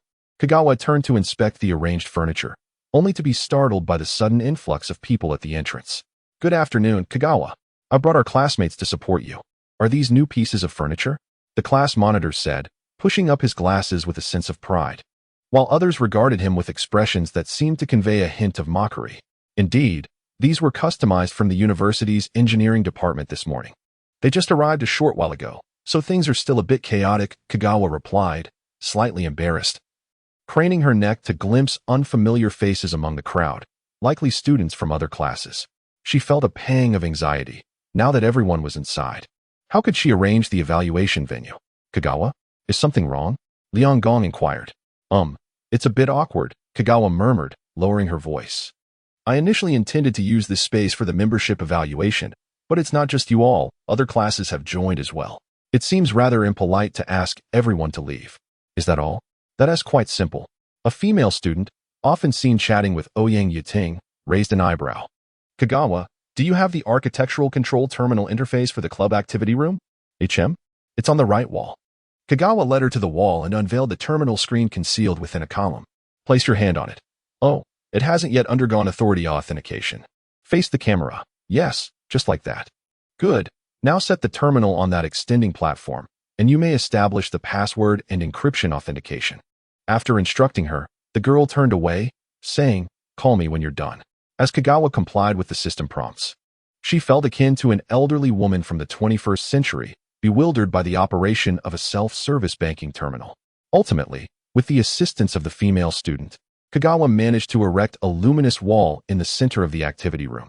Upon witnessing the wall descend, she gasped, her mind going blank. My tables and chairs. However, upon closer inspection, the furniture remained undisturbed. The light wall seamlessly passed through the tables and chairs, effectively filling the gaps and dividing the room in two. What is this? Kagawa was left in a stupor, with several classmates equally dumbfounded. The nano-isolation light screen, typically found in mid to large activity spaces, was a feature often installed in school club activity rooms that frequently required spatial division. It was also utilized in venues for larger events, such as the indoor theater of the 11th Fleet. This wall could only be traversed freely by those possessing the architectural control terminal's usage rights and their authorized entrance, appearing as a formidable barrier to everyone else. Clapping her hands to draw attention, Kagawa faced the nearly 50 individuals in line. Unsure whether to laugh or cry, she maintained a smile. Thank you all for coming to our ancient food club. I appreciate your patience. Please line up in an orderly fashion. Those with authorization may enter the wall for the membership evaluation. As she spoke, two small starfish servants approached, each carrying a tray, revealing an array of delightful items that captivated the crowd. What is this? Each tray bore a triangular slice of cake, accompanied by the tableware Kagawa had arranged with the Wei Kingdom the previous day. However, the turnout had exceeded her expectations, nearly doubling the anticipated number of attendees, resulting in a shortage of forks. Consequently, they would have to rely on chopsticks as a substitute. After all, many people from Huaxia had, at some point, used chopsticks to eat cake. Thus, Kagawa reassured herself that using chopsticks would suffice. Moreover, modern individuals were unfamiliar with the tableware designed for cake, so it would suffice to consider chopsticks as an adequate means of enjoying the dessert. Kagawa resigned herself to this reality. The only solace was that there was enough cake to go around. The initial 2 slices per person had been reduced to 1. The 2 small starfish delivered the trays to the neatly arranged line of attendees, who eagerly picked up a plate, their curiosity piqued. Some inspected the cake from various angles, while others leaned in to sniff it. A few poked at the cream or cake base with their chopsticks or forks, yet no one dared to take a bite. At the forefront of the line, Ouyang Yuting concluded her examination first, using her chopsticks to lift a small piece of cake to her mouth. The moment she tasted it, she was enveloped by an unparalleled softness and sweetness, as if the tension of the afternoon melted away. Instinctively, she took a gentle bite, recognizing a flavor reminiscent of her memories, causing her to pause and scrutinize the cake again. Others soon followed suit, some hastily and others more slowly, eager to partake in the cake. Just as Liang Gong was about to spear a small piece, a small starfish appeared before him. Authorization complete. Please proceed behind the wall for the membership review test. Liang Gong. I haven't even taken a bite yet. Why must I go in now? Chapter 45. Enthusiasts of fruits. Ah, Liang Gong, you've come in so soon? As Liang Gong stepped into the room with a cake in hand, Xiang Chuan was arranging 3 opaque sealed cups on the table, her expression one of surprise at his early arrival. The little Xing? The servant let me in and authorized my entry, Liang Gong replied, a hint of nervousness evident as his hand trembled slightly while holding the cake plate. That must be because I was too slow in organizing everything, Xiang Chuan said with an embarrassed smile. Please take a seat. Don't just stand there. Set the cake aside for now. We'll indulge in it after the assessment. After placing the cake down, Liang Gong settled onto a sofa, curiously running his fingers over its surface. This sofa, custom-made by Xiang Chuan for the engineering department, differed from the modern floating sofas or anti-gravity chairs. It provided a reassuring sense of stability as it did not allow free rotation. The leather, crafted with contemporary techniques, appeared coarse yet felt surprisingly soft to the touch. While Liang Gong examined the sofa, Xiang Chuan positioned herself opposite him, placing the 3 cups before him and inserting straws. Thus, the assessment officially begins. Please take turns sampling the 3 cups and identify the ingredients of the liquids. Guess the ingredients? Liang Gong felt a wave of uncertainty wash over him. He had always found liquid foods to have similar tastes, unable to distinguish one meat from another. His mother often fretted over this, concerned about his future in the family business. Now faced with an assessment based on liquid foods, alas, it seemed he was destined to part ways with this club, having initially hoped to learn the recipe for chicken buns here. He sighed and picked up the middle cup, taking a tentative sip through the straw. Wow! Liang Gong's eyes widened in astonishment. This was not the thick, syrupy texture of typical liquid foods. It was a gentle liquid reminiscent of water, and the flavor. He took another sip, disbelief creeping in. This was unmistakably the taste of a familiar plant. Instinctively, he glanced at the cake beside him, which featured cream layers interspersed with colorful chunks. He had just been wondering if those were fruits. And now he could say with absolute certainty, they were indeed fruits. The liquid he was drinking was a rich concoction infused with fruit essence. How is it? Can you discern the flavor? There are two types of liquid used, and identifying one of the ingredients will suffice for the first question. Xiangchuan appeared outwardly confident, though her heart raced with anxiety.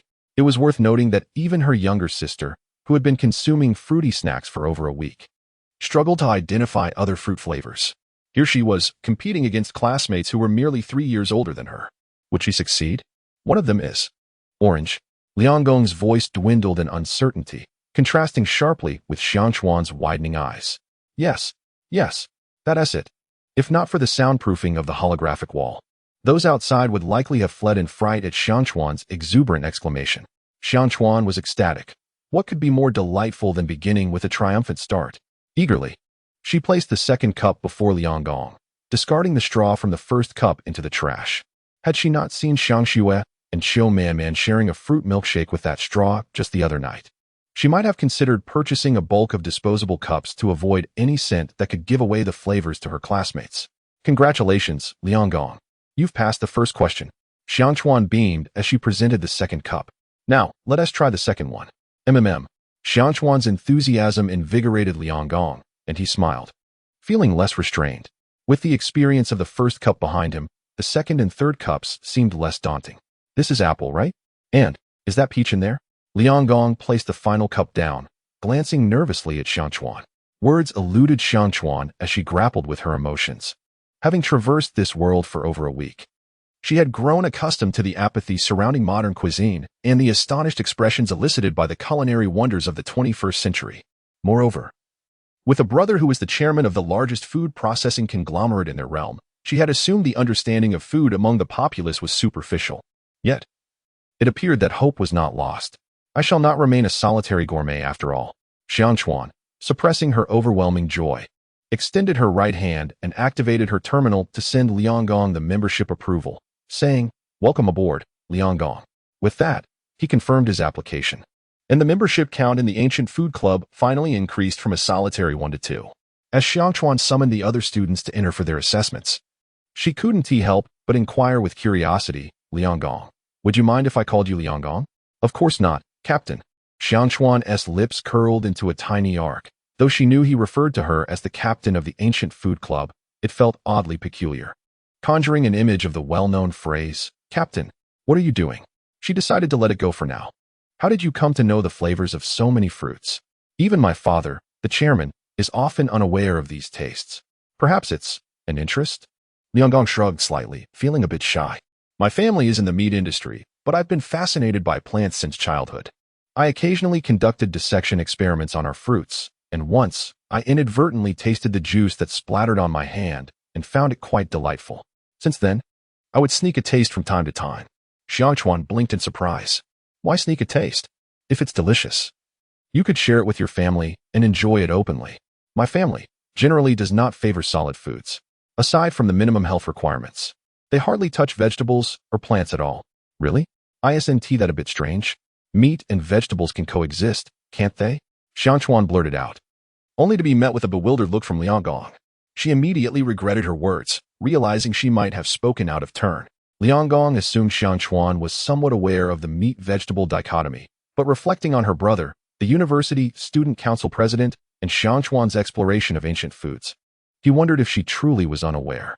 After a brief contemplation on the excessive protection from the Xiang family towards their captain, Liangong succinctly explained the current state of the agricultural industry. In essence, as the demand for food dwindled to merely meeting health standards, the supply far exceeded demand. This led to urgent adjustments in the scale of production among the various factions, particularly concerning flour and rice, which were the primary sources of starch.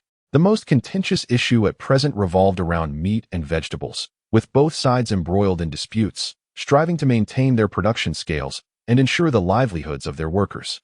Kagawa furrowed her brow. She had long been aware of the reduction in the scale of production escort vessels, Yet she had not anticipated that the livestock and agricultural sectors would also be adversely affected. She hoped that her father's endeavors would soon alter this predicament. Or perhaps she might find Jiang soon to concoct a pot of sauerkraut and pork, thereby diffusing tensions on both sides. "Hello, I am here for the assessment test." The entrance of her second classmate interrupted Kagawa's train of thought. "Hello," Kagawa greeted warmly, inviting the other to take a seat as she prepared to commence a new round of evaluations. Never mind it, at present. She had only a 16-year-old classmate who had sampled a few fruits beside her. Such matters were beyond her concern. It was far more pressing to find ways to increase the number of regular members in her club's activity room. Chapter 46. The Fruit Connoisseur. Following the auspicious start brought by Liang Gong, the subsequent evaluations fell into an anticipated impasse.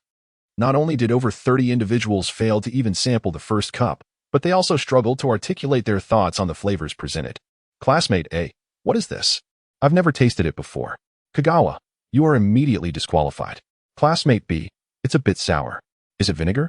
Kagawa, "At least you have some sense of taste." But still disqualified. Classmate C, "Kagawa, you aren't using that new liquid food your father is developing to test us, are you?" Kagawa, "My father is still asking me for the recipe." Disqualified. Classmate D, "I refuse to drink it. How do I know you haven't added anything strange? Show me the ingredient list." Kagawa, "If you see the ingredient list, it's already all revealed to you." Disqualified. Ouyang Yiting's close friend. Kagawa, "This is quite delicious. May I return next time to try more?" Kagawa, "I'll think about it." She suspected this individual was merely here to mooch off the food. Disqualified. As Kagawa's expression shifted from initial anticipation to a forced smile, eventually culminating in a deadpan gaze, Liang Gong, who was beside her assisting with refills, shared in her exasperation. Sigh. When the 40th participant left the evaluation area dejectedly, Kagawa let out the largest sigh she had in 10 days. With a melancholic expression, she gazed at Liang Gong, who felt a chill from her intense scrutiny. Indeed, it appeared to be a norm that modern individuals knew nothing about basic fruits and vegetables. It was a stroke of luck that someone like Liang Gong could discern flavors accurately. After taking a hearty sip from her water bottle filled with fruit milk, Kagawa adjusted her mindset. One should not harbor excessive expectations of modern individuals.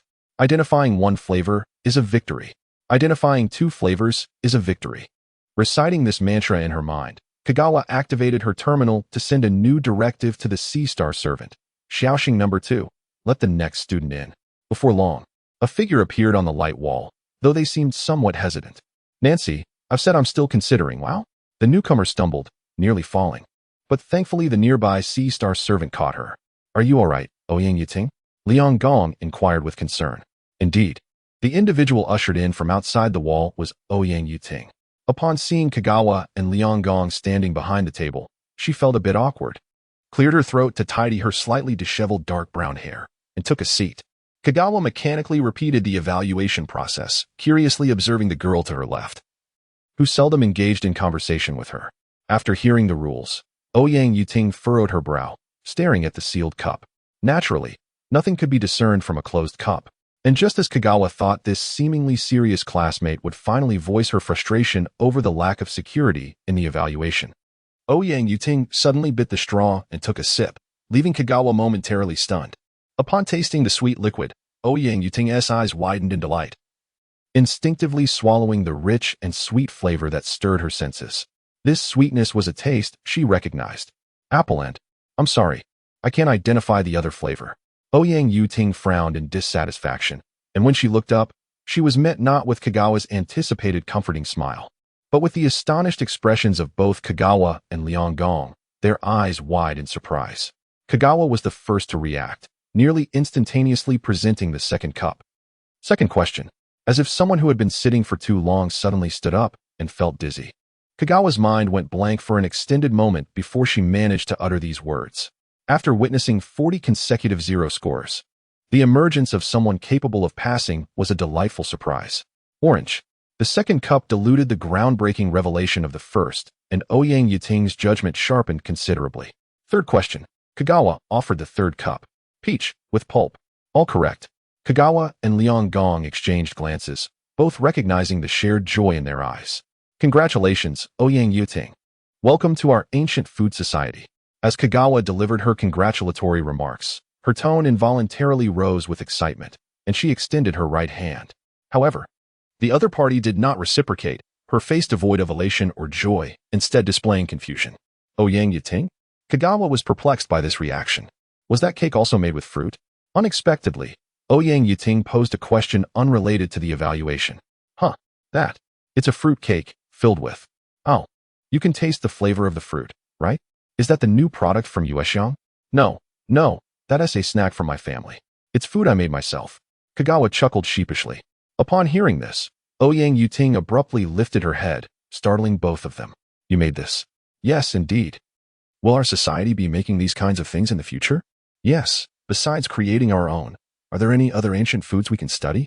Please take care of me, leader.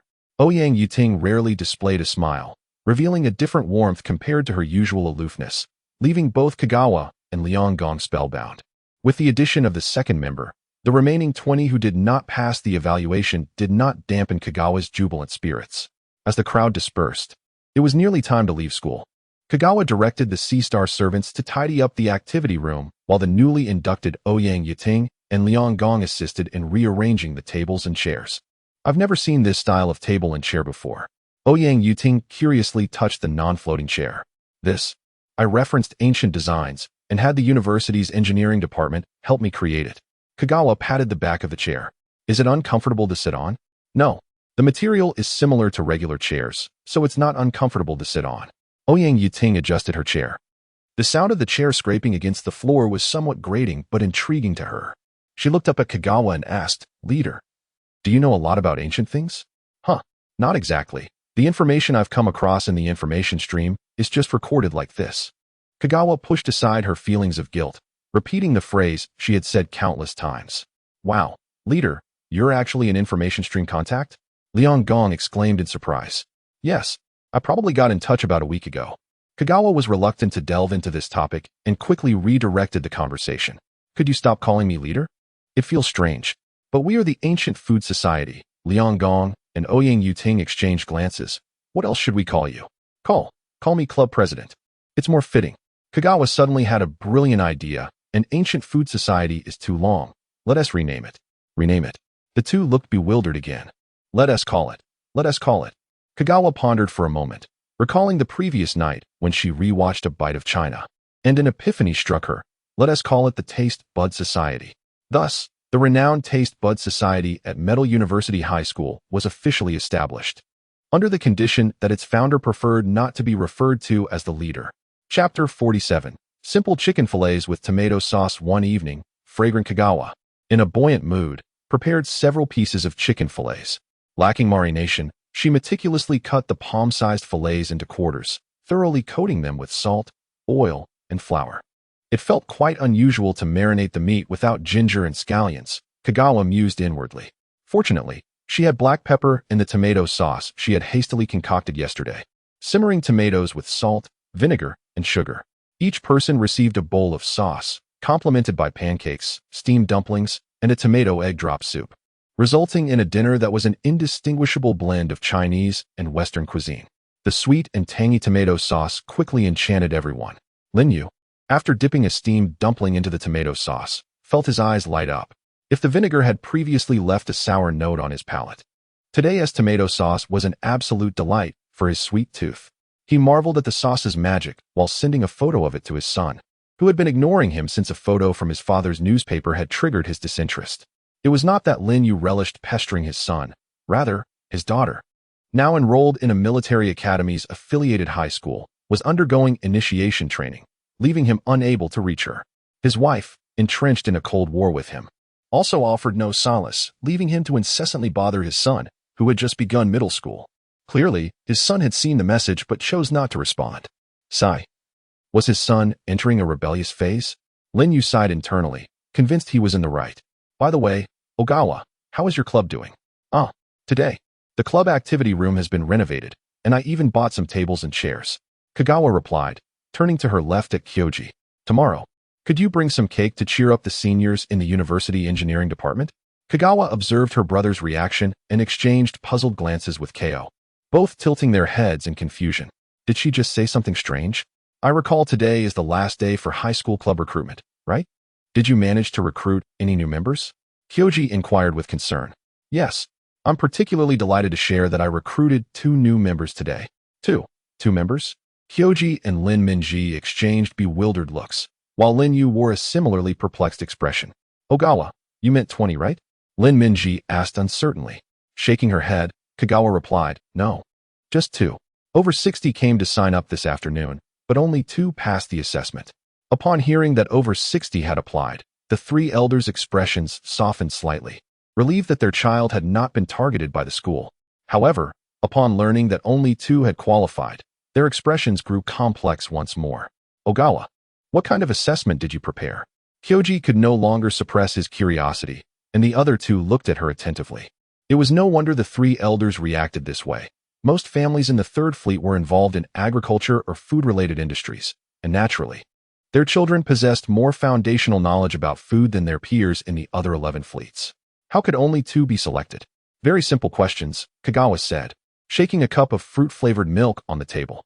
I prepared 3 different fruit milk flavors and asked everyone to guess the types of fruit. If they guessed all 3 correctly, they could join the club. If they guessed 2, they could become probationary members. But only 2 were able to answer correctly. At this, not only the 3 elders, but also Kyoji and Ko wore complex expressions. Is that really simple? It should be noted that after Ko and Kagawa left early in the morning, Kyoji and Linyu, who rarely had the chance to arrive late at the government office, had poured themselves a glass of fruit milk only to discover the taste was off. Assuming there was something wrong with the milk, they rushed into the kitchen, only to find themselves retching and vomiting, startling Kyoji, who had just come downstairs to host a meeting with classmates at home. It wasn't until they inquired with the kitchen AI that they learned the flavor had been unexpectedly changed to peach, leading to a hearty laugh among them. After discreetly instructing the kitchen AI not to disclose this incident, each took a cup of peach milk in silence. These elders, accustomed to modern foods, could not discern the differences in fruit flavors. How could high school students, with only a superficial understanding of food, fare any better? Ogawa, Kyoji pressed his temples, realizing that allowing his eldest daughter to proceed this way was not ideal. Why not recruit a few more members? If there are other activities in the high school department, managing your ancient cuisine club with just 2 members will be quite challenging.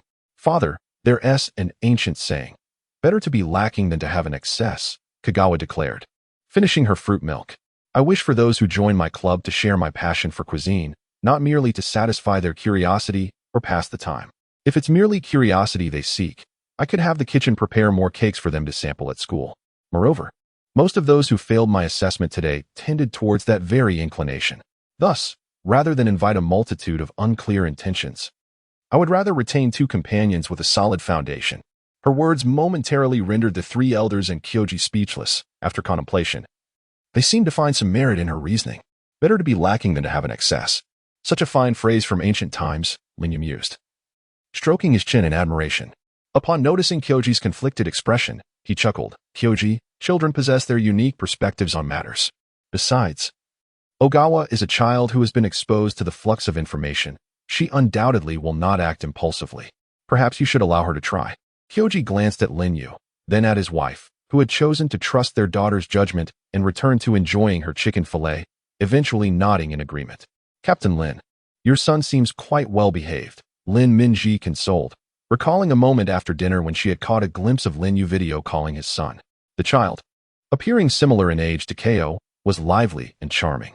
At this remark, Kyoji silently patted Linyu's shoulder in comfort, embodying the notion that every family has its own unique challenges.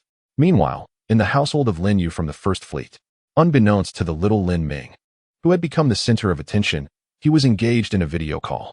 Are you truly planning to go? The woman on the other side inquired, her serious tone tinged with concern. Yes, I have made up my mind to go, Lin Ming affirmed, clenching his fists with determination. If I go now, the course differences won't be significant, and I can catch up. I've heard you say this for several days, and if this is still your stance, I have nothing further to say, the woman sighed. Then I shall formally submit the paperwork. Pack your things and prepare to depart in 3 days. Chapter 48. Section 1. History class. After finishing her shower in the evening, Kagawa sat at the bed's edge, browsing the shopping page on her terminal's luminous screen, while another screen for note-taking hung nearby. Bowls, plates, chopsticks, knives, forks, spoons, Perhaps it would be prudent to purchase spoons in varying sizes. There are so few small bowls and cups. Pots. Why are they all metal? Have clay pots become relics in modern times? Vegetables. Meat. Flour. Do I need rice noodles? With yeast now available, rice noodles seem less necessary, even if I make them into rice vermicelli, without soy sauce or oyster sauce for seasoning. Perhaps I should set that aside. As she muttered to herself, she diligently edited her list of essential items for the club, finally completing it just shy of midnight. Stretching her stiff shoulders, Kagawa gazed at the list, nodded in satisfaction, saved it, and promptly turned off the lights, diving into her cozy bed for a restful sleep, all in one fluid motion. Tomorrow, she would share it with the 2 new club members. She thought excitedly, yet her exhilaration led to an overabundance of energy, resulting in her falling asleep 2 hours later after closing her eyes. Yuting, Lianggong, good morning. Kagawa yawned as she entered the classroom, noticing her 2 companions had arrived at school early, prompting her to quicken her pace to greet them. President, good morning. Lianggong instinctively began to address her as captain, but then remembered their club had renamed itself the day before, quickly altering his address. Just using her name suffices. There's no need to emphasize titles within the classroom. Kagawa shrank her neck a bit, noticing Ouyang Yuting looking at her with a complex expression, leading her to question. Yuting, what's wrong? Is there something on my face? No. Ouyang Yuting rubbed her temples, reflecting that being called Yuting was a moniker reserved solely for family, and hearing it from a classmate felt novel. Our president is quite friendly, she thought, then added, oh, I forgot to say, good morning, Kagawa. MHM. Oblivious to her classification as a social butterfly by her club members, Kagawa cheerfully settled into her seat, unable to stifle another yawn. Kagawa, you look like you haven't fully woken up. What were you working on last night? Chio Man bounced over, curiosity sparkling in her eyes. I did create something new, but it wasn't the reason for my late night, Kagawa replied, opening her terminal and swiping the organized document towards Ouyang Yuting and Lianggong. What is this? Ouyang Yuting swiped through the disorganized table on the luminous screen, her brow slightly furrowed in confusion. Just as Kagawa prepared to explain, the class bell, or rather, the chime, the music? Kagawa, let us just call it the class bell, rang, and their homeroom teacher, Zhu Bingwen, entered the classroom, causing a flurry of activity. Kagawa could only send a hurried message to her friends to discuss it after class as she scrambled to open the historical document for the lesson. Having missed her homeroom teacher's history classes for 2 consecutive days due to arranging club activities and interior decoration, Kagawa found herself intrigued by the lesson today. In the year 5000 of the Celestial Era, the 12 fleets were not distributed across different quadrants of the same star system as they are today. Instead, they embarked on a unified cosmic voyage. Consequently, when the viral crisis erupted, none of the fleets could escape its grasp. The source of the virus remains an enigma. Some speculate that the 9th Fleet, Ares, was infected while exploring new planetary resources, while others suggest that the 11th Fleet, Hermes, encountered an unidentified substance during navigation. There are also theories positing that materials brought from Earth mutated in space. Of course, this is utterly implausible. Teacher, Lianggong raised his hand to inquire. How can we be so certain that Earth materials were not the cause? Excellent question, Lianggong, Zhu Bingwen responded with a smile, nodding approvingly. Firstly, the land resources for both the flagship and escort vessels of the 12 fleets were acquired through material conversion technology, not from Earth's native materials.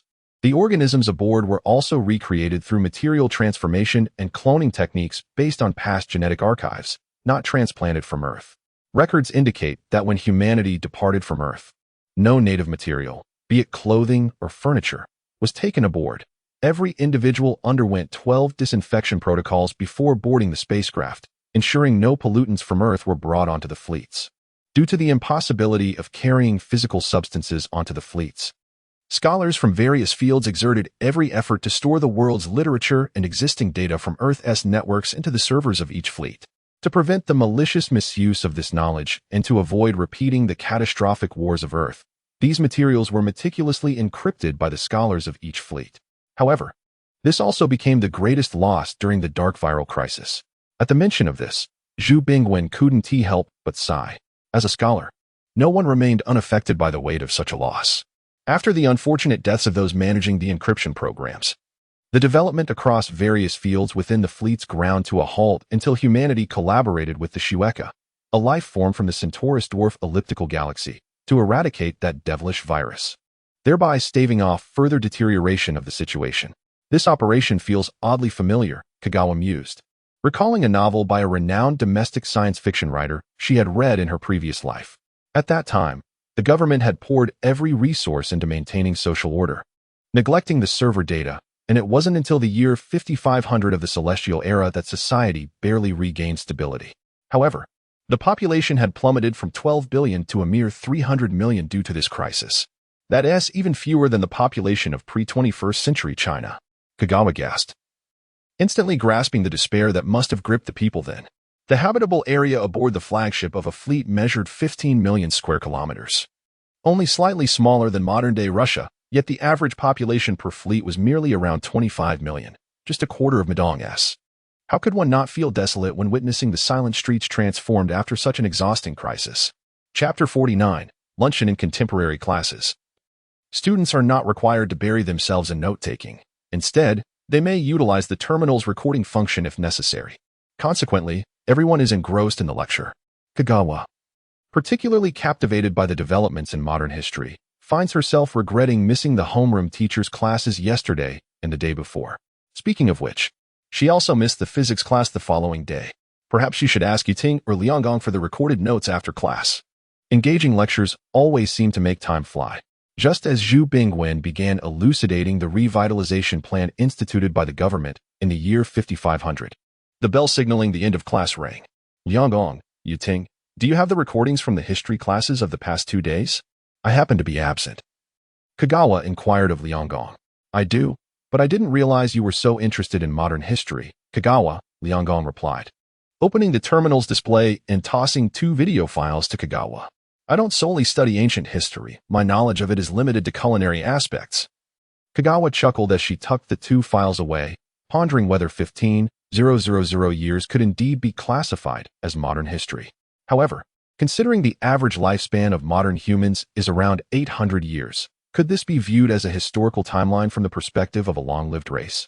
Although, she herself would eventually become part of that demographic.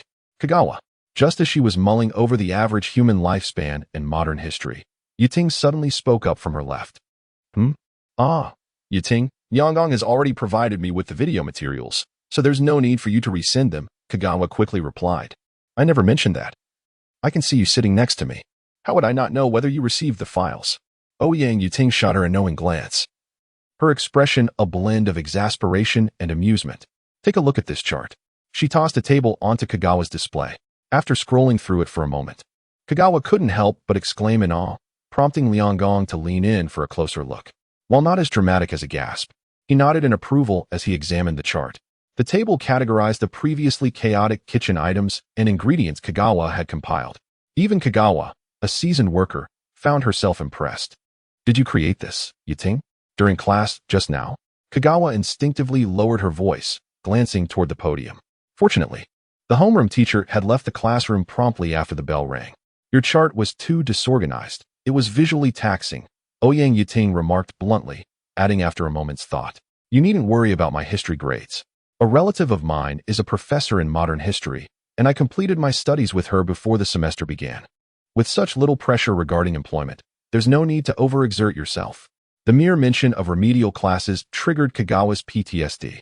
But your list is rather peculiar, Ouyang Yuting continued, scrolling down to the latter part of the chart. Why did you include medicinal herbs? If it's to prevent issues during tasting, these herbs would be unnecessary. Kagawa focused intently. It was none other than the yam and pepper that had seen a surge in usage at her home. She mused that her fellow members must not be following her sister's live streams. Thus, she began recounting some recent recipes, occasionally rummaging through the family chat to share photos of culinary creations by Xiangxue. It must be said that Xiangxue's photographic talent was as remarkable as in her previous life. While Kagawa typically emphasized that the food should simply remain in the plate, bowl, or pot without spilling, Xiangxue added fresh vegetables or fruit snacks and varied the angles, resulting in photos that bore a striking resemblance to the aesthetically pleasing food shots from her past life. As Ouyang Yuting and Lianggong gazed at the exquisite dishes in the photographs, Kagawa thought their quantity was merely adequate. However, For Ouyang Yating and Liang Gong, who had only ever seen steamed buns and fruit milk, it was indeed a feast for the eyes, leaving them momentarily speechless. Medicinal herbs can be used in food? Liang Gong enlarged the images captured by Xiangxue, scrutinizing them closely. Ancient people were truly remarkable. Wouldn't consuming excessive nutrients harm one's health? Ouyang Yating silently concurred with Liang Gong's observation. In the eyes of modern individuals, merely consuming the necessary nutrients each day sufficed as a meal. The notion of using medicinal herbs to provide an excess of nutrients seemed rather illogical. You mentioned that excessive intake could be detrimental to health. Yet the quantities required in cooking aren't overly abundant, such as with pepper, Kagawa remarked, opening photos of fried chicken and fish. She again marveled at Xiangxue's photographic prowess. Having devoured a large bowl of noodle dumplings and 3 pancakes that morning, Kagawa had to swallow hard before continuing. Both dishes were seasoned with pepper. Yet the amount used in a single dish is likely just a sprinkle of black pepper. What impact could that have on one's health? Moreover, in ancient times, adding a touch of pepper to dishes aided metabolism and alleviated appetite issues. A small spoonful in broth, even just 2 or 3 grams of pepper, could transform the entire flavor profile. Oh, Kagawa wiped the drool threatening to spill from her mouth, longing for lamb noodles sprinkled with pepper and fresh garlic. However, with pork still unresolved and leeks nowhere to be found, lamb was still far from reach. Yet Kagawa's explanation only left her companions more puzzled. Pepper and appetite? Transforming the flavor of broth? Is pepper truly that extraordinary? Isn't it merely a standard medicinal ingredient?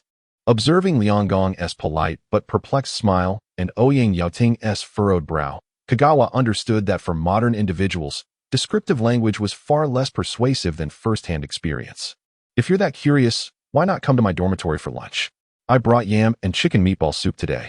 You can compare the difference between the version with pepper and the one without, Kagawa suggested, glancing at Ouyang Yating. After all, we are neighbors.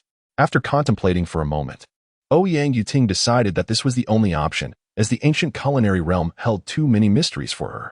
She could only form her opinions through practical experience, much like when she had sampled steamed buns and fruit milk before. However, Liang Gong found himself in a dilemma. Being a boy, he was at a loss. I'll pass. I can't go to your dormitory. Kagawa belatedly realized the implications, chuckling to mask her embarrassment. How about I have a servant deliver it downstairs for you? All right, Liang Gong nodded, relieved that this was the best solution. Chapter 50. Looking ahead, Kagawa remarked while biting on the water bottle straw, I've asked star number 1 to take the buns to the club activity room. If you wish to indulge, you may fetch them there after the lunch break. I've set up the authorization for everyone. God, Angel, great benefactor. The members of Class 8, Year 1, expressed their gratitude in unison. They had initially presumed that the distribution of complimentary buns would cease following the establishment of the Ancient Food Society, yet they were pleasantly surprised to still savor warm buns. By the way, Kagawa, doesn't distributing so many buns daily cost a fortune? If it becomes too burdensome, we could chip in. Ouyang Yating voiced her concern, with several classmates nodding in agreement. Generally, students capable of attending the prestigious Metal University-affiliated high school would deem an average daily allowance of 100 stars insufficient. I appreciate your kindness, but worry not, Kagawa chuckled heartily.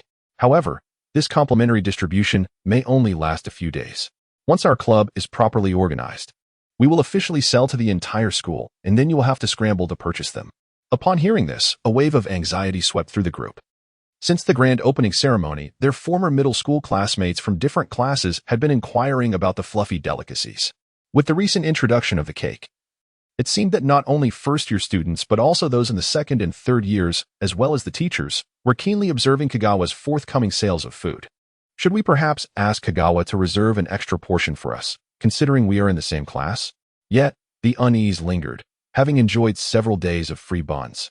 The other students outside Class 8 eyed them enviously. Should Kagawa show favoritism towards their class, it might deter others from causing trouble, but it could incite persistent harassment of the other students in Class 8.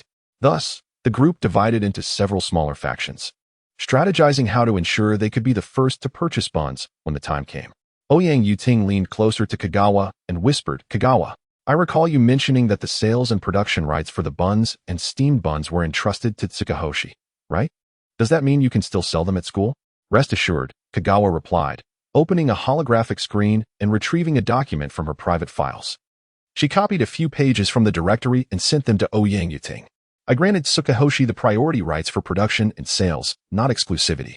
As long as the sales do not exceed 100,000 stars, I can conduct small-scale transactions within a 5,000 square meter area under my own name. Unwitting scrutinized the agreement Kagawa had sent and confirmed its contents were as she had described. She looked at Kagawa in surprise. I thought you would transfer all production and sales rights to Tsukahoshi, given that it's your father's company. One must always retain a contingency, Kagawa replied with pride. At the time I signed the agreement, I was unaware that high school would require participation in clubs. Once we procure kitchen supplies, we can produce and sell independently, generating funds for our club activities. Initially, she had sought exclusive production rights in exchange for permission to create an oven, but her father had firmly refused, instead conceding only the priority production rights. In hindsight, she felt fortunate that she had not signed an exclusive agreement. I assumed you would operate the club using your own funds, Unwitting noted, to which Liang Gong silently nodded in agreement. As the notion of outright purchasing a standalone club activity room was indeed staggering. My funds are undoubtedly sufficient, yet we cannot perpetually rely on our own finances. We must devise a sustainable model for the club's operation, lest our successors seek funding from us when we graduate, Kagawa mused. Both pondered the possibility of the ancient food society's future viability. If the university department refused to recognize the new club, it could hinder funding from the Education Bureau, leaving future club presidents to ponder how to sustain operations. Since they were a culinary club, it was only logical that their revenue generation would stem from the food industry. By the way, with Kagawa spending so much, won't the school administration and Education Bureau raise concerns? Liang Gong asked nervously. I recall a middle school teacher being warned by the Education Bureau for overspending. Fear not. I had communicated with them beforehand. We are a new club, and initial expenditures are typically higher. They will not raise objections, especially since the funds I am using are all accounted for, Kagawa reassured. Presenting a bill that stated the expenses were donated under the Kagawa name to the Ancient Food Society, also known as the Taste Society, at Metal University Affiliated High School. For any inquiries, please verify with the involved parties. Donations indeed a clever approach, Unwitting nodded in approval. Did your family suggest this? Sort of, Kagawa tilted her head. However, such donations cannot be too frequent, as excessive occurrences might attract scrutiny. Hence, I compiled this essential items list for you to review and see if anything else should be added. We'll place a bulk order and then acquire a cooking device that connects directly to the kitchen AI, and we'll be all set. Kagawa stood confidently, hands on her hips, exuding an air of self-importance. Yet, rather than accolades, she was met with looks of astonishment from her companions. Kagawa, the kitchen equipment with AI connectivity is quite expensive, Liang Gong cautiously pointed out. But I can afford it, can't I? Kagawa blinked innocently. ISNT regular kitchen equipment only a few tens of thousands of stars. That as for manual equipment, AI integrated devices I'm not sure, as they are so costly that they require customization. Do you have a supplier? I don't, but I can ask my father, Kagawa contemplated. Realizing that while her father vehemently opposed her making an oven, facilitating contact with kitchen equipment suppliers should pose no issue. Unwitting and Liang Gong exchanged glances, speechless. Indeed, given the Kagawa family's financial standing, even Kagawa's allowance might suffice to purchase a fully equipped AI-connected kitchen device. If she could secure a supply channel, there was truly little to oppose. Nonetheless, Kagawa, the list you shared includes many ingredients. You must prepare a warehouse in advance, Unwitting reminded. Is that even a question? I've already made arrangements, Kagawa replied, patting the bill with a smile, not considering why the construction costs far exceeded those of the adjacent performance club. Chapter 51, Physics Class? Astronaut Training Class. Are you all having lunch together? May I join you? I can bring some snacks made by my sister, Nancy asked with sparkling eyes. It is not that I disdain Sister Nay's culinary skills. Her pastries are simply unbearable to me. Are you intending to offer them to Xiang Chuan? Unwitting recalled the bitter solid food she had eaten at her home during the previous holiday, and her expression tightened a bit. Perhaps Xiang Chuan might uncover a new charm in my sister's cooking. Man, are you coming too? Nancy turned to Chiu Man.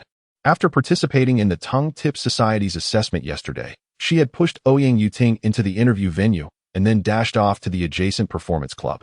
As a result, the two socially anxious individuals immediately hit it off, exchanging personal contacts on the spot. Chiu Man even sent Nancy an invitation to the Xiang Shui livestream. And that very night, They simultaneously opened the live stream on one side while chatting via video call about the latest plot of The Legend of Zhenhuan.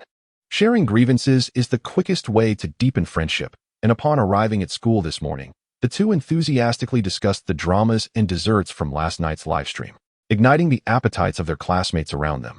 This was also the reason why the topic of buns and steamed bread suddenly arose in class that morning. Of course. That sounds wonderful. Xiang Chuan.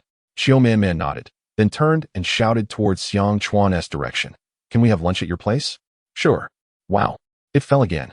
Before the three of them lay a massive black metallic sphere, from which Xiang Chuan's voice echoed through the external speakers. At this moment, Class 8 of the first year, along with several other first-year classes, was engaged in a physics lesson in the laboratory. However, this was not the traditional pursuit of kinetic and potential energy or the theory of relativity. It was the operation of physical devices. The physics classroom was not the typical space filled with metallic apparatuses of the 21st century, but rather a vast area resembling an indoor basketball court. The students were divided into small groups, practicing the manipulation of identical spherical devices. Many groups struggled with their devices, which floated in a rather awkward manner.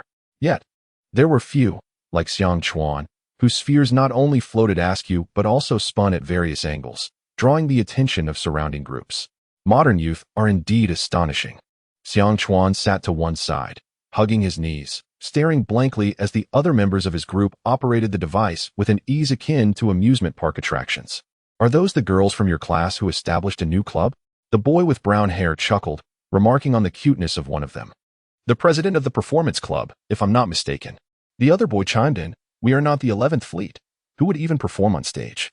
Truly. It's endearingly foolish. Next to them were the young lady from the Ouyang family, and, oh, Ano, isn't that your distant relative? The boys turned to the expressionless individual involved. He shrugged and replied, she is a relative from my great-grandfather's generation. We only meet occasionally around the new year. And we don't interact much otherwise. What a pity. She is quite adorable. A boy from the neighboring class looked at Nancy with interest. Ano, perhaps you could introduce us next time? Maybe.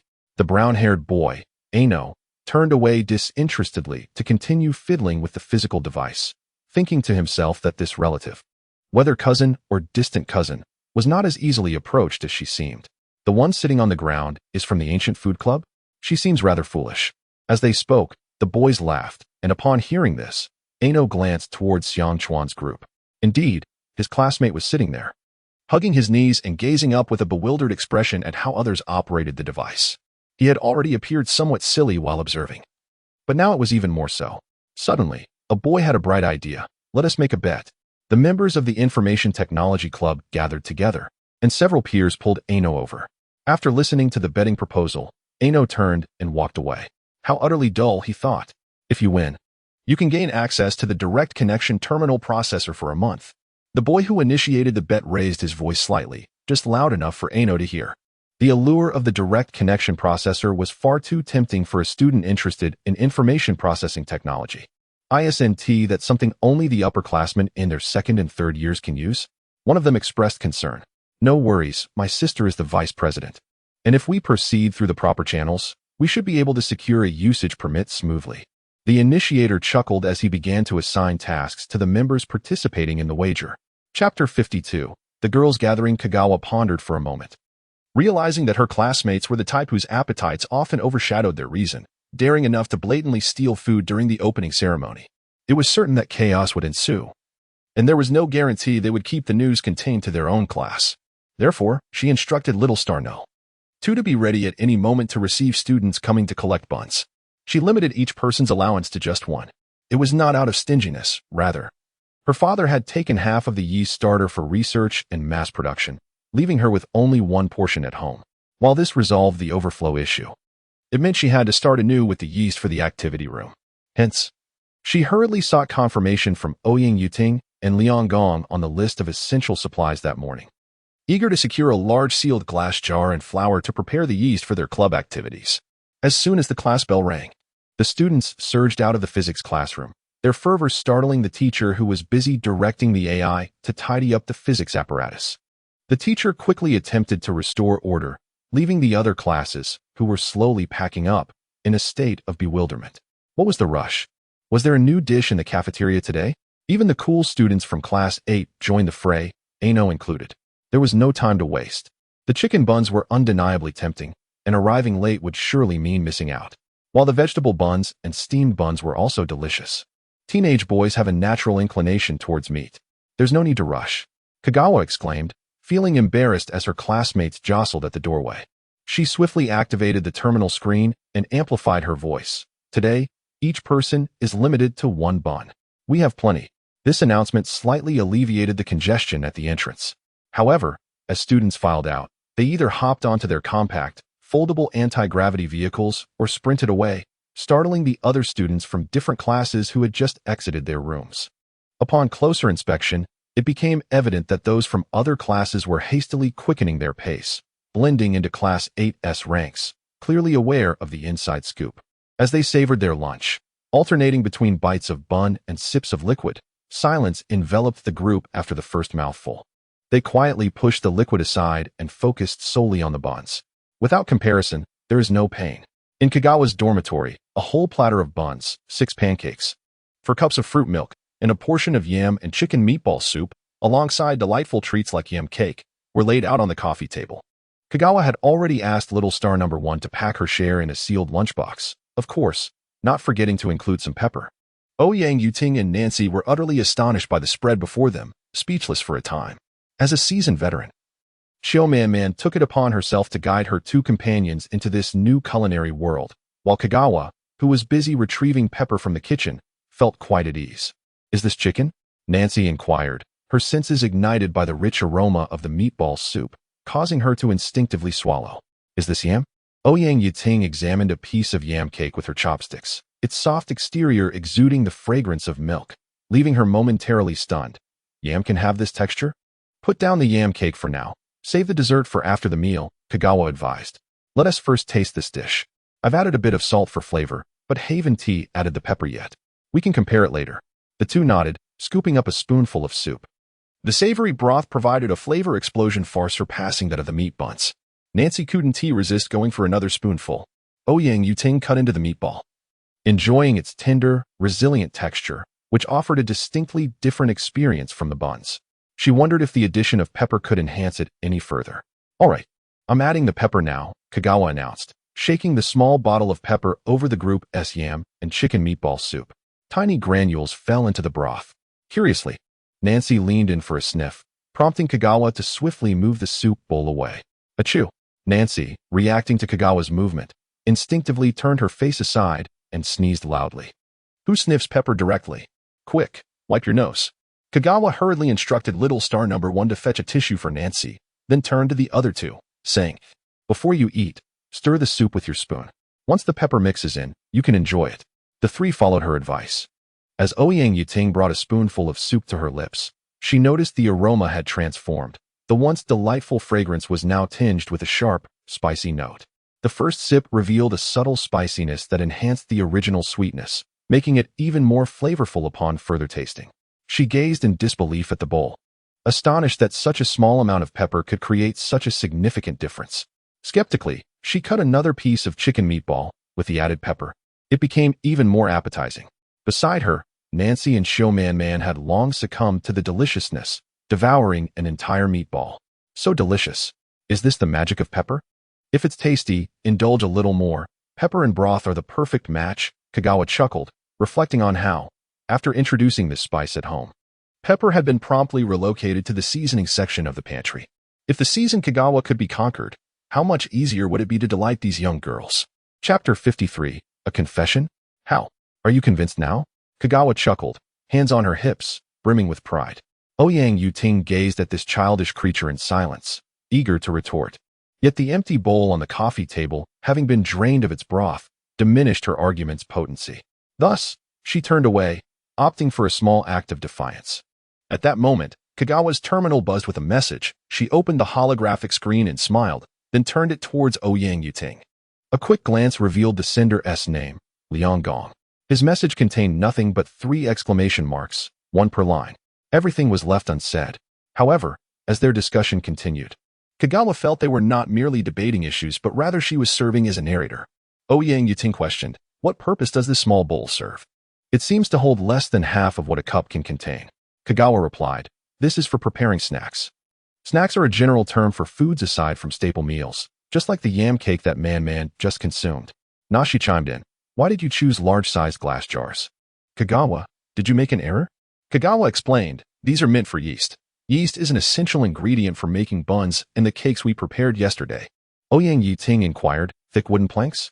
Are these for repairs and preparation for the event? Kagawa clarified, these are to be transformed into cutting boards. Cutting boards are tools for slicing vegetables and meats. One cannot chop directly on the metallic countertop. The noise would be unbearable. And it might scare away guests when they come to dine with us. After a lengthy explanation, Ouyang Yiting began to ponder the list she had noted while listening to Kagawa's elucidation, her thoughts deepening. Kagawa felt a burning sensation in her throat, yearning for a cup of hawthorn tea, yet the modern era lacked a culture of tea drinking prior to the concoction of fruit milk and juices. Water was all that people consumed. Thus, she opted for orange juice instead. Meanwhile, Ouyang Yiting, having experienced lunch firsthand and listened to Kagawa's explanations regarding various utensils, gained newfound insights into ancient food preparation. It dawned on her that the making of ancient foods involved numerous procedures and required a plethora of equipment. It was astonishing to learn that ancient condiments extended beyond the basic five: oil, salt, vinegar, spice, and sugar, and that the variety of foods was not limited to grains, meats, vegetables, and seafood. Even medicinal ingredients like pepper and yam could serve as both seasonings and ingredients. This revelation was profoundly transformative to her previously held worldview. She had initially thought that tasting fruits while assisting her elders in selecting them was a significant sensory awakening, yet now, in comparison, the fruits seemed less astounding. Suddenly, Ouyang Yiting lifted her head, a mysterious smile gracing her lips, which startled Kagawa. Did you just initiate a voice call with Yang Gong? Upon hearing this, she stood, patted Kagawa's shoulder, and offered a smile that could be described as benevolent, but her next words left Kagawa's mind reeling. So, this afternoon, I entrust you, the president, to explain all these details to Liang Gong once more. Oh my God! In an era where humanity had ventured into the cosmos, shattering the ancient religious fantasies of heaven after 2 millennia, the exclamation, "Oh my God," echoed once more aboard the communal ship of the populace. In the afternoon, all the students envied the Performing Arts Society and the Culinary Society, whose activity rooms were conveniently located near the dormitory area, while others had to trek to the Society building, a distance comparable to that of the teaching block. Kagawa entered the activity room to find Liang Gong seated on an ancient-style chair by the door, perusing forms, feeling a surge of grievance. Liang Gong, let me tell you. During lunch, Yiting was infuriating. Trailing just behind Kagawa, within 5 meters, Ouyang Yiting interjected. President, at least refrain from speaking ill of someone in their presence. Liang Gong, oblivious to the context, responded with a chuckle. Ahaha. After the playful banter, when the assistant brought in a jug of fruit milk and 3 cups, the trio shifted their focus to serious matters. The original list Kagawa had compiled was already quite comprehensive, and with Ouyang Yiting's organization and annotations, it became remarkably comprehensible, leading to only minor adjustments in the pre-order quantities. Once the item list was finalized, Kagawa mysteriously led the two to the kitchen area, pressing a button on the wall to the right of the refrigerator's designated space. A small door opened to the right of the kitchen entrance. It turned out this was a mini version of what Kagawa had requested the university's engineering department to replicate from her family's warehouse. Kagawa, it was necessary. That one is far too large, and my wallet cannot bear it. The mini kitchen boasted functions akin to those of her family's, including freezing, refrigeration, preservation, heating, and sterilization. Despite costing over $2 million, Kagawa deemed the investment worthwhile for future culinary experiences at school. She decided to purchase more flour and less rice flour, realizing that making steamed cakes with rice flour was not as effective. Wait, what's wrong, classmates? The slow on the uptake, Kagawa remembered her role as president and hurried to greet them, only to discover a familiar face among them, the brown-haired young man from the first day of school who had complained she was in his way. Was he here to urgently join the club? However, it seemed he had not been among those called by the class leader to gather in the student council that afternoon, suggesting he should have joined another club by now. Was it possible he had come for the buns? Quite likely, as adolescent boys are often prone to hunger. Others followed him, probably drawn by the prospect of buns. Apologies, everyone, Kagawa said, a hint of embarrassment coloring her tone. but our buns and steamed buns were all distributed by noon. Upon hearing this, the expressions of the group shifted subtly. The boys in the back could hardly contain their amusement, while the brown-haired boy standing before Kagawa appeared particularly dismayed. Kagawa, the brown-haired boy, hesitated before speaking. "We didn't come for food, nor for drinks," he added, his expression growing even graver. Kagawa's surprise was palpable, her confusion evident on her face. The brown-haired boy fell silent, hesitating several times before seemingly summoning his courage, inhaling deeply as he looked at the bewildered Kagawa, and earnestly declared, "Kagawa, I like you. Will you be my girlfriend?" Chapter 54, Confession? Confession. Wait. The only thing I truly desire right now is a pineapple bun and snail rice noodles. How could I possibly be daydreaming about receiving a confession from a charming young man? She shook her head and rubbed her temples, turning around to chat with her two club members, only to find them curiously staring at her, leaving Xiang Chuan utterly bewildered. "What is wrong with you two? Why are you looking at me like that?" Xiang Chuan recoiled slightly. "I've never seen anyone reject a classmate's confession in such a manner." Ouyang Yuting remarked sharply, with Liang Gong nodding vigorously beside her like a pecking chicken, making Xiang Chuan feel a bit peckish herself. Did I say something just now? Xiang Chuan was perplexed, struggling to recall if she had uttered any words. Had she? Now it was the turn of the two in front of her to be confused. "You don't remember what you just said?" Ouyang Yuting inquired incredulously. I spoke? Xiang Chuan stuttered, her mind racing to piece together the fragments of her thoughts. Her teammates exchanged glances, their expressions reflecting concern for their recently departed classmate. "Ano, you just said that you aren't interested in younger boys, that you don't like little boys, and that someone like Ano, who can only charm mothers and little girls, is simply not your type. Where did you learn such peculiar phrases?" Ouyang Yuting recounted, unable to resist throwing in a couple of jabs of her own. After processing Ouyang Yuting's words, Xiang Chuan was momentarily stunned, replaying the phrases in her mind. It seemed she had indeed thought them, but how had they slipped from her mind and out of her mouth? Xiang Chuan felt embarrassed. But who is Ano? Is he a popular star now? Upon her question, the expressions of the two shifted from astonishment to sheer terror, ultimately settling into deep resignation. Ouyang Yuting's tone sparked an even greater curiosity in Xiang Chuan. What? Could this Ano truly be the kind of universally recognized superstar, like a Mary Sue, known far and wide? How come I've never heard Xiang Qi and Xiang Shua talk about him? Xiang Chuan was taken aback, realizing that it meant she had openly mocked the boy. Sweat. Profuse sweat. The kind of sweat one might associate with the Huanghuasha waterfall. At that moment, Xiang Chuan could only feel the emotional turmoil typical of an early 21st century internet sensation. Should I, perhaps, apologize to him? Driven by a pang of conscience. Xiang Chuan hesitantly opened her terminal, preparing to locate his club in the class directory to extend an apology, at least to ease her own mind. That's unnecessary. Ouyang Yuting, sitting not far away, interjected, "As far as I know, Ano has no interest in girls like you, nor in the food industry. Besides, he prefers solitude. If he were to confess, he certainly wouldn't bring a crowd along." What just transpired was likely not his intention, but rather a game played by those boys. The implication was clear. Since there was no genuine confession, there was no need to dwell on it. Then why did he come over with a group? Was he planning to toy with me? Xiang Chuan was momentarily stunned, then irked, bemused by the mischief of today's youth. "You're 16 too. Don't speak as if you're ancient," Ouyang Yuting reminded her. Bad habit, haha." Xiang Chuan, caught off guard, hastily laughed it off. After all, for someone who had lived over 30 years in her previous life, encountering high schoolers who toyed with girls through fake confessions truly felt juvenile. Suddenly, she became aware that her teammates seemed to know quite a bit about Ano. "Yuting, how do you know so much about him? Could it be?" Cease your imagination. Noticing the shift in Xiang Chuan's expression, Ouyang Yuting anticipated her thoughts were veering off track and explained, "He.S. a distant relative of Nancy's. We crossed paths during a family exchange event, but our interaction was merely superficial. Most of what I know about Ano comes from my family or from Nancy." Family? Exchange event? Xiang Chuan gazed at her incredulously. Could he possibly belong to a prominent family? Was Yuting part of it too? The Li family. If you haven't heard of them, your parents certainly have. They are one of the oldest noble families in the Third Fleet, renowned in political circles. Ouyang Yuting paused before continuing. "My family is a newly emerging noble family. My great-grandfather entered politics, and after my father took over my grandfather's position 2 years ago, We have also been recognized as nobility. Nobility? What on earth? Why does the noble system still exist when humanity has been away from the atmosphere for over 20,000 years? Observing Xiang Chuan's astonishment and bewilderment, Ouyang Yiting, having already discerned her character over the past few days, directly sent her a link without further ado. Upon opening it, Xiang Chuan discovered it was a history of the development of noble families in the fleet.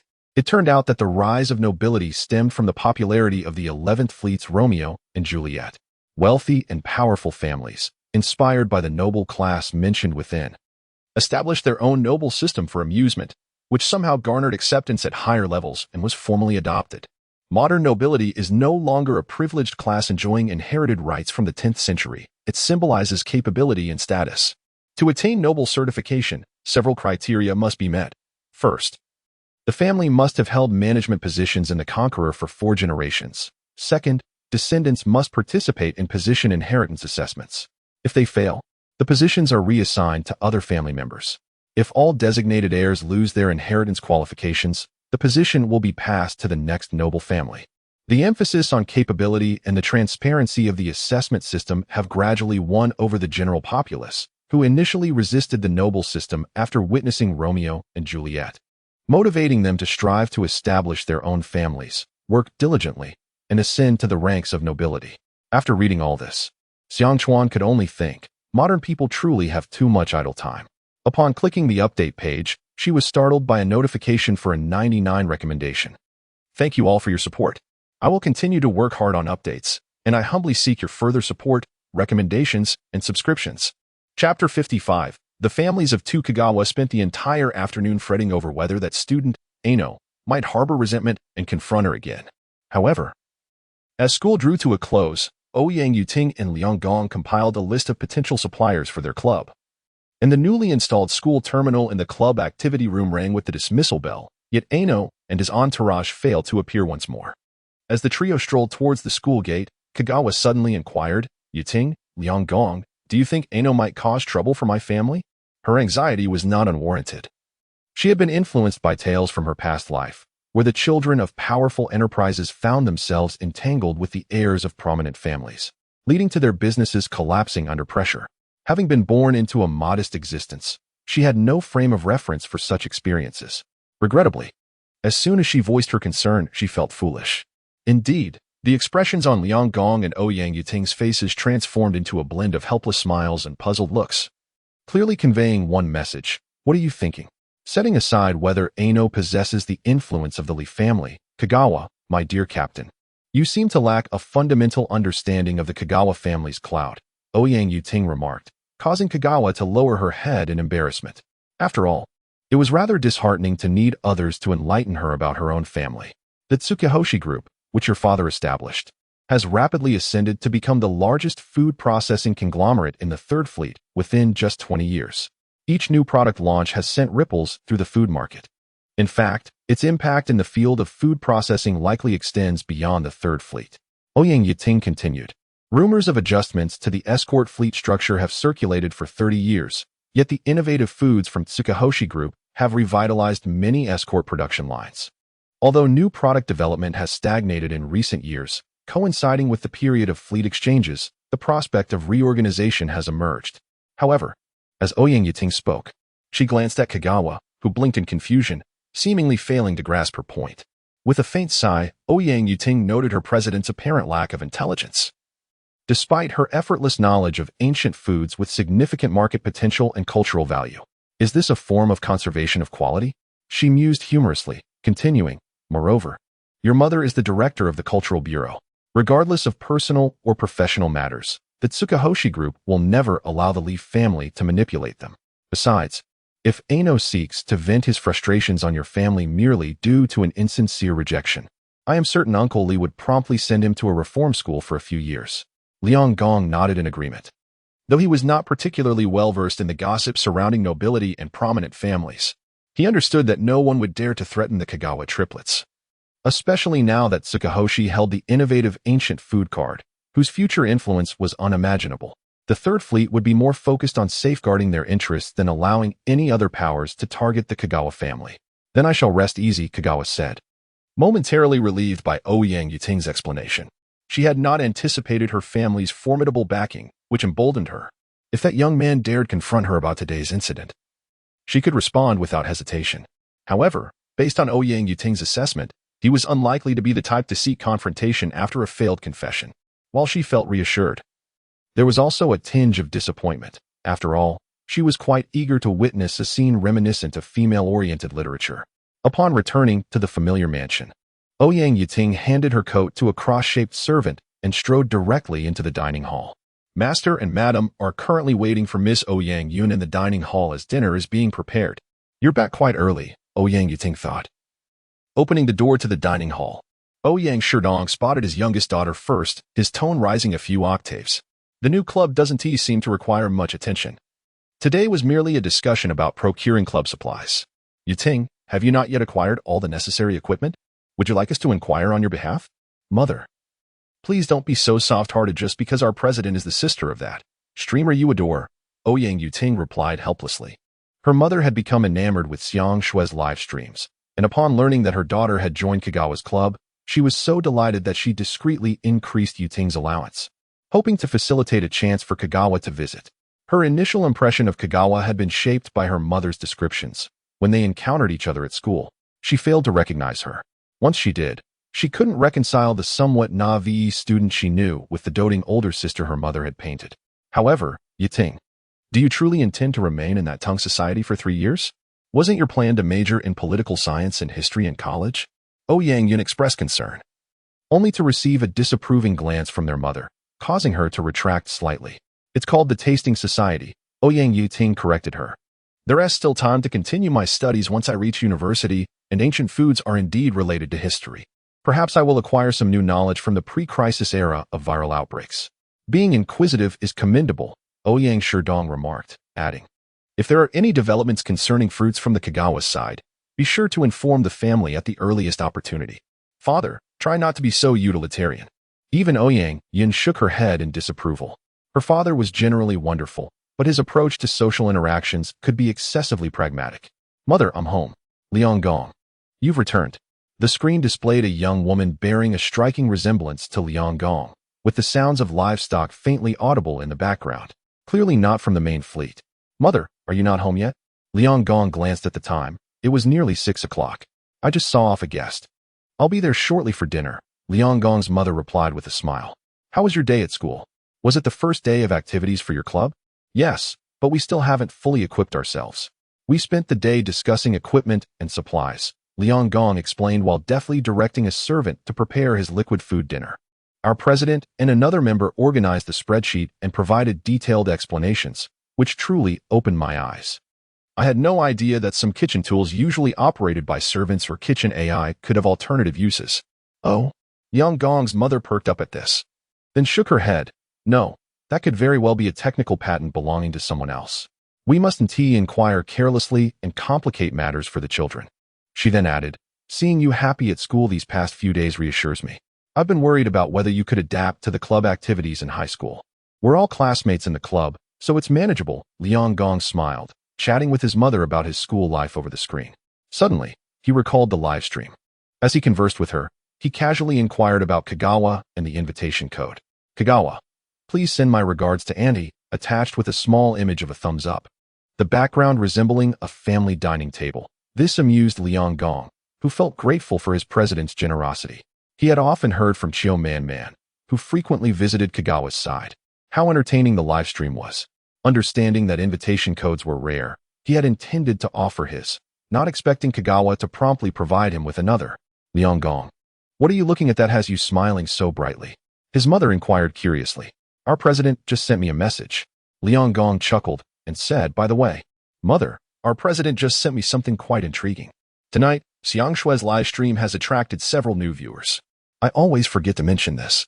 I humbly request recommendations and collections, and if you enjoy it, a monthly vote would be greatly appreciated.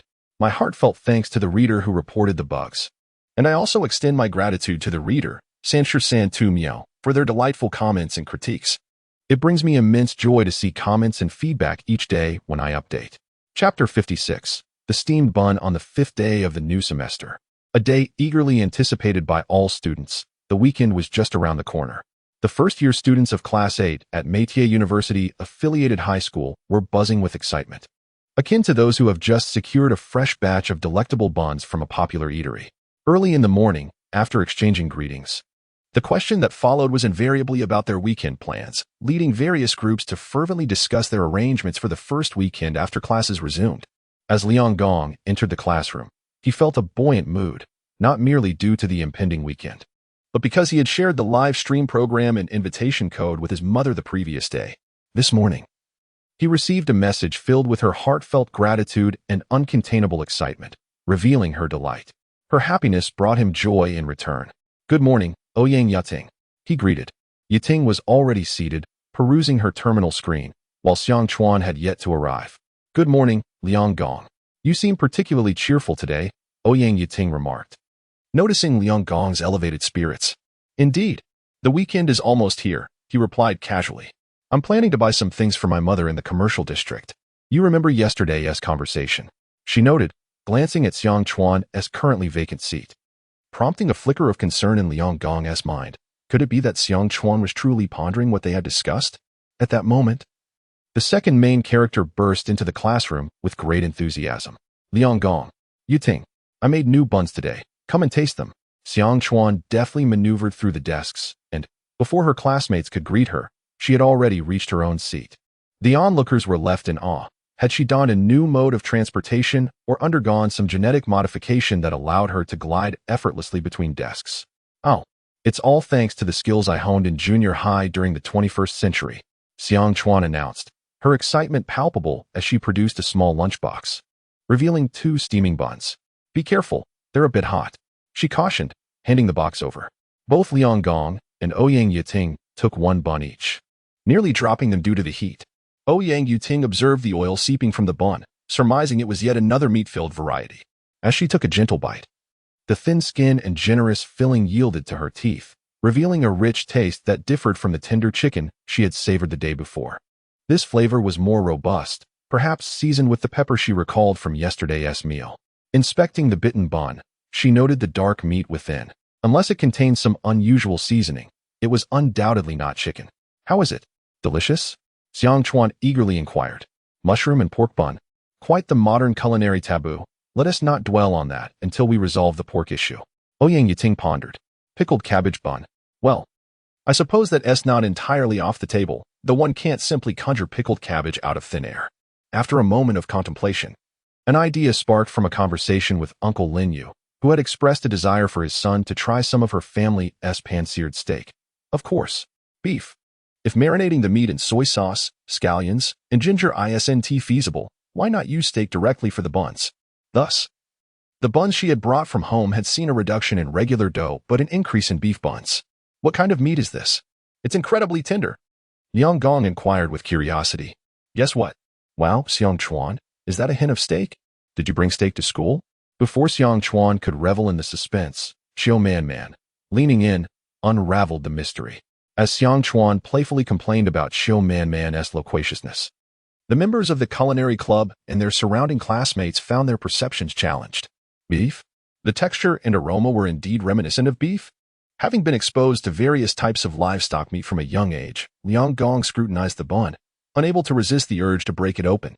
As the rich aroma of the steak wafted into the air, the deep, savory notes mingled with the enticing spiciness of pepper, provoking the salivary glands of classmates who had already finished breakfast. "Buns are truly remarkable," Man mused, nimbly dodging Xiang Chuan's attempt to pin her down. Before Xiang Chuan could begin to struggle, she deftly shifted the topic to extolling the virtues of the buns. "They can encase virtually any food, and the outer skin keeps the liquids and oils at bay, ensuring clean hands. By the way, can pudding be made into buns? Pudding and buns? Good morning." "Huh. Xiang Chuan, why are you being restrained by Man?" She entered late, only to find Xiang Chuan sandwiched between her 2 classmates, unable to move her arms. "Oh, right. Man, let me go." Amidst the playful chaos, none of the 5 noticed a solitary figure quietly observing from the left side by the classroom window, fixated on the struggling Xiang Chuan. Chapter 57. The Aftermath of Confession. Xiang Chuan, what kind of buns did you and classmates Ouyang and Liang Gong have for breakfast? Are there any of those buns in your club activity room? Do you still have buns? I would like to try some. As soon as class ended, the students of Class 8 surrounded Xiang Chuan's seat, their eager eyes shining with anticipation. Xiang Chuan couldn't help but exclaim, "The journey of culinary revival has barely begun. Yet it has already spawned a horde of food enthusiasts." Don't worry, Xiang Chuan replied calmly. "I don't have any buns at the moment. But I will go to the activity room during lunch." As usual, one for each person. Having acquired the desired information, the crowd immediately dispersed, each student retreating to their own pursuits. Only then did Xiang Chuan manage to extricate herself from the throng, allowing Ouyang Yuting and Liang Gong the opportunity to approach her desk. "I think you should simply post an announcement on the blackboard, detailing what items are available in the activity room each day," Ouyang Yuting suggested half-jokingly. "Otherwise, every time you bring something new, you'll be surrounded by a crowd." But it wouldn't be appropriate to use the blackboard for that. "Well, perhaps we could make an exception," Xiang Chuan began to speak. But before she could finish, the class monitor, Lu Daiqing, appeared between Ouyang Yuting and Liang Gong, startling all three of them. "After all, our class has 2 new club presidents. We should have the privilege to request this from our homeroom teacher," she asserted. "Now, where have those members of the information club run off to? Ano, could you come over here?" With the class monitor's call, the 3 members of the Gourmet Society jolted in surprise, especially Xiang Chuan, who silently chastised herself for being the target of Ano's earlier jest. She straightened up, her body rigid as she stared at the desk, afraid to lift her gaze. Ouyang Yuting and Liang Gong remained relatively unfazed. But out of concern for their club president's tense demeanor, they turned to observe Ano's actions. Feeling a shadow looming before her, Xiang Chuan was even less inclined to raise her head. The class monitor transferred her screen operation privileges to Ano, saying, "Ano, you are from the Information Technology Club, right? Could you assist us in setting up an information box in the upper left corner of the blackboard? It should be closed during class hours and activated otherwise. As for the content, Xiang Chuan, you can decide." "Xiang Chuan?" Lu Daiqing turned to find Xiang Chuan still with her head bowed, visibly perplexed. At that moment, Ouyang Yuting stepped in front of Ano, blocking his direct line of sight. "Please write. Gourmet Society will serve buns at noon. Chicken buns, vegetable buns, steamed buns, and steak buns, 1 per person, with new next to the steak bun," Ouyang Yuting stated without flinching, glancing back at her timid president to confirm, "I haven't made any mistakes, have I?" Perfectly executed." After saying this, Xiang Chuan quickly turned her attention to the nearby window. Yet, she felt as if Ano's gaze pierced through Ouyang Yuting, locking directly onto her. She pondered the materials used for modern windows, marveling at their non-reflective properties, which thwarted her attempts to discreetly observe the expressions of others. Meanwhile, Ano gazed in bemusement at the familiar face obstructing his view. He recognized that expression. It reminded him of their childhood, when he and Nancy were 7 or 8 years old. Their mothers had jokingly suggested that the 2 of them, nominally cousins, were in fact distantly related, rendering them little more than acquaintances by modern ethical standards. Subsequently, upon seeing him, Ouyang Yuting seemed to recall the foolishness of their youth, leading her to avoid speaking with him. Conversely, Nancy had gradually grown closer to Ouyang Yuting, and now they were practically inseparable sisters. Nancy, with her outgoing nature, could converse with anyone, but her close friendships were few. To her, Ano, having shared the same childhood toys, was likely merely a distant relative, not quite qualifying as a friend. Ouyang Yuting, despite being the second daughter of the Ouyang family, possessed an elegance and wisdom rivaling that of the eldest daughter. Rumors suggested that this generation of the Ouyang family might yield 2 high-ranking government officials. Thus, when Ano heard that Ouyang Yuting had joined a newly established ancient cuisine society comprising just 3 members, including the president, he was taken aback. However, he speculated that her interest in history had prompted her to join, with plans to transition to another club for her future studies.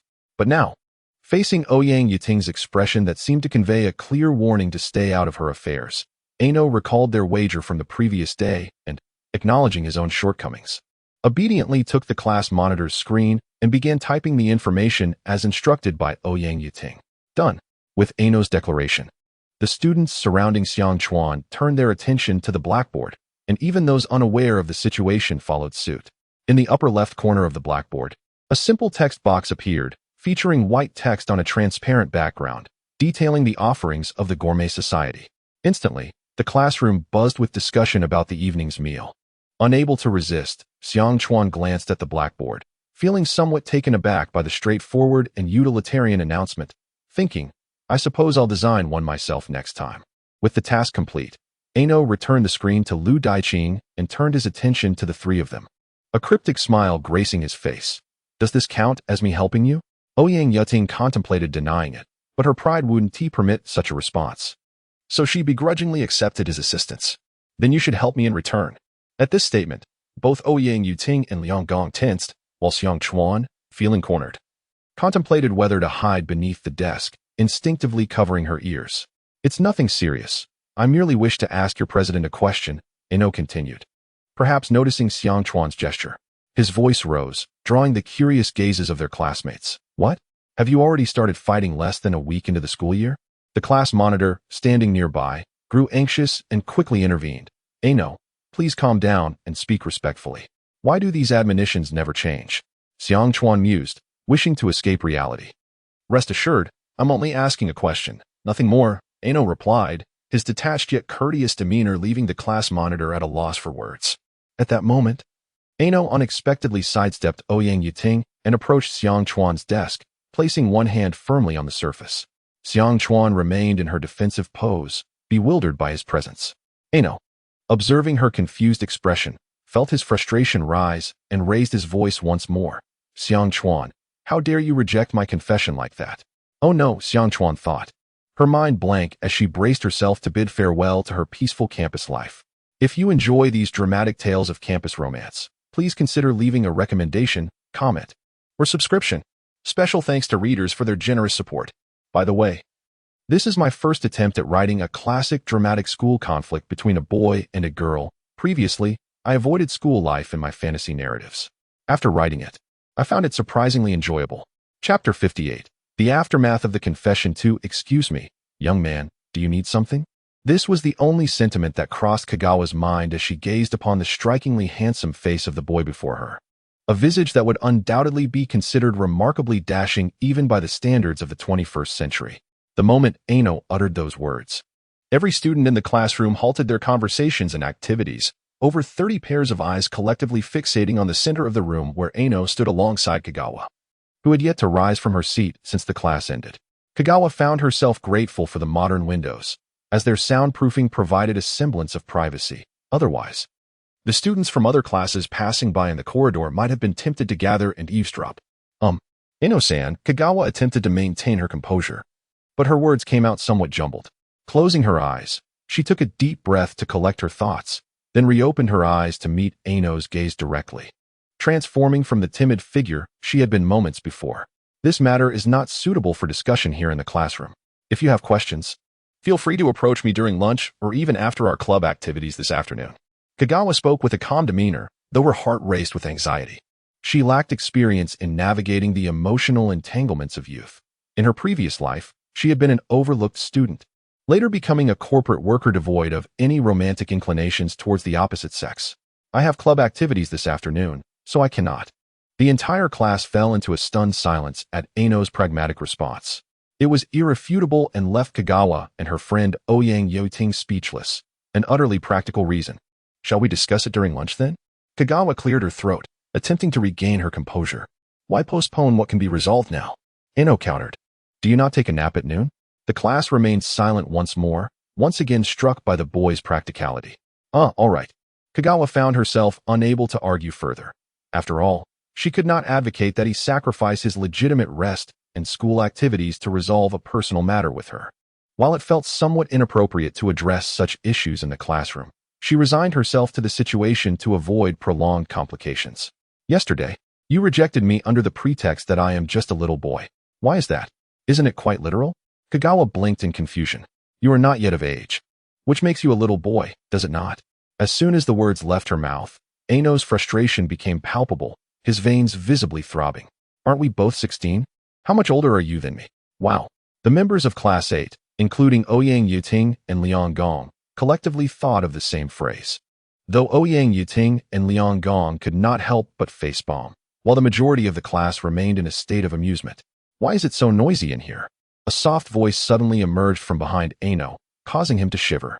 A pair of delicate hands reached around his neck from either side and pulled him inward forcefully, sending him tumbling backward. Ugh. Kagawa, are you alright? Chio-man maneuvered around Ano to stand beside Kagawa. I saw him yelling at you when I entered. It's alright, really? Kagawa chuckled lightly, waving her hand to reassure her friend, then turned to Nashi. Nashi, perhaps it would be best to release Ano-sen now. Remaining in such a position for an extended period can be quite uncomfortable. It's fine, I know my limits. But since you suggested it, Nashi leaned against Ano's back and pushed him forward, causing him to lurch toward Kagawa's desk, startling her enough to leap from her seat. Cough, cough. You cough. Nashi cough. Ano struggled to turn and pointed an accusing finger at Nashi, attempting to voice his indignation, but the lack of oxygen hindered his speech. This is hardly my fault. You were the one shouting at someone when I walked in. Nashi quirked an eyebrow. What? Do you want to argue with me? Fine. Let us go find Aunt Allison for arbitration. Cough. Don't drag my mother into this. Ano was genuinely incensed, realizing that the matter at hand was not as straightforward as he had thought. Oh. Nashi glanced at Kagawa, then at Ouyang Yuting standing nearby. Could you summarize the situation in a few words?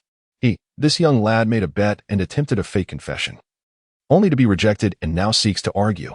Kagawa, an exemplary liberal arts student, succinctly summarized the entire situation. A skill honed from countless summaries and proposals for her previous boss. How astute, yet entirely accurate. Nashi regarded Ano with a bemused expression. Do you believe you have a valid point in this matter? It does not concern you at all. Before you laid a hand on me, were you even involved? Ano bellowed in anger. Nashi's smile widened, but both Ouyang Yuting and Ano felt a sense of foreboding. All right, let's say it does not directly concern me. But your false confession to Kagawa is indeed a reality, is it not? The false confession is between this guy and me. I was just about to tell him. Ano pointed at Kagawa, only to be struck down by her hand, his finger hitting the desk painfully. Ano stared at Kagawa in astonishment. He had perceived her as the type who spoke fiercely but rarely resorted to physical actions. Now, however, do not point your fingers at others, Kagawa frowned. It is quite rude, which is why I dislike the younger generation. At that moment, Ano transformed from a mere boy into a discourteous young lad. His face fell as he opened his mouth to speak, but the icy gaze of Ouyang Yuting and the disingenuous smile on Nashi's face robbed him of courage. Just then, the bell rang. We shall continue this discussion next time. It must be clarified. Kagawa looked at Ano's retreating figure, her expression conflicted. There will be a next time? Chapter 59. The aftermath of Confession 3. Her circle of friends also took some action. Ouyang Yuting and Liang Gong remained seated after class, engrossed in their screens. Although their demeanor was not as overt as Xiang Chuan's, their intentions were unmistakable. Nancy approached Ouyang Yuting as usual, yet her eyes occasionally glanced at Ano without a hint of mirth. Chio-man brought over the rehearsal schedule from the drama club to discuss with Xiang Chuan, which momentarily eased the tension in Xiang Chuan's mind. Currently, they were merely training, but without a clear objective, the enthusiasm of the members appeared to wane. Chio-man furrowed her brow, casting a pleading look towards her. A goal indeed. Xiang Chuan tilted her head in contemplation. Perhaps you could consider selecting a simple play as a final goal? A play? Romeo and Juliet, perhaps? Chio-man could only think of this. Were there no other scripts available in the 12th Fleet? Xiang Chuan inquired with curiosity. Due to the lack of suitable themes for scriptwriting and the absence of talented writers, the 12th Fleet was left with only Romeo and Juliet and various derivative adaptations thereof. Derivative adaptations? Xiang Chuan pondered, realizing that even fan creations had become sophisticated in this era. Yet, this sparked her interest. What versions are there? It seems we have stepped into the realm of significant figures, she mused, resonating with the experiences of the 21st century. The others included some peculiar adaptations, such as Romeo truly being in love with Mercutio, Romeo's friend, slain by Juliet's cousin, or Juliet being a boy, and conversely, Romeo being a girl. These adaptations, while less renowned than the first two, boasted a fervent fan base. I see, the themes of roses and lilies. It's surprising that such tastes still exist in modern times. Xiang Chuan smiled knowingly, leaving Chio-man utterly perplexed. Why not create a simplified version of Romeo and Juliet, eliminating all the characters such as Romeo's lover, the prince, and the servants, allowing the actors to narrate the backdrop? Xiang Chuan recalled some stage performances she had seen in her past life, naturally referring to operatic dramas. However, would this not come across as somewhat verbose?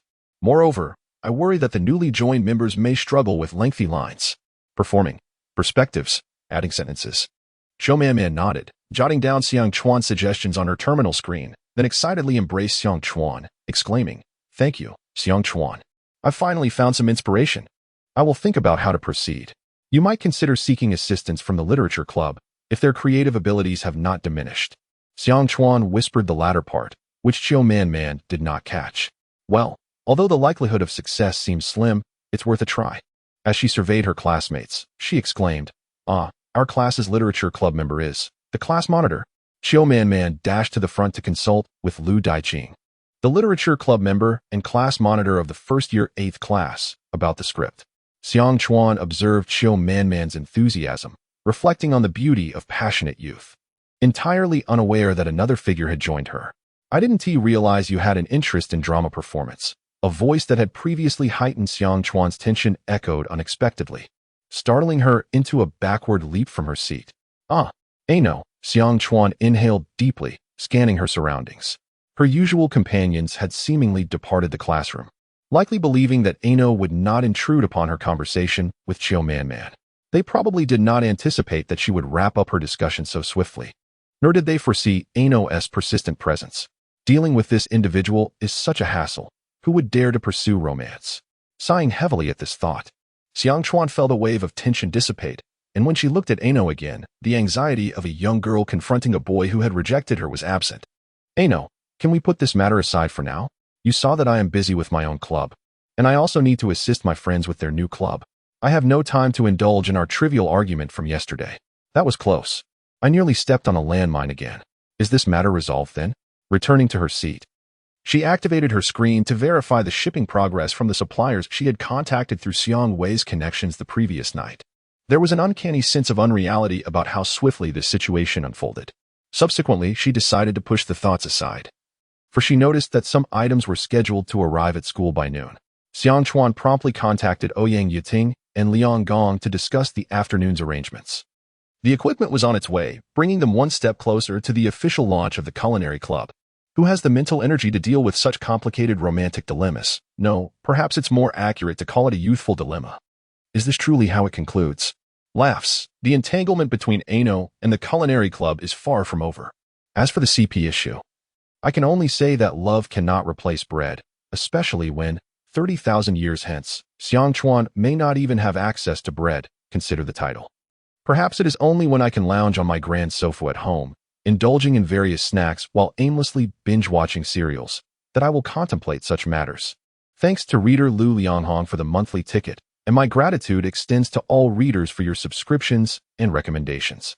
If you enjoy this story, please continue to support it. Chapter 60. A small space belonging to the Culinary Society. Perhaps we should place this on the counter? No, that won't do. If we need it, we must wash it, which is quite troublesome. We only have all-purpose flour. Never mind. We don't have an oven right now. Little star number 2. First, move the flour and rice flour into the storage room. Then organize the cargo boxes. Otherwise, the activity room will be completely filled. Beep, understood. During lunch, Nancy, who had come over to share a meal, mentioned that if Ano continued to pester her, she would come find her. This left Xiang Chuan feeling anxious enough to take a nap, only to wake up to an avalanche of notifications on her terminal indicating that the goods had been delivered. Startled, she hurriedly got out of bed, quickly tidied herself up with the help of little star number 1, and dashed towards the activity room.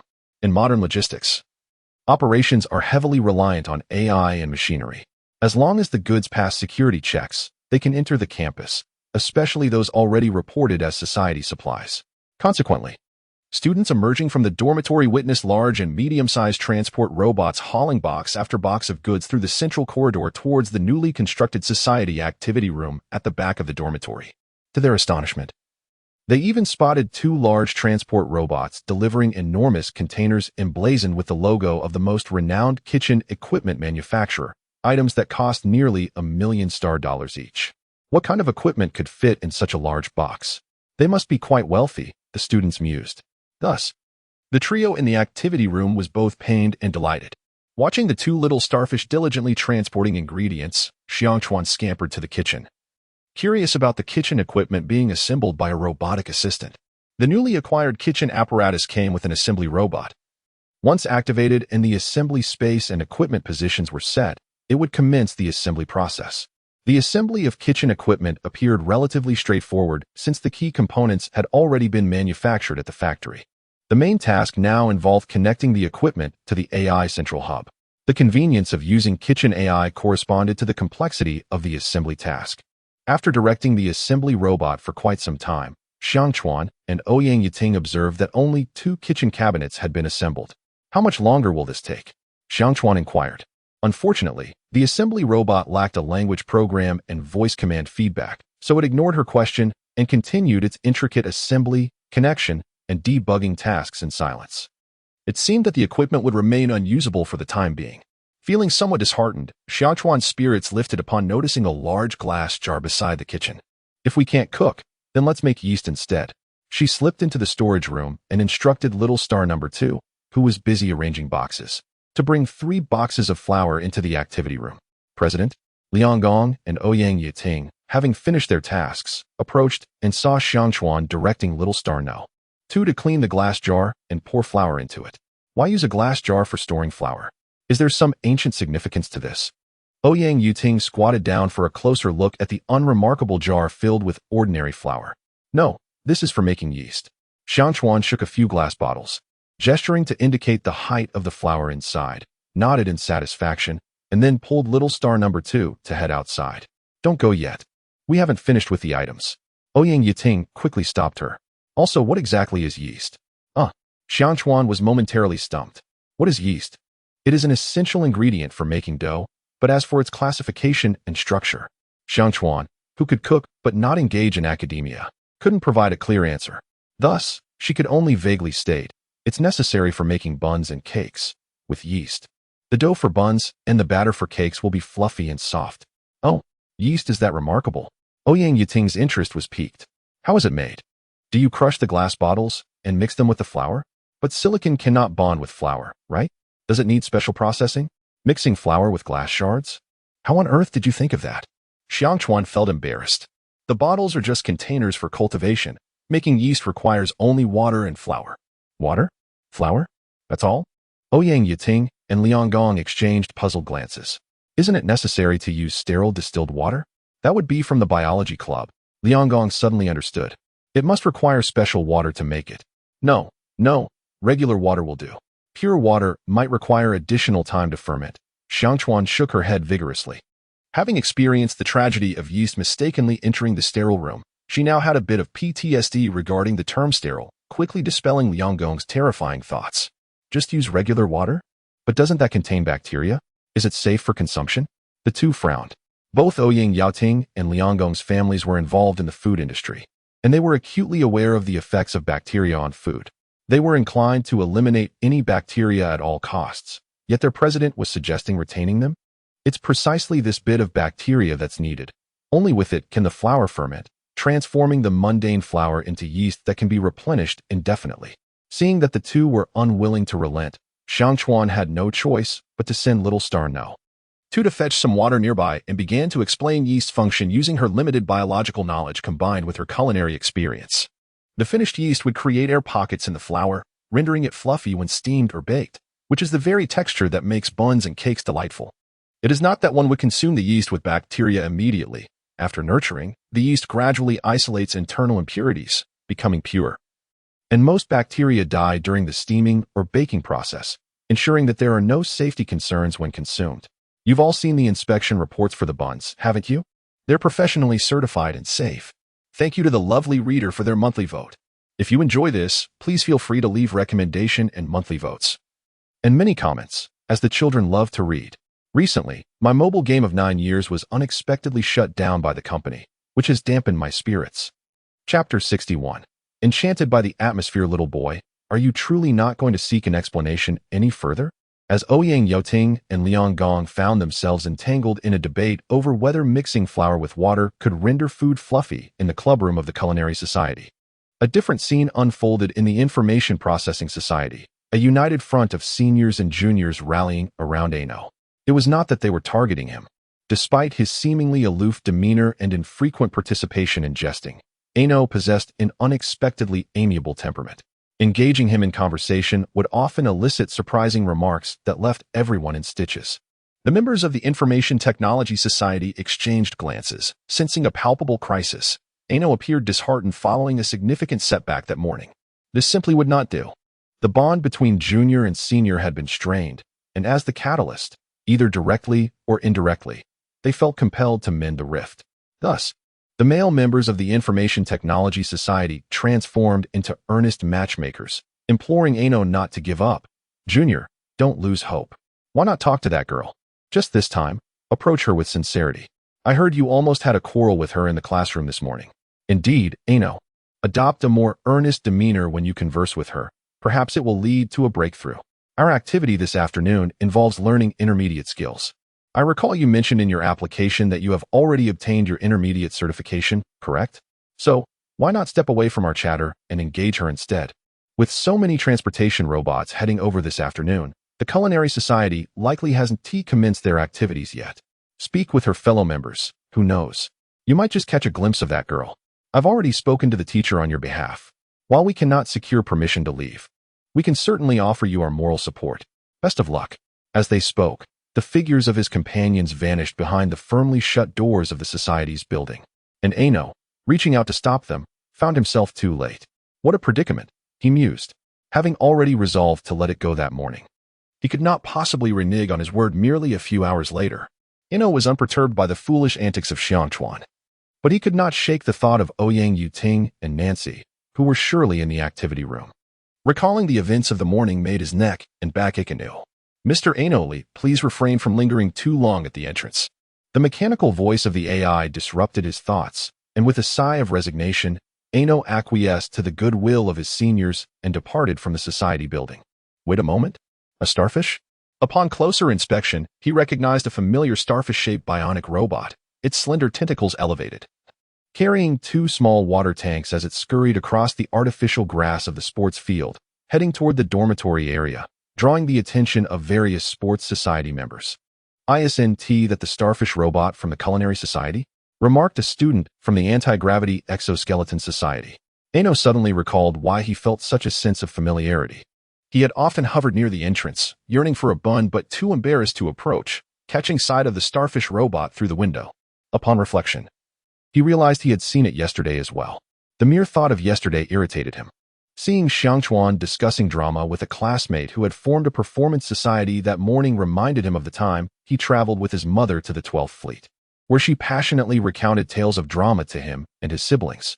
The fervor and subtle excitement in her expressions were traits not typical of their otherwise gentle and composed mother.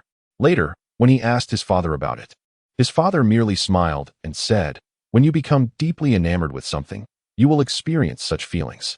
What does it truly mean to be captivated?" Ano, Nancy, and Ouyang Yuting could only be described as mischievous friends. While the two girls shared a bond, he instinctively maintained a distance from both, a remnant of his parents' matrimonial ambitions that rendered their interactions somewhat awkward. Yet, there was a rare occasion when the three gathered together after graduating from middle school. Their families hosted a dinner. They sneaked away to the garden, but he could not recall who initiated the conversation about their future plans. "If my sister intends to inherit our father's position, I plan to specialize in politics and history to facilitate my entry into governmental institutions and assist the family," Ouyang Yuting stated. "Focus on engineering and architecture. Perhaps I will work in our mother's realm," Nancy added. "I shall inherit my father's position and diligently delve into information technology," Ano declared. Their tones were devoid of any emotional inflection, resembling a mere report rather than a vision for the future, a stark contrast to the palpable excitement he observed in Xiangchuan and Qiu Manman's animated exchanges during breaks. Is there truly a path to the future that captivates one so? This thought lingered in Ano's mind as he instinctively moved toward the direction where the starfish bionic robot had vanished. Can this actually be consumed? When Ano opened the door to the clubroom, he found his childhood friend staring at something on the counter with a contorted expression of disgust. Upon closer inspection, he too was taken aback. On the counter sat a large glass jar, containing a mass of some unidentifiable gray substance that occupied about 1/3 of its capacity. Slimy and unappetizing, Ano's first impression was one of repulsion. Yeast cannot be consumed directly. It must be nurtured for at least 3 to 4 days before it can be used for buns or cakes, he mused, standing beside the counter. Xiangchuan had rolled up her sleeves, her hands smeared with the same grayish goo. To be truthful, the viscous substance in the glass jar bore no resemblance to the buns he had once eagerly sought during his first day of school, an experience that had forever altered his perception and led him to resolutely avoid the culinary society. Is that Ano?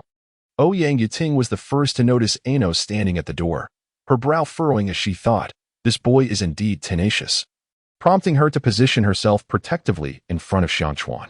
Unexpectedly, Xianchuan darted out from behind her, peering at Ano with a playful blink. Ano, is there something you need today? Displaying no sign of fear or avoidance.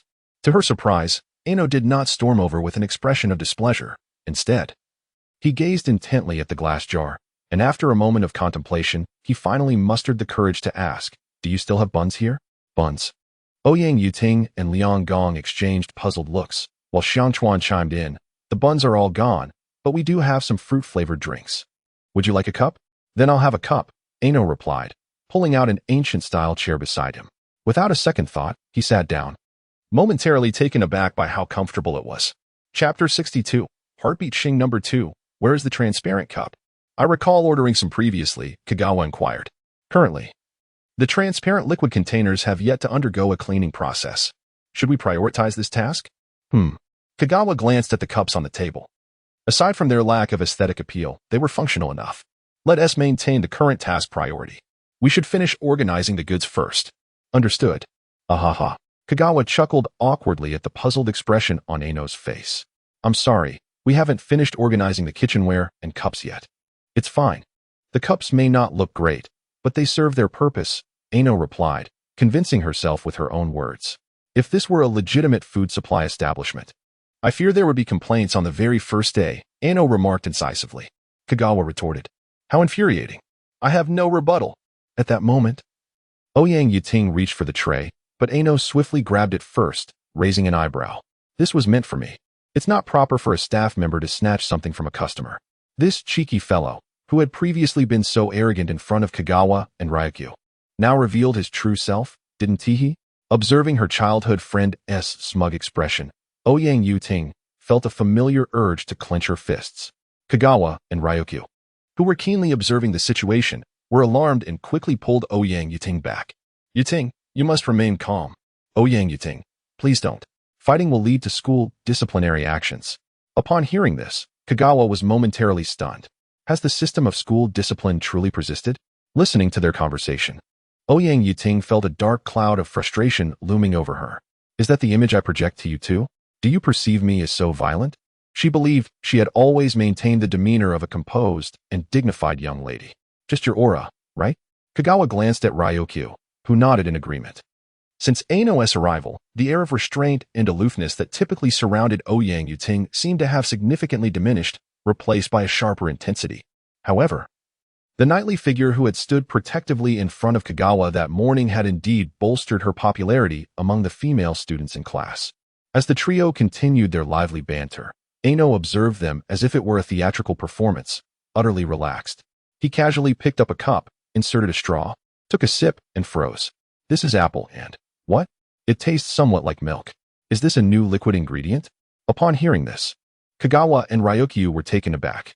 Ouyang Yiting seized the opportunity to free her restrained hands, glaring at Ano. Private information, don't pry. How did you know? Ano interrupted excitedly, his tone reminiscent of Ouyang Yiting's when she had announced the names of the fruits in the fruit milk just days prior. Realizing this, Ouyang Yiting felt an ominous premonition. She quickly clasped Kagawa's arms, fearing that her impulsiveness might lead her to rush toward this arrogant fellow, just as she had done before. Calm down, please, President, Ouyang Yiting urged. Ano's family was engaged in food production and export, and his father, Uncle Dowlin, often took them to the family's production base for on-site teaching. He had inevitably encountered some unprocessed ingredients, although how he recognized the fruits remained a mystery. You wouldn't know, would you? Ano responded with enthusiasm. I've dissected every fruit at home to analyze their flavors. His demeanor suggested he was awaiting praise.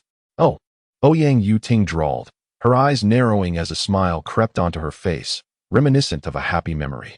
Didn't T. Shaddy say that Uncle Dowlin withheld 2 months' allowance from you because of this? Why does that guy disclose everything? Ano retorted, inhaling deeply to regain his composure. Try another cup, try another cup. Kagawa exclaimed excitedly, flailing her legs. Ano picked up another cup and took a sip. This is peach, right? But there's fruit pulp in it. What a talent. Sorry, I startled you. Kagawa laughed sheepishly, leaning in with sparkling eyes. Do you have an interest in ancient cuisine? Huh. Ano paused, instinctively about to decline. However, the fervent gleam in Kagawa's eyes made his refusal stick in his throat. Do you have an interest? He had no curiosity for ancient culture, disregarding the news and information swirling online. He had chosen to join the Information Technology Club, a field seemingly unrelated to his family's business, in hopes of exploring new interests, as he had grown somewhat weary of food. However, to claim he had no interest would be misleading. Given his family's involvement in food production and export, he undeniably found ancient cuisine, which could unpredictably alter the value of ingredients, intriguing. Then, does it stir your heart? As he gazed into the eyes of the girl before him, which sparkled with a passion reminiscent of his mother's fervor, he couldn't help but wonder what it felt like to possess such overwhelming enthusiasm. He parted his lips slightly, uttering a single sentence. At Métis University High School, just under a week into the new semester, the first club transfer application was received. The Information Technology Club lamented, "We intended for you to express your feelings, not to sell yourself off entirely." But what could be done? They were the ones who had let him go. They could only accept the reality. At last, the members are assembled. Chapter 63. The imminent farewell to Lin Yu. As the school bell rang in the afternoon, Ouyang Yuting, Liang Gong, and Ano, who was in the student council office handling her transfer to another club, felt as though the day had dragged on interminably. Xiang Chuan, meanwhile, was cradling a jar containing yeast cultures, reminding Little Star 2 of various precautions, ultimately bidding farewell with a cheerful "see you tomorrow," before disappearing into the distance in her family's vehicle. After a morning filled with quarrels, she found herself in her own club by the afternoon. What would be discussed in class tomorrow? Pondering this, Ouyang Yuting, waiting at the school gate for her ride, decided to abandon her thoughts. Whatever it was, it would be her club president's concern when the time came. Once Xiang Chuan got into the car, she began checking the progress of the club activity room's storage and the equipment yet to be delivered to the school on her terminal screen, humming a vague melody in good spirits. "Xiang Chuan, did anything good happen at school today?" asked Xiang Shui, noticing her sister's cheerful mood. Curiosity sparked within her regarding the progress of her sister's new club. Indeed, Xiang Chuan revealed a screen displaying the introduction of club members. Xiang Shui leaned closer, noticing the member list was similar to what her sister had shown her the day before. 1, 2, 3, 4? Did you recruit new members for your club? Didn't you say recruitment ended on Wednesday? Is this someone who was stuck in the approval process and finally got through? What approval process? Where did you learn that term? Xiang Chuan blushed, wondering if her sister viewed her as a ruthless capitalist. This person transferred from another club to our culinary society, and they passed my evaluation test. How impressive. Why did such a remarkable individual join your club at this time? Is there an ulterior motive? Not really, more like I sought them out. As Xiang Chuan spoke, she instinctively shrank back, recalling how she had urgently contacted the student council president after receiving Ano's affirmative response, requesting the president to facilitate Ano's transfer. This had startled the council president, who had bombarded her with video calls, admonishing her not to pressure other members due to a low headcount. It was only after Ano intervened that the president reluctantly accepted the situation. Xiang Shui scrutinized the member list, her brow furrowing. Ano Li. Is this new member perhaps of noble descent? The distinguishing feature of noble families is often their name structure, with the given name preceding the surname. Yes, Yuting mentioned she hails from the Li family. Xiang Shui, are you familiar with the Li family? I've heard Dad mention them a few times.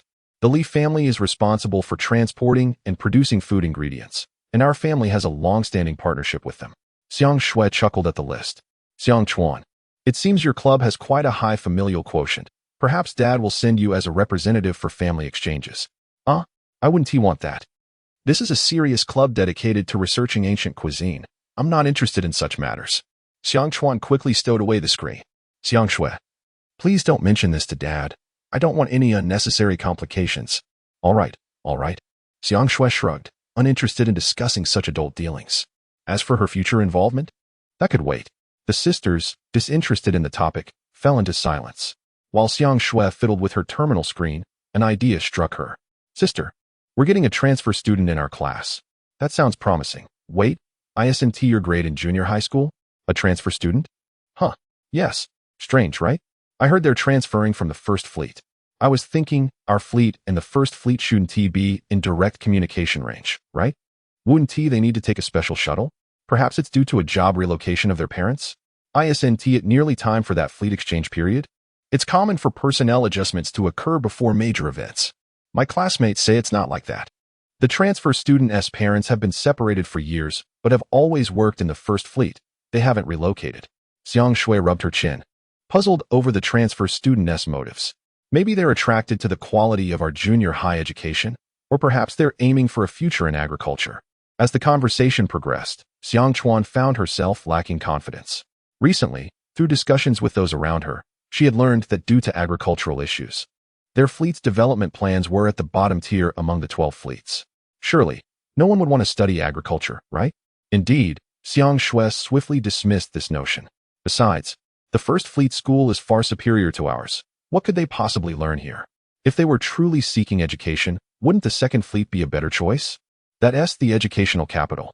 Xiang Chuan recalled the Second Fleet, Hela, having heard from their homeroom teacher, Zhu Bingguan, about the origins of the club education system. Let us not dwell on it. I've never quite understood modern thinking anyway. Once the transfer student arrives, we can inquire further. Perhaps they simply wish to take a break due to family issues. Taking a break doesn't necessitate transferring schools, though. Transferring across fleets is quite a hassle. Xiang Shui remarked, reopening her terminal to check the messages from viewers in her live stream, evidently losing interest in the transfer student topic for the moment. Startled, she leaped into Xiang Chuan's arms, her expression shifting to one of vigilance. What if Uncle Lin Yu takes you to the First Fleet? Who would make me those delicious desserts and provide me with captivating films to watch? Naturally, Xiang Chuan, who broadly identified as a homebody, would never consider relocating to the First Fleet, light years away. The complexities of communication between fleets were evident. The fleet exchange period occurred every 2 millennia, requiring at least 50 years of preparation to arrange routes and activities for each fleet. Some exploratory fleets, like the 9th and 10th, often took decades to establish contact. If Xiang Chuan were to leave, she feared she might never see her family again, a prospect she vehemently rejected. However, she could certainly prepare a lavish farewell feast for Lin Yu. Welcoming him would be a meticulously adorned 2-tiered cake and a table laden with an array of delectable dishes. The Xiang Wei couple and Xiang Qi approached as the dishes were served, and Lin Yu lamented the impending farewell to such culinary delights. Capturing a multi-angle photo of the dining table for his son, Lin Ming, several light years away from the Third Fleet. As the larger departed, the younger arrived. Chapter 64. The departure of guests and the arrival of new residents. Alas, Captain, we are about to depart. Please exercise some restraint. At the shuttle port, Lin Yu sighed for an indeterminate time, his taciturn attendant, Daikin, unable to refrain from offering a reminder. It is indeed easy to say. Our journey will mean a prolonged separation from the Xiang family until the next interfleet rendezvous. The thought of enduring years without the exquisite ancient delicacies of the Xiang family is truly daunting. Lin Yu turned his gaze towards the horizon. Although the grand estate of the Xiang family was obscured from view, the silhouette of the Xiang group building on the commercial street was still discernible. He fervently hoped that Director Xiang could further strengthen Xiang and expedite the establishment of its branch in the First Fleet. With the unique advantage of ancient cuisine, there would be no fear of failing to establish a foothold in the First Fleet. From Lin Yu's choice of words, Daikin sensed the unspoken struggles behind the development of Xiang group. However, he also held a fondness for the Xiang family's culinary offerings, thus having no objections to the idea of Xiang expanding into the First Fleet. Attention! There are 120 minutes remaining until the arrival of the diplomatic shuttle of the First Fleet. All guests are kindly requested to proceed to the waiting area at the port. The guiding AI robot announced the time, and the guests of the First Fleet bid farewell, either sincerely or politely, to the senior officials of the Third Fleet before boarding the automatic elevator. Attention! Civilian shuttle A10932 of the First Fleet has arrived. Please observe safety protocols and move as instructed by the port guides.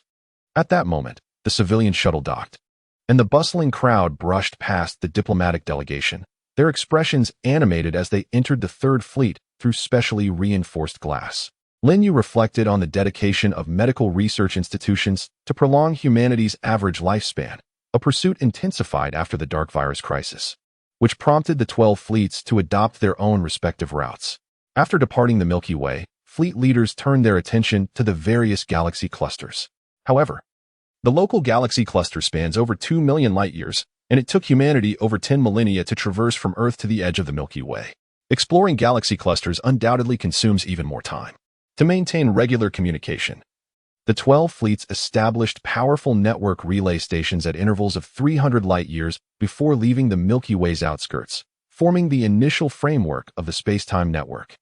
Once the space-time network was confirmed to operate independently of physical media, these relay stations evolved into intermittent communication points for the fleets. Over time, this gave rise to the era of interfleet exchanges. Yet, the vastness of the galaxy clusters makes it exceedingly challenging to locate a fleet that may have entered an unknown galaxy thousands or even tens of thousands of light-years away. Thus, after the era of interfleet exchanges was officially established by the First Fleet government, there have been few complete records of exchanges conducted among the 12 fleets. This time, the First Fleet fortuitously encountered the Third Fleet at the edge of the Milky Way, leading both parties to agree on an exchange prior to the designated period, facilitating tourism between their residents. The reason these residents dared to embark on such long-distance journeys, despite the difficulty of establishing regular contact, lies in the fact that the Third Fleet, like the First and 12th Fleets, has never missed an interfleet exchange period. Young people with adequate travel funds and retirees seeking new experiences chose to explore life in different fleets, which evoked a sense of envy in Lin Yu. As the captain of an escort ship, he could not leave the First Fleet unless reassigned or retired. "Captain Lin, may I have a moment of your time?" Suddenly, an official called out to him from behind. "Who are you?" Lin Yu turned to see a familiar face, furrowing his brow. "What brings you here? Could you please visit the VIP room once we enter the waiting area?" The official lowered his voice, glancing around to ensure no one was eavesdropping. "It's regarding the Xiong family." "The Xiong family?" Lin Yu frowned. By all accounts, the Third Fleet would not pose a threat to the Xiong family. And given his amicable relations with them, could this person possibly? "Please do not worry." Noticing Lin Yu's wary expression, the official quickly clarified, producing an item and placing it in Lin Yu's hand. "We mean no harm. We simply wish to discuss a few matters." Having said that, he stepped back, and several bodyguards moved in to obscure his presence. It was evident that he was well prepared. Who is this person? What could they want from me? Lin Yu glanced at the item in his hand and gasped in astonishment. It was a yam cake. The yam cake had yet to be officially launched, as US Xiong's Research Institute had been developing various flavors since the yam policy was approved, making it unlikely for anyone besides the upper echelons of US Xiong and the Xiong family to acquire it. Could it be that Xiong Weiguo was seeking him out? But for what purpose? Lin Yu was filled with questions. As he raised his gaze, he happened to glance at the departing crowd and froze. Among a throng of adults and seniors, a young boy, seemingly around the same age as Xiong Shui, stood out. He was intently studying a communication log on a terminal screen, occasionally swallowing nervously, resembling. "Wait, Lin Ming, Lin Ming." Lin Yu instinctively pressed his face against the glass, but the soundproofing was effective, and the boy remained oblivious, engrossed in his screen. In a moment of desperation, Lin Yu shouted, "Guide AI, let me down." Lin Ming, his troublesome son, had just entered junior high school this week. How could he possibly be at the Third Fleet's port? Half an hour later, while Xiang Chuan languished in his room, drooling over recipes he had discovered on Jiggle, lamenting the lack of soy sauce, MSG, and ginger, he suddenly received a communication from Xiang Qi. "Xiang Chuan, we have guests arriving. Please come down to greet them." "Huh? Oh." Xiang Chuan hastily changed into casual attire, pondering, why do we have guests so soon after Uncle Lin's departure? "I heard my brother mention that a civilian flight from the First Fleet is arriving today. Could it be yet another freeloader?" He recalled that Xiang Qi's expression had been rather peculiar earlier. Could it be that an unwelcome guest was on the way? "Brother, who is coming?" He hurried down the stairs to the living room, opening the door to the foyer, where he wore an expression similar to Xiang Qi's, one of subtle apprehension. "It's good to see you all again." At the entrance, Lin Yu forced a stiff smile as he greeted the gathered individuals. Beside him stood a young boy who appeared to be of similar age to Xiang Shui. "Goodness, we have graduated from the elder to the younger." The three younger members of the Xiong family thought simultaneously. Chapter 65, Preparations for Outdoor Training. The unexpected addition of a new young resident in the Xiong household left everyone feeling rather speechless. Lin Yu had inundated his son with an abundance of photos showcasing delectable dishes, leaving Lin Ming quite famished. As a result, the proactive Lin Ming, within a week, managed to secure a transfer permit from the Education Bureau through his mother, Lin Yu's estranged wife. During this brief period of communication between the First and Third Fleets, he became the first minor to transfer to the Third Fleet, reportedly causing quite a stir with the director of the Education Bureau, SUSI-MANHUA. When Lin Ming was delivered to the Xiang family, it was the first time Lin Yu had bowed his head in acknowledgement of the consequences of his actions. The captain's orders took precedence over everything else, and Daikin discreetly glanced toward the kitchen, agreeing with the captain's assessment of the Xiang family's cuisine. Was the food here truly that exquisite? Even a workaholic like his father chose to remain.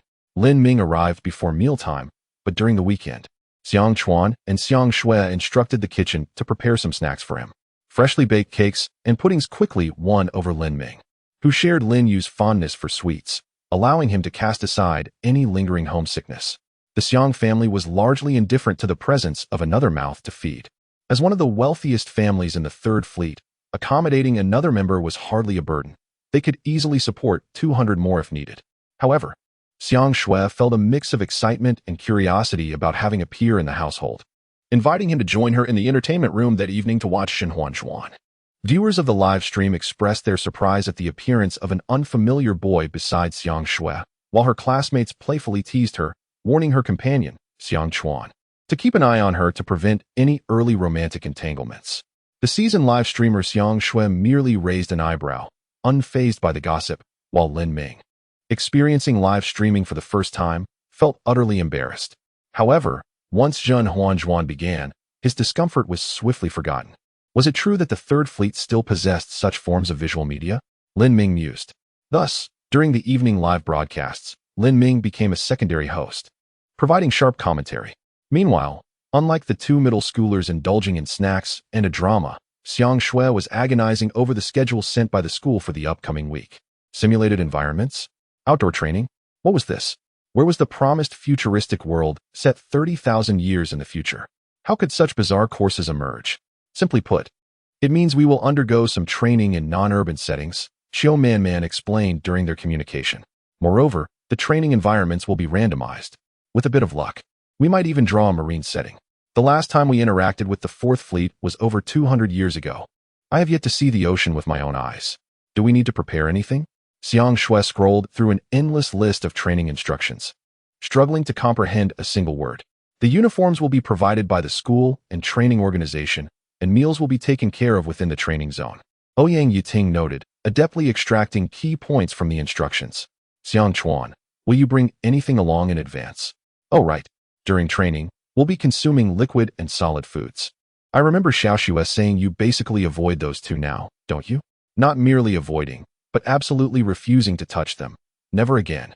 Xiang Chuan silently lamented. Yet, in front of her friends, who still consumed modern foods without hesitation, she maintained a facade of normalcy, despite her family members, who were similarly repulsed by contemporary cuisine, still treating it with a degree of respect. The traumatic memory of that first mouthful of fresh fish soup on the day of her arrival was enough to instill in her a deep-seated aversion to all modern foods.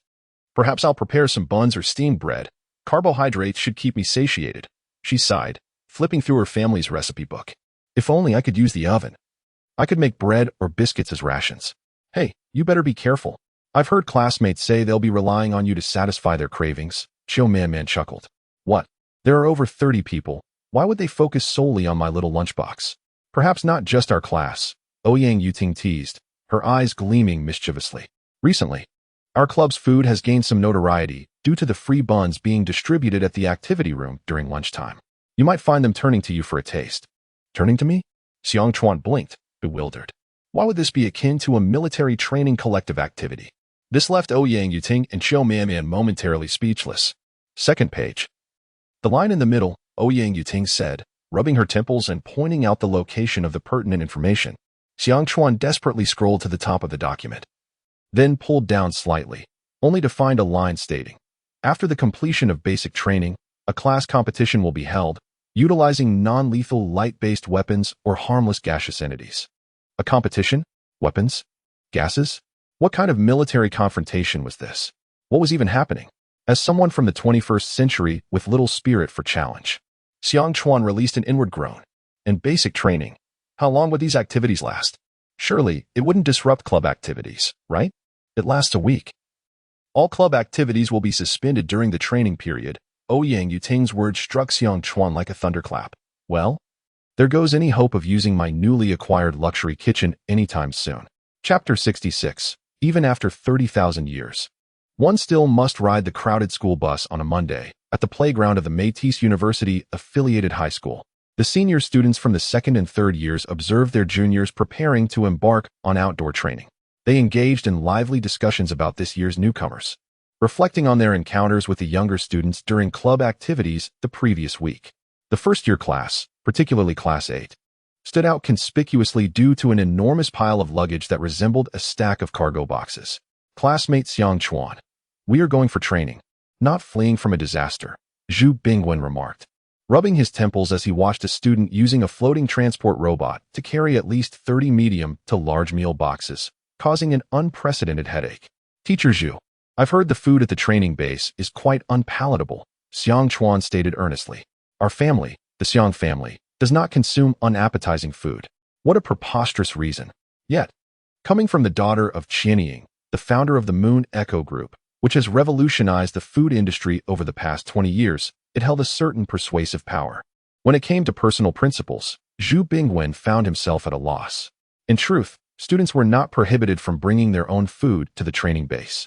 Every year, when freshmen participated in outdoor training, the supervising teachers and principal could easily anticipate that the newcomers would, under the guidance of their senior peers, stuff their luggage with carefully concealed meal boxes, regardless of size.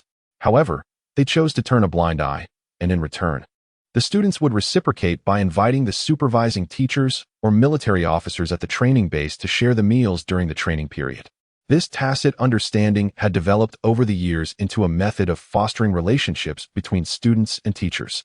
Yet, the sight before him was not a delightful surprise from a new student who had been restless since the start of the semester, but rather a shocking one. Good morning, everyone. Just then, the principal and vice principal arrived to inspect Class 8. The noisy students immediately fell silent and stood at attention. The principal felt a sense of satisfaction witnessing the respect his class received, though the sight of the luggage in the back nearly wiped the smile off his face. Teacher Zhu, your class seems to have an excessive amount of luggage. The principal couldn't help but remark. Well, actually, Zhu Bingwen lowered his voice. It's Xiang Chuan's insistence to bring these. She claims that the Xiang family principle is to never eat unappetizing food. That was rather too blunt. The principal's mouth twitched at the thought. Although he understood Xiang Chuan's perspective after having tasted the breakfast buns and fruit milk delivered by the kitchen AI every morning, he could not deny that the food at the training base, well, principal, Xiang Chuan, noticing the principal's hesitance, stepped forward. Since the Taste Society has just been established, we need time to collaborate on club activities. However, outdoor training takes up our time. So I hope to use these ancient foods I brought to discuss the future development of the Taste Society during our training. Upon hearing this, Ouyang Yuting's gaze towards Xiang Chuan changed. Could one really speak such fabrications with a straight face? Yet, since Xiang Chuan had invoked the premise of club activities, the principal was compelled to adopt a serious demeanor. I see. Xiang Chuan, I hope you and your members will gain valuable experience during the outdoor training while also benefiting your club activities. I look forward to seeing new results upon your return. Xiang Chuan thought to herself. This counts as an approval, right? Elated internally but maintaining a serious facade, she replied, I will not disappoint your expectations, principal. During our time away, I will instruct Shaoxing No. 2 to continue providing you and the vice principal with daily supplies of buns and fruit milk. This implied that the supply of buns and fruit milk would not cease this week. Upon hearing this, the principal and vice principal both felt pleased, nodding in agreement with smiles, patting Zhu Bingwen on the shoulder before moving on to the next class. Wow, one can get away with that? For a moment, the students in Class 8 looked at Xiang Chuan with newfound respect that was previously absent, since the principal had tacitly approved. Xiang Chuan and her 3 club members needed to find a way to fit the luggage into the transport ship. Each class was to travel to the outdoor training site located at the southern end of the main ship using their respective small transport vessels. However, Class 8 faced the dilemma that Xiang Chuan's luggage was too large to fit. A boy suddenly had a bright idea. What if we each eat half a box? That way, we only need to take half with us. Immediately, he was met with cold glares from Ouyang Yuting and AI Nua, as well as a swift kick from Xiang Chuan, which missed effortlessly. Thus, They had to place some of the students' luggage in the seating area of the transport ship, resulting in a cramped space that felt as congested as a train during peak travel season. After the 4 members of the Taste Society stowed their luggage, they were stunned upon entering the transport ship. The aisle was filled with suitcases. "How are we supposed to walk through this?" Xiang Chuan lamented, having to once again employ her skills acquired from navigating crowded subways and maneuvering between desks during her school days, leading Ouyang Yuting and others to the last 4 empty seats. However, seating arrangements posed another challenge, primarily because Liang Gong was not accustomed to physical contact with the opposite sex. Given past circumstances, Xiang Chuan and Ai Nua were also reluctant to sit too close to each other. Ultimately, the arrangement ended with Xiang Chuan, Ouyang Yuting, Ai Nua, and Liang Gong in that order. Once the transport ship set off, a gentle vibration lulled Xiang Chuan into drowsiness. The 30-plus meal boxes were prepared by the kitchen AI over the past 2 days, consuming nearly a third of her home mess supplies and exhausting her as the kitchen commander. Had it not been for the intervention of her homeroom teacher and the principal, she might have succumbed to sleep standing. Observing Xiang Chuan's drowsy state, Ouyang Yuting retrieved a provided blanket from behind her seat and covered her, only to feel a piercing gaze from behind. "What's wrong? You've been rather quiet these past few days," Ouyang Yuting remarked, taking a sip from her fruit milk. After granting her team access to the fruit milk formula, Xiang Chuan had become enchanted with experimenting with various fruits to create new flavors. Recently, she had intended to discuss some new ideas with Xiang Chuan, but had forgotten about the training, thus postponing her plans. "Isn't that how it always is?" Ai Nua elegantly lifted his water bottle, sipping fruit juice. This was a request he had made to Xiang Chuan after transferring to the club, to sample the liquid before the mixture of milk and fruit juice. He ended up with 3 cups of juice, which he immediately grew fond of. Compared to the rich fruit milk, he preferred the pure, refreshing taste of juice. On Friday afternoon, he had evaluated the taste differences between juice and fruit milk, nearly igniting a spirited debate with the staunch fruit milk supporter, Ouyang Yuting. In the Taste Society activity room, the two had continued their argument over which was superior during the weekend, while also preparing meals for their training. Xiang Chuan, who had observed the entire exchange in the communication group, mused, "It had the same fervor as the past disputes between the salty and sweet factions." At last, the journey toward discovering new ingredients was about to begin.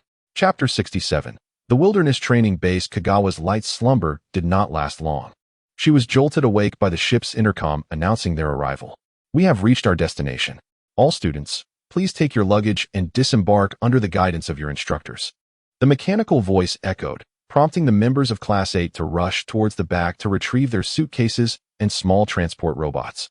Zhu Bingwen shouted, "Slow down. One at a time. Don't crowd." In contrast, the members of the Culinary Society dashed out the moment the doors opened, as their belongings were stowed in the cargo hold, sparing them the need to jostle with their classmates. "President, are you really taking all these to the dormitory at the training base?"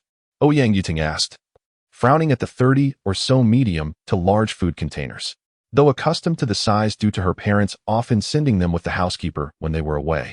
She was taken aback by the sight of such a towering stack of containers. Common sense suggested that such a scene could only be witnessed at a food container manufacturing facility. Yet, here they stood before an extraordinary mountain of food boxes. Who laments about their own plight? The 3 members felt a sudden discomfort at the absurdity of it all. "But this is an excessive amount, isn't it?" Liang Gong picked up one of the containers, struggling to lift it. "How much did you pack in here?" He turned to Kagawa. "We're only staying at the training base for a week. If we eat 1 box per meal, 27 would suffice. Yet there are almost 30 here. My father said this container can hold 30 meal boxes, so I had the kitchen AI prepare a few extra," Kagawa explained, patting the container, which emitted a muffled clattering sound from being overstuffed. "Liang Gong, your calculations seem flawed," Ouyang Yuting remarked, eyeing the box in his hands, which was almost large enough to serve as a small coffee table. "Are you sure our president can consume an entire container in one sitting?" At her words, both Liang Gong and Ano, who had been silently listening to their banter, exchanged glances with Kagawa's slender figure and then at the container. Clearly, that was not feasible. An awkward silence enveloped the group. It turned out that the president had indeed considered their needs. They had thought she intended to use this training opportunity to gain some weight. After their sharp critiques, Ouyang Yuting and Liang Gong subdued their frustrations and diligently assisted Kagawa in activating and managing the transport robots. Ano quietly helped her carry the luggage. There was no denying it. Who could resist a delicious meal? If they refused, their classmates waiting at the hatch, eyeing Kagawa's container with envy, would likely pounce and impose an unfair agreement during their training, toiling for a mere morsel of food. "Look, a sparrow," Liang Gong exclaimed, following Kagawa's gaze to a few fluffy brown birds perched in a tree, a smile breaking across his face. "They're so cute." After all, the wilderness training base was situated near an ecological protection zone, making the sight of small birds quite ordinary. Ouyang Yiting calmly explained, though her terminal incessantly snapped photos of the sparrows. As Kagawa followed the group towards the nearby wilderness training base, her thoughts were consumed by the image of those charming little sparrows. She had researched the preservation of modern flora and fauna on her first day after the transition. But the trees around her were predominantly genetically modified common species. She had yet to encounter birds or pets, which sparked her curiosity. Where had all the animals gone?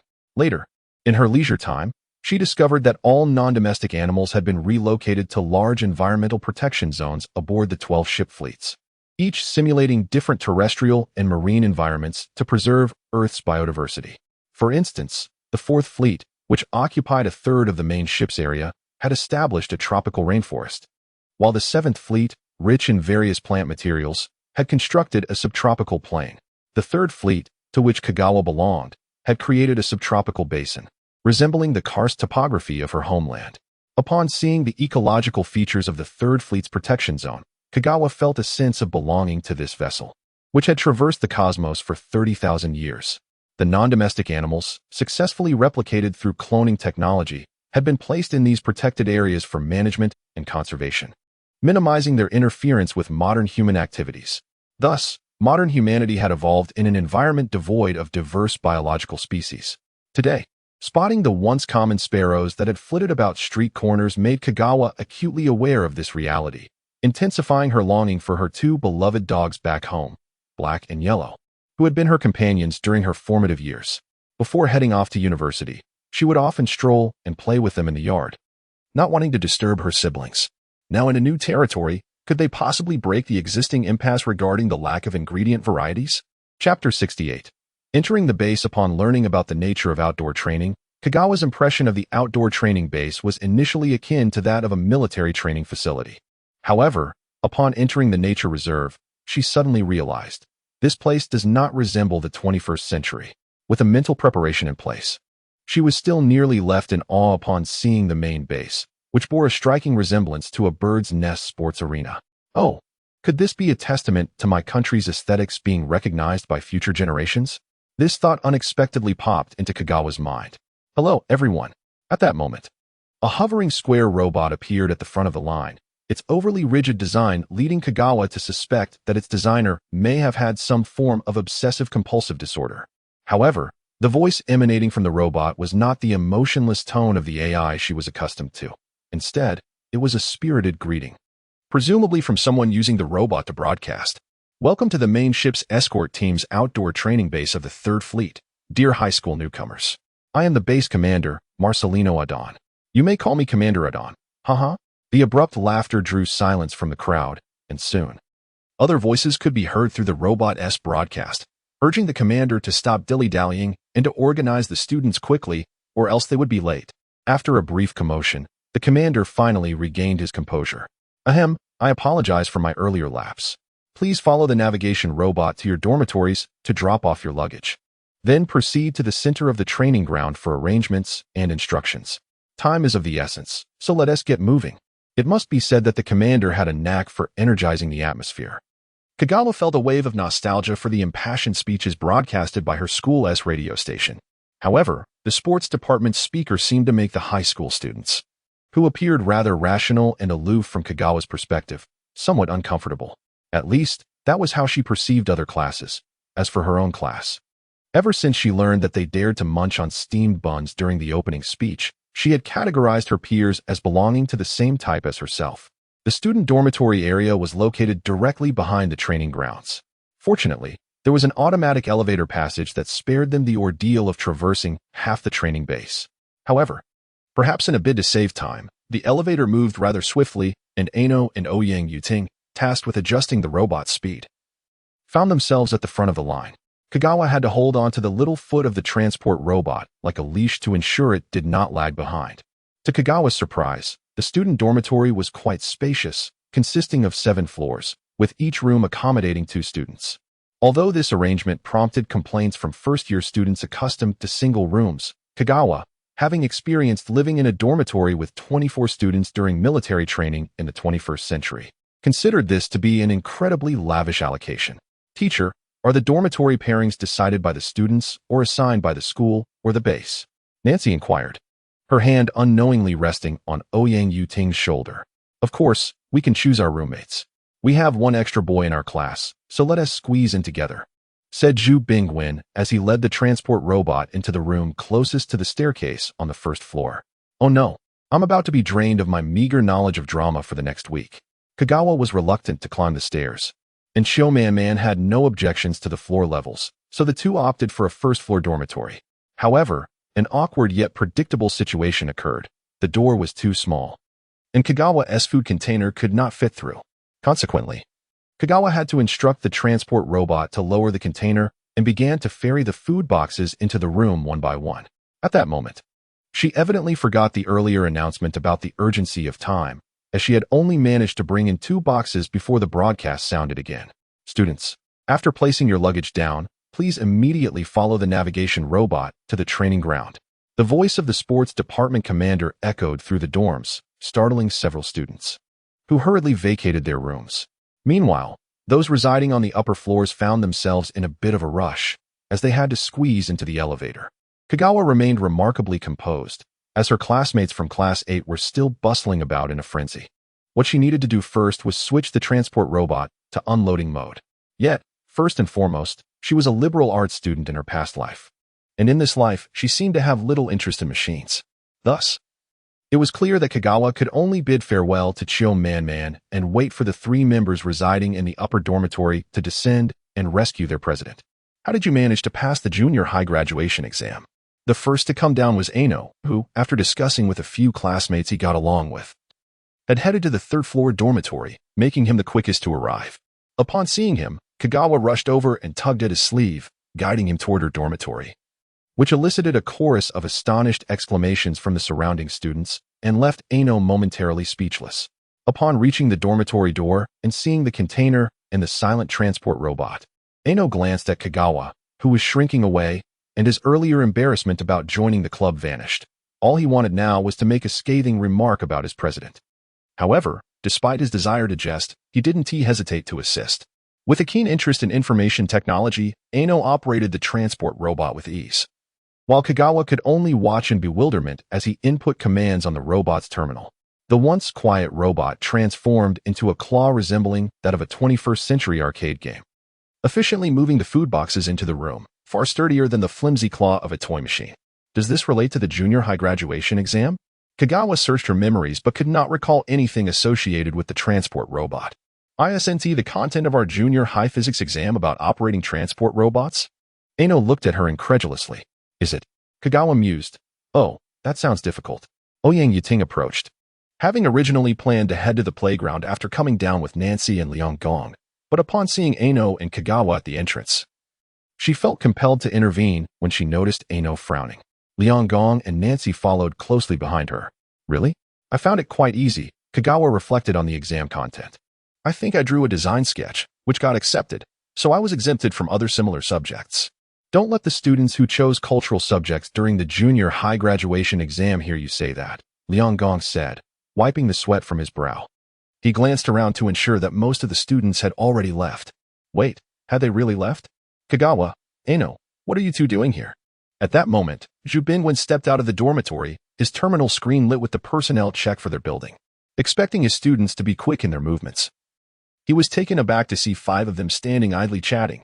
He hurriedly urged them, training is about to commence. Hurry to the playground. If you're late, you'll be punished with a week of cleaning the insect protection zone. Upon hearing this, Kagawa dashed out without hesitation. For one simple reason, she feared insects. Chapter 69. The content of training. Fortunately, Kagawa was spared the grim fate of facing an army of insects 30,000 years hence. She managed to catch up. Following her lead, Ouyang Yuting and others soon arrived at the playground. Not everyone is here yet. Kagawa, exhausted and with weary legs, stood in the designated area for Class 8. Xiaoman was startled by her breathlessness and, along with Ouyang Yiting, hurried to help her regain her composure. This was undoubtedly the most strenuous run she had experienced in the last decade, rivaling even the physical examination during the college entrance exams. She had never been the type to sprint across a playground for no reason, and this nearly 500-meter dash left her gasping for air.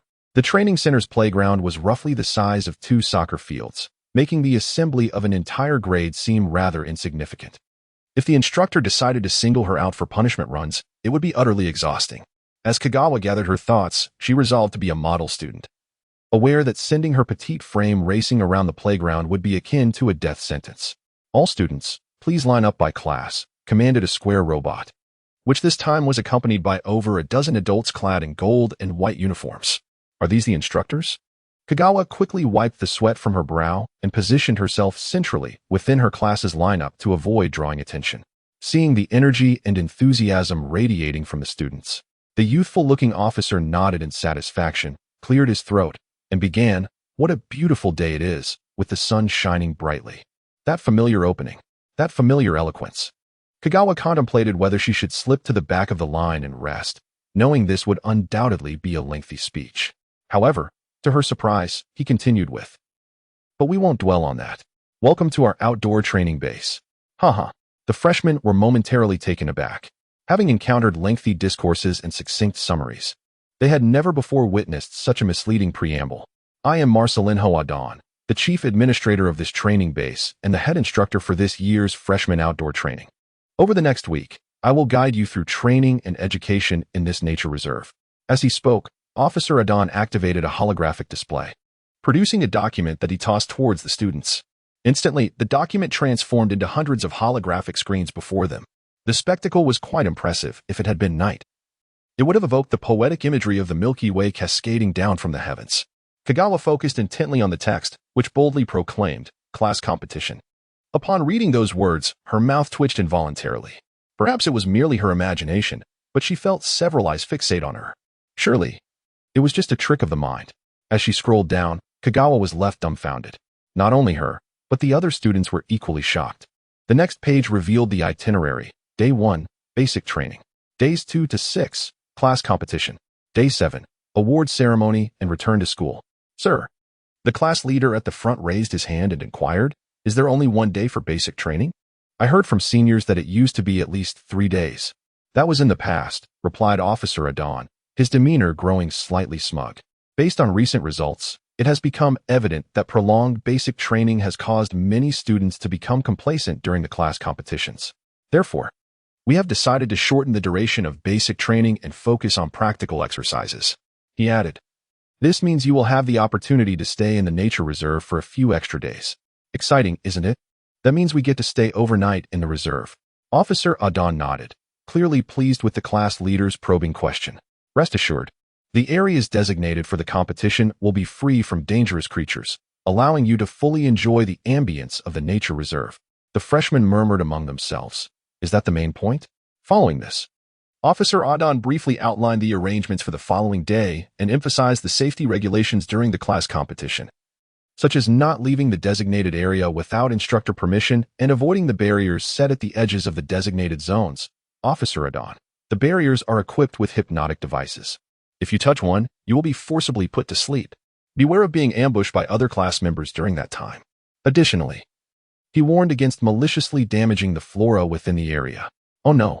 Back at the dormitory, Kagawa crouched down, clutching her head in despair. Her classmates cast sympathetic glances her way, kindly offering, "Kagawa, if you can't handle it, we can help you out." "Yes, Kagawa. Rather than letting the neighboring class take advantage of your lunchbox, why not let our stomachs solve your dilemma? Kagawa, we're here for you. Our stomachs can come to your aid anytime." Kagawa, lifting her head from the ground, thought, "Their intentions are as distant as light years away. Enough, enough. I'll just bring an entire container to the reserve for camping," she scoffed, waving her hand dismissively, causing her classmates' attempts to mooch food to disperse in laughter. Yet this unexpected change was truly overwhelming. "Indeed, we should have been notified in advance of such changes," Xiao Man lamented, her expression troubled. "My water bottle can only hold enough drinking water for 3 days, and now it's 5. Where am I supposed to get more water? Didn't you receive any news? Ouyang Yiting turned to Ano and Nancy, whose family connections made it easier for them to obtain information from the upper echelons compared to her own emerging nobility. Both Ano and Nancy wore similarly distressed expressions. Ano replied, "You know the Education Bureau is tight-lipped. If we knew, you would have likely received the information as well. This change is news to me too. Why did it have to be our class?" Kagawa frowned, feeling a mix of emotions. Reminiscent of the frustration one feels upon discovering that their alma mater installed air conditioning in the dorms the semester after they graduated, missing out on an enhanced living experience.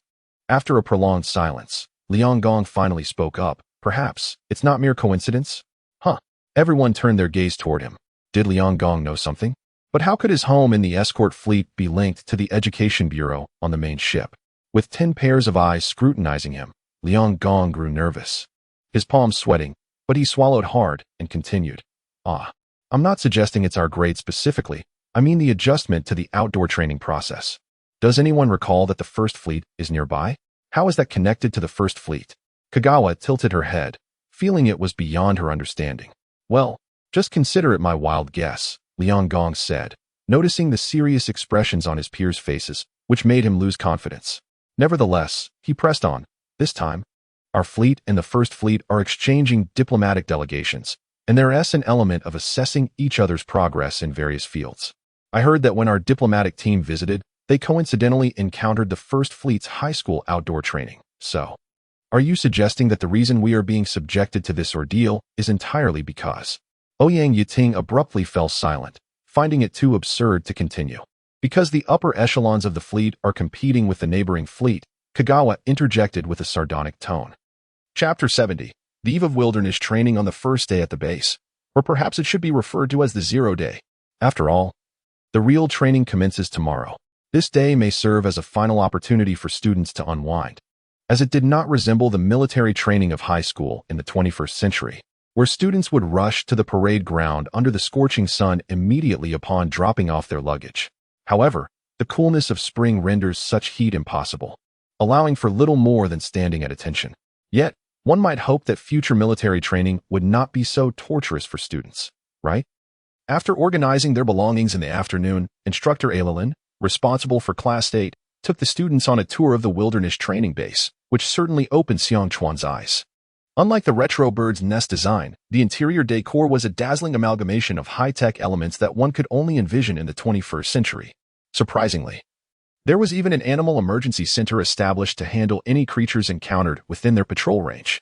Instructor Mei Lin explained that the nature reserve was vast, and they were situated quite near the habitats of carnivorous mammals, so it was common to find injured small to medium-sized animals. Previously, they would contact the Nature Conservation Agency for assistance, but due to the frequency of such calls, the agency eventually dispatched 2 medical teams to be stationed at the base, one at the base itself and the other accompanying the patrol units into the forest, alternating as needed. Listening to this, Xiang Chuan silently nodded in agreement. Sending 2 teams was indeed a prudent decision that would allow them to respond to various emergencies. "Instructor, do animals and insects frequently appear near the base?" inquired the ever-curious Chiu Man. "Of course," Instructor Mei Lin replied proudly. "The DNA of carnivorous and aggressive herbivorous animals within the nature reserve has been recorded in the barrier's shielding parameters, preventing them from crossing. However, docile carnivores and herbivores can traverse these barriers freely, which is why we often see various animals here, not to mention a multitude of bird species." Well, upon hearing this, the members of Class 8 erupted in envious exclamations. How incredible it was to have contact with animals at any time. Yet, amidst the crowd, Xiang Chuan remained unperturbed. For her, who had just last week been handling a cute American shorthair and an orange tabby at her employer's office, this was hardly a long-awaited encounter with animals. If she were to see lions or tigers, she might have been surprised, but harmless creatures. Perhaps just rabbits or deer? She wondered if cats and dogs were included in this list. Instructor, Xiang Chuan pondered, what would happen if, during training, we accidentally injured or even killed an animal? Would there be any repercussions from the government? Haha, it's not that dramatic. Instructor Mei Lin chuckled at this query. Your understanding of animal protection seems to be stuck in the dark virus crisis era. You have a good grasp of history, though. Xiang Chuan replied. It's not just 20,000 years. My consciousness even hails from 30,000 years ago. In the aftermath of the dark virus crisis, the prevention and reproduction initiatives for animals progressed smoothly. Although their numbers were fewer than those of edible species, they had reached a peak reminiscent of the Common Era based on remaining records. Minor injuries were generally permissible, certainly not referring to the 21st century. Xiang Chuan thought to herself, silently critiquing the Earthlings who annually caused the demise of countless endangered animals.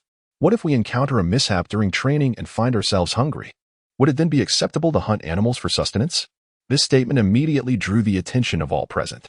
However, after a week, Xiang Chuan had developed a kind of immunity to the astonished gazes of her classmates. Well, that is quite an unconventional question, Instructor Ailin stammered, struggling to formulate a response. If it truly becomes necessary to eat, we will assess the situation on site. However, such circumstances are generally unlikely to arise. That is hard to say. Xiang Chuan opened her terminal and pulled up the file detailing the wilderness training protocols. It indicated that in class competitions, students were permitted to seize food from one another. And if all supplies were taken without finding alternative provisions within 6 hours, they would be deemed to have failed, right? On-site. What do you mean? Instructor Ailin was taken aback. I mean hunting small animals for food. The response caused the members of Class 8 to regard Xiang Chuan with newfound awe. What had once been perceived as a whimsical culinary enthusiast now appeared as a formidable figure unflinchingly prepared to wield a knife. Instructor Ailin, equally stunned, stared at the seemingly delicate girl before her, wondering what kind of upbringing could produce such a child. Yet, rationality told her that the question was indeed practical. And she stammered, I'll consult with the commander. She then turned to the corner to contact Commander Adon. Meanwhile, the members of Class 8 gathered around Xiang Chuan, bombarding her with inquiries about animal cuisine, whether she knew how to prepare any animals, if there were creatures more delectable than beef or chicken, and whether they should hunt together during wilderness training. Their enthusiasm left Zhu Bingwen, who was eavesdropping nearby, drenched in cold sweat. Please, everyone, let us not fixate on whether animals are edible. They are not meant for consumption, Zhu Bingwen interjected, attempting to steer the conversation away from the culinary aspects. But, Instructor, Xiang Chuan replied innocently, I heard many people eyeing my lunchbox. The classmates of Class 8 nodded vigorously in agreement, leaving Zhu Bingwen speechless. Well, it seems my cooking is too delightful, attracting attention, Zhu Bingwen sighed in resignation. Then you can hunt food from other classes. Their food is terrible.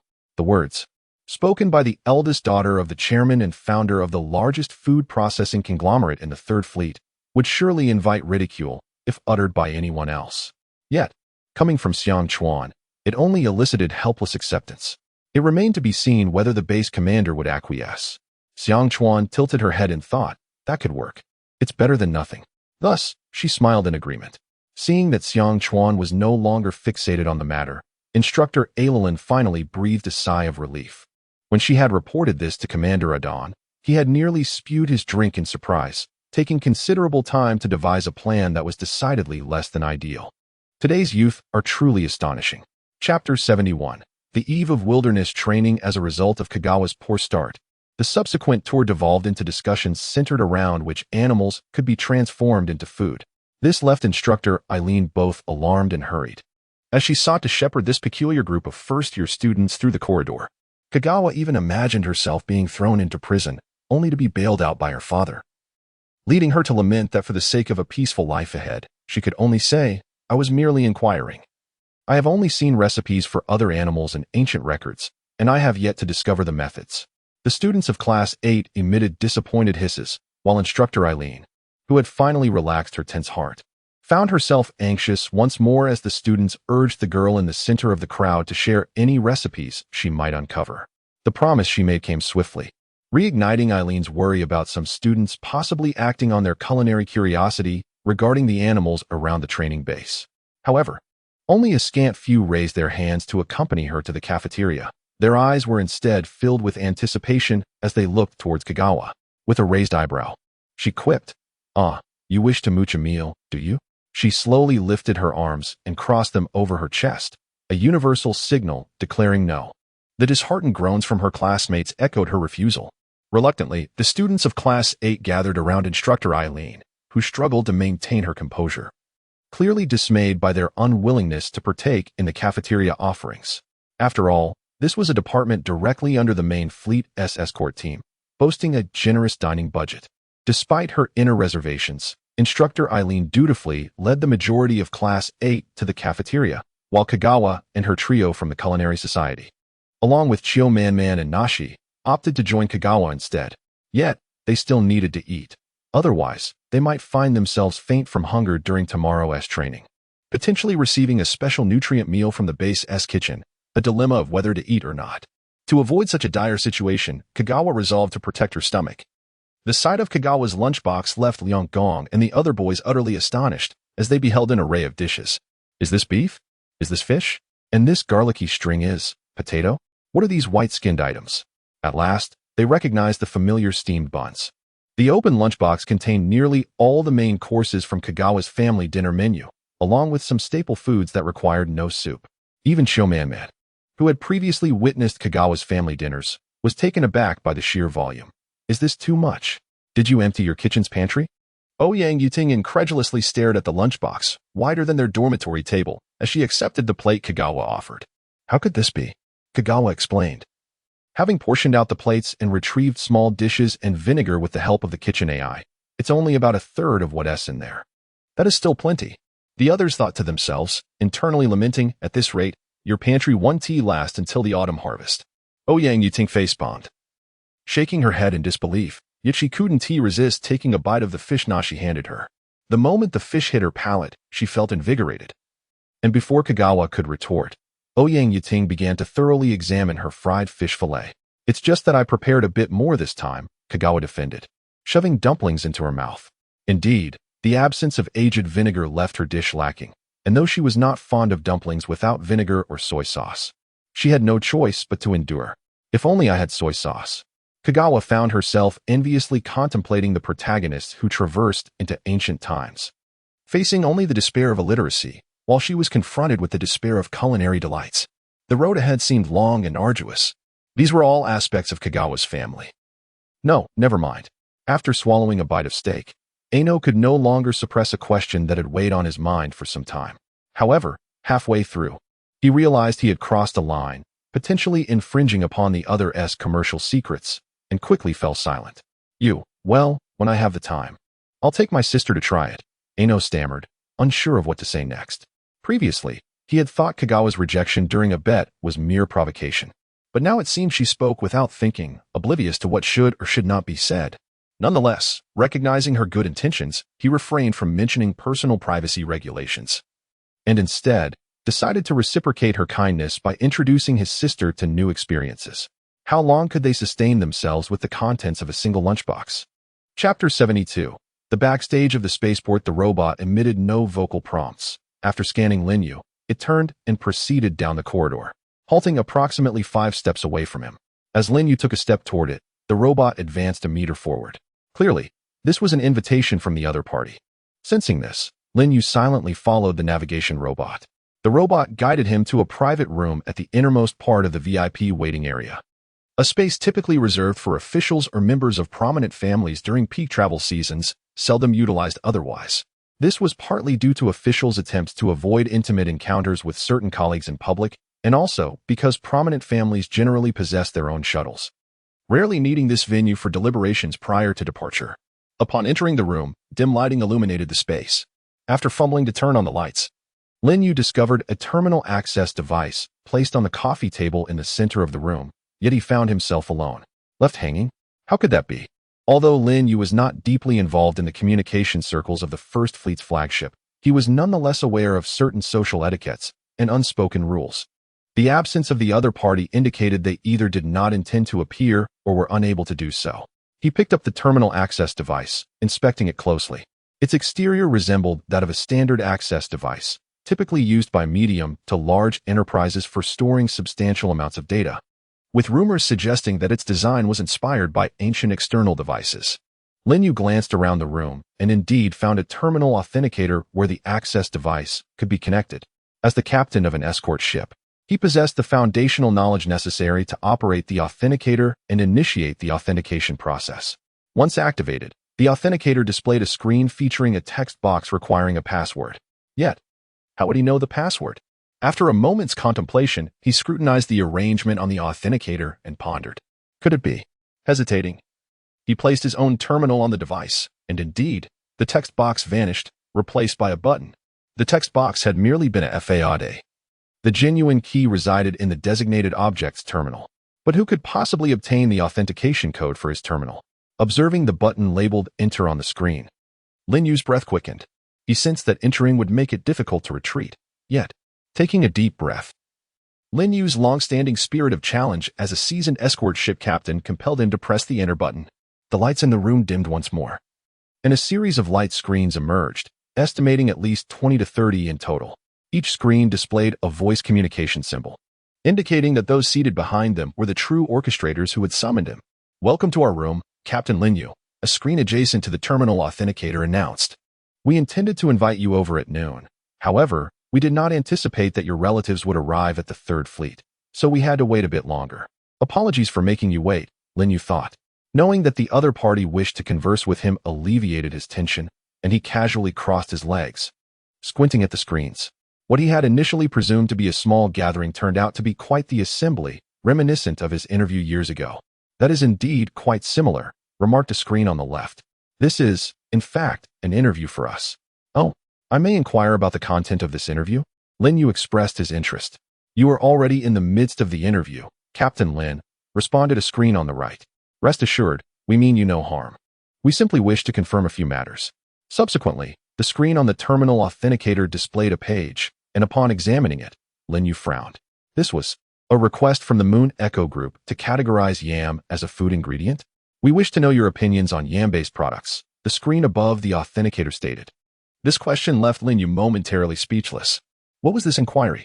Were they genuinely seeking his perspective on yam foods as a reference for deciding whether to approve the Moon Echo Group's application? Surely. The Agricultural Bureau of the Third Fleet had little else to occupy their time. After contemplating, he realized that mere words would not suffice. Evidence would be more compelling. At that moment, he was grateful for his habit of frequently photographing meals to share with his son, despite regretting the excesses that had led to their current separation. He retrieved his terminal, selected several photos showcasing yam dishes devoid of any people, and tossed them into the air. The semi-transparent images hovered before him, eliciting gasps from the screens. This is yam nut soup, with a sticky texture and a sweet and sour flavor, suitable as a staple dish. This is yam cake, made by wrapping cooked yam puree around fruit, with a delightful sweetness. And this is stir-fried yam. These descriptions were largely lifted from the casual notes he had jotted down in the Xiang family recipe book. And having a good memory, Lin Yu had retained most of it, now presenting it as a spontaneous culinary showcase that left the audience behind the screens ravenous. Ahem. Thank you very much, Captain Lin, for your introduction to these dishes, the screen above the terminal authenticator said, swallowing hard, internally lamenting how Lin Yu had transformed the interview into a culinary experience report. From what you've said, it seems you hold a high opinion of the new foods from Moon Echo, correct? Indeed, Lin Yu thought to himself. Though he would never utter the words aloud in such a setting. He regretted that several years ago, the Moon Echo branch had withdrawn from the First Fleet. Had it still existed, perhaps he could have tasted these dishes. Then, if we were to allow the Moon Echo Group, or rather, the foods on the Xiang family table to enter the First Fleet, would you be willing to lend your support? Who are you truly? Upon hearing the mention of the Xiang family, Lin Yu's smile faltered, and his gaze sharpened as he regarded the screen above the terminal authenticator.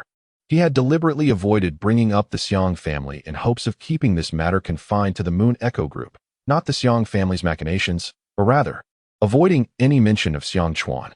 Yet it was evident that these individuals were privy to certain knowledge. Rest assured, we are supporters of the Moon Echo Group, their initiatives. And hers, the screen above the terminal authenticator replied, sensing Lin Yu's wariness and adopting a slightly amused tone.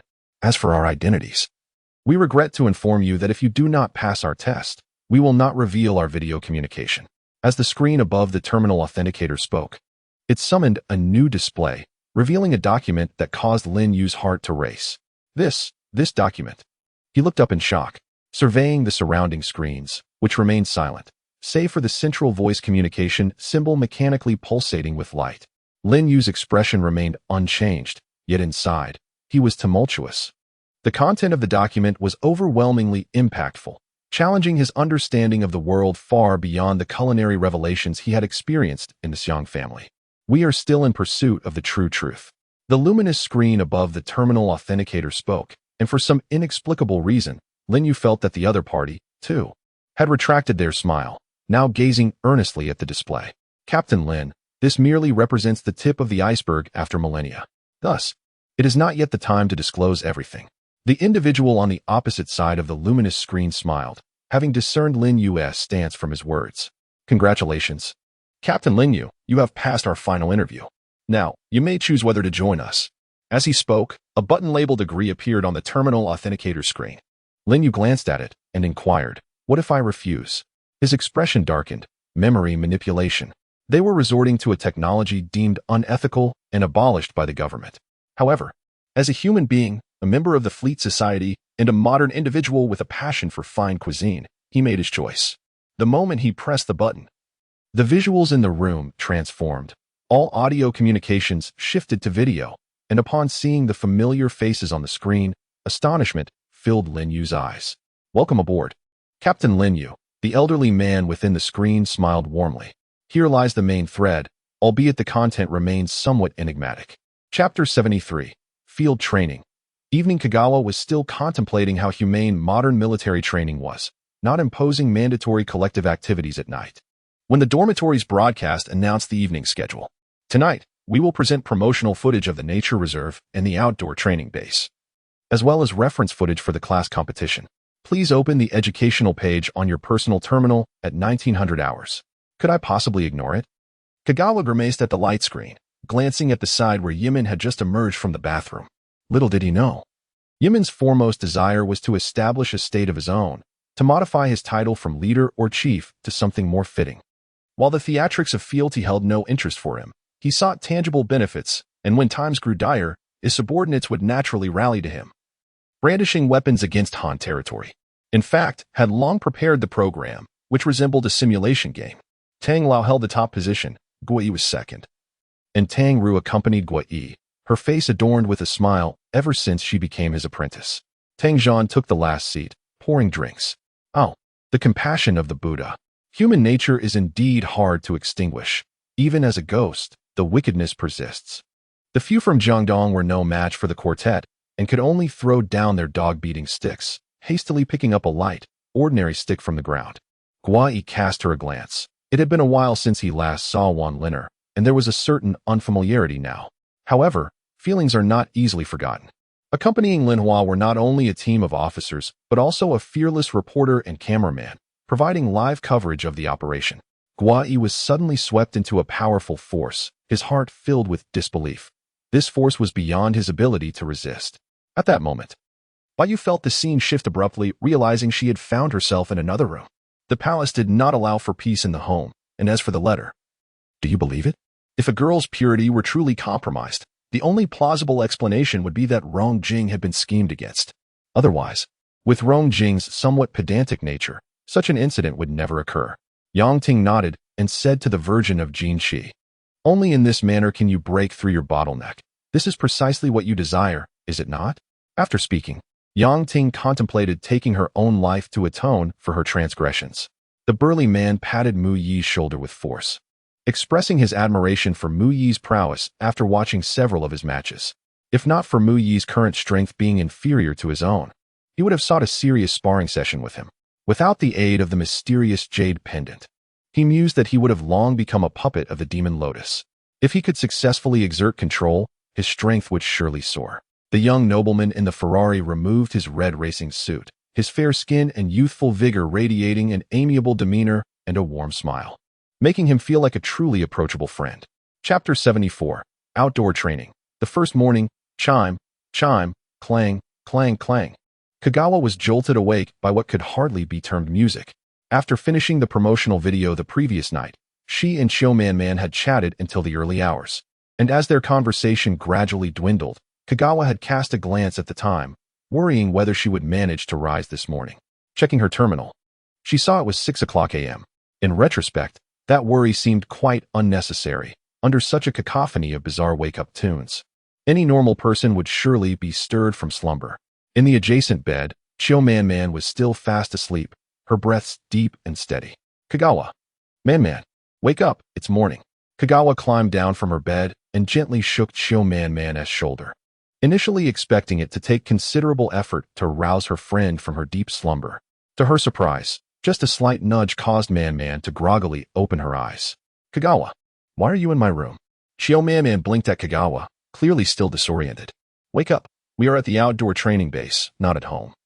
Kagawa replied, her expression reflecting her exasperation as she ruffled Man's hair to help her awaken fully.